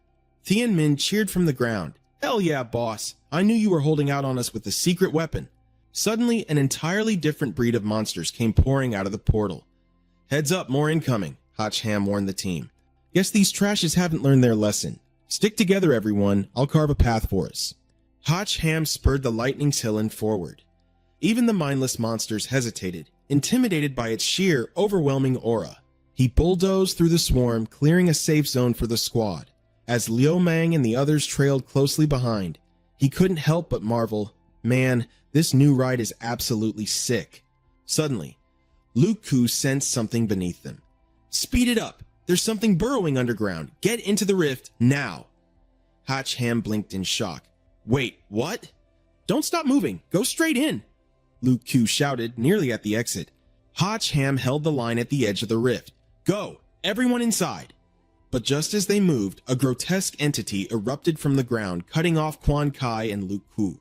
Hotch Ham tensed up, realizing things had just gone from bad to worse. The two of them were falling straight into the monster's jagged, razor-sharp maw. Quan Kai panicked. We're dead! Just in the nick of time, Hotch Ham managed to grab hold of her skirt. Thanks to Hotch Ham, both of them barely escaped the monster's jaws. Quan Kai quickly reminded him, Hey, my skirt? Hotch Ham grunted, struggling to hold on. Is this really the time? Keeping you alive is the priority here. You two seriously need to lose some weight. Luke Ku snapped furiously. Who are you calling fat? You'd better choose your next words carefully. Hotch Ham didn't bother arguing with them. Let's move. Lightning cracked. All three managed to dive into the rift just in time. The monster lunged forward, snapping its jaws, but slammed headfirst into the closing rift with a massive bang. The impact left it completely dizzy and disoriented. But there was still fresh prey left behind. Group X had arrived just in time to serve themselves up on a silver platter. Come on, brothers, the rift is right ahead. Let's make a run for it. But their excitement was short-lived when they saw the monstrous beast blocking their only escape route. It licked its lips, staring hungrily at Group X. The leader burst into tears and screamed, What the hell is this thing? Meanwhile, Hotch Ham's group had successfully made it to safety. They found themselves in a dead, silent forest. All three collapsed onto the ground to catch their breath. Hotch Ham let out a massive sigh of relief. That was way too close. We were almost monster food. Luke Ku frantically looked around. Where is everyone else? And wait, the rift is completely gone. Van Tuong guessed. It seems that teleportation gate is strictly one way. Any beasts that leave through it can't ever return. Since you guys forced your way back against the flow, you were teleported to a random location. And because everyone didn't enter at the exact same time, you didn't end up in the same place. Hotch Ham finally understood. No wonder that giant beast didn't chase us here. It didn't have a chance to go through the rift a second time. The little girl replied, but the fact that you forced your way back through the rift has definitely alerted whoever opened it. We need to keep moving right now. Luke Ku agreed. If that's the case, we have to get out of here immediately and see if we can regroup with Huang Du's team. Hotch Ham, however, smirked with excitement. If a golden opportunity like this presents itself, why should we run? We were just worrying about how to track down the mastermind, weren't we? Meanwhile, Huang Du's group was lying completely unconscious on the ground, as a voice could be heard counting them. 1, 2, 3, 4, 5, the monster grunts reported. Commander, we've captured a total of 5 intruders. How should we dispose of them? Their commander ordered, take them back to the city and hand them over to His Majesty. Since they came from the other world, a strict interrogation might yield some highly useful intel. The subordinates shouted, Understood! We will take them back immediately. The foot soldiers barked in agreement. Their commander, Huyen Lu, divided the tasks clearly. Group 1, take the prisoners back. Group 2, you're coming with me. There's another matter I need to handle. A monster protested, but the front lines are brutal. We still need you to return and lead the troops, Commander. She let out a cold, chilling laugh. Don't worry about that. It seems a few more little rats have scurried in here. We are going to round them all up. The harsh sun beat down on the forest. Seeing Hotch Ham acting so completely relaxed, Van Tuong reminded him, are you seriously just going to sit here and wait? Dragging this out is only going to put you at a disadvantage. He calmly replied, no need to rush. If our Team B failed, we still have Team A, right? Suddenly, a rustling noise made his expression turn dead serious. Looking down at the three monsters below, he thought to himself, Luke Ku's signal has finally arrived. Seeing the three frog-like creatures, Hotch Ham muttered, just a bunch of small fry. Catching garbage like this alive is completely worthless. The three frog monsters below were muttering among themselves, this is weird. The intel said they were right here. They must have run off already. Let's head back and report. Luke Ku sat silently on a tree branch, observing them. She thought to herself, why hasn't Hotch Ham made a move yet? Van Tuong was also getting anxious. What do we do now? Should we follow them and find out where their camp is? Hotch Ham pondered for a moment before saying, I don't know. Something about this just feels completely off. The two groups of monsters had regrouped. One of them asked, who did you guys catch? The other reported, an intruder. The rest of their crew was wiped out. Only this one survived, so we're taking it back for interrogation. Van Tuong was stunned. No way! Did Huang Du's team actually get defeated? Hotch Ham said darkly, the situation is still unclear. Let's just wait and see. It could also be those guys from Group X. Down below, the monster asked again, judging by the shape of that sack, did you guys catch a woman? It replied, spot on. Why do you ask? The other monster's face immediately flushed red with lust. We brothers have been busting our asses for a whole month. Now we just want to blow off a little steam. If you know what I mean? One of the subordinates immediately began kissing up to him. Our captain always knows how to take care of his men. All right, let's get the boys lined up nicely. Gotta make the most of our time. The captain gleefully agreed. Hell yeah, boys. Hurry up and get in line. But suddenly, the person inside the sack tried to make a run for it. The whole gang shouted, oh crap, she's trying to make a run for it. Their captain viciously slammed the girl's head into the dirt. Where do you think you're going, bitch? Hey there, beautiful. Don't be so tense. I'll make you feel real good in a second. Unable to hold back her rage any longer, Luke Ku jumped down. The monster turned around and froze at the sight of her. You! Luke Ku screamed at him. You disgusting animal! I'm gonna kill you! Up on the branch, Hotch Ham clicked his tongue in frustration. Why the hell did Luke Ku just charge in like that? The monster, recovering its bravado, aggressively ordered, get over here! But before he could even finish, Luke Ku sent him straight to hell with a single swing of her sword. The rest of the mob panicked and yelled, get her! Take her down! Luke Ku glared at them with pure disgust. You pieces of trash, come here and die! Meanwhile, Quan Kai remained perfectly hidden in the trees, silently watching Luke Ku wipe the floor with the grunts. Hotch Ham asked her, Little Kai, why didn't you go down there? She replied simply, didn't you say we absolutely shouldn't make a move without your signal? Hotch Ham let out a sigh of relief. Thank God, at least you are reliable.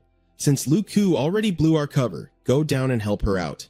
But remember, whatever you do not mention me. Quan Kai was curious. Why not? Are you worried the enemy still has a trap waiting for us? He replied, I'm not sure. I just feel like this is all way too staged. Get the person out of the sack and find out who it is first. Terrified, the two monsters below scrambled to escape. Run! But Quan Kai leaped down, blocking their path. Where do you think you're going? She unleashed a blast of fire magic, scorching them alive. Meanwhile, Luke Ku stepped up and untied the sack. Don't be afraid. You're safe now. Feigning weakness, Huin Lu whimpered, thank you. Thank you so much. Startled by the unfamiliar face, Luke Ku demanded, who are you? Hotch Ham instantly realized she wasn't one of theirs. Something was definitely off. Playing the innocent victim, she explained, I fell through the spatial rift too. Are you girls from there as well? Luke Ku narrowed her eyes. Are you from Team A? I never heard anything about a woman in their squad. Finding a quick excuse, Huin Lu replied, oh no, I'm from a different team. Didn't they tell you? Who's your commanding officer? Inwardly, Huin Lu connected the dots. Were those 5 captives from earlier this Team A they were looking for? Wait, no. She said that team didn't have any women, which meant there was another squad lurking in the shadows. Luke Koo hesitated. Our captain is... Quan Kai sharply cut her off. That would be me. If you have something to say it to my face. Huing Lu eagerly played along. Oh, thank goodness. You have to come with me. We need to save the others. They captured 5 more people. 3 guys and 2 girls. Hotch Ham knew immediately. 3 men and 2 women? That had to be Huang Tu's squad. The intel was spot on. It looked like they really had been taken hostage. But the real question was this mysterious woman a friend or a foe? Pointing the way, Huing Lu urged, "This way, we might still be able to catch up." The 2 girls nodded and followed. All right, lead the way, they agreed. Trailing behind, Luke Koo secretly communicated with her teammate. What's the play here? Why isn't Hatch Ham showing himself? Quan Kai whispered back. He suspects a trap. He wants us to play along while he provides backup from the shadows. Luke Koo immediately caught on. He was suspicious of this Huing Lu girl. She relayed the order, tread carefully. We can't afford to make the same mistakes. Those were his exact words. Luke Koo nodded. Got it. Let's stay sharp. With her sharp instincts, Huing Lu already sensed something was up. There was definitely someone else hiding in the dark. She smirked inwardly. No matter, I've got plenty of time to play games with you all. Meanwhile, a group of monsters was stealthily tailing the 3 girls. 2 of them whispered to each other, "Why did the commander order us to just follow them like this?" What do you know, you idiot? It's called playing the long game. The commander is a strategic genius. She's using this setup to wipe out all the intruders in one swoop. We just have to tail them until they lead us straight to the rest of their squad, and then, bam, we bag them all. Oh, I get it now. That's brilliant. Suddenly, Hotch Ham casually strolled up from behind. Wow, you guys really are full of dirty tricks, aren't you? The 2 monsters spun around, shrieking in unison. Who the hell are you? Their answer was a ruthless, bone-crushing beatdown. Moments later, both were hogtied firmly to a tree. Annoyed by their pathetic wailing, Hotch Ham warned them, "Shut up, this will be over in a second. Let's play a little game, shall we? We'll draw sticks. Let's see who gets the longest one. Whoever draws the longest stick wins. The short stick loses. The winner gets to walk away, totally free." He gestured to the massive Chillin looming behind him, flashing a wicked smile. But the loser becomes his lunch. The 2 monsters turned pale with terror. Hotch Ham held out the sticks. All right, who's up first? Go ahead, pick one. He shoved the sticks toward one of them. You? Pick? Oh, what's wrong? Cat got your tongue? Fine. If neither of you wants to draw, I'll do it for you. Let's pull one for the dark-skinned ugly guy first. He yanked out a stick. Oof, tough break. That's a pretty long one. Next, it's your turn. He casually glanced at the second stick and gasped in mock surprise. Oh my, this one's even longer. Well, I guess we have a clear winner. Congratulations, Greenie, you're the lucky winner. All right, Chillin, time to eat. As the Killin's massive jaws clamped down, the monster shrieked in panic. Wait, hold on. Hotch Ham chuckled, still playing with his prey. Oh, my bad. I almost forgot. It's only polite to let a guy say his last words before he gets eaten, right? Spit it out. Make it quick. Tears streamed down the monster's face as it bawled. Please, spare me, mighty hero. I don't want to die. I'll give you whatever you want. Just please, let me live. H. Ham rubbed his chin, pretending to be conflicted. Gee, I don't know. If I let you go, how am I supposed to explain that to my hungry friend here? Unless you tell me everything you know about that woman. The monster feigned ignorance. Which woman? Hotch Ham's playful smile vanished into an icy glare. Playing dumb, are we? Chillin, eat him. The monster instantly cracked. Wait, her name is Huing Lu. She's Her Majesty the Empress's most trusted general. Age unknown. Her measurements are 98, 58, 88. That's all I know, I swear. Hotch Ham nodded, satisfied. Good boy. Now we're getting somewhere. Next question. Where are you keeping the prisoners? Spit it out. Meanwhile, at the enemy's military command center, Luke Koo and Quan Kai had already been captured and brought to their base. Huing Lu slouched in the commander's seat, scoffing in annoyance. These 2 little tramps didn't take the bait. They made me hike around that stupid forest for nothing. Drag them to the dungeons, torture them until they spill where their rat of a teammate is hiding. Yes, Commander, her subordinates barked. Suddenly, a soldier rushed in with an urgent report. Commander, someone from the Imperial capital is here. Huing Lu's eyes widened in surprise. Who is it? How could I not know? He scoffed. The guard replied, I'm not exactly sure either. It seems he's here on His Majesty's orders to hold us accountable for the slow progress of the war. Huin Lu immediately barked, Well, don't just stand there. Invite him in. Hurry up. The guard quickly obliged. Seeing the figure walk in, she dropped to one knee and declared, General Huin Lu respectfully welcomes His Majesty's envoy. Hacham stepped forward, wearing a mask and a striking red cloak. Huin Lu, are you not ashamed of betraying His Majesty's trust? Huin Lu shot him a suspicious glare. No way. Who is this envoy? How come I've never seen him before? And what's with that bizarre getup? She's definitely never seen me before, Hacham thought to himself. She looks pretty suspicious, but I've got the upper hand here. I absolutely cannot let her spot any flaws in my act. Huin Lu tried to probe him. May I ask who? But he immediately roared. Insolent! You see an imperial envoy and don't even offer a seat? You show zero respect for His Majesty. Are you gathering troops to stage a rebellion?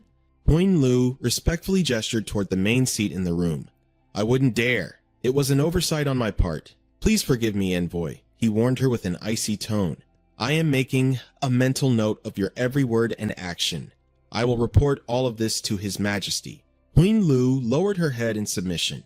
Yes, of course, I know I was wrong. He took his seat and demanded, What is the current status of the war? Give me a full, detailed report. Huin Lu replied, Our vanguard has already seized control of 2 cities. Right now, we are hunting down the primary targets. Hacham asked bluntly, Hunting who? Internally, he grumbled, Those 2 frog monsters knew absolutely nothing about the motive for this war. I'll just have to squeeze the intel out of this woman.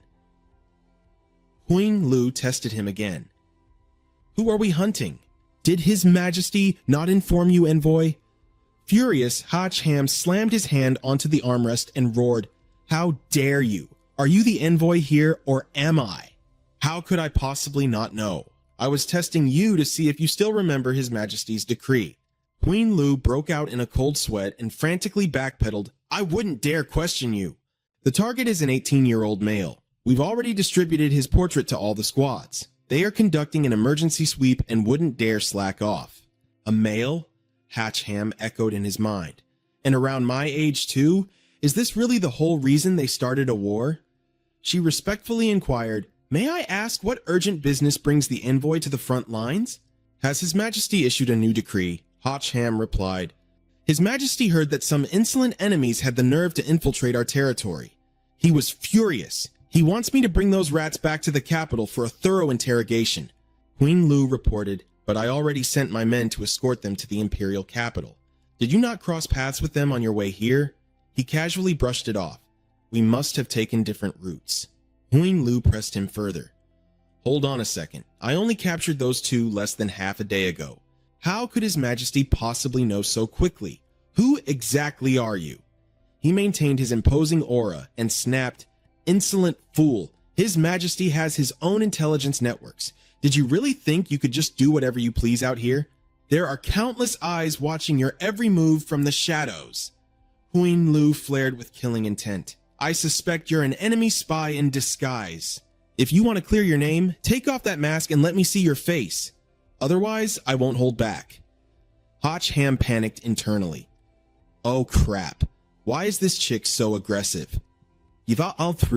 Still, he doubled down on his act. Interesting. A lowly frontline general actually dares to question my authority. Are you not afraid of losing your head? Huin Lu froze in terror. Losing my head?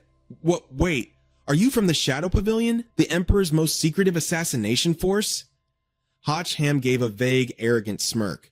What do you think? He let out a secret sigh of relief. Just like those 2 frog monsters said, the mere mention of the Shadow Pavilion strikes fear into everyone. Huin Lu bought the lie completely. She dropped to her knees. Please forgive my immense disrespect, my lord. Spare my life. He commanded, Save your breath. Do you have any other prisoners? I'm taking all of them with me. Huin Lu quickly pleaded with him. They say the Shadow Pavilion houses the greatest interrogators in the world. Since the enemy has been infiltrating our lines non-stop, there must be a larger conspiracy. My lord, I beg you to help me interrogate those 2 wretches. It would be a massive help. Before we marched, His Majesty decreed that the front lines are the ultimate priority and that we have the authority to request aid from any Imperial forces. You must be aware of this, right? He confidently agreed. Of course, that won't be a problem. He agreed to the interrogation, but internally he was sweating. Man, she is a tough one to shake off. She clearly still doubts me. She's using this to test if I actually have the ruthless skills of an assassin. I guess I'll just have to wing it. Walking into the dungeon, he noticed that beside the two girls, X and the clown were also there. The two of them were screaming, "Damn it, let us out of here!" He was genuinely shocked. Wait, X got captured too? Huin Lu pointed at the prisoners. These are the spies we apprehended from 2 different sectors. You may interrogate them however you please, my lord. He smirked inwardly. I understand. If the interrogation gets a bit too brutal, don't say I didn't warn you. Huin Lu replied smoothly, Of course not. Please, use any method you see fit. We have all kinds of torture devices over there. Leather whips, branding irons, spiked clubs, whatever you need. But in her head she sneered, all this posturing before we even begin. Do you really think I'm that gullible? Hotch Ham commanded, Those toys are way too boring. Bring me the steel whip and the spiked iron flail, and bring me a massive bucket of chili peppers, the spiciest ones you have. Huin Lu was totally stunned. What? Spikes? He gripped the heavy steel whip in his hand and glared at the prisoners. You've got some nerve, kid. You dare run wild here in His Majesty's territory? X immediately started begging for his life. Be boss! Come on, we can talk this out. Just, let's not resort to violence right away, okay? But without a shred of hesitation, he lashed the whip down on them. Are you gonna talk? Smack. I said, are you gonna talk? He screamed in pure agony. How am I supposed to talk if you don't even ask me a question? Mommy! Huin Lu watched, finally completely convinced, striking a deadly blow right out the gate to utterly shatter the enemy's willpower. As expected of the Shadow Pavilion, X was getting the absolute beating of a lifetime, screaming at the top of his lungs. Hotch Ham coldly remarked, You've got some tough bones, kid. You'd rather die than confess, huh? He was actually pretty confused. Why isn't this idiot summoning his Azure Dragon armor? Did his powers get sealed? X sobbed uncontrollably. Boss! Grandpa! Please, just ask me whatever you want to know. I'll tell you literally everything. Just please stop hitting me. He scoffed with deep satisfaction. Serves you right. Then he turned and gave an order to Huin Lu. What do you want to know? Ask away. She froze for a second. Ah, right, I'll ask. Huin Lu ruthlessly interrogated them. Spit it out. How many of you infiltrated this place in total?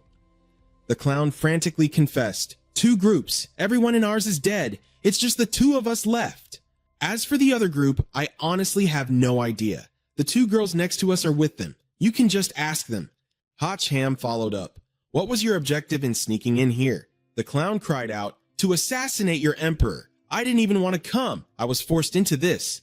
Holding up a photograph, she demanded, Do you recognize the guy in this picture? The person in the photo was none other than Hotch Ham himself. Their jaws completely dropped in shock. The clown shrieked, That's him! While Hotch Ham internally panicked. Me? Huin Lu pressed on. What's with that reaction? Do you know this man? The clown stammered, frantically trying to piece things together. Wait, could you guys be... I finally get it. So he was the one pulling the strings all along. Hotch Ham delivered a swift, brutal punch to his face. I'm asking you a question. What the hell are you babbling about? He completely ignored how much damage the guy could take. The clown was beaten into a dazed stupor. Hotch Ham glared down at him in pure disgust. Passed out from just that?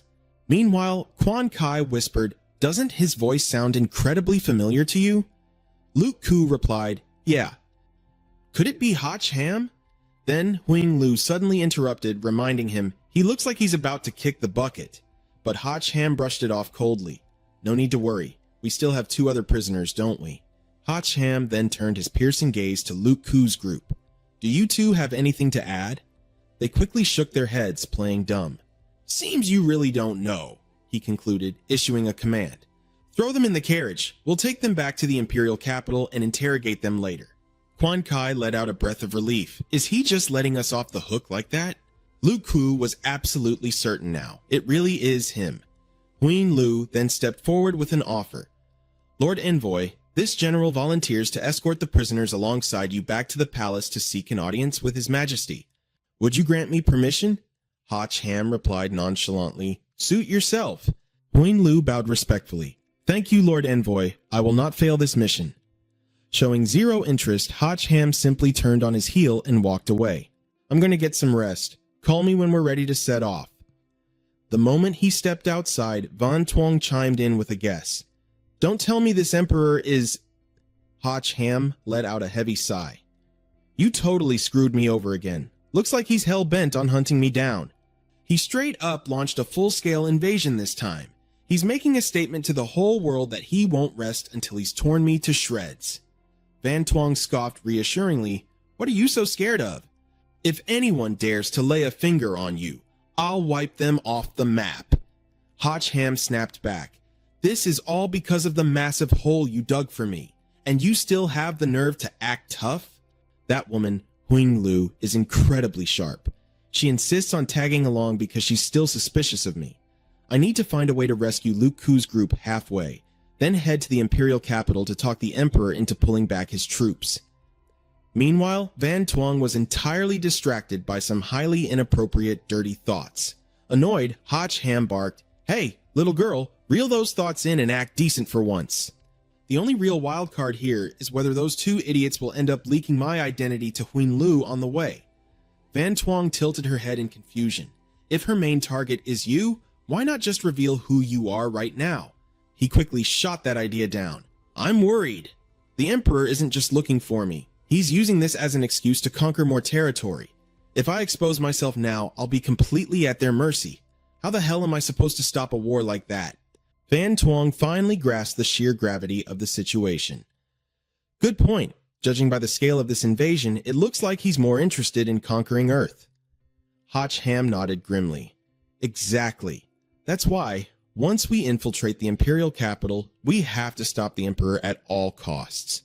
The following day, as the horses were prepped for departure, Huang Lu respectfully bowed. Lord Envoy, please mount your horse. Hotch Ham internally panicked. Oh crap, I don't even know how to ride a horse. If I try, won't my cover be blown instantly? Seeing him frozen in place, she cautiously called out, Lord Envoy? Adjusting his posture, he put on a dark, arrogant tone. How could His Majesty's personal envoy travel the same way as you lowly soldiers? You expect me to endure a bumpy horse ride? Fetch me a carriage at once.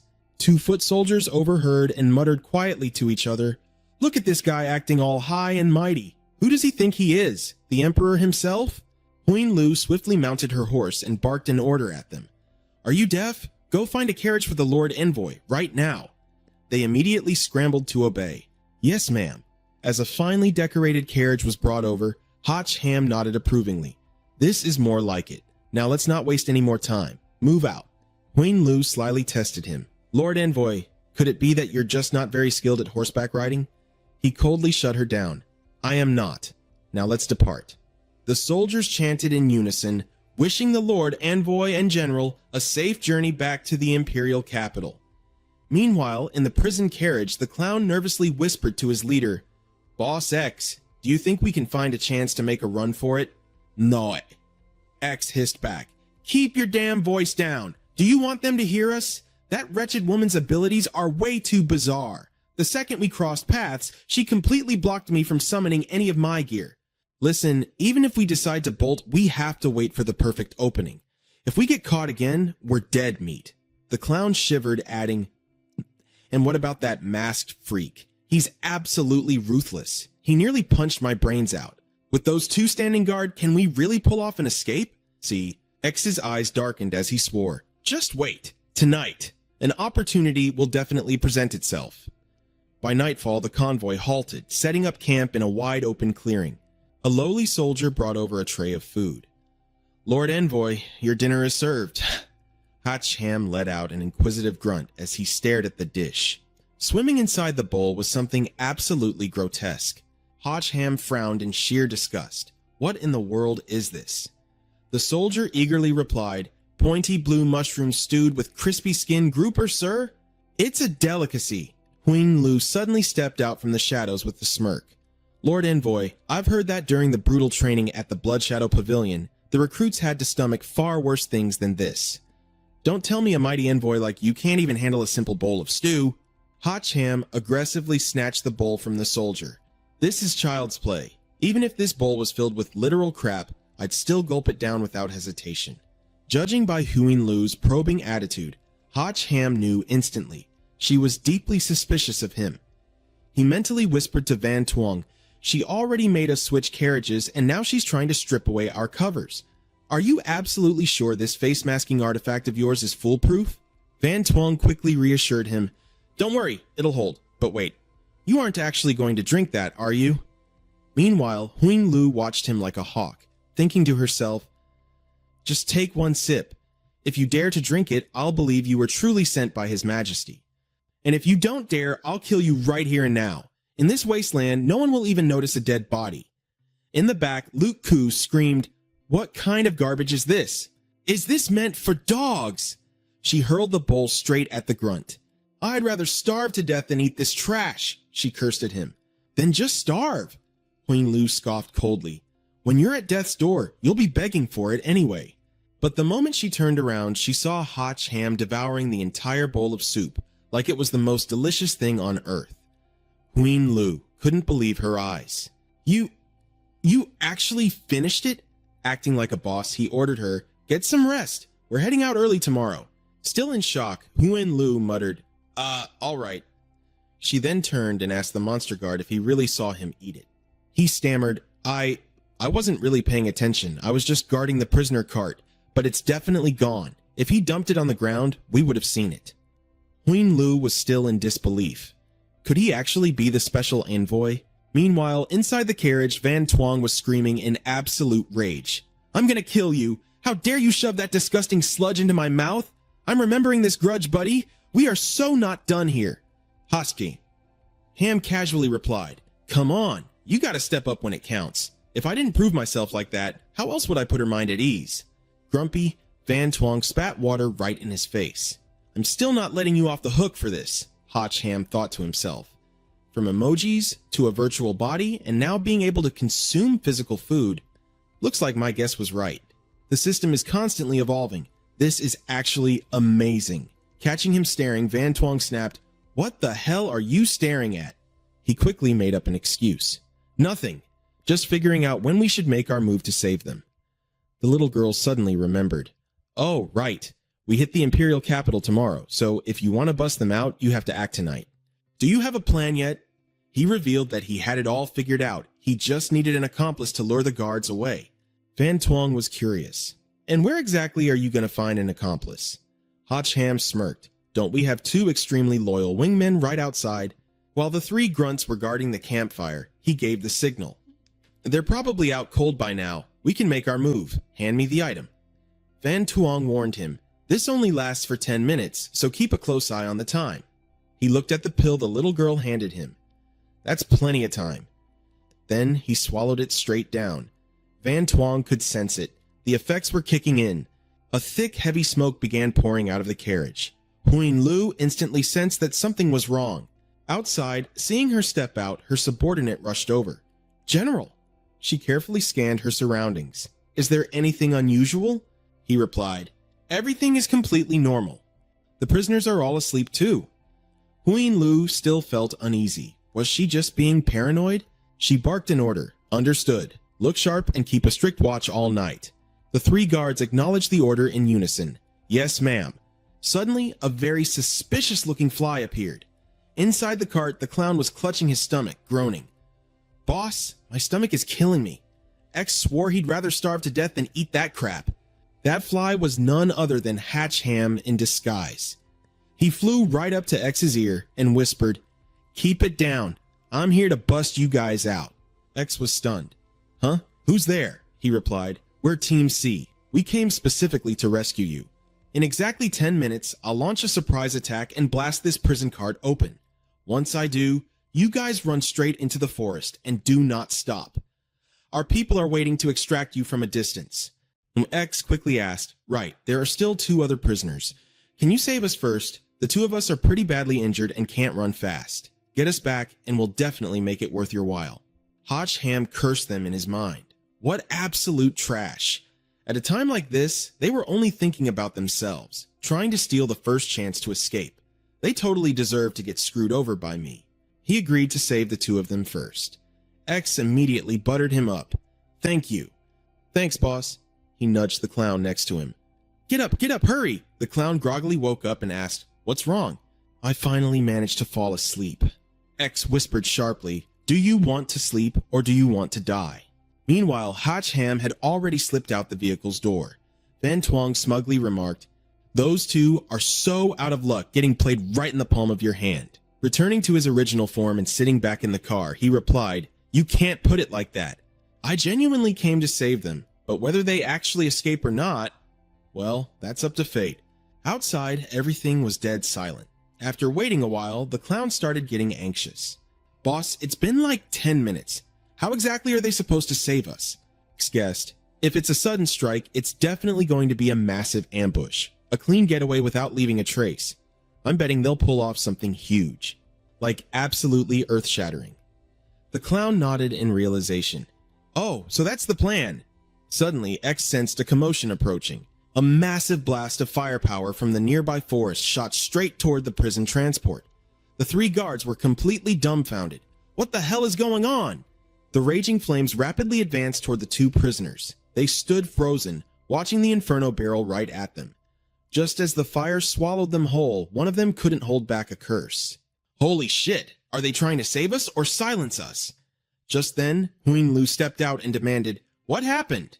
A guard frantically reported an enemy ambush. He pointed straight at the prisoner transport vehicle. Looks like the enemy's here to hijack the prisoner transport. Huing Lu froze in shock. Hijack the prisoner transport? The clown exclaimed from beneath the rubble. A rescue mission? Yeah, right. Huing Lu roared furiously. Damn it! Have you ever seen a prison break that nearly blows the prisoners to kingdom come? The guard hung his head in apology. Yes, I'm so sorry, he stammered. She immediately barked orders. Search the woods. Find out who's behind this.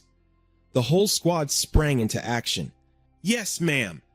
The clown seized the opening and whispered, Be boss. They're heading into the woods to search for them. X sharply deduced, Do you think this will scare off our rescuers?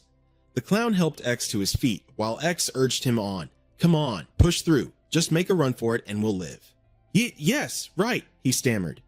Letting out a battle cry to hype themselves up, the two of them bolted, running for their absolute lives. Huing Lu ordered her men to intercept them. After them! Follow me! She shouted, leading the chase. Lu Ku, meanwhile, was completely lost, having no idea what was actually going on. Hotch Ham stepped up and explained it simply. Long story short, they just made themselves decoys for you. Meanwhile, the two runners were swiftly grabbed by the scruff of their necks.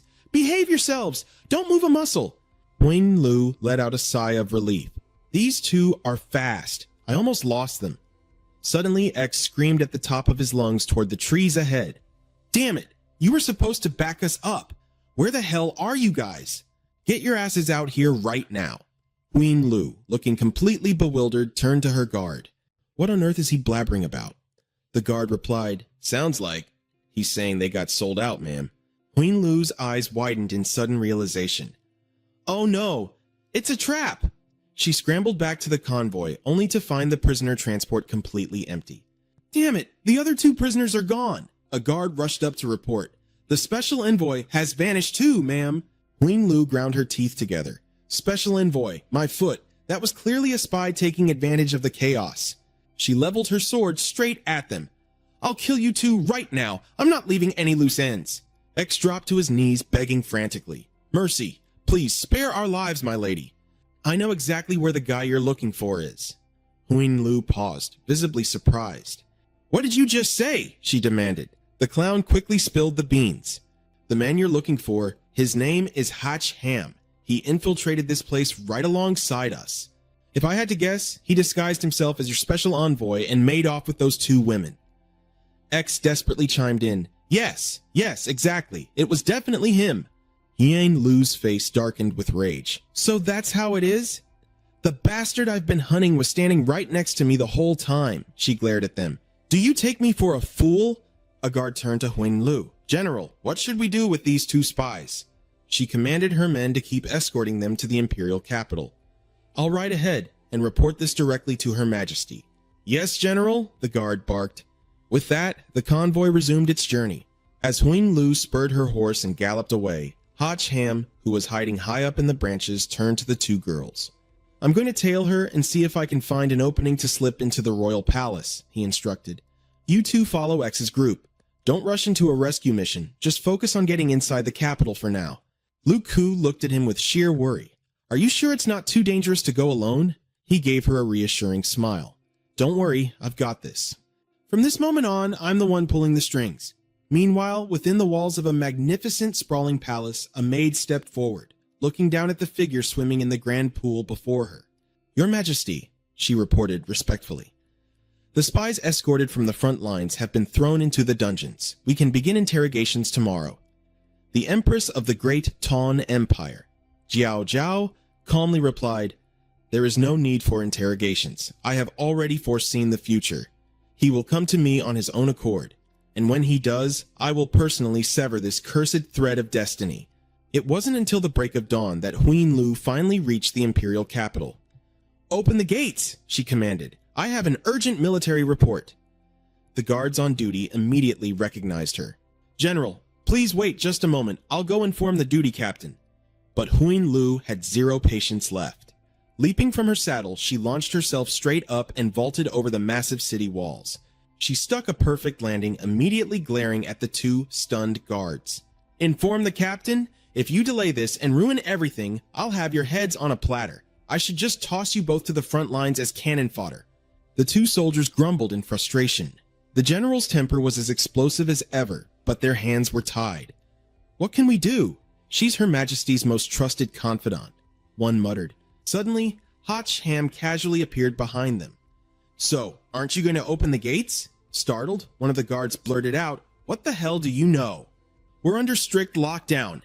As they spun around, they finally took a good look at him and panicked. "Wait, who the hell are you?"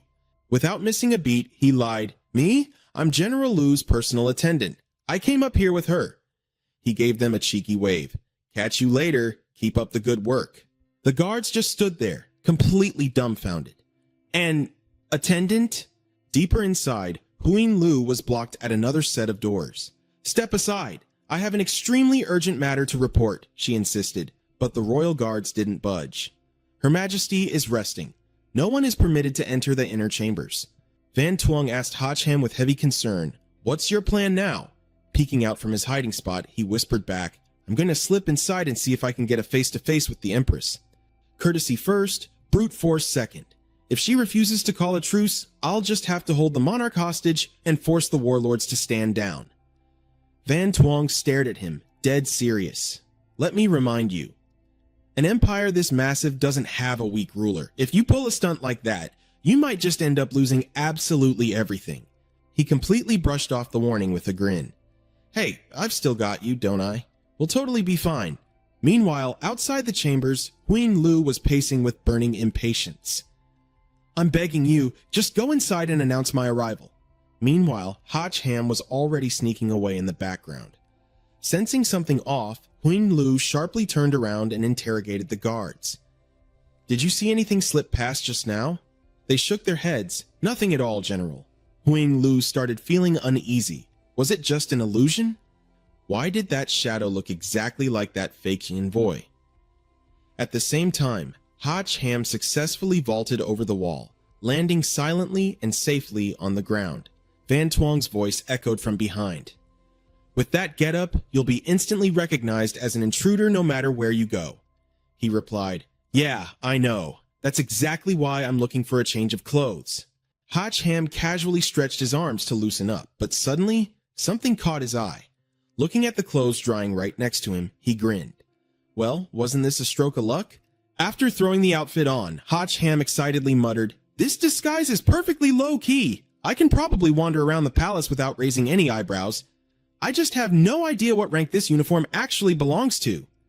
Van Tuong couldn't help but sigh. "Your face is completely exposed. Aren't you worried someone will recognize you?" He scoffed. "What is there to be afraid of? Even the wall guards didn't recognize me, which means my portrait hasn't been circulated inside the city. After all, Anything concerning the emperor's dignity wouldn't just be casually publicized to the masses. Suddenly, he froze. Two people were walking straight toward him. Hotch Ham instantly recognized Huin Lu. Damn it, this woman is like a ghost that just won't go away. She sensed something too. The palace maid walking beside her quickly asked, General Huing, what's the matter? She pointed straight at his hiding spot. I think I just saw a court official slip in there. The maid smiled brightly and shook her head. How could that be? That is the emperor's private bathhouse. Any official who wanders in there would be executed by 1,000 cuts. Huing Lu stubbornly pushed forward, completely ignoring the maid's protests. Something is off. Someone might be trying to assassinate the emperor. She loudly barked an order. Summon the royal guards. Seal off all exits immediately. Panicking, Hotch Ham thought, is this crazy woman trying to get me killed? Suddenly, a dazzling golden glow caught his eye from up ahead. Huing Lu led the squad of guards rushing inside. The soldiers shouted, Where is the assassin? She pointed inward. In there! But the entire room was completely empty. Huing Lu froze in disbelief. There's no one here? One of the guards asked, frowning in confusion. Where is the assassin? Huing Lu firmly insisted. I saw someone slip in here with my own 2 eyes. They have to be hiding inside. The palace maid stepped forward and yelled furiously, Insolent! Where do you think you are? How dare you grunts barge in here? Do you want your entire families executed? General Huing Lu, the emperor is about to change for a bath. What exactly is your intention? Barging into the royal bathhouse with a mob of guards. Huing Lu quickly defended herself. I saw an assassin sneak in here. That's why I brought my men to catch him.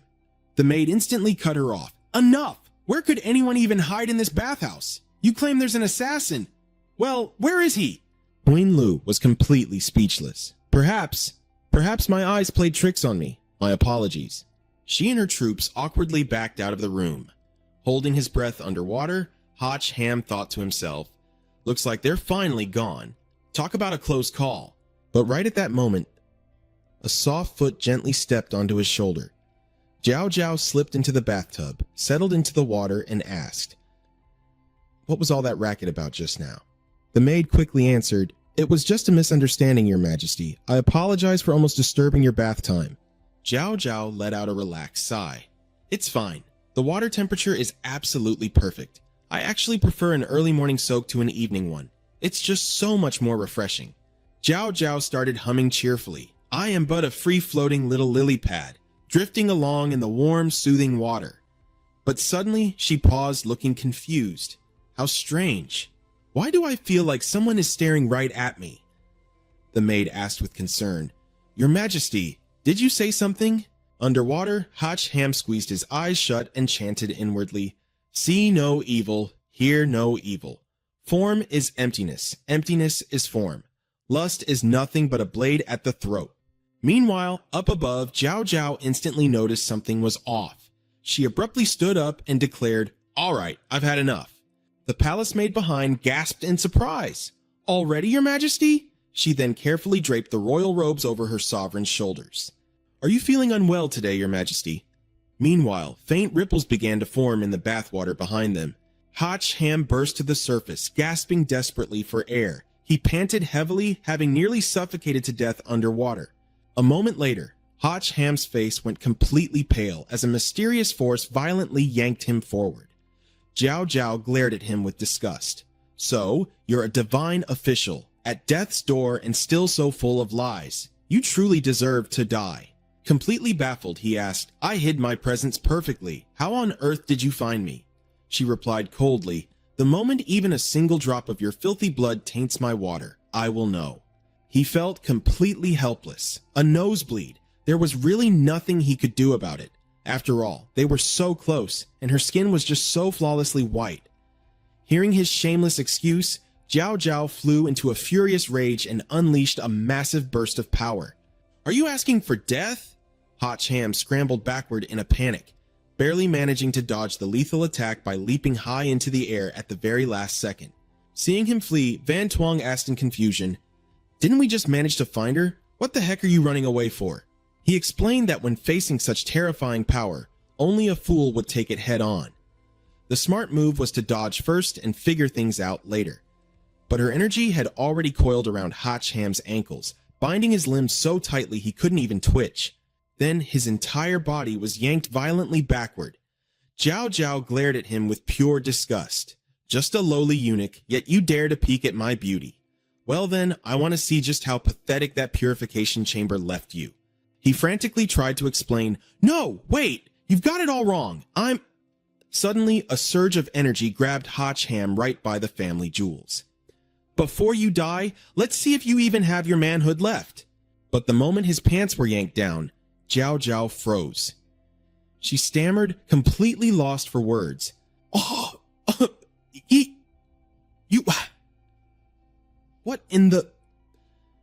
Ham was sweating bullets from the awkwardness. "My bad. Normally it's a mighty beast of war, but after that beating I just took, it's feeling a little shy right now."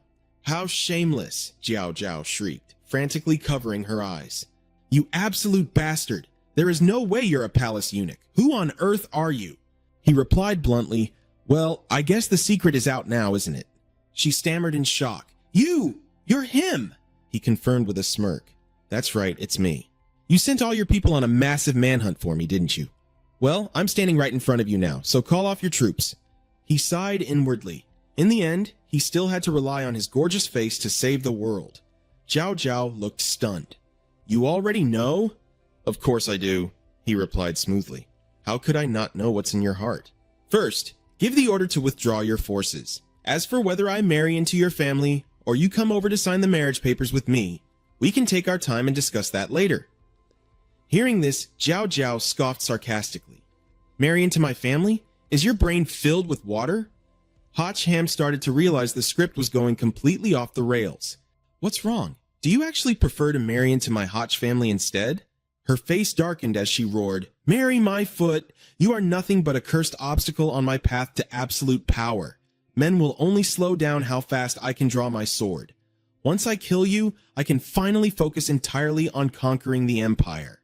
This time, it was Ham's turn to go pale. Feeling the intense bloodlust radiating from Zhao Zhao, he desperately tried to reason with her. "Hold on, if we're tied by fate, why not just go with the flow and follow heaven's will?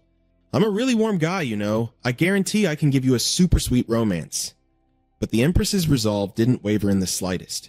"You damned man! I've already made up my mind. First, I'm going to make sure you can never be a man again, and then I'll kill you. I bet your screams of agony will sound absolutely tragic and beautiful, won't they?" Realizing he had just provoked an absolute psycho, Ham wanted to cry. "You've got to be kidding me! Where did this crazy lunatic even come from? She's completely unhinged. Aren't I supposed to be the man of your dreams?" Zhao Zhao conjured a massive pair of scissors and lunged at him. The real show had begun. Seeing his precious manhood about to be snipped away, Ham screamed in pure despair, "Somebody, save me!" Just then, a soldier outside anxiously reported, "Your Majesty!" She frowned in annoyance. "What is it?" The soldier quickly answered, "We just received word. The man you've been desperately searching for has finally been found. He is currently on his way to the imperial capital and should arrive by tomorrow." The news caught Zhao Zhao completely off guard. "What did you just say?" Ham blurted out in disbelief. "Are you serious? Just how many wanted posters of me did you pass around? How the hell did they find another me?" Ignoring him, Zhao Zhao turned to the soldier. "Who found him? Is the intel reliable?" The soldier nodded. "The message came directly from the Huyan Ju sect." "There is no mistake, Your Majesty," Zhao Zhao muttered under her breath. "The Imperial Advisor's people." Ham eagerly chimed in. "Hey, Your Majesty, since you've already found the real deal, could you do me a favor and let me down now? I still have an 80-year-old mother waiting for me back home." Before he could even finish his sentence, her invisible force gripped him tight. With a swift motion, Ham was hurled out the door, face planting violently into the dirt. "Ouch! Watch the head, damn it!" he yelped. "That hurts like hell." Ham groaned as a squad of guards instantly surrounded him with their weapons drawn. Where did this assassin come from? Wait, isn't this the guy Her Majesty has been looking for? Why is there another one of him? From inside, Zhao Zhao commanded, "Throw him into the dungeon. We will deal with him tomorrow once the other one arrives." "Understood," the guards complied. As he was being dragged away, Ham shamelessly pleaded, "Your Majesty, I swear I'm just a fake. Just go after that other guy. Watching from the shadows, General Lu muttered to herself, Your Majesty. As night fell, Ham found himself locked behind the cold iron bars of the Imperial dungeon. He sat gloomily in a corner, letting out one heavy sigh after another. Van Tuong, his system guide, grew incredibly impatient. What's with all the moping and sighing? Hurry up and break out of here already. If I bust out now, how am I supposed to expose that faker? Ham retorted. I'm just going to wait until he gets here tomorrow, then we'll see who's who. Van Tuong gave up, completely and utterly baffled. I seriously don't get you. Your life is on the line and you still want to stick around for the drama? Ham just frowned, deep in thought. This empress was totally unhinged. Who the hell actively tries to murder their own destined soulmate? Frustrated, Van Tuong vanished, snapping, Fine, I'm leaving you to your own mess. Suddenly, he heard a jailer call out, General Hein! The general approached his cell, staring intently as she confirmed, So, it was you all along. Playing dumb, Ham looked at her blankly. What are you talking about? Do I know you? Lu snapped angrily. Drop the act! I'd recognize that annoying voice anywhere. You've got a lot of nerve, Special Envoy. He chuckled effortlessly. I was just taking a little gamble, that's all. So, did the general come all this way to settle the score, or just to enjoy the show? Seeing his cocky attitude, Lu grew even more irritated. Of course, I want to hack you to pieces right this second.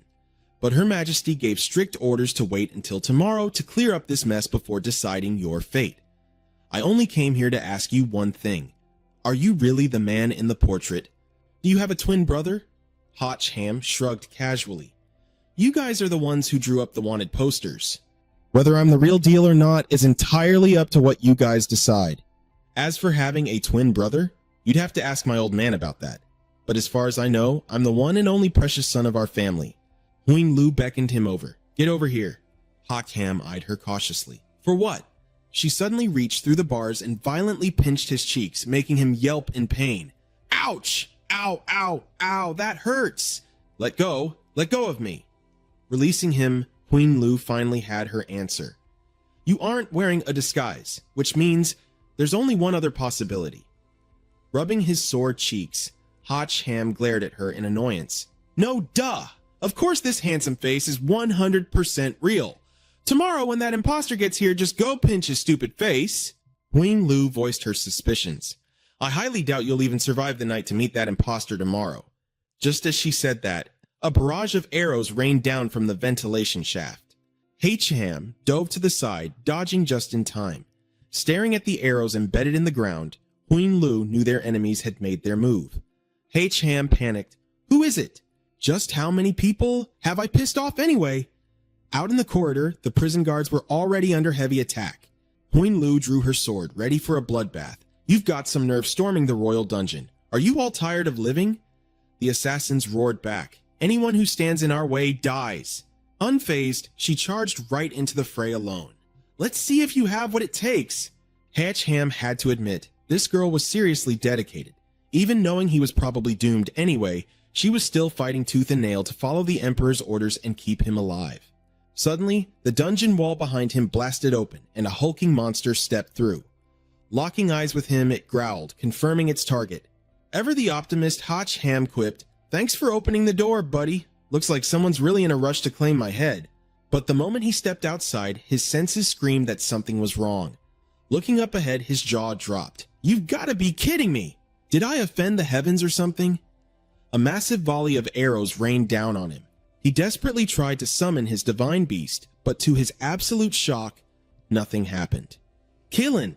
Just in the nick of time, Lu dashed over, throwing up a magical shield to protect him. She forced him to the ground. Get down! Don't move! Who told you to come out here? Are you blind? The whole place is swarming with enemies. Ham groaned. Hey, I'm just trying to stay alive here. She scanned the area anxiously. Damn it, we're pinned down by archers. My shield won't hold out much longer. Meanwhile, Ham was getting a bit flustered with her body pressed so tightly against his. With these two huge boulders pressing against me, I won't last long either, he muttered. But the danger was far from over. It wasn't just arrows anymore. Massive fireballs were rocketing toward them. Lu cursed in frustration. These lunatics, they even brought out freaking catapults. Realizing the danger, Hotch Ham immediately called out to his universal system. It instantly knew what to do. I'm on it, finding 10 instant teleportation scrolls for you right now. Just as the system replied, the next terrifying wave of flaming boulders was launched at them. As the dust settled, the enemy leader scowled at the crater. That was a direct hit, but where is the body? Send a squad down there to confirm the kill, right now. His subordinate immediately bowed. Understood. Thanks to the teleportation scroll, Hotch Ham managed to warp Huin Lu out of there to a safe location. He helped her up and asked, "Hey, snap out of it." He waved a hand in front of her. She was still completely dumbfounded. Weren't we just outside the royal dungeon? How on earth did we get all the way out here? He casually brushed it off. I know a little instant teleportation magic. That's how we made it out in one piece. Huin Lu scoffed sarcastically. Your fighting skills are absolute garbage. But your ability to run for your life is top tier, huh? One look, and I could tell you were never the heroic, honorable type. He just shrugged it off. Hey, if I can run away, why the hell would I stay and fight?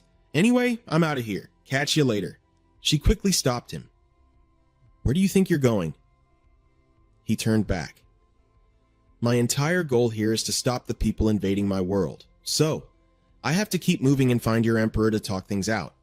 Huin Lu desperately tried to talk some sense into him. Don't be an idiot. The people who just attacked us will never let you get anywhere near Her Majesty. The second you show your face, you're a dead man. Hotch Ham scratched his head in frustration. I seriously don't get it. Why does the Emperor even want me? First she wants to kill me, then someone goes out of their way to impersonate me. Just what the hell is wrong with your world? Huin Lu let out a heavy sigh of defeat. Fine, whatever. Let me give you the rundown first. The true mastermind behind this is a powerful faction called the Mystic Sect. Their leader is Othu, but he hides behind another major title. He's the national preceptor of the Great Sun Empire. Meanwhile, back at the palace, Empress Jiao Jiao was receiving her own update. Your Majesty, the national preceptor requests an audience. Jiao Jiao waved her hand dismissively. I know, send him in. Othu strutted in and offered a deeply respectful bow. Your loyal subject greets Her Majesty. Jiao Jiao didn't even look up. Dispense with the formalities, preceptor. There's no need to be so stiff. What brings you here at such a late hour? He smiled smoothly. I heard a rumor that the Chosen One suddenly appeared in the palace today, and that your Majesty nearly executed him. She scoffed coldly. Isn't your mystic sect the one claiming to have found the true Chosen One? I'm just waiting for him to show up tomorrow so I can see for myself which one of them is the fake. Othu's eyes glinted as he probed further. And once we find the real one, does your Majesty still plan to eliminate him? Jiao Jiao's eyes turned icy. Of course I do. Any ridiculous destiny that stands in my way of conquering this world will be ruthlessly cut down. Othu feigned a look of deep regret. What a tragedy, to think that the Chosen One is your destined soulmate, bound by the heavens. Severing such a sacred bond by force will surely draw the fury and resentment of the entire world. I even had a portrait drawn of this man. It was my deepest hope that your Majesty would follow the will of the heavens, take him as your husband, and rule the empire together. Why must your Majesty be so stubborn? Jiao Jiao slammed her hand on the table, her voice dripping with venom. I've told you already, I have absolutely zero interest in men. This whole destined soulmate bullshit is nothing but a joke. Are you trying to defy me, preceptor? Knowing better than to push his luck, Othu smirked and turned to leave. Ah, well then, the heavens will have their way. I won't waste any more of your time. I shall take my leave. But before he could step out, Jiao Jiao's sharp voice cut through the air. Just a fair warning, preceptor. If the man you bring me tomorrow turns out to be a fraud, someone will be paying for it with their life. Othu didn't flinch for a second. Whether he is real or fake, your Majesty will know the moment you test him. Please, get some rest, your Majesty. Watching his retreating figure, Jiao Jiao gritted her teeth. That sly old fox! Just then, a frantic palace maid rushed in to deliver urgent news. Your Majesty, something terrible has happened at the royal dungeon. Jiao Jiao's eyes widened in shock. What? After hearing the maid's full report, she slammed her fist down in absolute fury. I see how it is. They're trying to silence him to secure the position of their fake Chosen One. The maid trembled as she asked for orders. The guards have cleared the area, but there was no sign of a body. We aren't sure if the evidence was destroyed or if he somehow managed to escape. Should we keep searching? Zhao Zhao's voice was absolute ice. Search everywhere. I want him found, dead or alive. If we don't produce him, those traitors will twist the narrative tomorrow and might even try to force me off the throne. The maid quickly bowed. Understood, Your Majesty. Meanwhile, after finally getting the full story, Hotch Ham's jaw dropped. Wait, this mystic sect actually has enough power to force the Emperor to step down? Queen Lu nodded in agreement. Exactly. Since they hold the power to commune with the gods, the people actually revere divine authority far more than the Emperor's rule. Half a year ago, Othu used a dream reading art to sketch the man from Her Majesty's visions. He then proclaimed that this man was her heaven-ordained destined partner, the one who would rule the world by her side. Her Majesty waged war and invaded your world specifically to find you first. Yet, who would have thought you'd deliver yourself right to our doorstep? Hotch Ham put the pieces together. Ah, no wonder he wants me dead. It's not because I'm messing up his plans to draw the sword. He's terrified I'll steal his power. Queen Lu added indignantly. That's exactly why the Mystic Sect brought in an imposter. It's all a massive political stunt. We have to stop them. Only by protecting Her Majesty and guarding her imperial throne will you ever get a chance to call a truce. He agreed. Got it. Then we wait for tomorrow. Confront this cheap knockoff face to face and tear his whole act apart. Since they've invested so heavily in this charade, there's no way they'll just let me off the hook. I need a safe place to lay low tonight. Hing Lu looked at Hotch Ham, suddenly a bit shy. Well, there is one place. You could stay at my manor. Hearing this, he felt a bit awkward too. Huing Lu led Hotch Ham all the way back to the general's manor. We're here, she said, guiding him into the guest room. You can stay in here. He let out a low whistle of admiration. Wow, living up to the great general title, huh? This room is insanely huge, but there's still one problem. They know you saved me. If they come knocking at your door, how are you going to handle it? Huing Lu brushed it off effortlessly.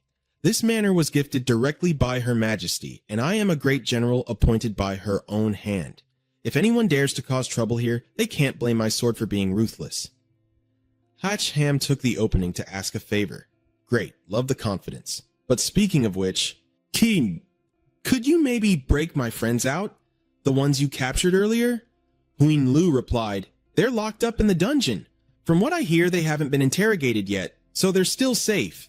Just relax. Once everything is settled tomorrow, I'll personally petition Her Majesty to release them. Suddenly, a subordinate called out from outside.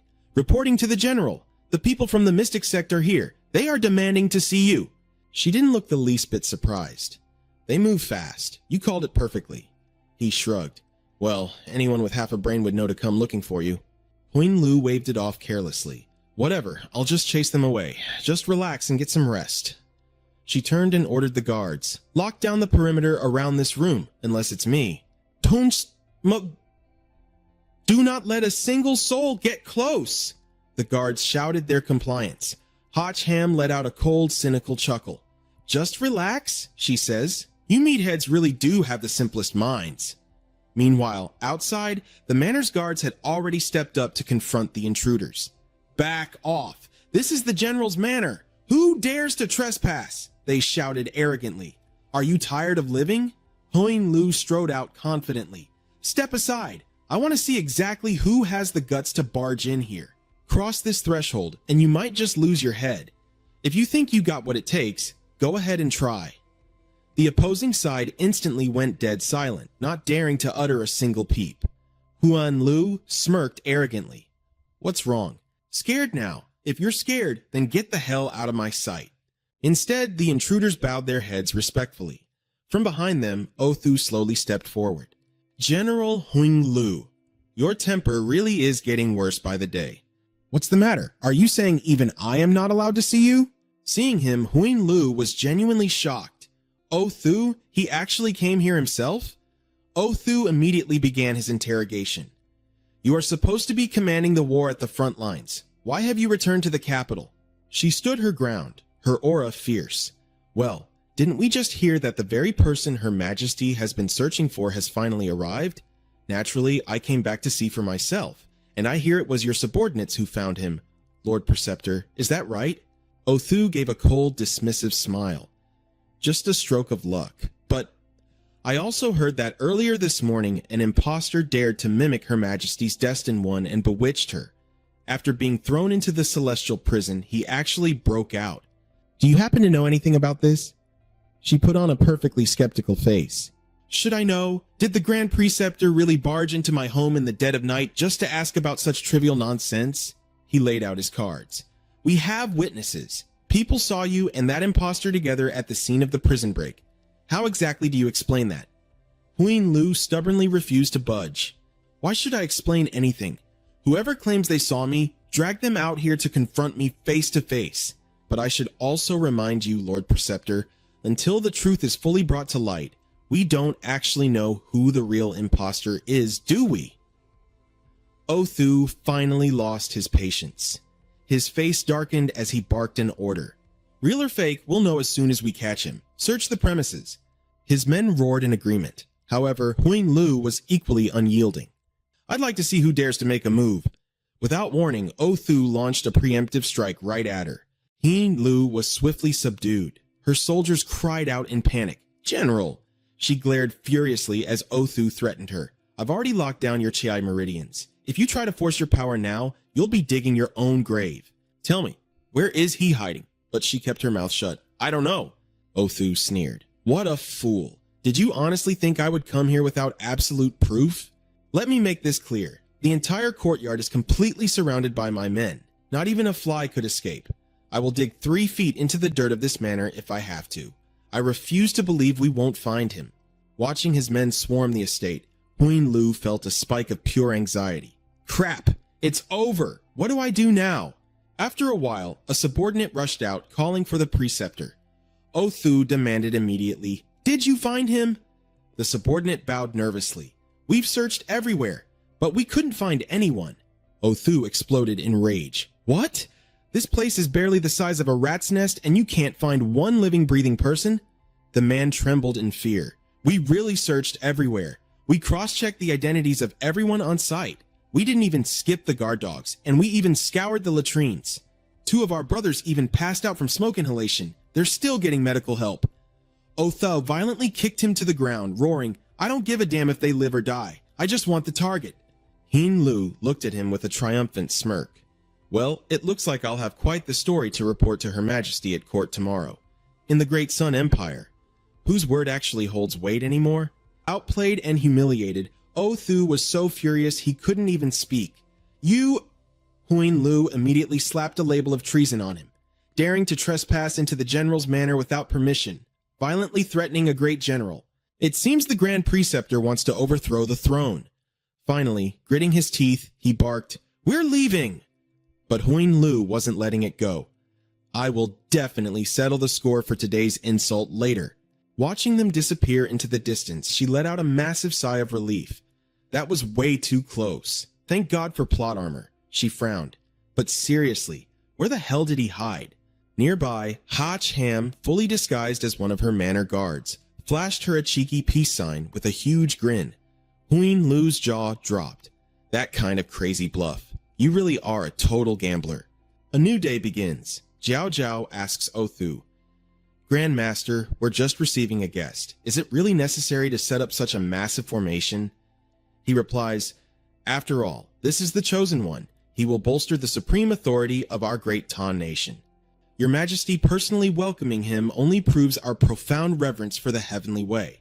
Jiao Jiao grumbles inwardly, Is this old geezer trying to force my hand so I have to just stand here and watch without making a move? If so, you're way too naive. A guard approaches and reports, Your Majesty, we still haven't found the prisoner who broke out last night. Jiao Jiao scoffs coldly.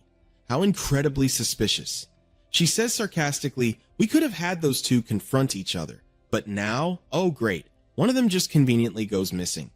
Grand Master, don't you think that's quite a coincidence? Othu feigns innocence. He must have been terrified of his fake identity being exposed, so his accomplices broke him out. Your Majesty, you absolutely must not let him fool you. Jiao Jiao is seething, but has nowhere to vent her anger. Meanwhile, Othu orders his men, Lock down a 3-mile radius. Under no circumstances can Hein Lu and that boy get near here. His subordinate immediately replies, "Yes, sir." The commander then barks at his troops. "Spread out. Check every single corner. I don't want a single fly getting past us." The entire squad scatters in all directions. One guard is stationed on a rooftop, but out of nowhere, a rock smacks him right in the head. It's a classic bait and switch. Hotch Ham readies his club from behind while the guard mutters in confusion, "Why are rocks falling from the sky?" Hotch Ham quickly knocks him out, drags him into a room, and strips his uniform. Win. Lu asks anxiously, "This is a restricted area in the palace. What on earth are you planning?" He smirks. "I want to get up close and see who this imposter really is." Huyn Lu snaps at him, "The second you get close, they'll spot you. Have you even thought of an escape plan yet?" He winks at her. "Well, that's where I'm counting on you." Huyn Lu is left completely speechless, struggling to process his words. Meanwhile, back on the Empress's side, a loud announcement echoes through the courtyard. The Chosen One has arrived. A majestic carriage rolls in, heavily guarded on both sides by fully armored dragon knights. Zhao Zhao says in a dark, mocking tone, "Dragon knights, huh? To call them out for an escort? The Grand Master sure went to a lot of trouble." O Thu replies smoothly, "I heard enemies have infiltrated our borders. One can never be too careful." The lead guard reports, "The Dragon Knight Legion has fulfilled our orders to escort the Chosen One. We invite your majesty to approach." O Thu also chimes in enthusiastically, "Your majesty, shall we go together and witness the glory of the Chosen One?" Zhao Zhao immediately radiates a chilling killing intent. "And what rank do you hold to think you have the right to order me down?" Violent waves of water erupt from her body and smash directly into the carriage. Seeing her murderous intent, O Thu screams, "Your Majesty, stop!" Hotch Ham, watching from the sidelines, thinks to himself, "Damn, she is ruthless, trying to execute someone right in front of everyone." Zhao Zhao slowly raises her hand and the imposter is violently yanked into the air. Right before O Thu's eyes, a stream of water drags the man directly to her. She says casually, "Why so tense? It's not like I killed him. Though I must say, yeah. If I really wanted him dead, the Grand Master would certainly strike me down, wouldn't you?" O Thu regains his composure and forces a smile. "Your Majesty is joking. You would never harm the Chosen One." Hotch Ham can't help but be impressed. This old fox really knows how to use moral high grounds to trap people. The imposter's mask is ripped off and Zhao Zhao demands answers. "What exactly are you hiding? Show your face." Seeing a face that looks exactly like his own, the real Hotch Ham is completely stunned. Holy crap! Zhao Zhao freezes in shock. He looks exactly the same. How can there possibly be two identical people? Did you kidnap the real one last night, Grand Master, just to parade him out today and make a fool of me? O Thu replies smoothly, "Your Majesty, this is the will of the heavens. How would I dare to plot such a thing? It doesn't matter where he was last night. As long as he's the real deal right now, isn't that all that matters?" The imposter bursts into tears as Zhao Zhao prepares to execute him. This plays perfectly into O Thu's trap. He thinks to himself, "Excellent, she finally lost her patience and is about to strike. The moment you kill him, I'll have the perfect excuse to execute you in the name of the heavenly way. You really think you can outsmart me? You're still way too green." Zhao Zhao lunges furiously at the imposter, screaming, "I will never submit to this." Just in time, Hotch Ham swoops in and blocks her attack. O Thu stares in absolute disbelief at the scene unfolding. What the hell? Zhao Zhao is just as stunned. Huh? She watches in utter confusion as Hotch Ham grabs the imposter and drags him away. She has no idea what's going on. Without missing a beat, Zhao Zhao throws all the blame right onto that old fox. "Grandmaster, what is the meaning of this? Why did you order your guard to snatch him away?" O Thu stammers wildly, trying to defend himself. I didn't. I had nothing to do with this." But Zhao Zhao ruthlessly presses her advantage. "If not you, then who? Me? He's literally wearing the uniform of your profound mystery sect." O Thu furiously barks an order. "Capture him right now and we'll see." Meanwhile, Hotch Ham finally drops the imposter to the ground. He points his sword straight at him. "Who sent you, you fake?"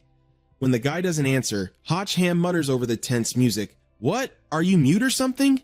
Suddenly, the sky begins to turn pitch black. Ham looks around in confusion. Is it night already? But when he glances back and sees the sky behind Huin Lu is perfectly bright, his heart drops. Oh crap. A terrifying monster with 3 heads and 6 arms tears through a rift in the dark sky. Ham squints at the behemoth. What kind of sick jutsu is this? Beside him, the imposter screams and bursts into tears. The Colossus immediately slams a massive fist down. Look out! Ham yells, yanking the imposter out of the way. Jiao Jiao glares in sheer annoyance. Grand Master, I'm pretty sure I explicitly forbade summoning a cosmic avatar within the inner palace walls. Othu maintains his hand seals tarsed, sweating slightly. Rest assured, Your Majesty, I won't let it cross the palace walls. I will obliterate him right here.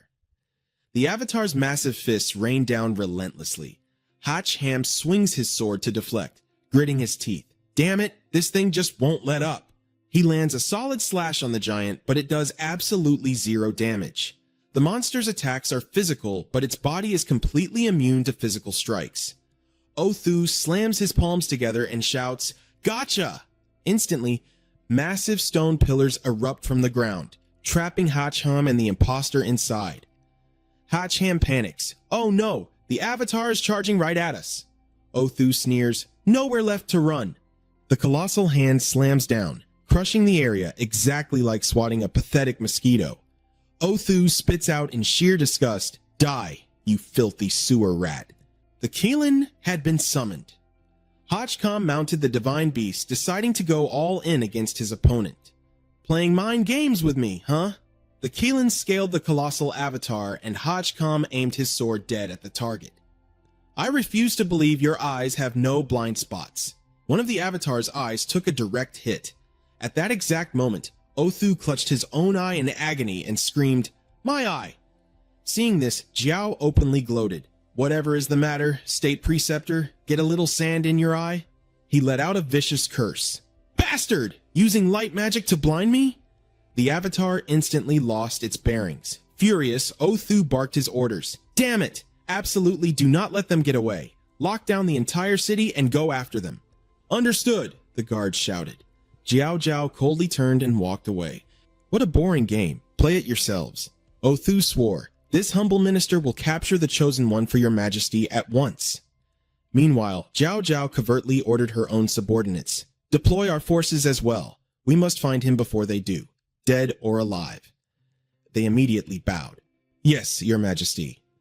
Standing in a hidden corner, Ham watched the disoriented avatar and muttered to himself, perfect, just as I thought, he doesn't have the guts to search inside the palace.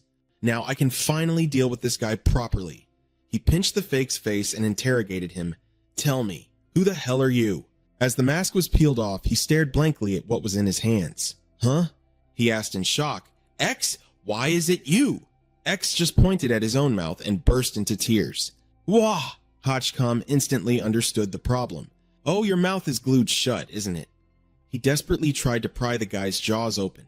After struggling for a while, he threw his hands up in defeat. What the hell did they seal this with? It's stuck tight, but don't worry, I still have a way. Just trust me. Raising his sword, Ham's expression turned incredibly sinister. My blade is super sharp. Just a tiny little slice and I'll have you opened right up.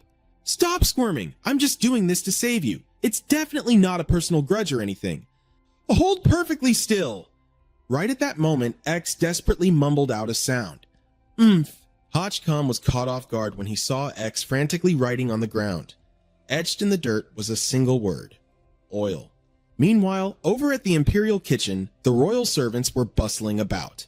Lord Phi barked orders. Hurry it up! The Emperor will be having dinner in exactly 1 instant stick of time. If anyone makes a mistake, don't blame me for being ruthless. Just then, a servant nervously reported back. Lord Phi! The man snapped back. What is it now? Have you finished preparing the food yet? The servant panicked. I can't find the cooking oil anywhere in the kitchen. Lord Phi was absolutely shell-shocked by the news. What? He urgently pushed the servant. Hurry up and go to the storehouse to get more oil. The pots are about to burn dry. As for the oil thief, it was none other than Ham. He was busy smearing the stolen oil all over X's mouth. X's jaws finally popped open. The second his mouth was free, he started cursing up a storm. I'm finally free. Those absolute bastards dared to do this to me. Just you wait. Hachcom immediately cut in and asked, all right, can you talk now? What the hell actually happened? Why were you impersonating me? X recounted his ordeal. On the way being escorted here, a group from the Huyen sect suddenly ambushed us. They slaughtered all the guards. I have no idea why, but they forced this disguise on me and made me pose as you. Hachcam was quite curious. Did no one come to save you guys? He wondered out loud. Chu Ki and Lu Ku should have been right there with you, right? X replied, your two girlfriends did try to save us, but the Huyen sect had too many experts and their cultivation methods were incredibly wicked. The girls only managed to save the clown before disappearing. Hachcom finally grasped the situation. Ah, so that's how it is. Understood. In his mind, he already had an answer. They had probably reached the imperial capital too, but didn't know his exact location, so he needed to find a way to contact them. X asked him, your weapons and gear haven't been sealed, have they? He replied, nope. Were yours sealed? X grew even more irritated. When I first got here, I ran into a female general. I think she planted a cursed seal on me. After that, I couldn't summon a damn thing. If I could just get my power back, there's no way I'd let them push me around like this, Hachcom said nonchalantly. Is that so? Well, I'm not too sure about seals, but if I get the chance, I'll see if I can break it for you. Inwardly, he thought to himself, no wonder he's being worked like a rented mule. Turns out he's been magically neutered. He then continued, since you're a witness, come with me to see the Emperor and clear this whole mess up. Otherwise, they'll probably just find another fake to take your place. X vehemently refused to see the Emperor. Are you crazy? Looking the way we do, we'd probably be slaughtered before we even got close. Hachcom pointed down, gesturing to him. I've actually been getting pretty into cosplay lately. Take a good look around. Where do you think we are right now? Meanwhile, in Zhao Zhao's chambers, Huyen Lu had already arrived. She offered a cautious warning. Your Majesty, the Huyen sect is deeply treacherous and unpredictable. You must keep your guard up. Zhao Zhao sighed helplessly. Of course I know that, but how exactly am I supposed to defend against them? They actually had the nerve to use a fake chosen one to test me. This is a blatant attempt to force my hand. Huyen Lu chimed in. It is strange, though. If they already managed to find an imposter, why did they wait until now to make their move? Zhao Zhao explained. The state preceptor isn't a fool. He knows the soul-searching art I practice can check a person's life force to see if they belong to this world. I just need a single touch to find out. Huyen Lu immediately understood. So that was it. That's why they waited until they caught someone from another world to create an imposter. And right as He Han showed up in the palace, they knew they couldn't afford to wait, so they made their move. Zhao Zhao frowned in confusion. I confirmed the guy we met yesterday was from another world, but the one today... After I secretly checked his pulse, I found out he's from another world too. Just what on earth is going on here? Huyen Lu reported back. I followed your Majesty's orders and heavily guarded the portal. People are only allowed to leave, not enter. There's no way anyone from the Mystic Sect used the chance to sneak in from the other side, except for those intruders who were already... She trailed off. Zhao Zhao asked, what is it? A look of realization hit Huyen Lu's face. Could it be? She immediately excused herself. Please wait a moment, Your Majesty. I will investigate this right away. At the same time, Lord Fei was serving the meal. Your Majesty, it's time to eat. Huyen Lu hurriedly rushed past, completely missing the two familiar faces disguised as royal kitchen servants. X whispered to him, He Han, it's her! She's the one who sealed my gear! He Han hissed back at him. Shut up, focus on the mission first, we'll deal with her later. X mumbled, fine. X thought to himself, this is the royal palace after all. If you expose yourself before figuring out the Emperor's stance, you'll get shot into a porcupine. He Han instructed, once we get to the front, I'll look for a chance to reveal my identity. You need to explain everything fast. Before the guards rush in, I can buy you 5 minutes. X agreed immediately. Got it, I've already prepared my speech. Lord Fei spoke up. Your Majesty, today's dishes are excellent. Please, have a taste. Zhao Zhao rubbed her temples in frustration. I don't have an appetite.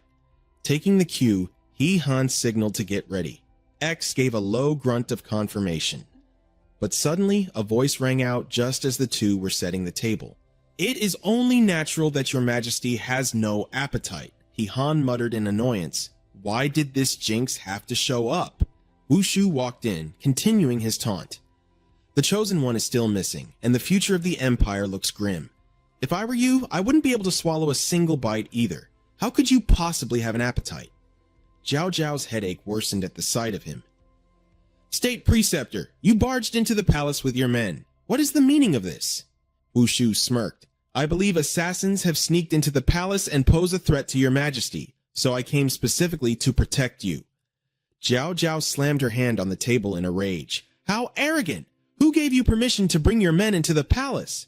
Wushu casually made an excuse. The situation is urgent. I am only worried about the safety of the Empire. Why is your majesty so tense?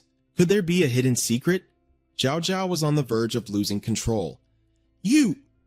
Wushu turned and ordered his guards. What a bunch of useless servants! Throw them all out! The guards bowed. Yes, sir! Lord Fei was extremely worried as he was pushed out. You mustn't delay His Majesty's mealtime. As He Han was being shoved out, he whispered to X, go after that female general from earlier. Tell her I sent you, and have her unseal your gear first. X looked at him in confusion. You're not coming with me? He Han glanced anxiously inside the room. Stopping this war entirely depends on the Emperor. If she gets dethroned, we are in deep trouble. I have to stay and help her. X was stunned. What? If they see your face, you're dead meat. He Han held up the item. You still have my mask. I'll do a quick disguise later. There's no way they'll recognize me. The guards kept barking orders, shoving the kitchen staff out. Get out! The royal kitchen staff were panicking. How did the mystic sect get into the palace? It looks like the Imperial Guards have already sided with the State Preceptor. The Emperor is in grave danger. The doors slammed shut and X quickly slipped away. Like hell, I'll let you have the upper hand. Once I get my seal lifted, I'll come back and settle the score with you. Inside the room, Wushu eyed the dining table and mocked. Your Majesty sure eats well. He picked up a plate of food, inspecting it, and continued, no wonder everyone wants to be the Emperor. Dressed in silk, eating delicacies, surrounded by endless jewels and treasures. I'm truly jealous of those close to you. Zhao Zhao furrowed her brows at his words. What exactly are you trying to do? Wushu repeated in a dark tone, I already told you. I am here to protect you. Suddenly, another voice chimed in. And if I can use this chance to dethrone you, I can smoothly take the crown for myself. Exactly, Wushu roared in anger. Who is there? Who is sprouting such nonsense? He Han swaggered in, sporting a fake mustache. What's wrong? Did I hit a nerve by saying what's really in your heart? Getting anxious, are we? The guard stared at him in shock. Where did he come from? Zhao Zhao recognized the outfit. It was the chef from just now. Wushu glared furiously at He Han. A lowly chef? How dare you spout garbage in here? You really have a death wish. Guards, drag him out and execute him. Standing in the back, Zhao Zhao couldn't stand his blatant abuse of power. Excuse me? The guards moved in. Yes, sir. But He Han used a sonic wave, making his voice boom through the room. I'd like to see you try. The sheer force of the sonic wave sent the guards flying backward. He continued, His Majesty hasn't even spoken, yet you dare to decide who lives and who dies? His voice echoed throughout the entire palace. Who exactly is the Emperor here? Is it His Majesty, or is it your mystic sect? Caught red-handed, Wushu yelled defensively, What? What are you shouting for? Zhao Zhao winced, covering her ears. Damn, he's got some lungs on him. Are you afraid the whole palace won't hear you? Myriad reminded him. Calm down a bit. Even with the voice-amplifying talisman, your throat won't be able to handle all this screaming. He replied, I know. One of the guards is finally coming to his senses. What the hell is going on? The guy next to him had ringing in his ears and couldn't hear clearly. What did you say? Speak up! He Han spoke with an imposing aura. As a chef, I honestly can't stand watching this anymore. Lord State Preceptor, you want to usurp the throne, but your methods are just way too ugly, don't you think? Wushu coldly asked, What on earth are you talking about? Zhao Zhao anxiously shouted, Enough! Get out of here right now. I appreciate your good intentions, but this is no place for you. Wushu's killing intent flared up. Leave in your dreams. An arrogant fool like you must die. He Han put on an act of absolute terror.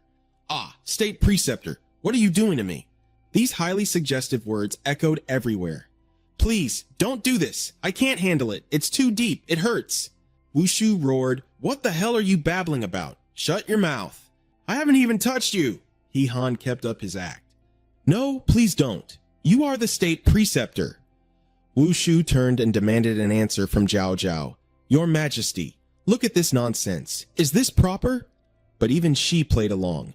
"State preceptor, I never expected you to have such unique tastes." Wushu couldn't defend himself even if he had 10 mouths. "I have absolutely nothing to do with him." Humiliated and enraged, he snapped, "I'll strangle you to death." A guard quickly whispered, "State preceptor, rumors are already spreading through the city that you swing the other way. You need to suppress this immediately. Don't let him sprout nonsense and ruin your reputation." Wushu's jaw dropped in disbelief. "What? Then I'll kill him first before dealing with that. I can't let him get away with this." He-han immediately hid behind Zhao Zhao. She finally spoke up. "This chef is quite something. I'll be keeping him. If the state preceptor wants to take him from me, be my guest and try." Then she turned around and warned He-han, "No matter what happens next, you know exactly what you should do, right?" He replied, "Understood. I will definitely scream my lungs out and let the whole world know exactly what happened here." Wushu was furious, but completely helpless. "Damn it! Even though I'm stronger than Zhao Zhao, ending this quickly is still going to be difficult. That damn chef will have more than enough time to spread the news. Once the whole world finds out I raised my hand against the Empress, the people will undoubtedly turn against me, and my plan will be ruined." In the end, he had no choice but to retreat. "We're leaving!" Zhao Zhao smugly saw him off. "Take care, state preceptor. I won't see you out." He-han also bowed and chimed in, "This humble one bids you farewell." Zhao Zhao then recognized him. "You really have a death wish, don't you?"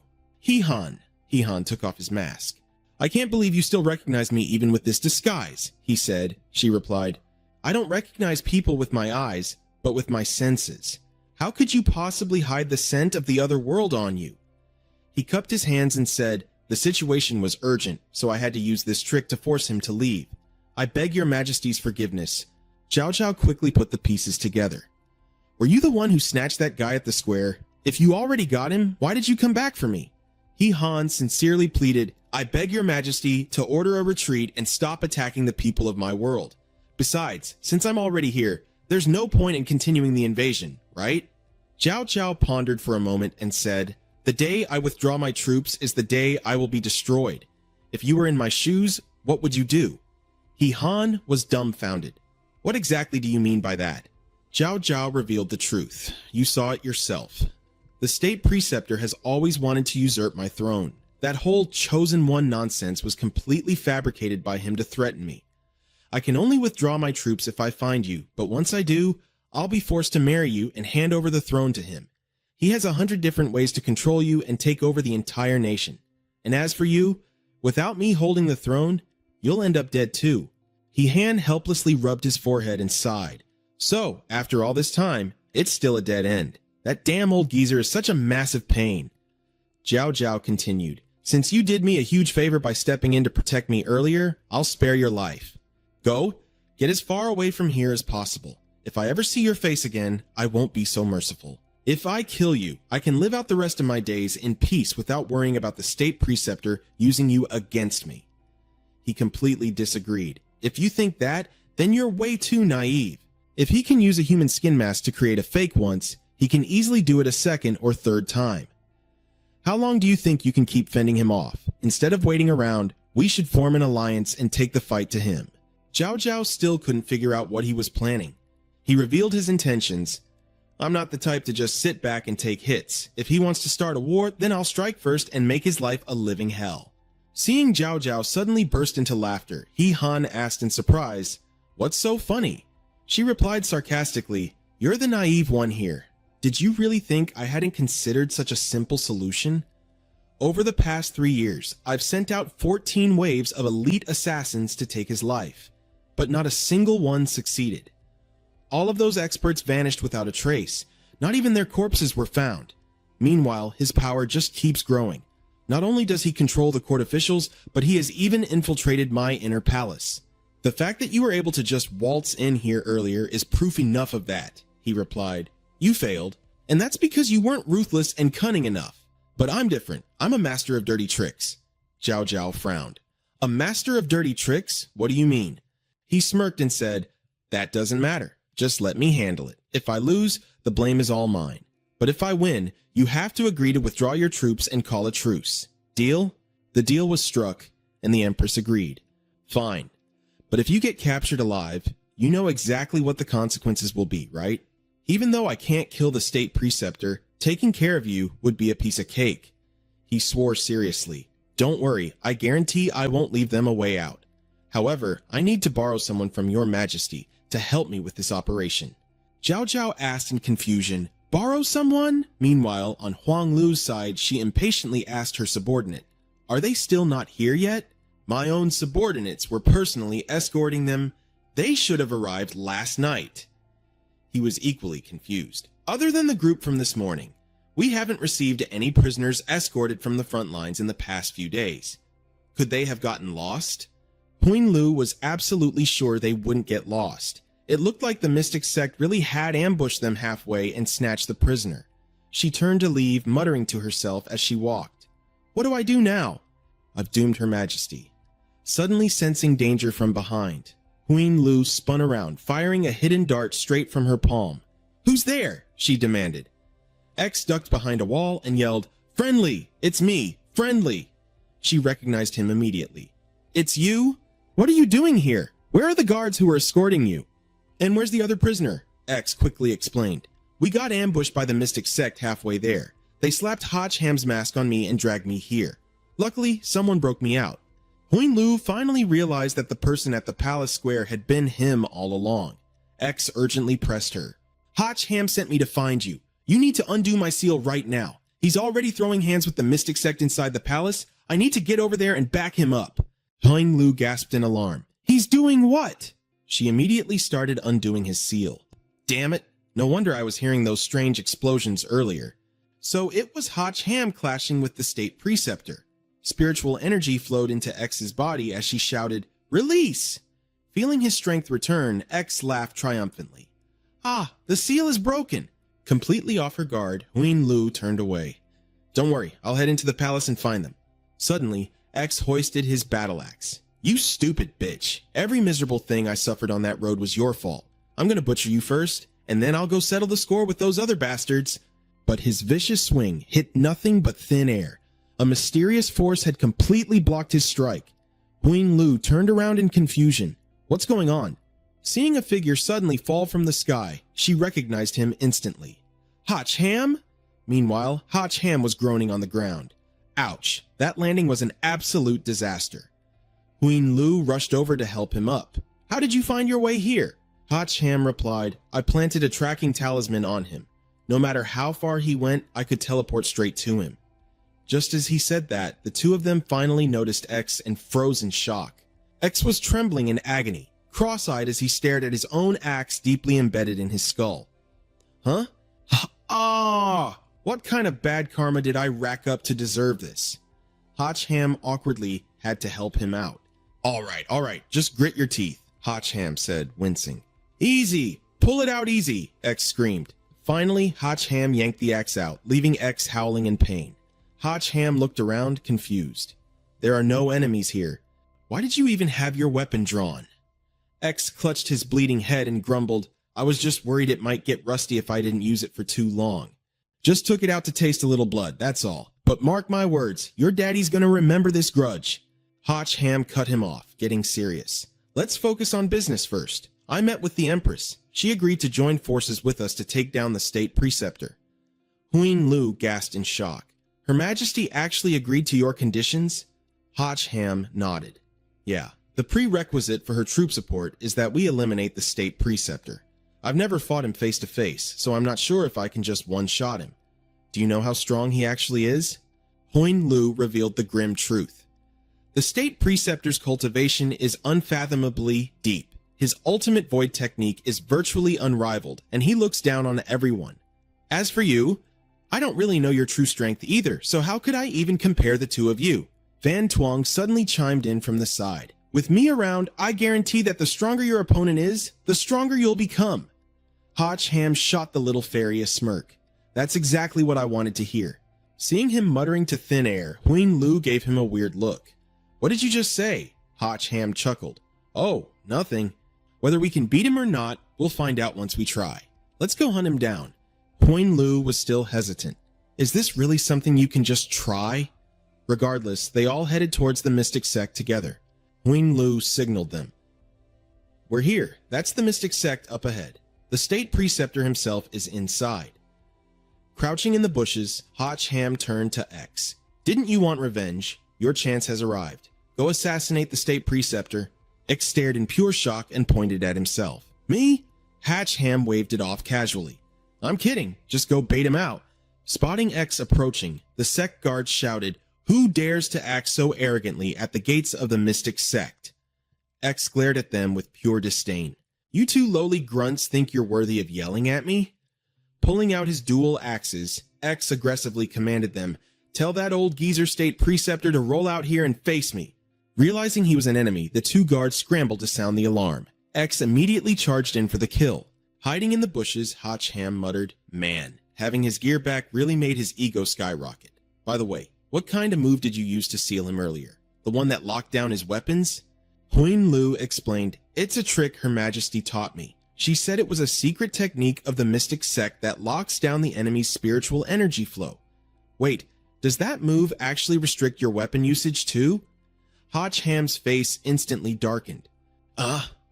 So that move belongs to the mystic sect? Right on cue, X was violently beaten back, nursing a swollen head. The guards scoffed. Talking so big, we actually thought you were some kind of master. The guards debated amongst themselves. Should we throw him in the dungeon? Nah, just look at him. He's obviously a lunatic. No point arguing with a madman. Slinked back to the bushes, whining like a child. How the hell did some random guy steal my weapons too? This is straight up bullying. Huin Lu sighed. Come here, I'll dispel it for you. Hotch Ham put the pieces together. It seems this technique is exactly like the buff that clown mentioned. The one that can completely lock down a player's skills. This is going to be a massive pain. He turned to Van Twung. Is there any way to break this? The little fairy replied, The game system obviously won't let a broken buff like that ruin the balance. Let me think. Huin Lu suddenly remembered something. There's a nullification array that can disable all restrictive spells within its area of effect, but it requires setting up the battlefield in advance. How do you plan to lure the state preceptor there?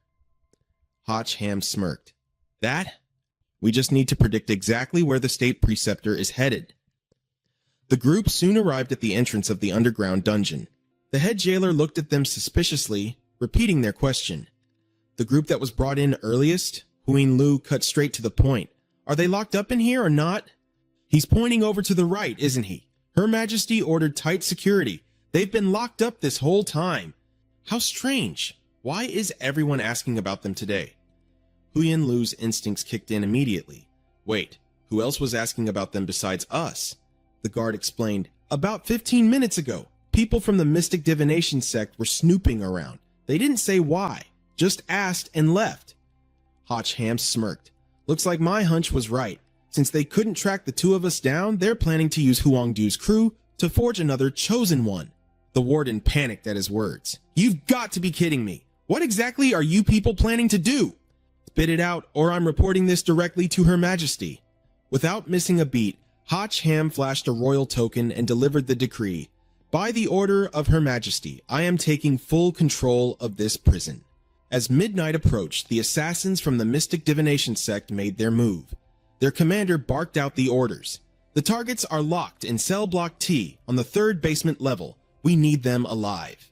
As for the rest of them, leave no survivors. Slaughter them all. Understood, the guards roared. But the moment the commander stepped inside, he froze. The place was dead silent. Why the hell isn't there a single guard at the gate? Suddenly, one of his men took a step forward, and a massive explosion ripped through the air. Watching from the rooftop, Huin Lu whistled in awe. Damn, that blast was intense, but won't this alert the enemy too soon? What if the Grand Magus doesn't show up? Hotch Ham smirked confidently. Relax, the more chaos we cause, the more likely the Grand Magus will show his face. This is just the appetizer. Down below, the enemy troops were scorched black. The commander coughed up smoke, eyes wide in disbelief. What the hell just happened? What triggered that explosion? Just then, 5 silhouettes emerged from the smoke. One of the guards pointed and screamed, "Look out! Someone's coming!" It was Huang Du and her crew. She stepped forward with a mocking grin. "I heard some idiots wanted to capture me and turn me into a man. You guys sure are suicidal." Talk about an eye-opener. Mac Van gripped his sword tightly, his blood boiling with excitement. Being locked up in there was driving me crazy. I can finally let loose and break some bones. Tian Fong scoffed, aiming a taunt at the enemy. "Let's see what you've got. Just don't go crying for your mommies when you lose." Meanwhile, Tian Min kept his cool, warning the group, "Stay sharp, everyone. Watch out for their bizarre techniques."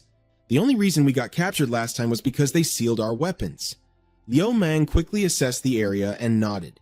The boss was right. As long as we stay 100 meters away from the prison, their sealing spells are completely useless. Then let's go all out and wreck them. We have to do whatever it takes to lure their final boss out of hiding. Seeing them free, the enemy commander was stunned. Weren't all 5 of them locked inside the cells? How the hell did they get out? A guard chimed in. "They must have broken out while the warden wasn't looking. Thank the gods we got here in time." The commander drew his weapon. "I don't care how they got out. Now that they're right in front of us, no one leaves alive. Disciples, hear my command. Attack." The enemy forces surged forward with killer intent. "Take them alive. Charge." Meanwhile, at the royal palace, a royal guard rushed into the chambers. "Your Majesty, chaos has broken out at the prison." The Empress was lounging gracefully on her bed, flipping through a book. Without looking up, she asked calmly, "Has the Grand Magus made his move yet?" The guard bowed. "He is still nowhere to be seen, Your Majesty." Zhao Zhao flipped a page. "Then we wait.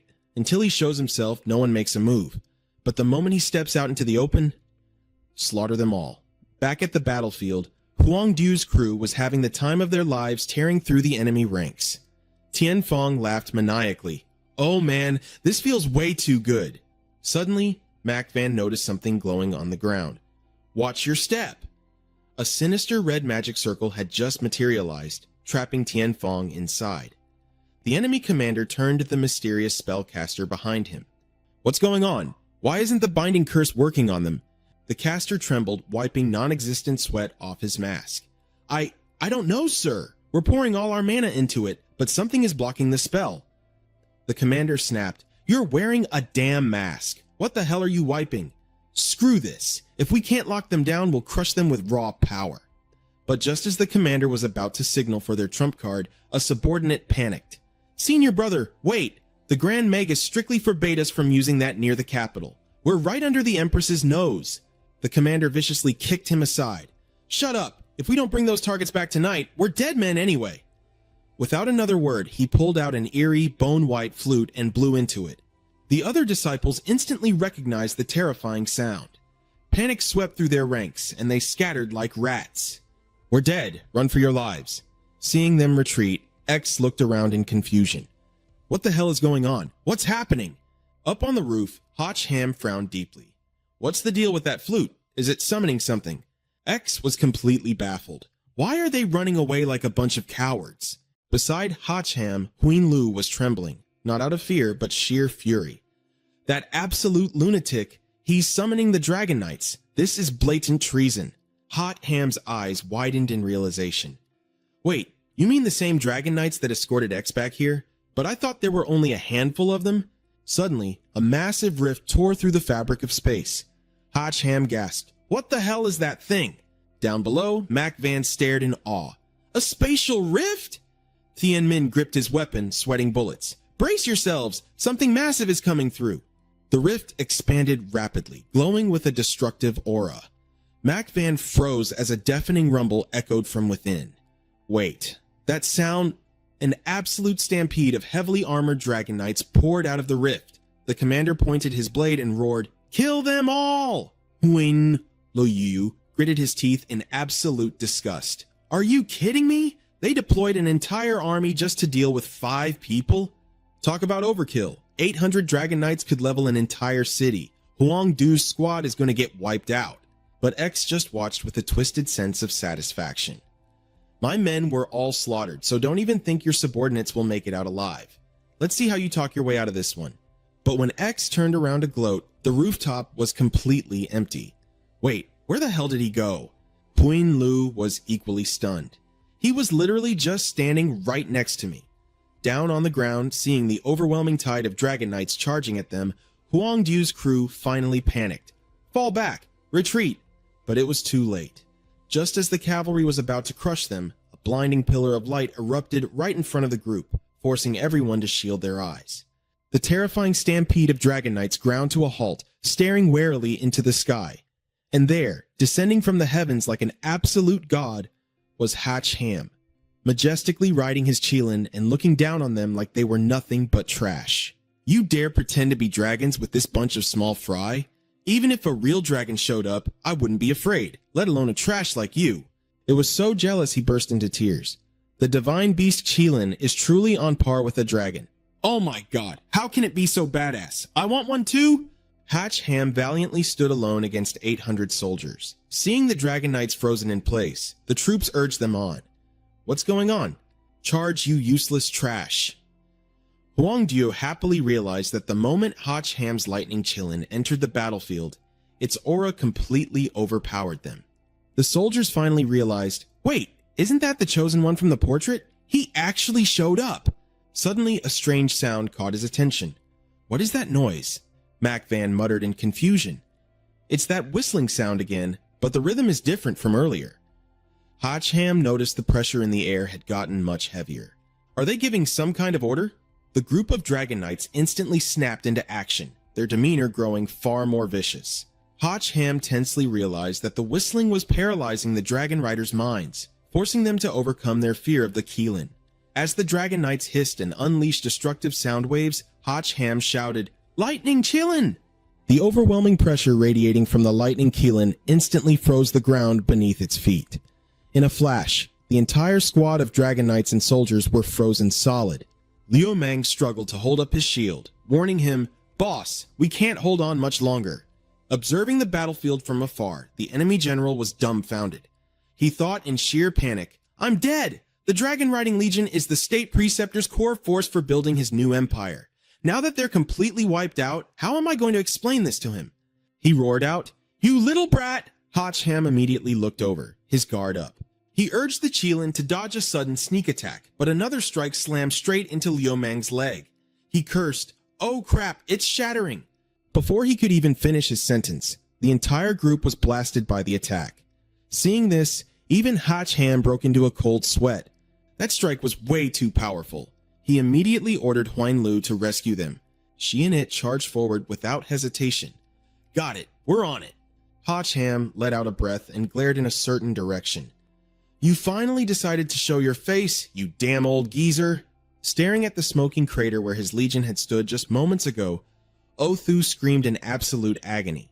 "The greatest foundation for my conquest of the world has been destroyed by you. How is this possible?" Hatch Ham sneered smugly. "Hey, you can't blame me for that.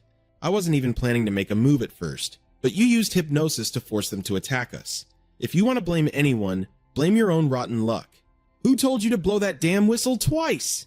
Furious, Othu unleashed a brutal palm strike. "Shut your mouth." Huang Lu gasped in shock. "If we take that hit, we're dead for sure." It also fell into absolute despair. "We're doomed." Othu laid out a cruel ultimatum. "Either you dodge and let your little friends behind you be blown to pieces, or you block it with your own life. Now that things have come to this, I don't give a damn about some chosen one anymore. Only tearing you apart will satisfy the burning hatred in my heart." Hatch Ham called on the system to draw a card. Van Tuong chimed in, "I've boosted your luck stat to 300%. You better pay me back for this later." He pulled out a card. "Don't worry, I'll definitely make it worth your while." Just as Hatch Ham frowned at the card, a massive explosion erupted right in front of Othu. He burst into maniacal laughter. "To think you actually used your physical body to block my void punch. You are truly beyond saving." But suddenly, his surging power began to spiral like a tornado, being violently sucked away. Both Huang Lu and X dropped their jaws in absolute shock. What the hell? The sword in Hatch Ham's hand was steadily absorbing the enemy's attack. Having finally turned the tables, he let out a huge sigh of relief. "Phew, I almost died there." The system announced, "Congratulations, host. You have acquired the S-rank skill Soul Conduit. You can now absorb enemy attacks and convert them for your own use. Please note, this skill has a storage limit. Exceeding capacity will cause a self-explosion, so please release the energy in a timely manner. Current capacity, 65%. Othu was absolutely flabbergasted. How the hell are you using the exact same energy as me? What kind of cheap illusion is this? That aura swirling around your sword, that's the power of my void punch. How is this even possible? Ham casually swung his blade. Want to see if it's a cheap illusion or not? Let's test it out and see. Othu stared in pure terror, thinking to himself, just who the hell is this monster? Completely paralyzed and unable to fight back, Othu shrieked in furious denial. How is this happening?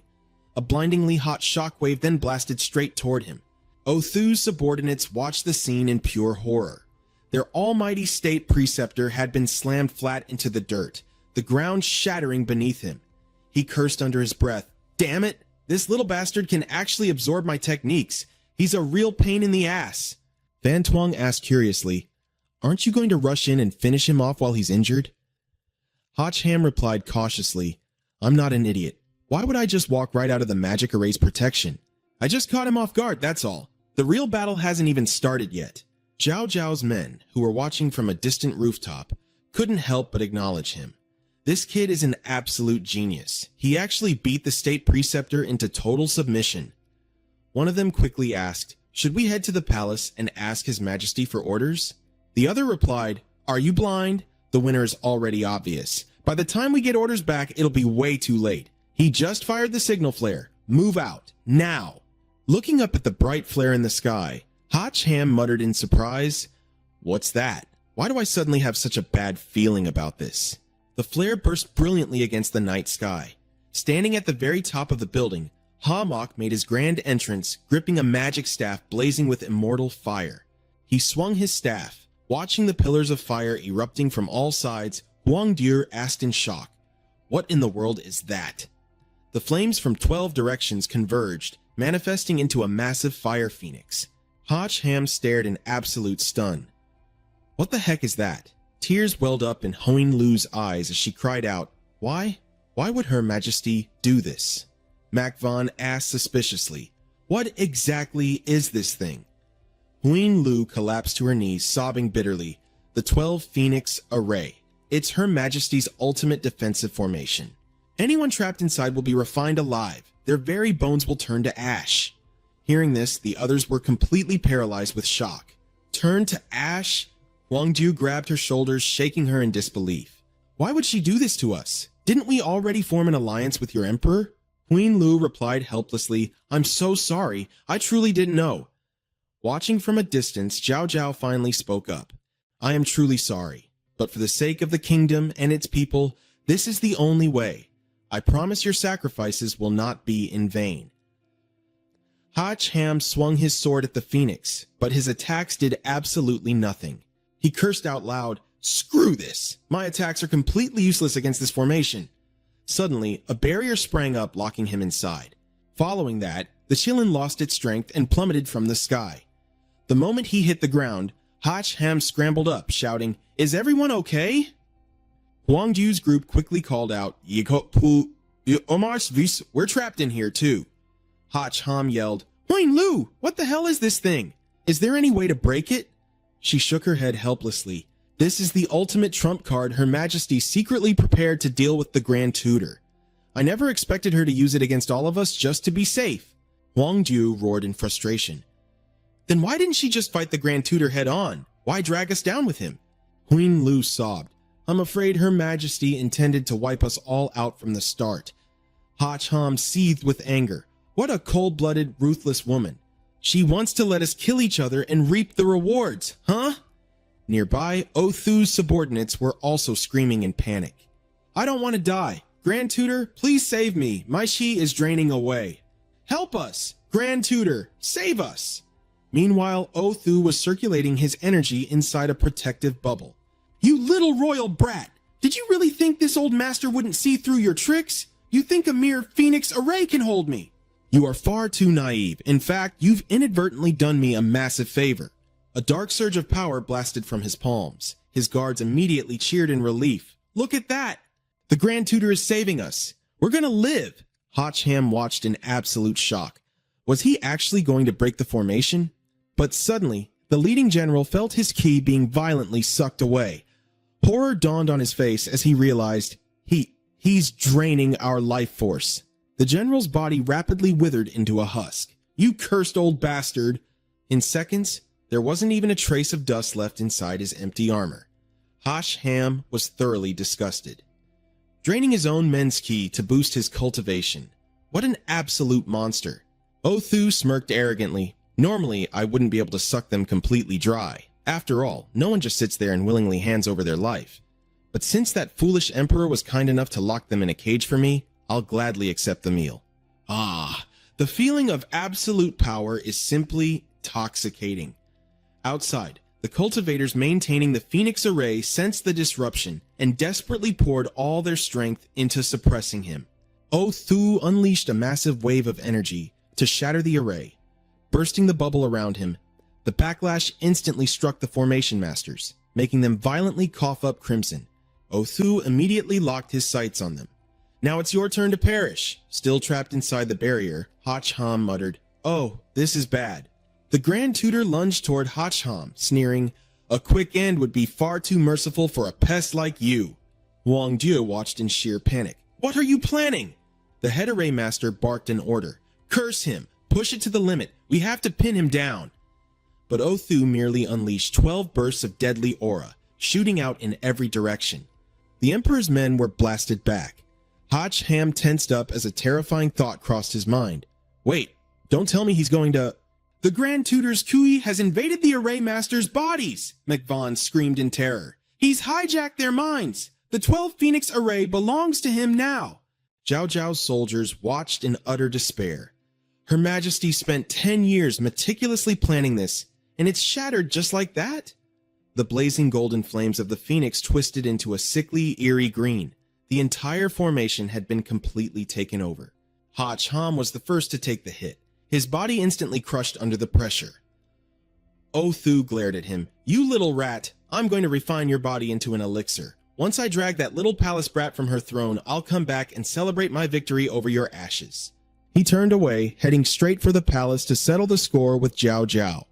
His maniacal laughter echoed through the sky. Groaning in pain, Hochham begged, "System, hurry up and do something." The little AI girl replied helplessly, "I can't. Whether you want to draw a card or use an item, you have to be able to move your hands first." He yelled in absolute frustration, "I refuse to go down in this hellhole. Somebody, save me!" Suddenly, a booming voice echoed out. With a massive explosion, a flashy new hero made his grand entrance. The clown had finally arrived. Striking a dramatic pose, he announced, "Fear not, for the most capable man in the world has arrived. Don't panic, folks. I'm here to save the day." Down below, someone immediately recognized him. "Wait, is that the clown?" However, one of the possessed array masters instantly launched an attack. Not a chance!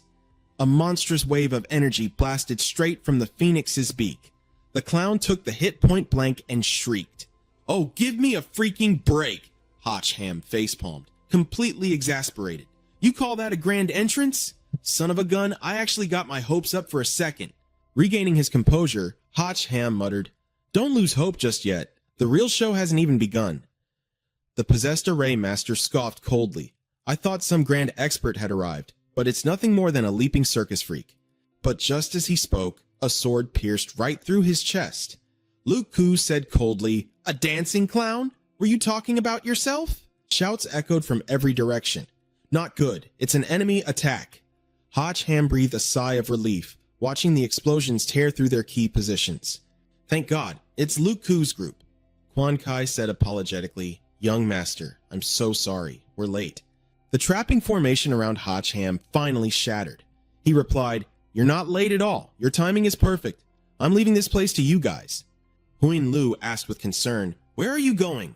He replied coldly, "My score with that old geezer still isn't settled." "Lightning Chilin, let's go!" Luke Koo watched him leave with annoyance. That empress clearly sold us out, yet he's still going out of his way to save her. Huin Lu was deeply moved. With a heart like that, Maybe he truly deserves to be the king of this world. Meanwhile, Othu had summoned his heavenly avatar. You wretched brat! Bet you didn't see this coming. This old man is back. Standing atop the giant avatar's head, he declared, "This world will absolutely be mine." Zhao Zhao hadn't expected the situation to spiral so completely out of control, yet she remained completely calm. In the end, I still failed, but I won't let you win so easily. Zhao Zhao continued, "Even if you kill me, don't even dream of taking the throne. Tonight, the whole world will witness your true vicious nature." Othu activated his healing technique, fully restoring his torn clothes, and burst into manic laughter. So what? The heavenly avatar brought its massive fist crashing down. "Tonight, I will make everyone witness my absolute power. I will make them all fear me." Fear is the mark of an eternal ruler. The colossal fist slammed down, but it was blocked. Othu was completely stunned. What? Zhao Zhao stood perfectly unharmed inside a glowing formation. He guessed, "Your divine artifact, is that the heavenly cauldron?" She confirmed it without hesitation. "That's right. Today, even if my bones are crushed to dust, I'm dragging you down to hell with me." With that, Zhao Zhao channeled every last ounce of her true ki into this single strike. Go to hell. From the ground beneath them, massive pillars of water surged up like raging tornadoes, rushing straight at the heavenly avatar. Othu was caught off guard once again. What the hell is this? Pushing herself to the limit, Zhao Zhao roared, "Go!" The raging torrents of water expanded into a massive vortex, trapping the heavenly avatar inside. He scoffed, "Such a flashy parlor trick." Then, with a swift hand gesture, he commanded his avatar. Following his command, the heavenly avatar threw a devastating punch, shattering the water pillar instantly. Othu sneered with utter contempt. "With your pathetic level of power, don't even dream of touching a single hair on my head." Zhao Zhao thought to herself in despair, "I really gave it everything I had." Othu laughed mercilessly. "Accept your fate. You are nothing but a useless ruler." Suddenly, cutting through the thick mist, razor-sharp ice arrows shot out of nowhere. Othu cried out in pain as the ambush hit him. Staring at the ice arrow impaled in his arm, he gasped in disbelief. "Why is it freezing? You can use ice magic too?" Even Zhao Zhao was confused. Then Hotch Ham's mocking voice rang out. "You can't even dodge a simple ice spike. Looks like you aren't that tough after all." Othu tensed up and hissed, "That little brat? He's back?" Seeing the boy mounted on his killin right in front of him, Othu ground his teeth in fury. "You really are a lingering ghost." Hotch Ham leaned back, casually taunting him. "Well, with an old man like you still working so hard to conquer the world, how could I just sit back and relax?" He then glanced down. "Your Majesty, I can let it slide that you sent your underlings to mess with me, but don't ever let it happen again. In front of the entire world, I will wipe out this traitor for you. And in return, you withdraw your troops. Do we have a deal?" Zhao Zhao agreed immediately. "Do I even have a choice right now? I'm putting everything on you. Just make sure you kill him." He smirked. "Hearing you say that puts my mind at ease." Drawing his sword with a sharp ring, he turned back to the old man. "All right, old-timer, it's time to send you to the afterlife." Othu had never been so thoroughly humiliated. He roared in rage, "You arrogant little shit! Let's see who's sending who to the grave!" Hotch Ham gave the command and his Chelin charged forward. Othu sneered arrogantly, "Foolish brat!" He commanded the heavenly avatar to unleash a massive burst of true ki to block the attack. "Did you really think I'd let you get close? I'll crush your bones to dust before you even launch a single strike." But suddenly, the true ki blasting from the avatar's palm was drained completely dry. Othu cursed violently. "Damn it all! I forgot this little bastard can absorb my power." The immense energy in the avatar's giant hands had vanished into thin air. Losing sight of his target, Othu started to panic. Where did he go? Don't tell me I missed. What the hell is going on here? Suddenly, from atop one of the avatar's giant arms, Hotch Ham called out, "I'm right up here!" Othu snarled in rage. "You hid beneath my attack? You slippery little rat. But even if your beast is fast, it's completely useless. At that speed, you'll never reach me." H Ham swung his sword with a fierce aura and smirked. "Then I'll just have to speed up." With that, Hotch Ham kicked off the arm, launching himself high into the air. Othu froze in horror, realizing the boy was using his own absorbed energy to boost his speed. Before the old man could even process what was happening, Hotch Ham was already right in front of his face. A brutal punch knocked several teeth out of Othu's mouth, completely cutting off his train of thought. What a waste of good energy, Hotch Ham mocked. Othu was battered so viciously that his robes were blown to shreds. His body was sent violently hurtling through the air, crashing far in the distance. Even Jiao Jiao was left utterly speechless. She stared in awe.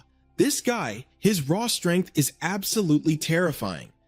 As Hotch Ham landed back on his Qilin, he suddenly noticed something strange below him. Looking at the dark, sinister energy radiating from beneath Othu's fallen body, he frowned. What the hell is that under him? The old man was secretly preparing a deadly trap. Suddenly, all the true ki pooled beneath Othu erupted, shooting directly at Hotch Ham like a homing missile. Hotch Ham scrambled to dodge it, gritting his teeth. This crazy bastard really doesn't know when to quit. His Qilin took the hit. The scheme worked. Othu Ha laughed. Didn't you say you could absorb it? Let's see you handle this. If you've got the guts, take it with your life and absorb it slowly. Seeing his divine beast losing control, he commanded, Lightning Qilin, pull back! Seizing the upper hand, Othu unleashed a massive surge of energy. Without the ability to fly, you're nothing but a sitting duck. Die! Hotch Ham activated his holy armor and charged straight at him. He knew he could only take it head on. Just as he braced for maximum defense, his body was suddenly enveloped by a ring of water. Thanks to that, Hotch Ham managed to dodge the 5 blasts of energy Othu fired at him. Down below, Othu stomped his feet in a blind rage, sending countless more energy blasts chasing right after Hotch Ham. Yanked away by the water at blinding speed, he could only beg, Slow down, big sister, I'm gonna hurl. She didn't hold back at all. Shut it, if I slow down, you'll be skewered like a pincushion. The Grand Preceptor's void power is impenetrable. Is your armor just for show? Hotch Ham pleaded, Toss me over there, I need to tell you something. She did as he asked, but kept her sharp tongue. Don't expect me to take a hit for you. Hotch Ham urged her, just get me over there. Seeing the two group up was exactly what Othu wanted. Perfect, I'll finish both of you off at once. Jiao Jiao gathered her strength and hurled Hotch Ham forward. If you're asking for death, don't blame me. Seeing Hotch Ham rushing right at him, Othu roared, What? You actually dare to charge at me? Countless beams of his energy converged on Hotch Ham. Don't think I can't see through your pathetic little scheme. You're planning to dodge at the last second so the void power hits me, right? Fools, the void technique I cultivate shares the exact same origin as this power. How could it possibly hurt me? The moment those words left his mouth, Hotch Ham's sword came crashing down.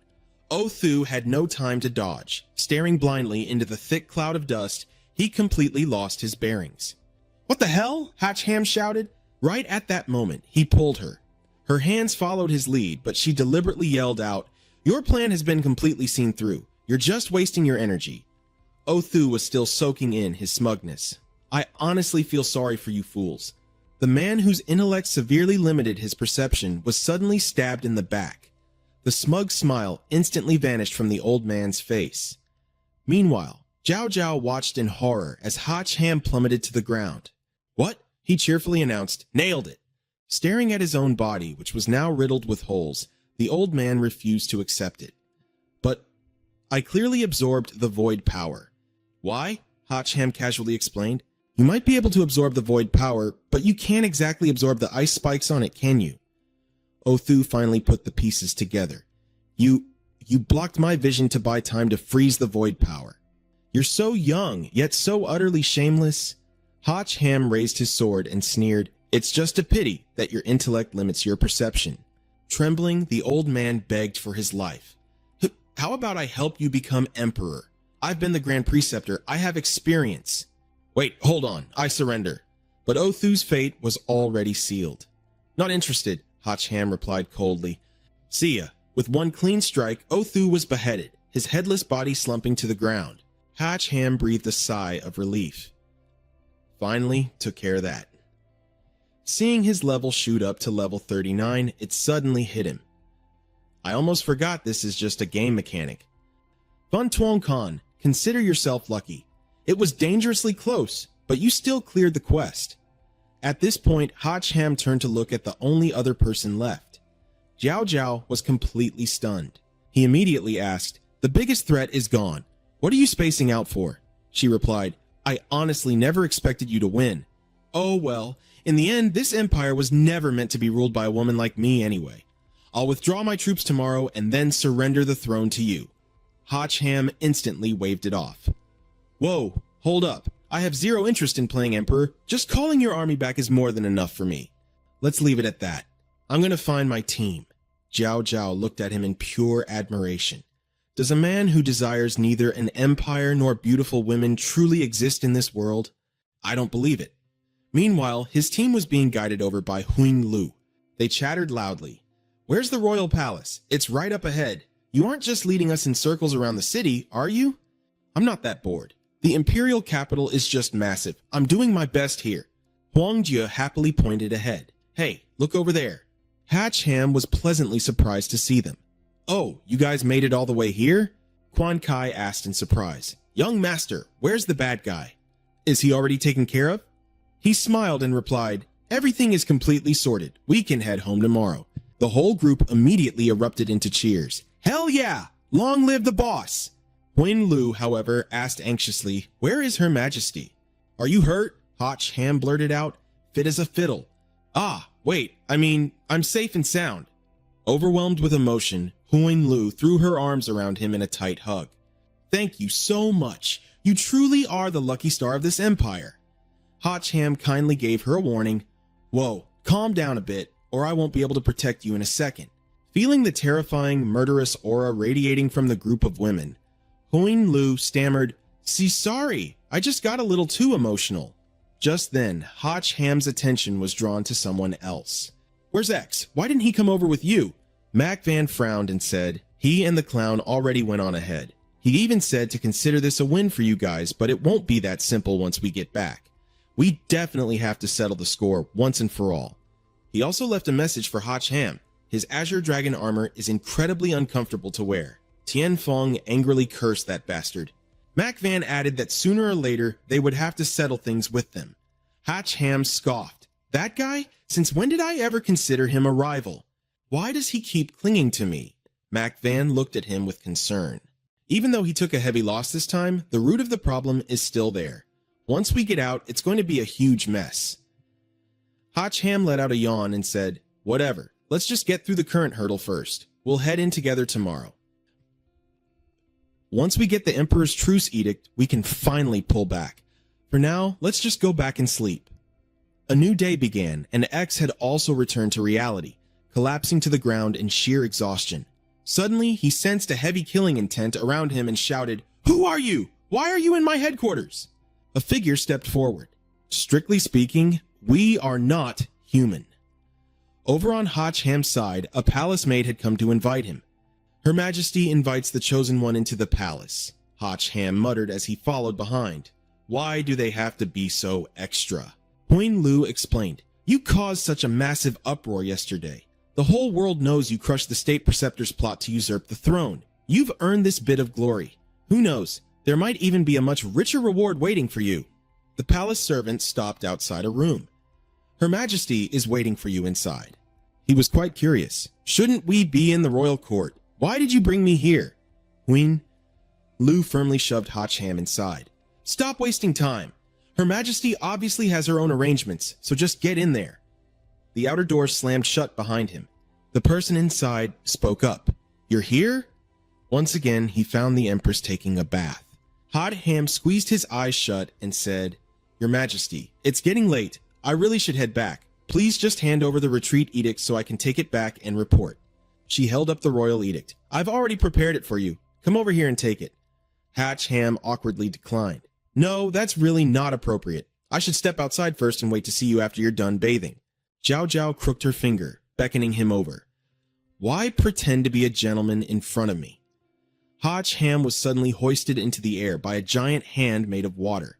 He pleaded, Your Majesty, please don't. But it was useless. The watery hand tossed him straight forward. He landed with a massive splash into the pool. As soon as he surfaced, Hotchham coughed up a mouthful of water in frustration. Turning to look at the woman beside him, he groaned. Your Majesty, you're not trying to kill me, are you? Being this fickle will bring down the wrath of heaven, you know.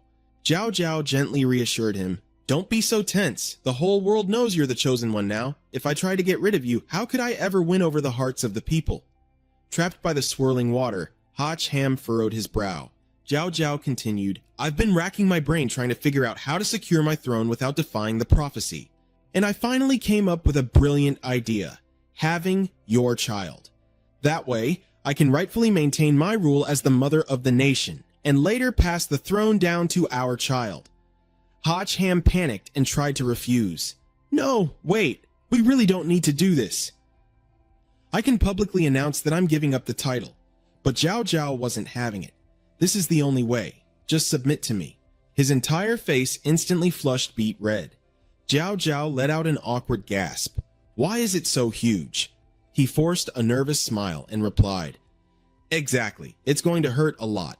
Your royal body is far too precious, so we really should think of another way. But Zhao Zhao swore with absolute determination. If I can't even endure this little bit of pain, how can I possibly rule a nation? Watching her actions, Hotch Ham screamed, Why are you acting like such a martyr? Outside, having not gone far, Huing Lu recognized his voice and immediately rushed back. Her Majesty is in danger, but the headmaid outside stopped her. General, there is no need to worry. Her Majesty is perfectly safe and in fact extremely comfortable. Huing Lu didn't quite get it at first. What do you mean, comfortable? The two maids replied, You will understand when you're older. We just ask that you patiently wait out here for a bit. According to our experience, it should be over in about 15 minutes. Huing Lu muttered, 15 minutes? But they waited, and he still hadn't come out. The two maids exclaimed in shock, They've been going at it for way too long. Is this brat even human? Finally, Hotch Ham opened the door and strutted out, looking thoroughly refreshed. All three of them shouted in unison, He's out! He cheerfully held up the royal edict and announced, I got it. There's no time to lose. Let's head back. I also need you to come along and call off the Imperial Army. Huing Lu agreed. All right, let's go.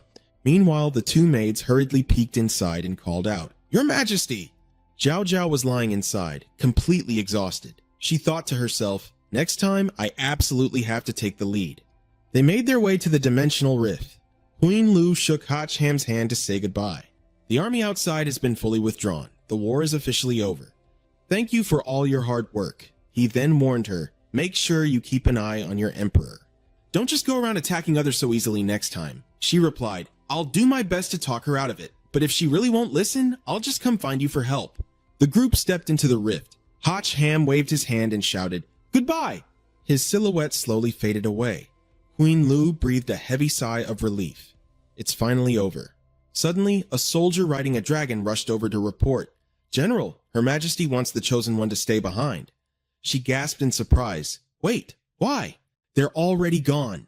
Back at the royal bedchamber, the maid anxiously asked Zhao Zhao, Your Majesty, please don't panic. Your health is what's most important. Weren't you just divining the fate of the nation?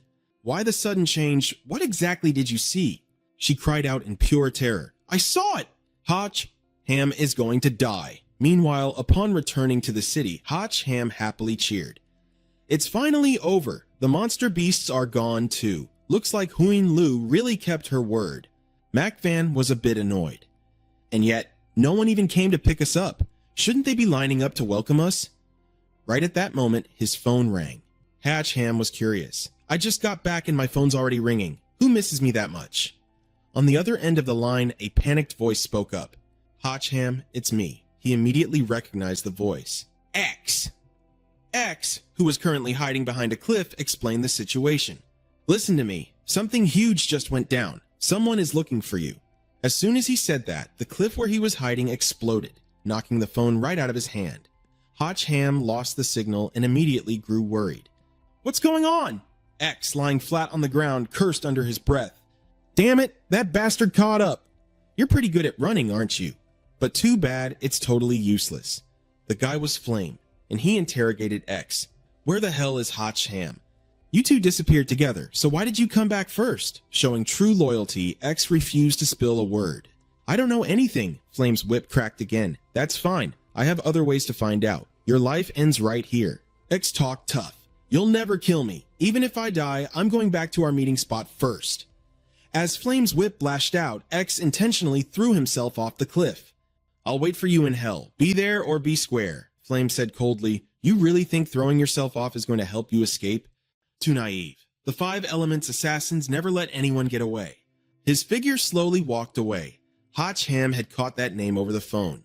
"The Five Elements assassins?" Mac Van asked, filled with worry. "What's going on with X?" he replied with a dark expression, leaving things vague. "I couldn't hear clearly, but it sounds like someone is hunting him down, and their ultimate target is actually me." Tian Fong sounded suspicious. "This is way too weird. Could this be another one of his schemes?" Tian Min blurted out, fully on guard. "Exactly. We've fallen into his traps way too many times. We can't afford to be fooled again."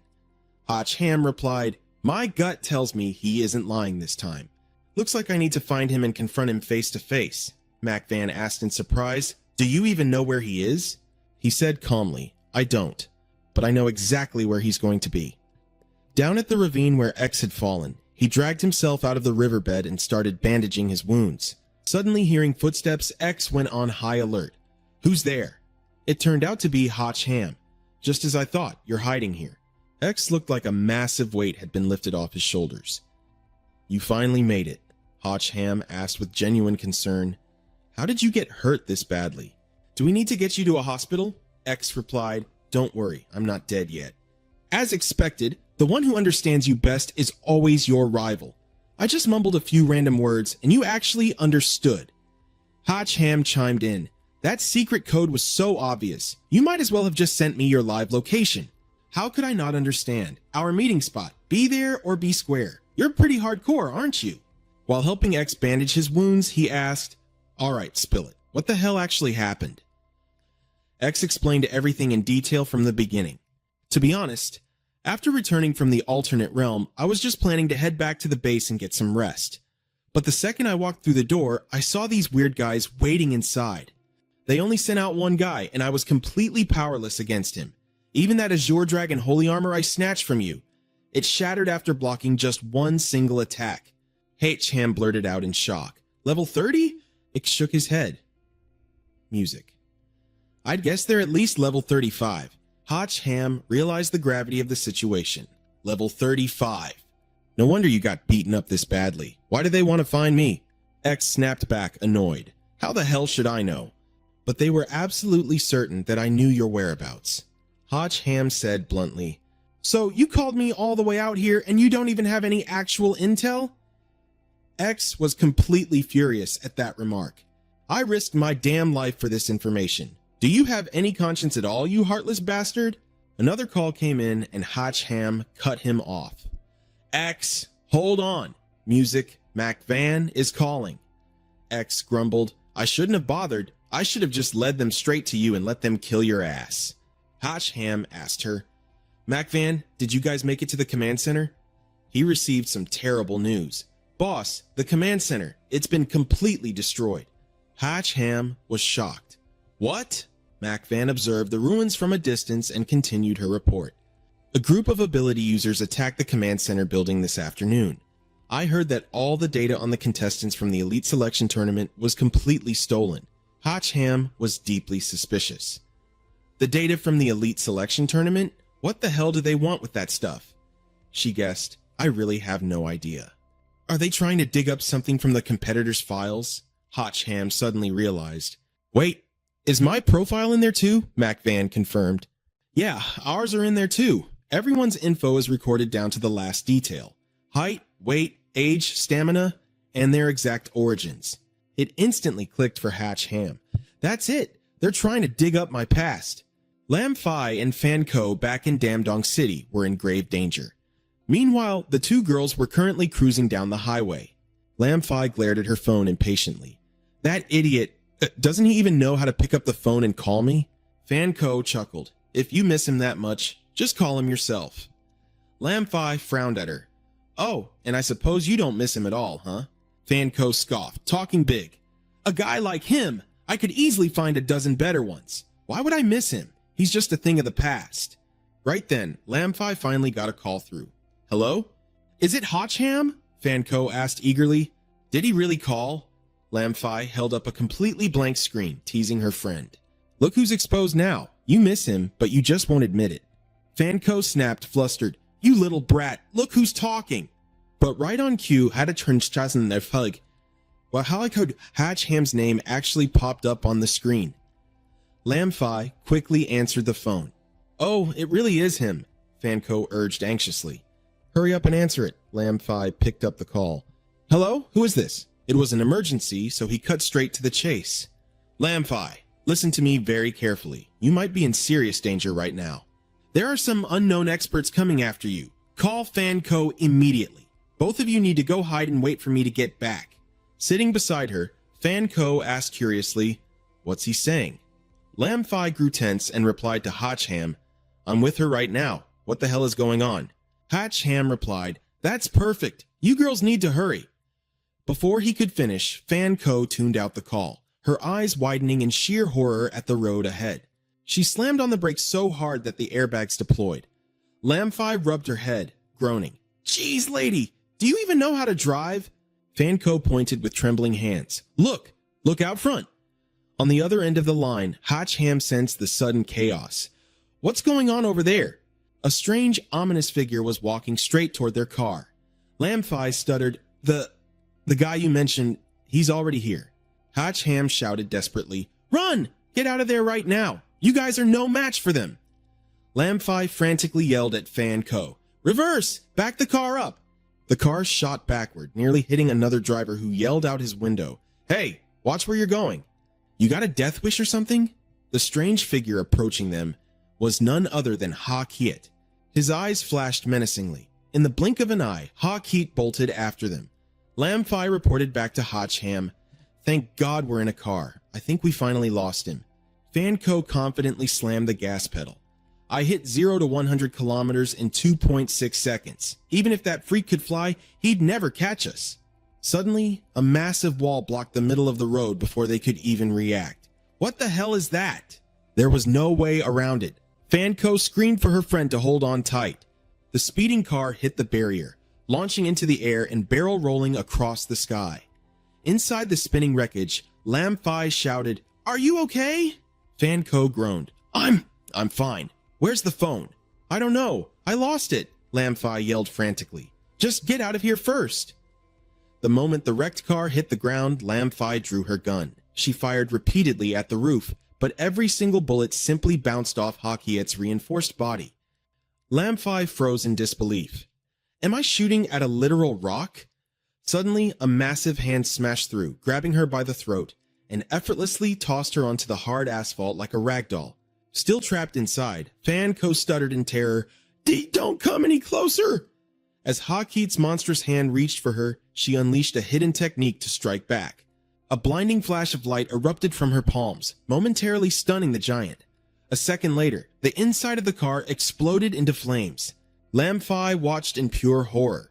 The moment the flames died down, she desperately dragged Fanco out of the burning wreckage. The two girls sat trembling on the ground, staring at the monster before them. To their absolute dread, the creature slowly stood back up. His hood fell back, revealing a horrifically deformed face. One of his twisted eyes glowed with an eerie, blood-red light. Meanwhile, Hatchham was riding his Keelan, tearing through the city streets at breakneck speed. He was sick with worry, having completely lost their location. System, hurry up and find a way. But Van Twang, the system AI, actually had the nerve to talk back. Hey, don't push me. I've already given you so many items, though I guess a new batch just came in. Listen to me, Hatchham growled, his voice dark and commanding. Find them, now. Van Twang flinched in genuine fear. Oh, okay, I'm looking right now. The little AI thought to herself, so weird. Why is his aura so terrifying all of a sudden? Even I'm actually scared. She quickly materialized a small bird. This is the Golden Pathfinder Finch, Van Twang explained. It can guide you anywhere you want to go, perfect for adventurers who've lost their way. The little girl tossed it into the air to lead the way. The golden bird flapped its wings and flew in a specific direction, right toward her. The Cheelin immediately chased after it. By the time he arrived, a barrier of stone spikes had already been erected. Hatchham stepped off the ceiling and shouted, Fee, Fanco! The entire space was dead silent. He spotted Lamfi's gun, hurriedly picked it up and noticed a smear of blood on it. Looking at the blood staining his palm, he cursed, "Damn it, I'm still too late." He turned to Van Tuong for help. "Can that little guide bird of yours track them down?" The little girl replied with regret, "What a shame, I only have one." Hot Ham's face darkened again. "Are you really—" Just then, a voice called out, "Boss!" Mac Van and Liu Mang walked over. "We're here." Hot Ham turned to Liu Mang. They couldn't have gone far. "Liu Mang, hurry up and use your power. I need to know where they took the girls." He nodded in agreement. "Got it, let me give it a try." Liu Mang's skill activated, and he slowly channeled his energy into his ring. Images from the past materialized. Lam Fai had been punched in the ribs by a mysterious man. Fan Ko activated her protective armor, but the guy didn't even flinch, retaliating as stone spikes erupted from the ground and struck her. Mac Van recognized it immediately. He's an earth element user. Both girls were then seen being carried off by the man in one direction. Liu Mang clutched his chest in discomfort and reported, "My mana is limited. I can only reconstruct up to this point." Hotch Ham had gathered enough information. "This is more than enough. Mac Van, stay here and take care of Liu Mang." Mac Van offered, "I'll go with you. An extra person means extra strength." He refused. "No need. If you tag along, I'm afraid I might end up hurting you."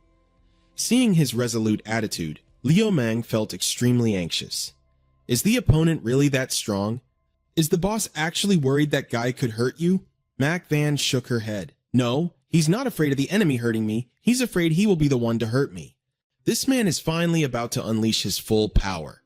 At a grassland on the outskirts of the city, the mysterious man, Thach Loi, mercilessly threw the two girls onto the ground. Then he made a call to his organization. "Hey, I've got the targets. Where to next?" The voice on the other end instructed him, "There's no need to go anywhere. Just wait for him to come to you." Thach Loi was puzzled. "But I didn't leave any clues behind. Will he even be able to find us?"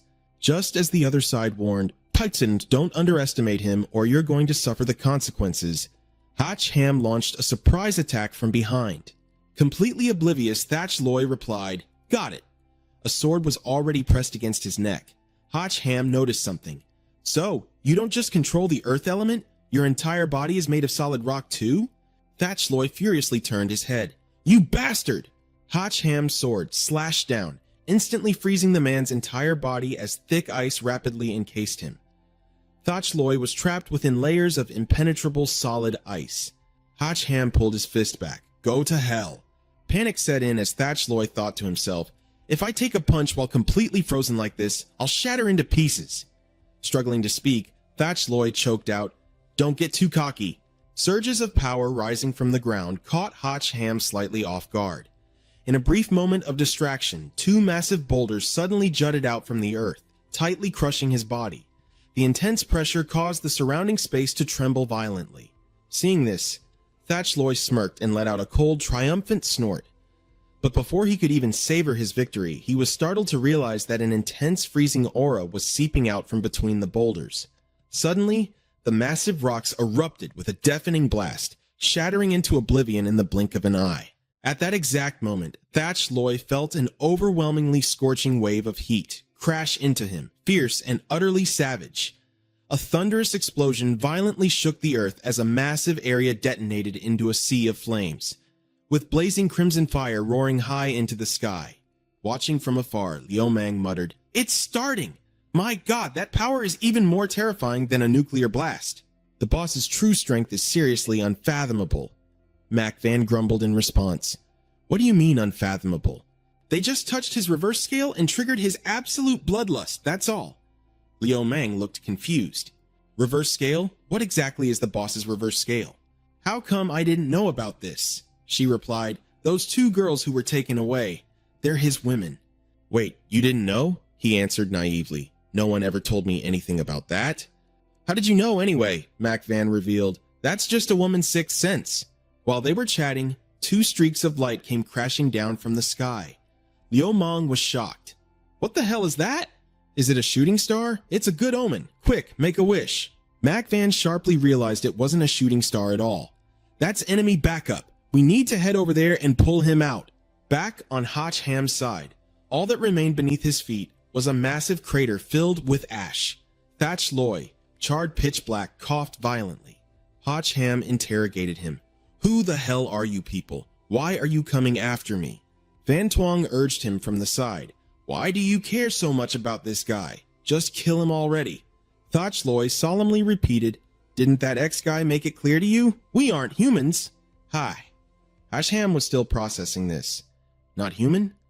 Just then, the enemy's reinforcements were already preparing to sneak attack him from behind. Someone screamed out, Watch out above!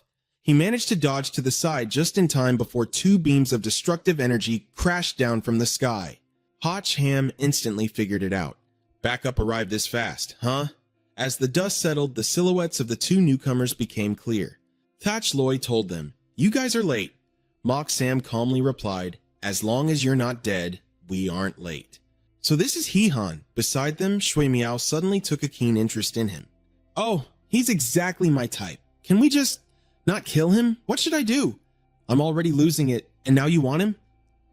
Mu Sen felt a deep, unbearable second-hand embarrassment. Shui Miao, rein it in, don't ruin the mission. Reluctantly, Shui Miao swallowed her lustful thoughts. Fine, then let's just kill him first. His corpse will still be useful anyway. I'll just have to shove a stick up in there. He-Han, who had endured enough humiliation by now, darkened his face in disgust. What the hell kind of twisted logic is that? Mu Sen was completely speechless at his teammate. I swear, you're hopeless. Just attack already. He-Han quickly spoke up.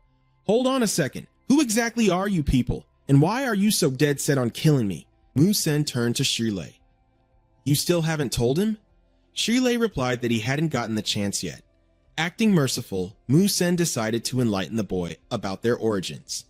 Alright then, I'll spell it out for you so you can at least die knowing why. We come from the elemental nation in the other world, and our sole purpose here is to eliminate you. Is that clear enough for you? He-Han cursed in frustration. That literally explains absolutely nothing about why. Shui Miao stepped up to give a more detailed explanation. Oh, step aside. Let me handle this. We are the elemental gods of the elemental nation. Though we already wield terrifying power, we are just one final step away from true perfection. And the only way to reach our ultimate, flawless forms is by killing you. Because your body possesses the dark element that all five of us desperately need. The more He-Han listened, the more pissed off he got. So basically, I'm just a walking power-up potion to you freaks? Shui Miao wrapped it up with a smirk. Well, that's enough chatting. Let's get down to business. Don't go crying that we're ganging up on you. We all just really want your head, that's all. He-Han braced himself for battle. Then come and get it! Mu Sen instantly comboed his attacks with Shui Miao's abilities, sending a frenzy of thick vines whipping straight toward him. He-Han leaped high into the air. So this is wood-type power? But the moment the words left his mouth, the vines snapped like whips and tightly bound both of his legs. Mu Sen smirked triumphantly. Trying to struggle out of my binding vines? Not a chance in hell. Seeing the ice-type ability he suddenly unleashed, the two below were briefly stunned. Shui Miao, however, excitedly welcomed the attack. Oh, thank you, darling. I'll gladly accept this generous gift. She amplified her own power and ruthlessly blasted the attack right back at He-Han. He-Han's eyes widened in panic. Oh, crap. Mu Sen followed up with another burst of wood-type power. In your dreams, kid! Thick vines tightly wrapped around He-Han's waist. Seeing him being pulled away right out of her attack range, Shui Miao furiously yelled at her teammate, Are you out of your freaking mind? Why the hell did you ruin my shot? Mu Sen shot back. If you're so capable, catch him yourself. Right now, he's in my grasp, which makes him my prey. Out of the group, only Shilei was level-headed enough to interrupt their bickering. You two might want to look at him first. Shui Miao turned her head and gasped in shock, while Mu Sen's jaw dropped. With a single, fierce slash of his sword, He-Han completely severed the annoying vines. He's breaking loose, Shilei warned. He-Han thought to himself, I can't let them pin me down like that again. I won't be this lucky next time. Just then, Liu Mang finally caught up. Boss! Mo Yun's voice echoed right behind him. We're here to back you up. Seeing them, Shui Miao's eyes lit up with malicious glee. Oh, did two more lambs just deliver themselves to the slaughter? Mo Yun looked around, confused. Wait, are they all on the same side? He-Han didn't answer her, instead asking, Why did you guys follow me all the way out here? Mo Yun yelled back. Are you kidding me? You're facing off against 3 people by yourself. We came to help, so we actually have a shot at winning this. Across from them, Shui Miao shot her a look of pure disdain. Well, aren't you a confident little girl? With your pathetic power levels, bringing in 10 more weaklings wouldn't make a single difference. Mo Yun's pride was stung as she snarled, "What did you just say?" He placed a hand on their shoulders. She's actually right. You two staying here won't change a thing. But there is one huge favor you can do for me. Get Lin Fei and Pan Ji out of here and to a safe place. That way, I can go all out without worrying about them. Seeing his protective stance, Shui Miao swooned instantly. Oh, a loyal and fiercely protective man. I absolutely love that. But Mo Yun immediately shattered the villainess's delusional fantasy. He's stringing along 2 women at the exact same time, and you call that loyal? Hearing this, Shui Miao screeched in sheer absolute hatred. Never mind then. I despise cheating scumbags more than anything. We are definitely killing him first. Mo Yun hoisted the girls onto her back and promised He Han, "We swear we'll keep them safe. Just make sure you survive this," he agreed with a firm nod. "Yeah, don't worry about me." Impatiently, Shui Miao shooed Mo Yun away. "Just get the hell out of here already." Mo Yun staggered slightly under the weight. Shui Miao scoffed, "Don't tell me you're in love with this trash too?" Mo Yun's face immediately flushed bright red.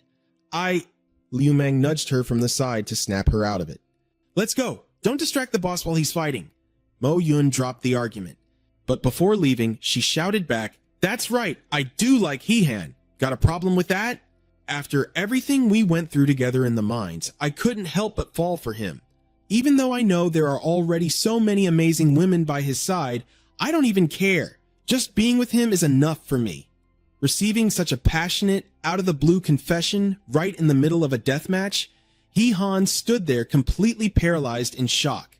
Tui Mio never expected him to be so brutally honest. Even Mock Sam's jaw practically hit the floor, while Thach Loi just stood there dumbfounded. Mac Van softly added, "I will wait for you. I will always wait for you. Let's go." Liu Meng snapped back to reality and stammered, "Oh, yeah." Van Tuong clapped his hands in excitement. Fresh drama to watch. How thrilling. Hotch Ham finally snapped out of his daze. What the hell was that? A sudden love confession? Tui Mew suddenly launched an attack at him. She screamed furiously, "Die, you absolute scumbag!" Hotch Ham dodged and desperately tried to explain. "Wait, what? How did I suddenly become the scumbag here?" She argued self-righteously, if you had any heart at all, you would have grabbed her, held her tight, and kissed her passionately before she left. Not just stand there like an idiot watching her walk away in silence. If it were those two, they absolutely would have done that, right? The other 2 guys nodded in immediate agreement. Exactly. Only a heartless jerk would just stand there. We definitely wouldn't do that. Hotch Ham tried to steer things back on track. "Are you guys seriously doing this right now? Are we gonna fight or what?" Mock Sam got serious again. "Alright, that's enough. We've wasted way too much time. Let's get down to business." Hotch Ham smirked at him. "Those dead leaves of yours aren't gonna catch me this time." Mock Sam scoffed in disbelief. "Let's see how long you can keep acting tough." Seeing the empty space ahead, Hotch Ham thought to himself, "He vanished?" Tui Mio guessed. "He must be using that trick again." "Fine, I won't fight you for him. It's not worth getting hurt anyway." Standing in the middle of nowhere, Hotch Ham gripped his sword and scanned the area. Where the hell did he go? Van Tuong pointed out, "It looks like he's elementalized. He has become one with his surroundings."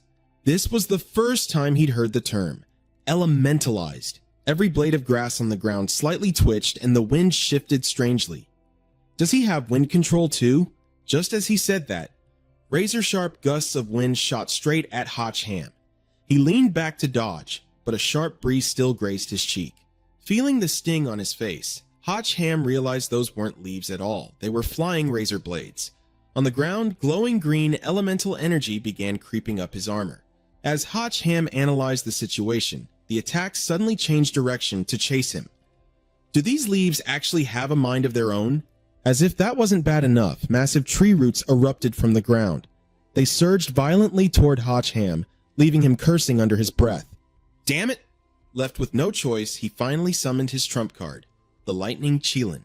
Tui Mew gasped in surprise. Oh, he even has an armor-protecting spirit beast? Too bad it's totally useless here. Van Tuong warned from the sidelines, That guy has merged with the environment. You can't even hit him right now. Hotch Ham caught on immediately. Oh, so that's how it is. Well, that actually makes things a lot easier. Misunderstanding his reaction, Van Twong panicked. Oh crap, is this guy literally scared out of his mind right now? Seeing the vines lunging at him, Hotch Ham yelled, "Crap, he's coming right at me." Then he dismissed the lightning Kylan.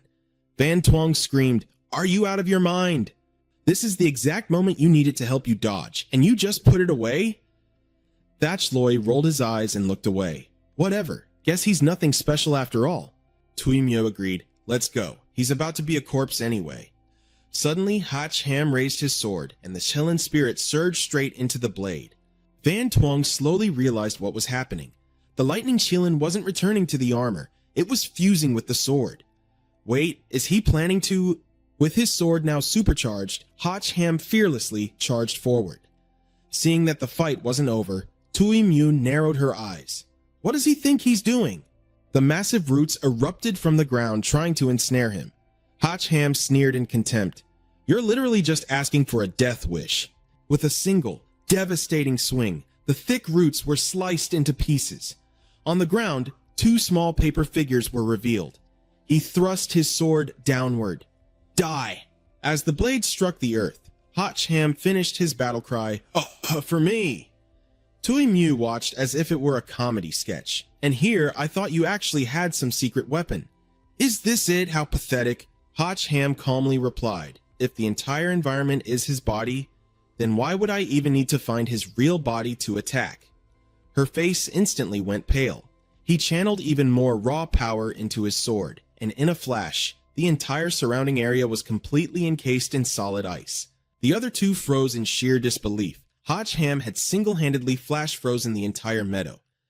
Tui Myo screamed in outrage, "Are you kidding me? What kind of joke is this? Did you seriously think freezing everything would destroy the whole forest? You're way too naive. Hey, stop messing around and just deal him a fatal blow already." Frost continued to radiate from Hotch Ham. Thatch Loy started to lose confidence. No movement at all. Was he actually taken out by this guy? Hotch Ham pointed his sword straight at them. Alright, you 2 are next. Furious and seeking vengeance, Thatch Loy growled, "I'll make you pay for Mock Sam." He slammed both fists into the ground, sending massive shockwaves ripping through the frozen meadow. Trapped inside a stone box, Hotch Ham scoffed. Your buddy just got absolutely wrecked and you still have the guts to attack? He blasted the stone structure into pieces. Raising his sword high, he roared, "Get the hell out of my way!" Suddenly, the ground beneath him exploded. Hotch Ham sensed something was very wrong. A massive geyser of water erupted straight up from the earth. Trapped inside a giant water bubble, Hotch Ham was completely stuck. He tried every possible way to break free. "Damn it, I can't get out," Thatch Loy smirked triumphantly. "Just keep him in there until he suffocates to death." Tui Myo wasn't as optimistic. "No, I don't think I can hold him for much longer. Use that move." Thatch Loy double-checked. "Are you sure? Before we got here, didn't you guys specifically tell me not to cause a huge scene?" She snapped at him. "Like hell, that's the same. Mock Sam died at his hands. We have to give him a grand send-off. Besides, we're in the middle of nowhere, so no one's gonna see a thing." Thatch Loy had been waiting for this exact moment. "Then I won't hold back." His body transformed into a hulking monstrosity as the surrounding earth and stone violently gathered around him. The rocks fused directly into his body. Hotch Ham couldn't even tell if it was still Thatch Loy under that massive armor of thick stone, stomping toward him with furious killing intent. Hotch Ham faked a gasp. Whoa, is that supposed to scare me? Standing before the giant, he looked as tiny as an ant. The brute sneered, "Kid, your life belongs to me now." Hotch Ham suddenly had a light bulb moment. Wait, I know exactly how to get out of this. As Thatch Loy's giant fist came crashing down, roaring, "Take this!" Hotch Ham braced himself. He was counting on the brute to smash the water sphere from the outside and set him free. The water sphere warped violently under the strike, but it acted like solid rubber, stretching but never breaking. Hotch Ham thought to himself, something's not right here. The sphere didn't shatter, and the impact still hurt like hell. Thatch Loy burst into arrogant laughter. Pushed to the brink, Hotch Ham desperately called out to the system. Before he could even get an answer, the next massive fist came swinging his way. Meanwhile, Tui Mew watched the show from the sidelines with a twisted smile. Oh my, you're pretty tough, aren't you? But suddenly, she realized her water energy was being rapidly drained away. Wait, what the hell is going on? Thatchloy roared. Are you out of your mind? Where did all your power go? His words were cut short when a blinding light flashed from below, and a massive pillar of water blasted right into him. Tui Mew couldn't believe her eyes. That was her water power. How is this possible? Thatchloy was blasted so hard he lost his balance. He crashed heavily into the dirt. Tui Mew cried out in panic. Thatchloy, what happened? She froze, completely speechless at the sight. Thatchloy had a gaping hole right through his chest. He coughed violently. Tui Mew, run! You're no match for him. Tui Mew's heart shattered. He forced out his final dying words. We were such fools to think we could challenge a god. Suddenly, Hacham appeared right behind her, his voice dripping with deadly intent. Tui Mew was it? She couldn't stop her entire body from violently shaking. Armed with his Super Triple S rank divine gear, the Elemental Forge, he interrogated her. There are 2 more of you. Where are they? Tui Mew had no idea how he knew. What are you talking about? Hacham cut straight to the chase. There were 5 of you in total. Where are the other 2? I'm gonna wipe you all out at once. Tui Mew scoffed in pure defiance. Just you? You think way too highly of yourself. She pointed into the distance. Those 2 are...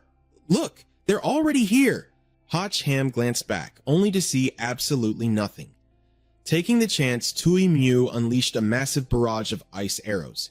You idiot! Your life is mine! But every single arrow was instantly absorbed by Hacham. Meanwhile, Tui Mew was still lost in her delusion. Idiot! Getting hit by my core water spirit darts at this range, even a supreme immortal god would be... Her words died in her throat when she saw Hacham standing perfectly fine, without a single scratch. He calmly replied, no wonder it felt so pure. So this is your core elemental power. Thanks for the meal. Tui Mew finally realized the horrifying truth. You can absorb my elemental power. That's how you broke out of the water sphere earlier. He flashed a wicked smirk. That's not all. I can also return it with double the damage. Thinking fast, Tui Mew dove straight into the raging river beside them with a loud splash. Staring at the water's surface, Hacham had to admit, she's pretty smart using the water as a shield to escape. Van Tuong's voice echoed in his mind. What are you standing there for? If she brings intel back to the others, you won't have any advantage against those 2. He gripped his sword tight. I know, she's not getting away. With a single devastating swing of his blade, Hacham smirked. My power is her absolute counter. The whole river is frozen solid. Van Tuong was completely shocked. This destructive power is insane. How did you do that? Hacham casually explained, I just channeled the elemental power I absorbed straight into my sword. The system girl secretly praised him, amazed that he could master newly acquired gear to this insane level. This guy might actually be a combat genius, she thought. After waiting a moment with no sign of her, Hacham muttered, where did she run off to? Suddenly, he stomped his foot down. Found you. Tui Mew's frozen body was forced to the surface. He casually mocked her. You're pretty fast. Almost didn't freeze you in time. But since you love playing hard to get, I'll put you out of your misery. She stared at him in utter despair. Seeing her broken spirit, Hacham was briefly taken aback. Tui Mew hugged her knees, shivering, and sobbed. Thatchloy was right. We really shouldn't have messed with you. You're just too strong. Hacham glared coldly. Cut the crap. Where are your 2 buddies? Even now, she stubbornly clung to her faith in them. But you can't beat Hoa Diem and Kim Ham. You're definitely no match for them. Hacham roughly tapped his sword against Tui Mew's stubborn head. Do you seriously think I won't kill you? You're in this deep and you still dare to provoke me? Terrified, she immediately begged, I'm sorry, I was wrong. I'll take you to them right now. A wicked scheme flashed in Hacham's mind. Hold on, no rush. I need your help with something else first. He dragged her straight to a motel. Tui Mew looked around suspiciously. Where is this? Sitting casually on the bed, Hacham smirked. Isn't it obvious? It's a love hotel. Weren't you the one constantly saying you wanted to make me yours? I found the perfect spot for you. Now, make your move. Tui Mew nervously backed away. I'm not really feeling well today. Hotch Ham leaned in closer, fully cornering her. Is that so? That's perfect. I love adding a little extra spice to the game. Horrified, she covered her chest and screamed, You're an absolute freak. Hotch Ham gave her a dark, terrifying smirk. This is the real me, babe. Come on over. Weren't you always sneaking peeks at my body anyway? Let's have a deep, intimate chat. Tui Mew clutched her head, sobbing uncontrollably like a baby. I did not. Hua Diem was the one who forced me to put on that act. Seeing that Hotch Ham wasn't making a move, she finally dared to crack an eye open. Hotch Ham immediately caught on. I knew it, he said. You guys have been putting on an act this whole time. Tui Mew asked curiously, Since when did you see through us? He replied, Right from the moment you knew I had the ice-sealing sword, yet still chose to jump into the water to escape. You even let yourself get caught inside my freezing range on purpose. Tell me, going through all this trouble to put on a show, what exactly are you plotting? Tui Mew began to tell him a story. The world we come from is a terrifying apocalyptic wasteland. The lucky few who survived live in constant fear, desperately clinging to life. But chaotic elemental energy has invaded and corroded everyone's bodies. Every single person is living on borrowed time. However, there was someone who refused to accept this fate, someone willing to defy destiny. This person walked into a ruined building. The deeper they went, the more eerie the atmosphere became. Growing anxious, that person muttered, My time is running out. I'm begging you, he pleaded. You have to bring your oldest brother back. Hearing this, Hotch Ham immediately interrupted. Wait, hold on a second. Tui Mew stopped and asked, What is it? Pointing at himself, he said, This oldest brother of yours? Don't tell me you're about to say it's me? Seeing Tui Mew excitedly clapping her hands, he yelled, You've got to be kidding me. She eagerly nodded. Spot on, big bro. You figured it out so fast. But Hotch Ham wasn't buying a word of it. That is the biggest load of crap I've ever heard. Why didn't you just tell me directly instead of putting on this whole circus act? Tui Mew confessed that it was Kim Ham's idea. He knew that even if all 5 of us teamed up, we still wouldn't be a match for you. So, he decided to use a trick to lure you into a trap. Hotch Ham raised an eyebrow. What trap? Tui Mew replied, They designed an electromagnetic barrier that can completely seal away your elemental powers. The moment you step inside, you'll lose all your abilities and we'd be able to capture you and take you back. So that's why you kept provoking me. Hotch Ham finished her thought. You wanted to see my true strength and make me think I could easily crush you, so I'd blindly walk right into your trap. Tui Mew proudly praised him. As expected of our big bro, you figured it out in a heartbeat. Hotch Ham was still irritated. But using 2 of your own people's lives as bait, isn't that a pretty steep price to pay? She sheepishly explained, Actually, they both got away safely. We're literal elemental beings. How could we die that easily? Hotch Ham was left speechless. You annoying little scammers really are a bunch of cunning foxes. Got it, let's go. Tui Mew blinked in confusion. Go where? He frowned at the clueless girl. Since you guys went through all the trouble of setting up this inescapable trap for me, obviously I have to go test it out. Tui Mew was deeply moved. You know there's a tiger in the mountain, yet you're marching right in anyway, as expected of our big bro. Hotch Ham immediately shut down the family ties. Shut up, I was born to my own parents. I am not your damn big brother. Tui Mew tried to talk him out of it. It's so late though. How about we get some sleep and figure this out tomorrow? But Hotch Ham was completely out of patience. Cut the crap. We're going right now. Lead the way. The next day, she led Hotch Ham to the location. Hiding in the distant tree canopy, Hotch Ham looked on in confusion. You guys sure know how to pick a spot. Why set up the trap to catch me all the way out here? Tui Mew replied frustratingly, We barely even made it through the insect cave to get here. There's this professor inside who somehow opened a portal to our timeline, which is the only reason we managed to cross over. If we want to go back, leaving from here is our only option. Hotch Ham thought to himself, a professor who can open dimensional portals? Could it be Professor Truong, the one who escaped from Toon Hue? No wonder no one could find him. Turns out he was taken in as someone's lackey. She turned to him for advice. Do you think I should give them a heads up so we can hold off on the fighting and just sit down for a chat first? Hotch Ham replied, Is this Kim Ham the type who's easy to reason with? Your big bro came all the way from another timeline and poured his heart into setting up this grand scheme. He's not just going to drop it after a few words. At the end of the day, it all comes down to whose fist hit harder. You stay here. I'll go have a little chat with them. If a fight breaks out, you know what to do. Tuimyo nodded from behind him. Got it. I'll stay right here and do absolutely nothing. Watching Hotch Ham step into the area, Mock Sam reported, he's here. He excitedly exclaimed, Tuimyo actually managed to trick him into coming. Kim Ham asked curiously, is Tuimyo with him? Thach Loi shook his head. I don't see her. Do you think he already killed her? Hua Diem looked worried as well, but Kim Ham wasn't buying it. With Tuimyo's abilities, it's easier for her to escape than it is for you two. Don't worry about her. For now, let's just focus on capturing him without any hiccups. Mock Sam spoke up. The two of us burned through almost all of our energy just trying to survive. We probably won't be of much help to you guys. Kim Ham calmly replied, you two don't need to lift a finger. Hua Diem can capture him alive all on his own. Being singled out, Hua Diem blurted, wait, me? Kim Ham shot him a sharp look. What's the matter? Don't you trust the power of the electromagnetic field I designed? I inherited all of my father's brilliant intellect, you know. That's not it, Hua Diem replied defensively. Kim Ham ordered, all you need to do is stall him for 3 minutes, and I'll handle the rest. Blaze promised, I'll do my best. The other two cheered him on. Come on, you've got this. Beat him to a pulp.